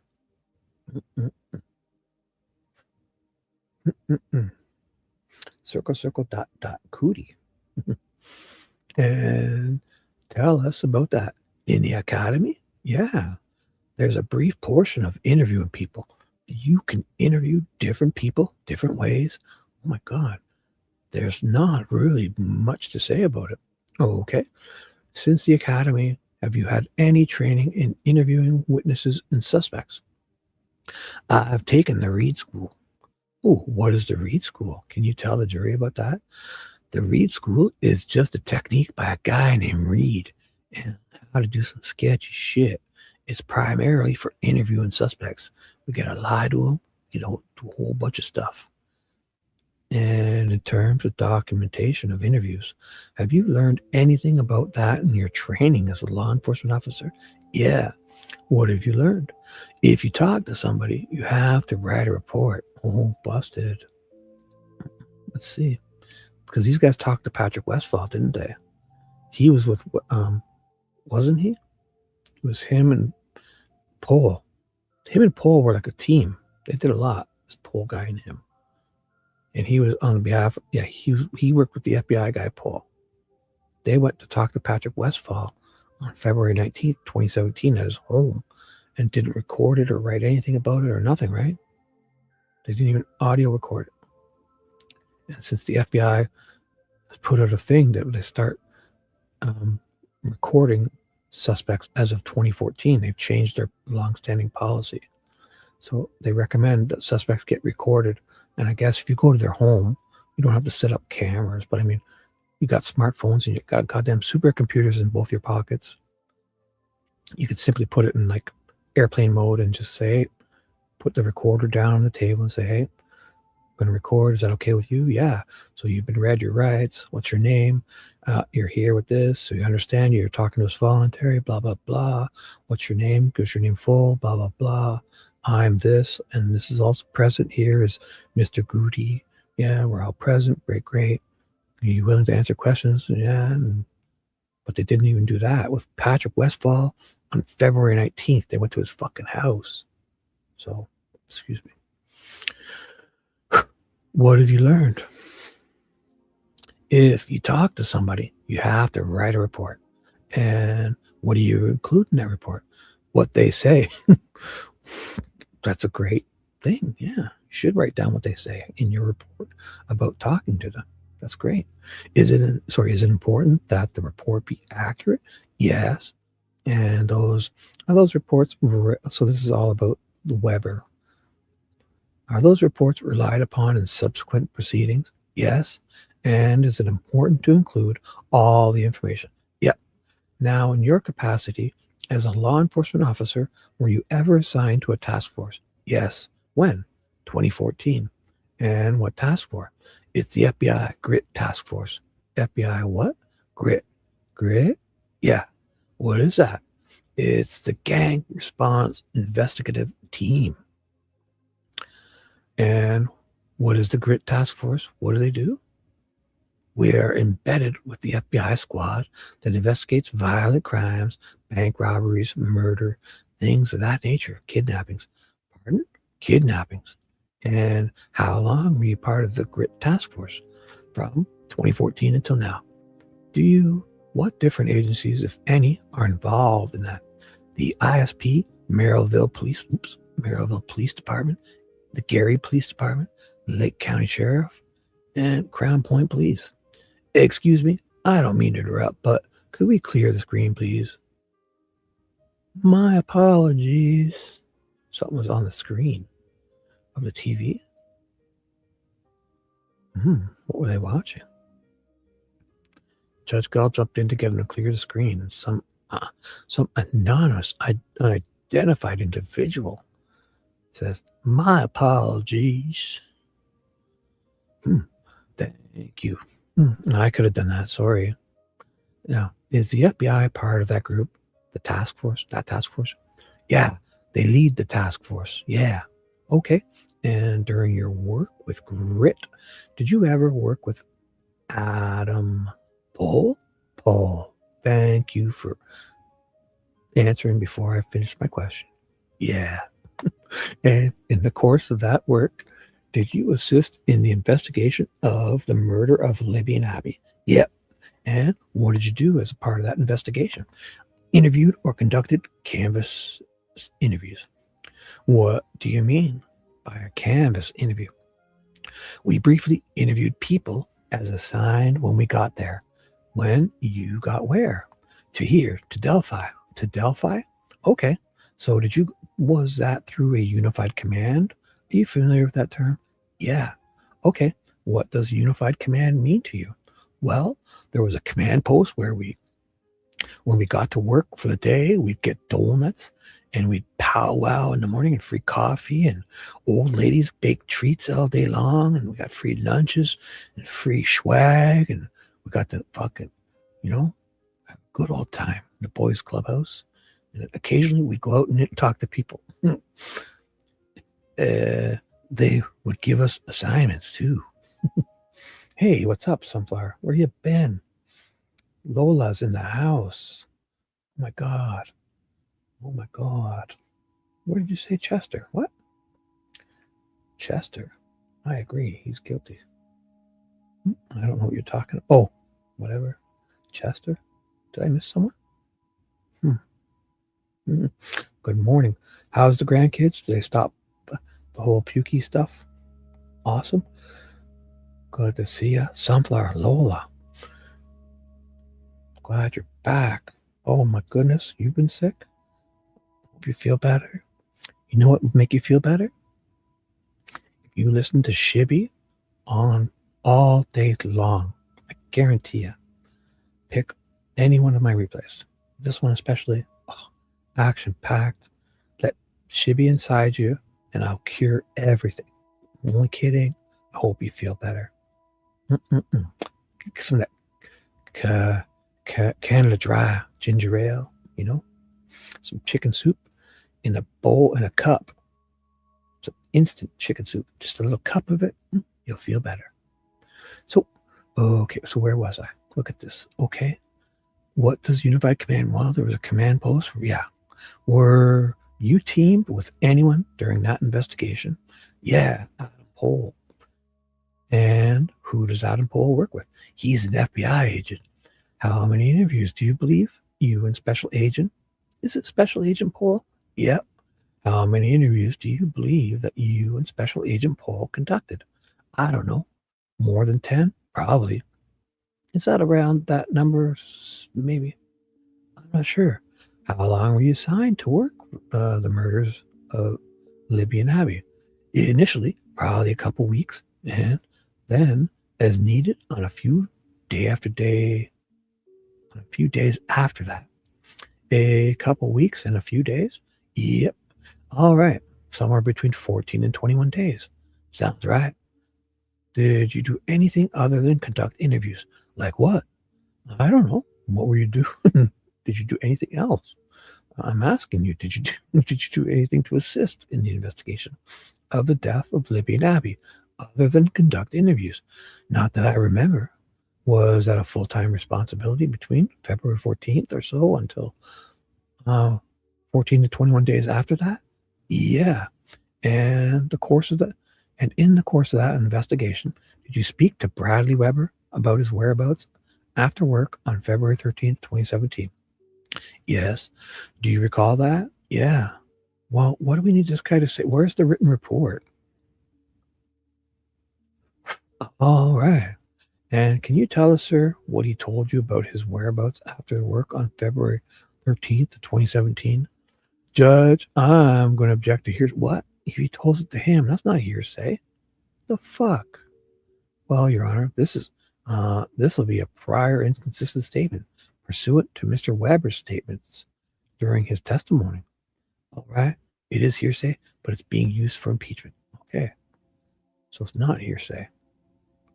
Oh, there's that exception to the hearsay because they stopped using that hearsay. Well, I don't even know. Because Hennessy talked about that in his motion to dismiss or whatever it was. The contempt bullshit. Yeah. And I would instruct the jury that this is not substantive evidence. It is merely used for the purposes of potential impeachment. Oh my God, thank you. Sorry, can you repeat the question? Sure. What did he tell you about his whereabouts? Where he went after work on February 13th, 2017? Home. He went home. Yep. Did he go straight home? I don't recall. What? Okay. Can you tell me what an FBI 302 is? Yeah, that's a report. Okay. And is it a report of investigations and including witness statements? Yeah. Okay. And if I showed you that FBI 302, the interview with Mr. Weber, would that refresh your recollection? Sure. I'm going to show you what I've marked as Exhibit WW. Does that refresh your recollection, sir? Yeah. When did you speak to Mr. Weber? Judge, may I ask a few foundational questions on the refreshing recollection? You may. Well, first of all, we should go take a look. Is WW there? WW. This is the defense, right? All trial exhibits. Oh my God. It's got to be. Oh, it's not here. Is it in the excluded bullshit? Pre-trial? No. Exhibits to motions? No. Excluded state trial stuff? Doubt it. State trial stuff, they wouldn't want us to have that, right? Fuckers. WW. So UUVV WW. All these double letter ones are not around. Oh, there it is there. No. This is not the excluded stuff. Where's the excluded stuff? WW. I should just go to the beginning. How many pages are here? 30 pages. I'm on 21. Oh, I should go this way and I'll go back to 21. I don't know. WW. Oh, suicide companions. The certificate. No. It's garbage. There we go. Yep. I went the right way. Finally. Oh my God, it's not here. Gootee's testimony. No. Mentioned in the transcripts, not listed in the clerk's index. Brad Weber's interview. Of course. UU is not there neither. Copy of Cheyenne's envelope. Yes. Cheyenne's envelope is what I want of her letter. And VV. Where's that VV? Fucking, that can't be it, right? No. VV is a bunch of photos by Cheyenne. Where is that?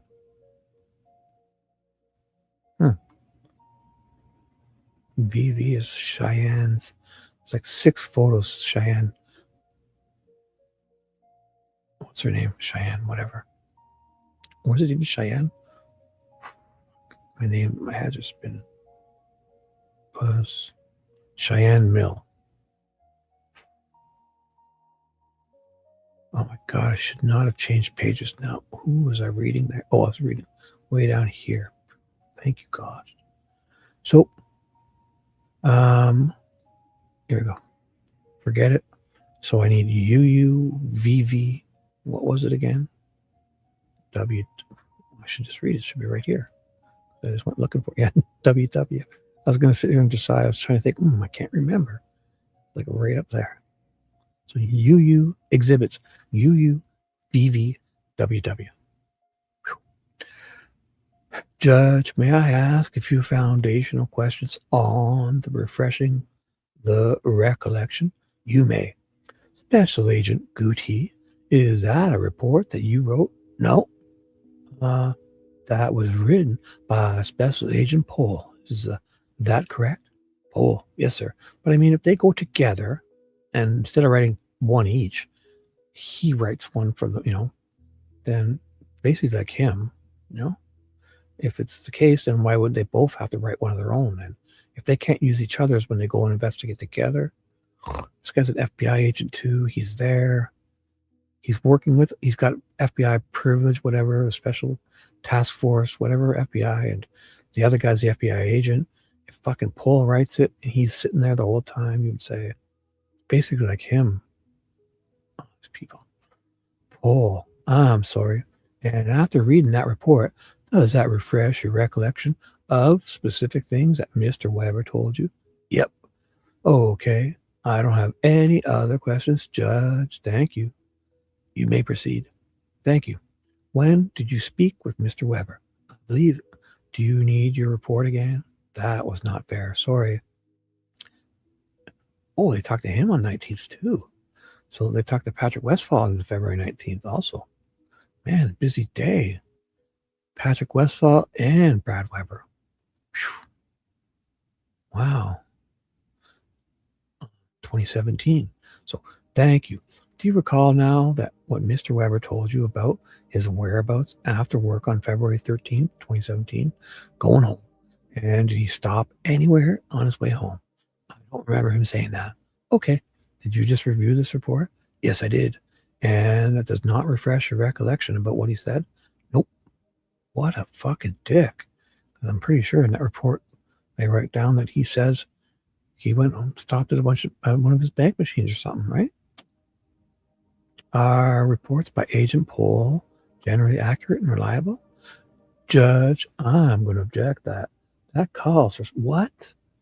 You're going to speculate that an FBI agent writes accurate reports? That's a speculation? What? What do we give all these guys special powers for then? They can change timestamps, but we can't speculate that their reports should be accurate? No, he didn't write it, but he's fucking there with the guy. And these people are amazing. He didn't write that report. She's used it to refresh his recollection. Fine. So he's reading it, saying it, and he doesn't. Oh, he's testified to the questions. So I'm going to object to that question in this line of questioning, Judge. He can say yes or no. It's not his report. Well, he doesn't know. Sustained his objection. Nothing further. Mr. McClellan. What? I don't have any questions, Judge. Thank you. Does anybody on the jury have any questions? What? Why would they let him off so easy? What happened there? Why did that get blown away? It seems pretty weird. So OJ asks a fucking FBI task force special agent gang banger cop working with a FBI guy, if when you went to interview a guy, do you think he wrote this report accurately? Like you were sitting there. Where's your report? Does it match his? Are reports by Mr. Agent Pohl generally accurate when you talk February 19th, which is 5 days after the bodies of 2 teen girls are found. 5 days later, you're talking to 2 guys, Patrick Westfall and this guy, and who else knows? If you think we went and sat with this guy about a double homicide within 5 days, things you asked him, if Pohl was accurate and reliable, and fucking they can't answer, he jumps in, and what is happening? Holy fuck. And they just let him off. What? Man. And again, this is a whole bunch of bullshit. Why don't we just have his report, enter it in as fact? An FBI agent, didn't he write it? I remember this is a whole thing, but it is wild. So I do remember this whole thing. What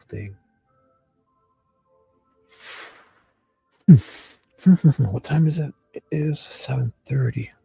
What's the next one? Oh, no way I'm starting that. 45 pages. Max, 13 pages. Brad Heath. Does this have to be in order if I do Brad Heath? Or can I just... He's just an exterminator. Well, not just, but I mean, he's an exterminator. I don't think they have too much to do with each other. I could probably pop this 13-pager off. So then to be much more chance of me getting these all done if I get rid of... Who's this one again? David McCain. Oh, no. This one can't be. Brad Heath is just, he sees a car when he's emptying rat traps, right? Beside the Hoosier Harbor store. What? Doing a Heimlich maneuver. Yeah. What? Somebody's choking? We got 20 cops in here to do the Heimlich maneuver. May I can... What? Yeah. She's got water. Do you need to take a break? What the fuck? To give her a cough drop? What is happening? Oh my God. I gotta read this now. Holy fuck. Was somebody choking there? Was this joking? What was going on? Exterminators in your career. You got a cough drop. Certain cause. So one of the jurors coughing. So he's probably joking. Oh my gosh. So one of the jurors is coughing. Court Judge Gall says, you get a cough drop. McLean's like, Judge, we got water over here. Yeah, she's got water. We've also got 20 cops in here to do the Heimlich maneuver. So he's being snarky. So she got interrupted by coughing. Rosie gets interrupted by coughing and everyone freaks out because a juror coughed. What the fuck was that? Man, that was ridiculous. There's a sign there, right? Shibby, I need you do whatever you need, young lady. You do whatever you need. Oh, you want to watch another video? Is that what you're saying? What time is it? It's 7:37. No, I'm gonna do this. Responsible, because look at what I got. If I don't do this now, this is the only one I have a chance because I'm done work at 8. Tonight, look at this. There was like 260 something pages. So if I blow these 2 off, this one was not 20 pages, let's say. Man, only chance if I start doing something like this. I have enough steam to get 13 pages done. Oh, wait. Yeah, Brad Heath. I'm going to do it. And I'm going to blow right over this whole ridiculousness of the cough drop. I'm going to do also the responsible thing of saving this. No, That's Dwanger. No, wait. No, because I finished. Who was that guy? Gootee, wasn't it? Why do I have this open? Didn't I? Wasn't it? Yeah, it was Gootee. So Dwanger's next. So it's going to be way too long to do him, right? Dwanger. Dr. Deanna Dwanger. No, I can't do that today. But I don't think there's an order here. I think it's just they're throwing this guy in. Max is bit 34, but there's a chance of me doing this. So I'm going to do Brad Heath and then finish up. So let's do this. Yes, you need the Heimlich or a Ricola. Exactly. That was weird, eh? Thought it was. I saw Heimlich. I was like, what the? So no, 2024, 2024. What's it get? November 11/11/01 underscore A. No, this is B. Ooh, C or D. This is D. I can change it up later. I'll probably because I'm skipping 2. So I did A, B. So it's definitely D. I believe. No, I don't need 2 of those. So when I got to pick the right. See, it is in the right file. Boom. First time I've done this correctly. Overwrite it, I guess. No, because it's not even there. Then I go and open that one. Whew, I'm getting good at this. It's important, I think. Because then when I do, because if I don't do this, I'm going to need to mark the shit out of these right here. Now I can get rid of those other ones. And anytime I do markups, I don't need any of these people. That's the proper order. That's B. This is C. And this guy's D, which I'm doing now. I don't need you.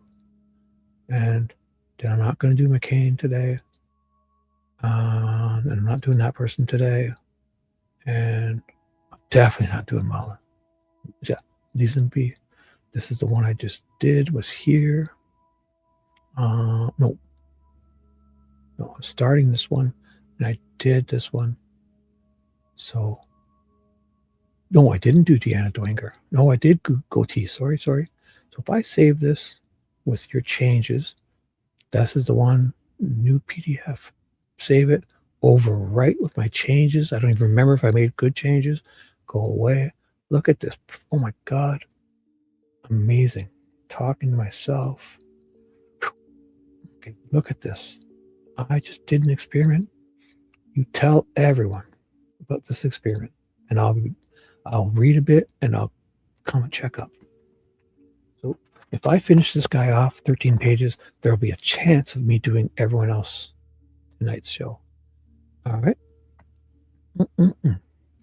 And thank you for being here. 150 people. Love it. Love it. Talk amongst yourselves. Talk about anything you want. If I annoy you, put me on mute. Find someone you like to listen to, your musical playlist, and come and talk to these lovely, lovely emoji critters, Lolas, everything. All right. Perfect. Let's do this for the people.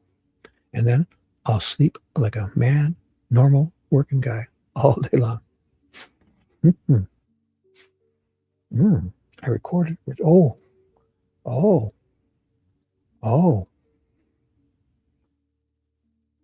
Right. I mean, well, it doesn't even matter. Yeah, I see what you're saying, but I guess if you can pick through, you go through any of mine, you can probably me sounding exactly like BG. I mean, I don't know.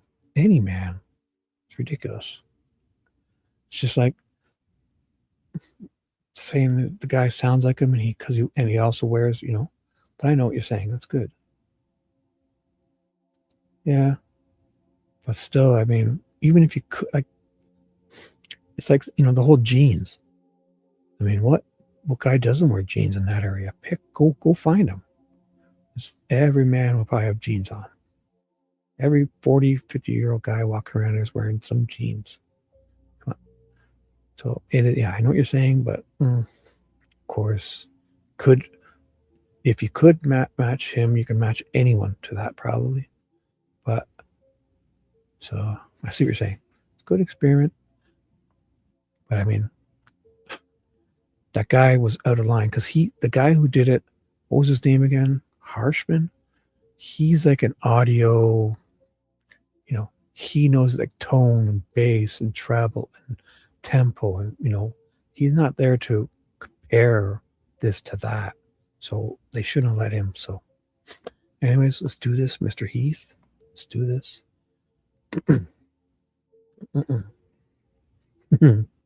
There you go.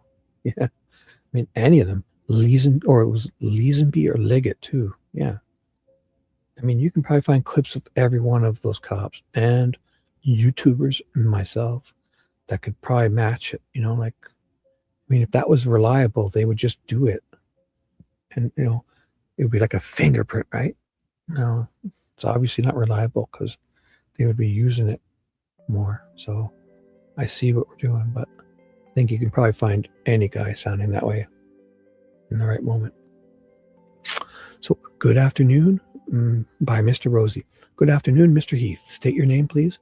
Brad Heath. Okay, Mr. Heath, would you just do your best to speak up so we can all hear you? Okay. All right. Do your best. If I have to remind you, don't be offended by that. Tell the jury generally where you live, not your address, just the area where you live. I just live outside of Delphi. Okay. How old are you? 70. All right. And are you still working or are you retired? I've been retired for about 5 years. All right. And when you were working 5 years ago, who did you work for? Reliable Exterminators. All right. And what did you do for Reliable? I managed the Delphi, Flora, Logansport area pest control. Okay. And what were you working with Reliable Exterminators back on February 13th of 2017? Yes, I was. All right. And at that time in your career, here comes the cough drop stuff. In your career, if you will, did you have a certain route that you typically would work or certain customers that you frequented? Unidentified jurors coughing away. Judge Gall jumps in. You got a cough drop, okay? McLean, Judge, we've got extra water over here too. Yeah, she's got water. Do you need to take a break? Take your time. Rosie's going to be like, we've also got 20 cops in here to do the Heimlich maneuver. May I continue, guys? Quit fucking around. Judge? Mm-hmm. Right. Like if somebody starts coughing, do we interrupt the testimony? What? It must have been a bad cough, like choke cough, right? So he's joking about the Heimlich maneuver. Thank you. All right, let's get back. So here, Mr. Heath. So before we were rudely interrupted, so at that time, I think the question I asked was, were you frequenting? Did you have a route? Did you have certain customers that you'd visit routinely? Yeah, I had several customers on a monthly or bi-monthly basis, and I also did individual jobs as they came up. All right. And did you have an occasion to be or visit a customer on February 13th in the area near the Monon High Bridge? Yes, I was doing Anderson's Cobb Mill. Before I did that in the afternoon, I had a job. It'd be west of Delphi. Okay, so you were doing in the morning, you were working west of Delphi, and then in the afternoon, did you do Anderson's? I did Anderson's Cobb Mill in the afternoon. Mr. Heath, Mr. Heath, if you would, just look to your right over here. Do you see this exhibit we've got up on the board? Yep. And I'm over here on the TV. Oh, I have this. I should have closed it down. I did earlier, but I'll open it up again for you fine people. Just to show you in case you're... What's this? He's going to show him this. He's going to show him... So here's Hardware Store. He's like up here at this place. Like basically right in front of the old CPS. So he's going to be doing exterminations here. So Mears entrance, the Mears farm, the Mears entrance to the trail, 300 north, the cemetery, BG spotted here supposedly by Sarah Carbaugh, Mears entrance, here's the trail, here's 300 north, Hoosier Hardware Store that's spotting all the cars on camera. CPS. So here's the Freedom Bridge, the blue Freedom Bridge. The old CPS building where supposedly this person parked. And this guy is at this building here. And he sees a completely different car here at a certain time when Richard Allen's car is supposed to be there. So he's a valuable witness for the defense, obviously. I'll just close that down. So I just showed you. Oh, I have my other screen down a bit. Perfect. Can't stop me now. Let's do it. Let's do it. Timeline, the videos, the whole live. It unraveled so long ago. It's just how amazing how this got through of anything, right? Wow. It's wild. If this case doesn't get appealed, just with the IDOC Westville crap alone, we're doomed. The world is doomed, pretty much. This is oh my God. So I did Anderson's Cobb Mill in the afternoon. Way up there, right across from the CPS building. Old CPS building. If you would, just look to your right over here. Did you see this exhibit? Yep. I'm over here on the TV. We have what we've been referring to as States Exhibit 5. That wouldn't mean anything to you, but can you see this map? Yep. Okay. And do you generally, I know this is the first time you've looked at it, do you just generally recognize the area where that map is depicting? Yep. He's a smart guy. Come on. Get him. He's an old guy. He's not that old. He just retired. Okay. If I were to just kind of assist, is it fair to say that this is the Hoosier Heartland here? That's kind of running along the left side from top to bottom. Yep. And is it fair to say, or is it accurate that this bridge would be referred to as the Freedom Bridge? Yep. All right. And is it accurate to say that these structures up here, kind of on the top center, top left, this is the Andersons? Yep. All right. And more specifically, there's a warehouse or a pole barn. Well, pole barn or some improvement here that is just below the larger Anderson structure. He points, and is that an Anderson's building? Yep. Is that a building that you frequented in your course of employment? Yep. What do you call that? The small pack building. Okay. And so on this particular day of February 13th of 2017, did you go to that building? Yes, I did.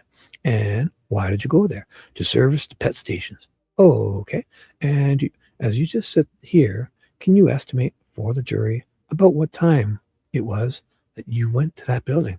My first scan was 1:43 p.m. Same time, allegedly, that the photo was taken in the car of the girls in their Snapchat, the first photo in the car. Okay. My last scan was 2:06. Oh my God, another time. That's the time of 2:07, they allege. Whew. The Snapchat photo on the bridge was taken. Oh boy. All right.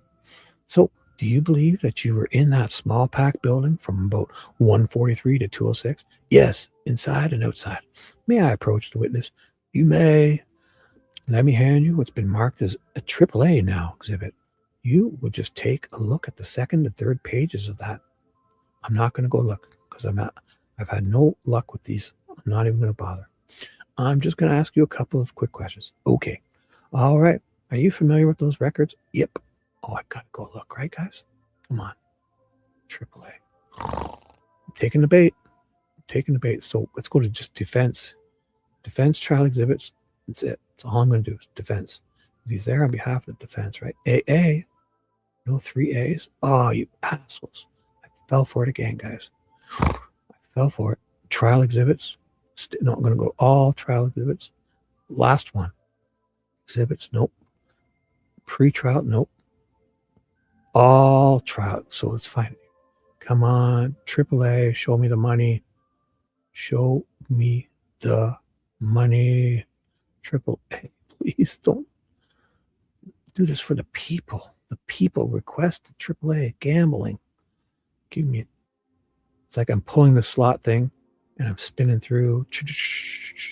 Where is it going to land? A. Oh my, why does it keep happening? I want to keep scanning through here. Triple A, triple A, triple A, triple A, triple A. Like the roulette ball is bouncing around. What numbers are going to land on? Oh, do you see? Is Dewey here? RC's here. Oh my God. Hey guys, did I miss it? Triple A. The last time I go, if this triple A exhibit's not here, I will never, ever, ever fall for that again. This show. Next show, maybe. But this show, the one that's going to be over in a few minutes. Oh boy. This is wild. Triple A. God.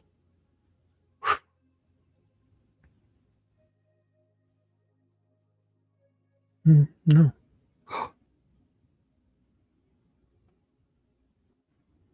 What? Oh. Nope. KKK is here. Rod Abrams got KKK. PPP, is that Garrison report? No AAA. Fuckers. No. See? Never, ever going to fall for that again, guys. Ever. Ever. Not in this lifetime. Ever again. Ever. That's it. I quit. Fuck you guys. Moving on. Sorry, guys. I'm a failure. Hey, so RC, good morning, RC. And where's Dewey? Dewey, what's up, bro? Did you get some good sleep, young man? Us. Is that US? Or just us? Us. I'll take it. Perfect. Awesome. Did I miss anyone else? Lola, Critter. Good morning, guys. Lucy, Carol. Anyone else that I miss? Oh my God. I don't deserve any of you guys. I'm a horrible person who can't find exhibits. I can't find the exhibits for you guys. And you're still here. Thank you for putting up with me. I'm a failure. And tell the jury what those records generally represent. It's when I scan a rodent station that's got bait for rats and mice. It gives them the time I scan it. Then I put notes of was there activity, and that's what I do. Yeah, it'd be good to keep track of that. Okay, so is this kind of like, first of all, this was in 2000, February 13th, 2017. What? This was in February, no, forget you said 2000. This was in February 13th of 2017, right? That's correct. And does that record reflect the activity that you engaged in at work on that day? Yes, it does. Did you recover that document or did somebody else recover it? I requested it. Okay. And tell the jury why you requested it. I'd stipulate to the exhibit. Oh, okay. It's got her affidavit. Okay. Let me just move to admit it. I move to admit it, then publish AAA that the failure Shibby cannot find. No objection. Then from the state. Nope. No, so as the state. No. All right. Show without objection, AAA is admitted. May I publish? You may. You may proceed. Thank you, Judge. Mr. Heath, I think what I was asking you earlier, I don't think I know what I was asking you earlier is why did you get this document? Why did you recover it and retrieve it? Because of the vehicle I saw that day to have record. Thank you, sir. I first saw it at driving to my first job on the Heartland at 8:45 in the morning. And then it was still in the same location when I went in the afternoon to do the service at the Cobb Mill. Yeah, like this is a 70-year-old man who's, he knows cars. He seems observant. And why would he lie? He's fucking right there. The CPS building's right there. He spots a car, And he was lucid enough to know that something happened that day, and he requested the documents because there was a murder in the area or something. I don't know. Okay, so because he knew he was in the area in the afternoon, the Cobb Mill. Okay, so is it accurate that you were recovering this document to try and help refresh your memory or confirm the times when you were there? That's correct. Okay, and you mentioned the vehicle. I'm going to refer you back to the States Exhibit, States 5, I believe. It was the diagram here. Again, just to kind of orient you. Is this the warehouse up here on the left? That's the small pack building. That's correct. Okay. And are you familiar with this structure that's just to the west? A tick to the southwest, across the frontage road there, across 300 North, it's the old CPS building. Were you generally familiar with that structure at the time? Yep. Do you have a name for that structure? Or are you, I call it the CPS building. Okay. I've been in that location over 40 years, about 960 times. Perfect. This guy knows his shit. 40 years, 900. It wasn't 950. It wasn't 970. 960 times. Okay, about, yeah. Okay, 2 times a month for 40 years. This fucking guy knows the area. Fuck. 2 times a month for 40 years. All right. Very good. So you know what you're talking about. So you mentioned a vehicle that you saw that caught your eye, right? That's correct. In the morning, he sounds sharp. He sounds chipper. You're retired for 5 years and he's fucking, he sounds great. In the morning, tell the jury, well, first of all, tell the jury, if you would, where that vehicle was located relative to that CPS building. It was halfway down that road between the CPS building and where it starts to curve. So if I were just kind of pointing that area somewhere, what would that be? Pretty close? That's correct. So, okay. And where was it on the road? Oops. Parked off the road about 2 feet. Pulled off. All right. So it wasn't, yeah, it was parked on the road and yeah, not, more on the curved part of the road. I should have showed you better. Damn it. Because it wasn't at the CPS building. All right. Pretty sure he's saying it was parked closer, like on this curved part, or might even, I don't think it was that far. Yeah, there's a forest here. I'm pretty sure he's saying it was on this curved part here. Because he comes out of here. It's somewhere on the road here. It's not right at the CPS where they say Richard Allen Park, they allege. It's on the road side. I believe it's more here by this forest part, which would be, I don't know. Or there's a parking thing here somewhere. I think this is a house, so I don't think they would park. This is probably their lawn. Looks like, yeah. So it's got to be around here. I'm pretty sure it's somewhere near this on the road, not at the CPS. Sorry. So that's what they're talking about. Okay, and where was it on the road? Parked. Oh, I closed my other. No, I didn't close it, but sorry. Perfect. Perfect.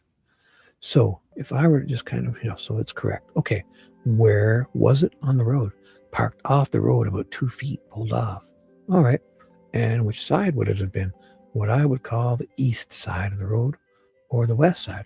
It would have been the west side. So northeast. So yeah, it would have been the side closest to the trail. Because north is east, is off. South would be towards Weber's, and west. So it's on the west side of the road, 300 North. Would have been the west side. So the Heartland side, yeah, right? So kind of parked in this area. That's correct. Okay. And what do you remember about that vehicle? What do you recall? What did you recall about the description of the vehicle when you went by there at 8, whatever time you said in the morning? It was an older vehicle. Looked like it was maybe a dark blue. See? Dark blue. Man. So someone's talking about a blue muscle car, wasn't there? Wait, that was the morning, right?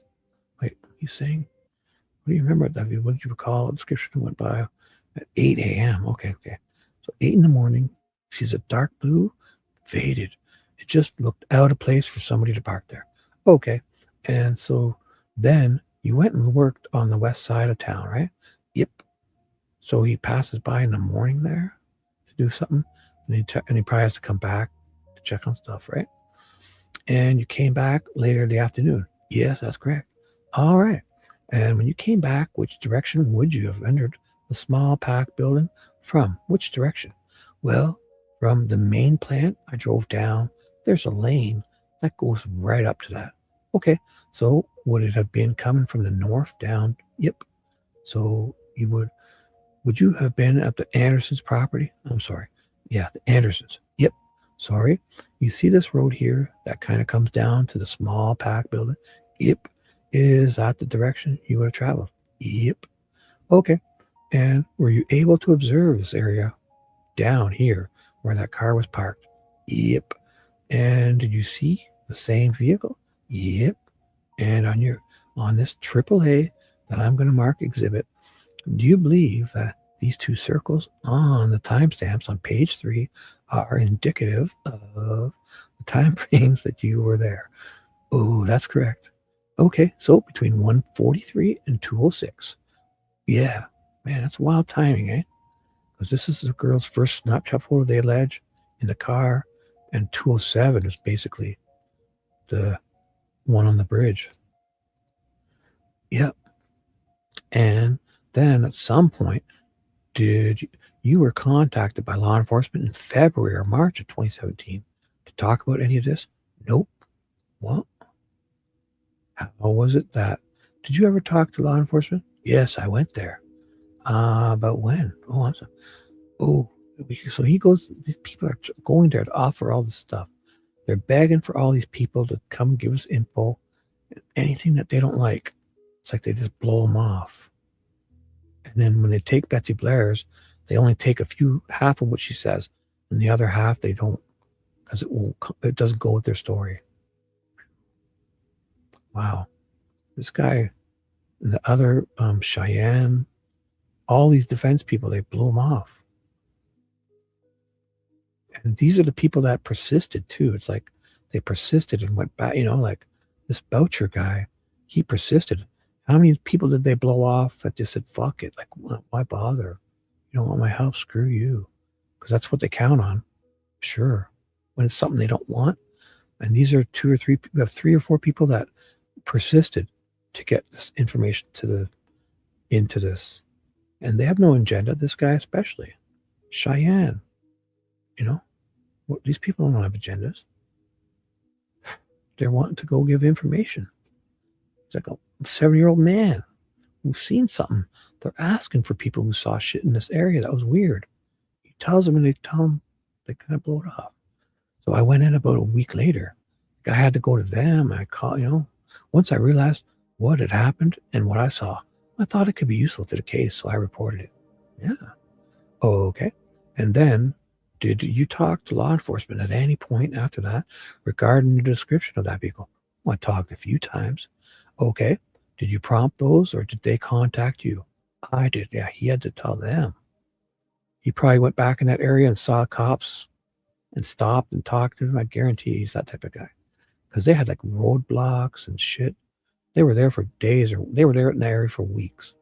They probably had those paths cordoned off, So he's going there to say, hey, man, what's going on? Did you guys do anything with my tip? Hey. And these people are having to kind of be persistent to get their information, to trying to help. Luckily, you didn't get yourself in too much.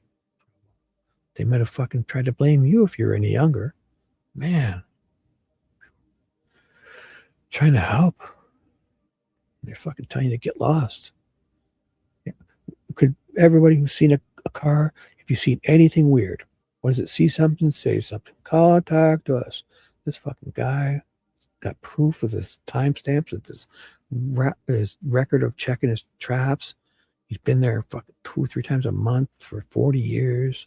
He has a complete record of, and he's seen something. He saw a car parked weirdly, and they just fucking blow him off. Because it doesn't, I don't know why they would do that so soon.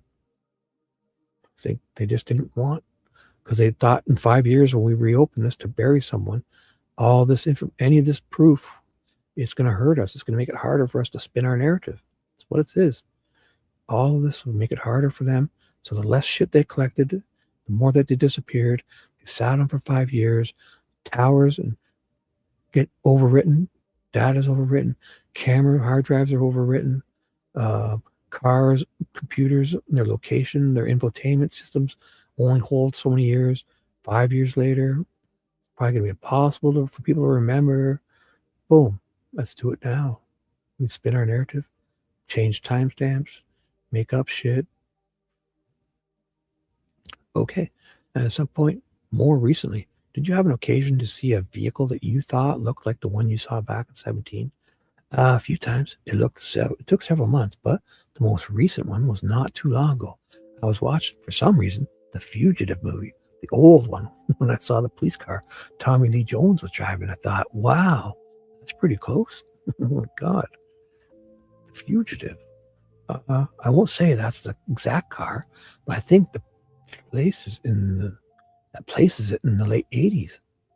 Oh, Diplomat? What is it? I always thought it was late 80s or early 90s. I'm not a car person. So, did you contact law enforcement and essentially report that information? Yeah, I did. Okay. And at some point, again, this is just more recently, right? Right. Then did you see if the law enforcement, may I approach judge? You may. No way. Nope. Not going to look for that. Copy of exhibit BBB.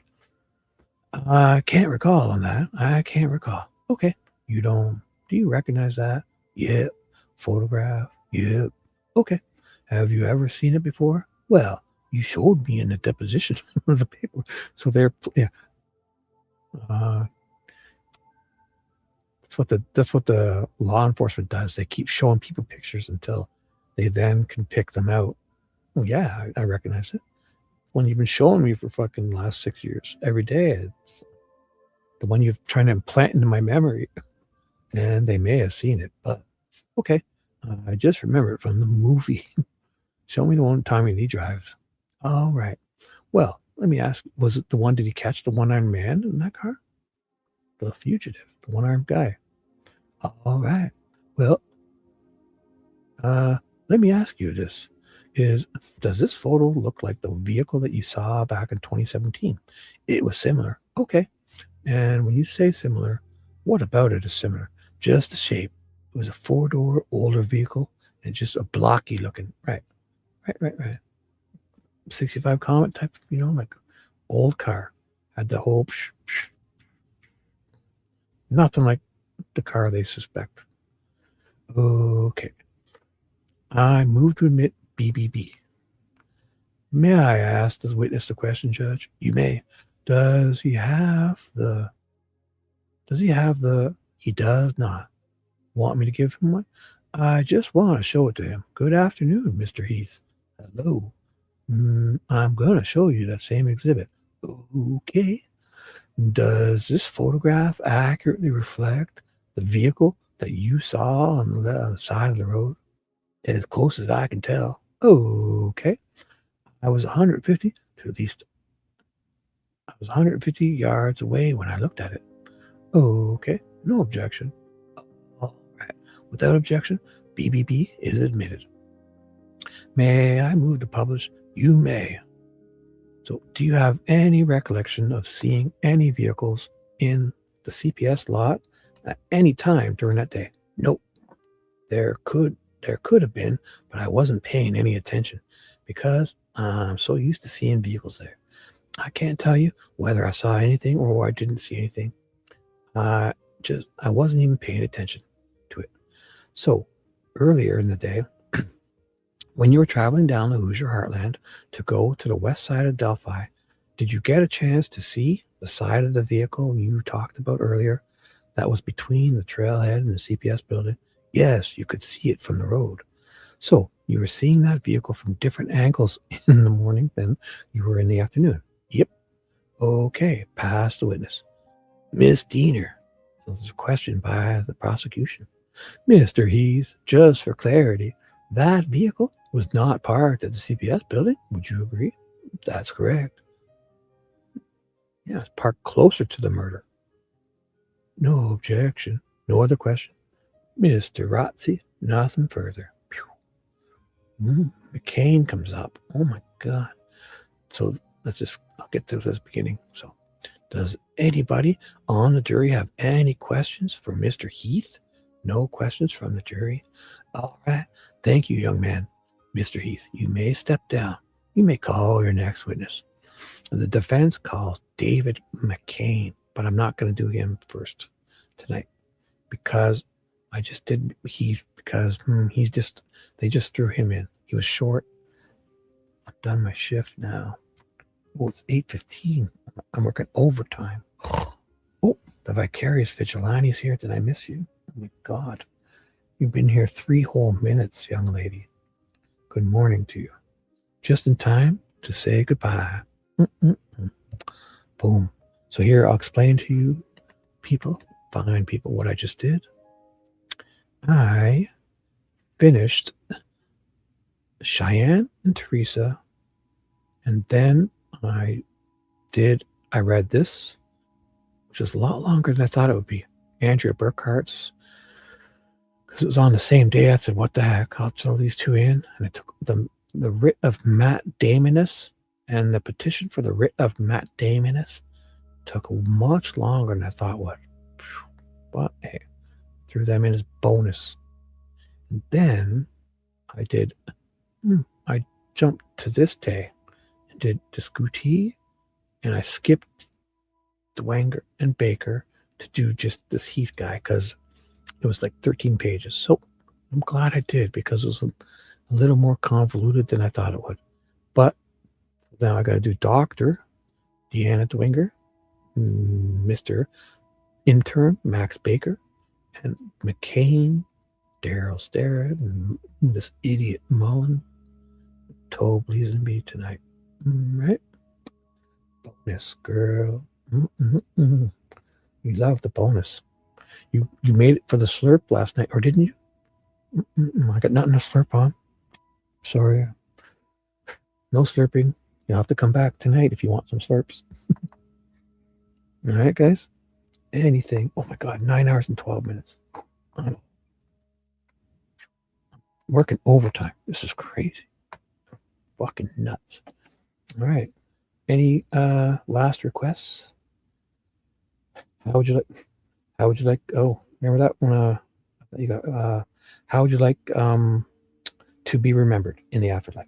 Have a nice day, everyone. Same to you. Any last requests? Going once? How would you care to be remembered? Tommy Lee Jones, poor Tommy Lee, was going through some tough. Oh, was he? Oh, I don't even know. For real? Oh, yeah. Yes. Every outhouse, hen house, dog house, boat house, sun house, house. Exactly. Look at that. Oh, my. Look at that for all of you people. Oh, look at these. Emoji time. Drop some emojis. Have a great day. I think I'm done. What should I play as my outro? Nothing special. Quick. I'm not even going to loop it. I turn the loop off. You'll get one chance to see this amazing outro. It's going to be 11 seconds. Thank you, young man. Thank you for being here, guys. God, you guys are awesome. 2026. Oh, what are we doing? The cool special emojis that show up as print, but I see them on my computer. And I love that little guy. Love him. Isn't he adorable? The little blue guy. He's blue, person blue holding pencil, person blue holding pencil. It is weird how StreamYard doesn't get together. Because some of them do show up on Stream. Yeah, see? That's the special emojis, right? The pink hand is. Some of them do show up on. And that other one you do, Peggy, the one you drop, it shows up. And Habby's shows up. Put the one that you like, the purplish one that's right beside there. They show up on the screen, but it's this blue person. He, something's wrong with him. It's weird. It's weird how it shows up as text. But anyways, thank you, lovely, lovely people. It's been a blast. I'm going to eat some. I'm starving. I'm going to eat some. I haven't eaten all night. What I'm doing. It's kind of cool. I get into this.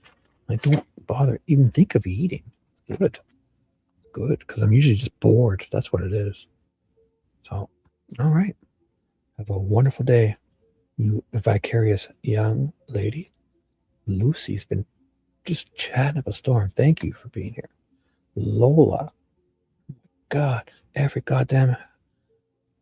outhouse, hen house, dog house, boathouse, steakhouse, fucking barn house, farmhouse, cottage house, every goddamn house. Check it for this one-armed man.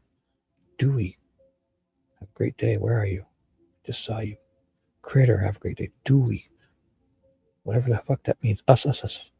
RC, have a great day. Look at you guys. I'm done. Have a wonderful day, guys. Thanks for being here. Okay, let's finish with that. Thank you, young lady. Talk soon. Bye. That's the fishy goodbye. Bye. Let's do this. Let's do. Oh, here. That's perfect. Okay.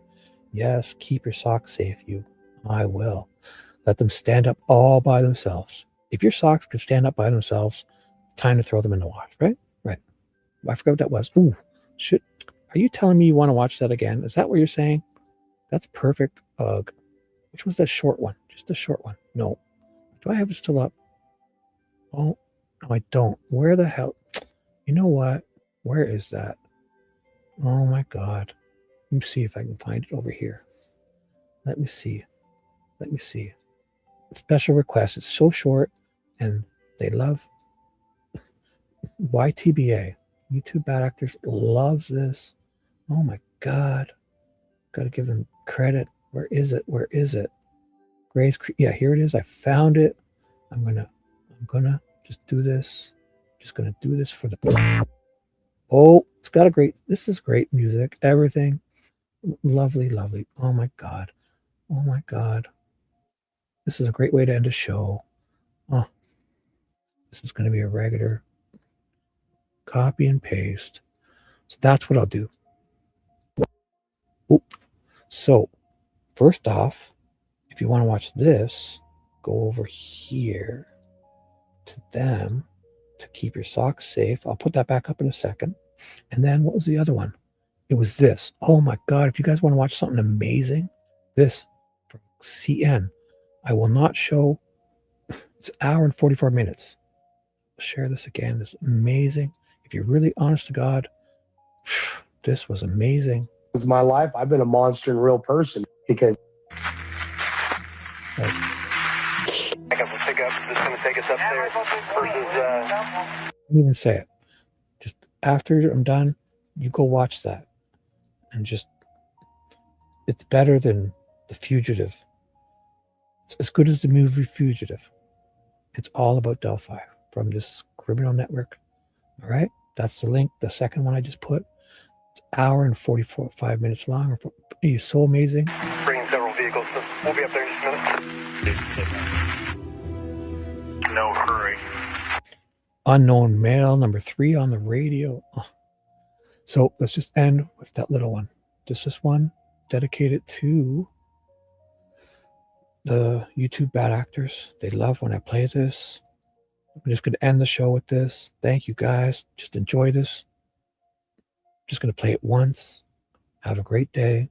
Talk soon. I'm going to play this and then I'm going to hit end after this. Okay? Have a great day, guys. Talk to you later. Bye.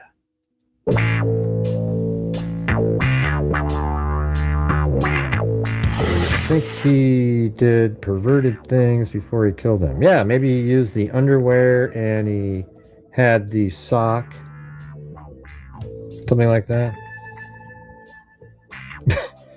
Yeah, well, if I nailed it, then you don't need to call in. Yeah, so you have the underwear and the sock is missing still. They never found those.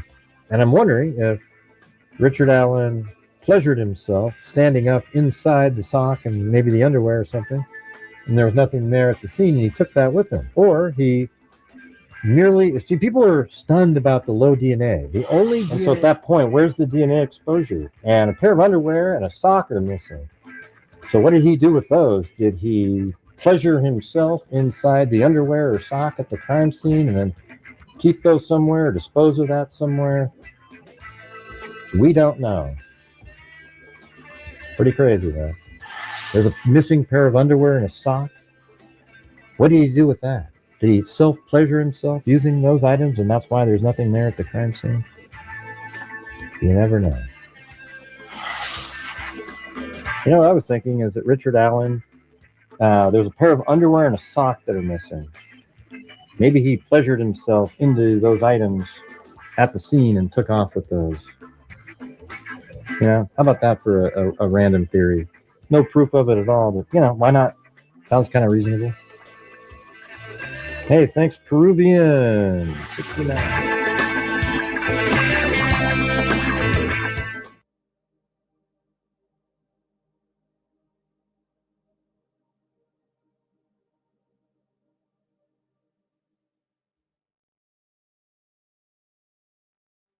Dude, you just touched Christy Boner's hoo-hoo. Shibby! Low 5. Yeah. Let's get out of here.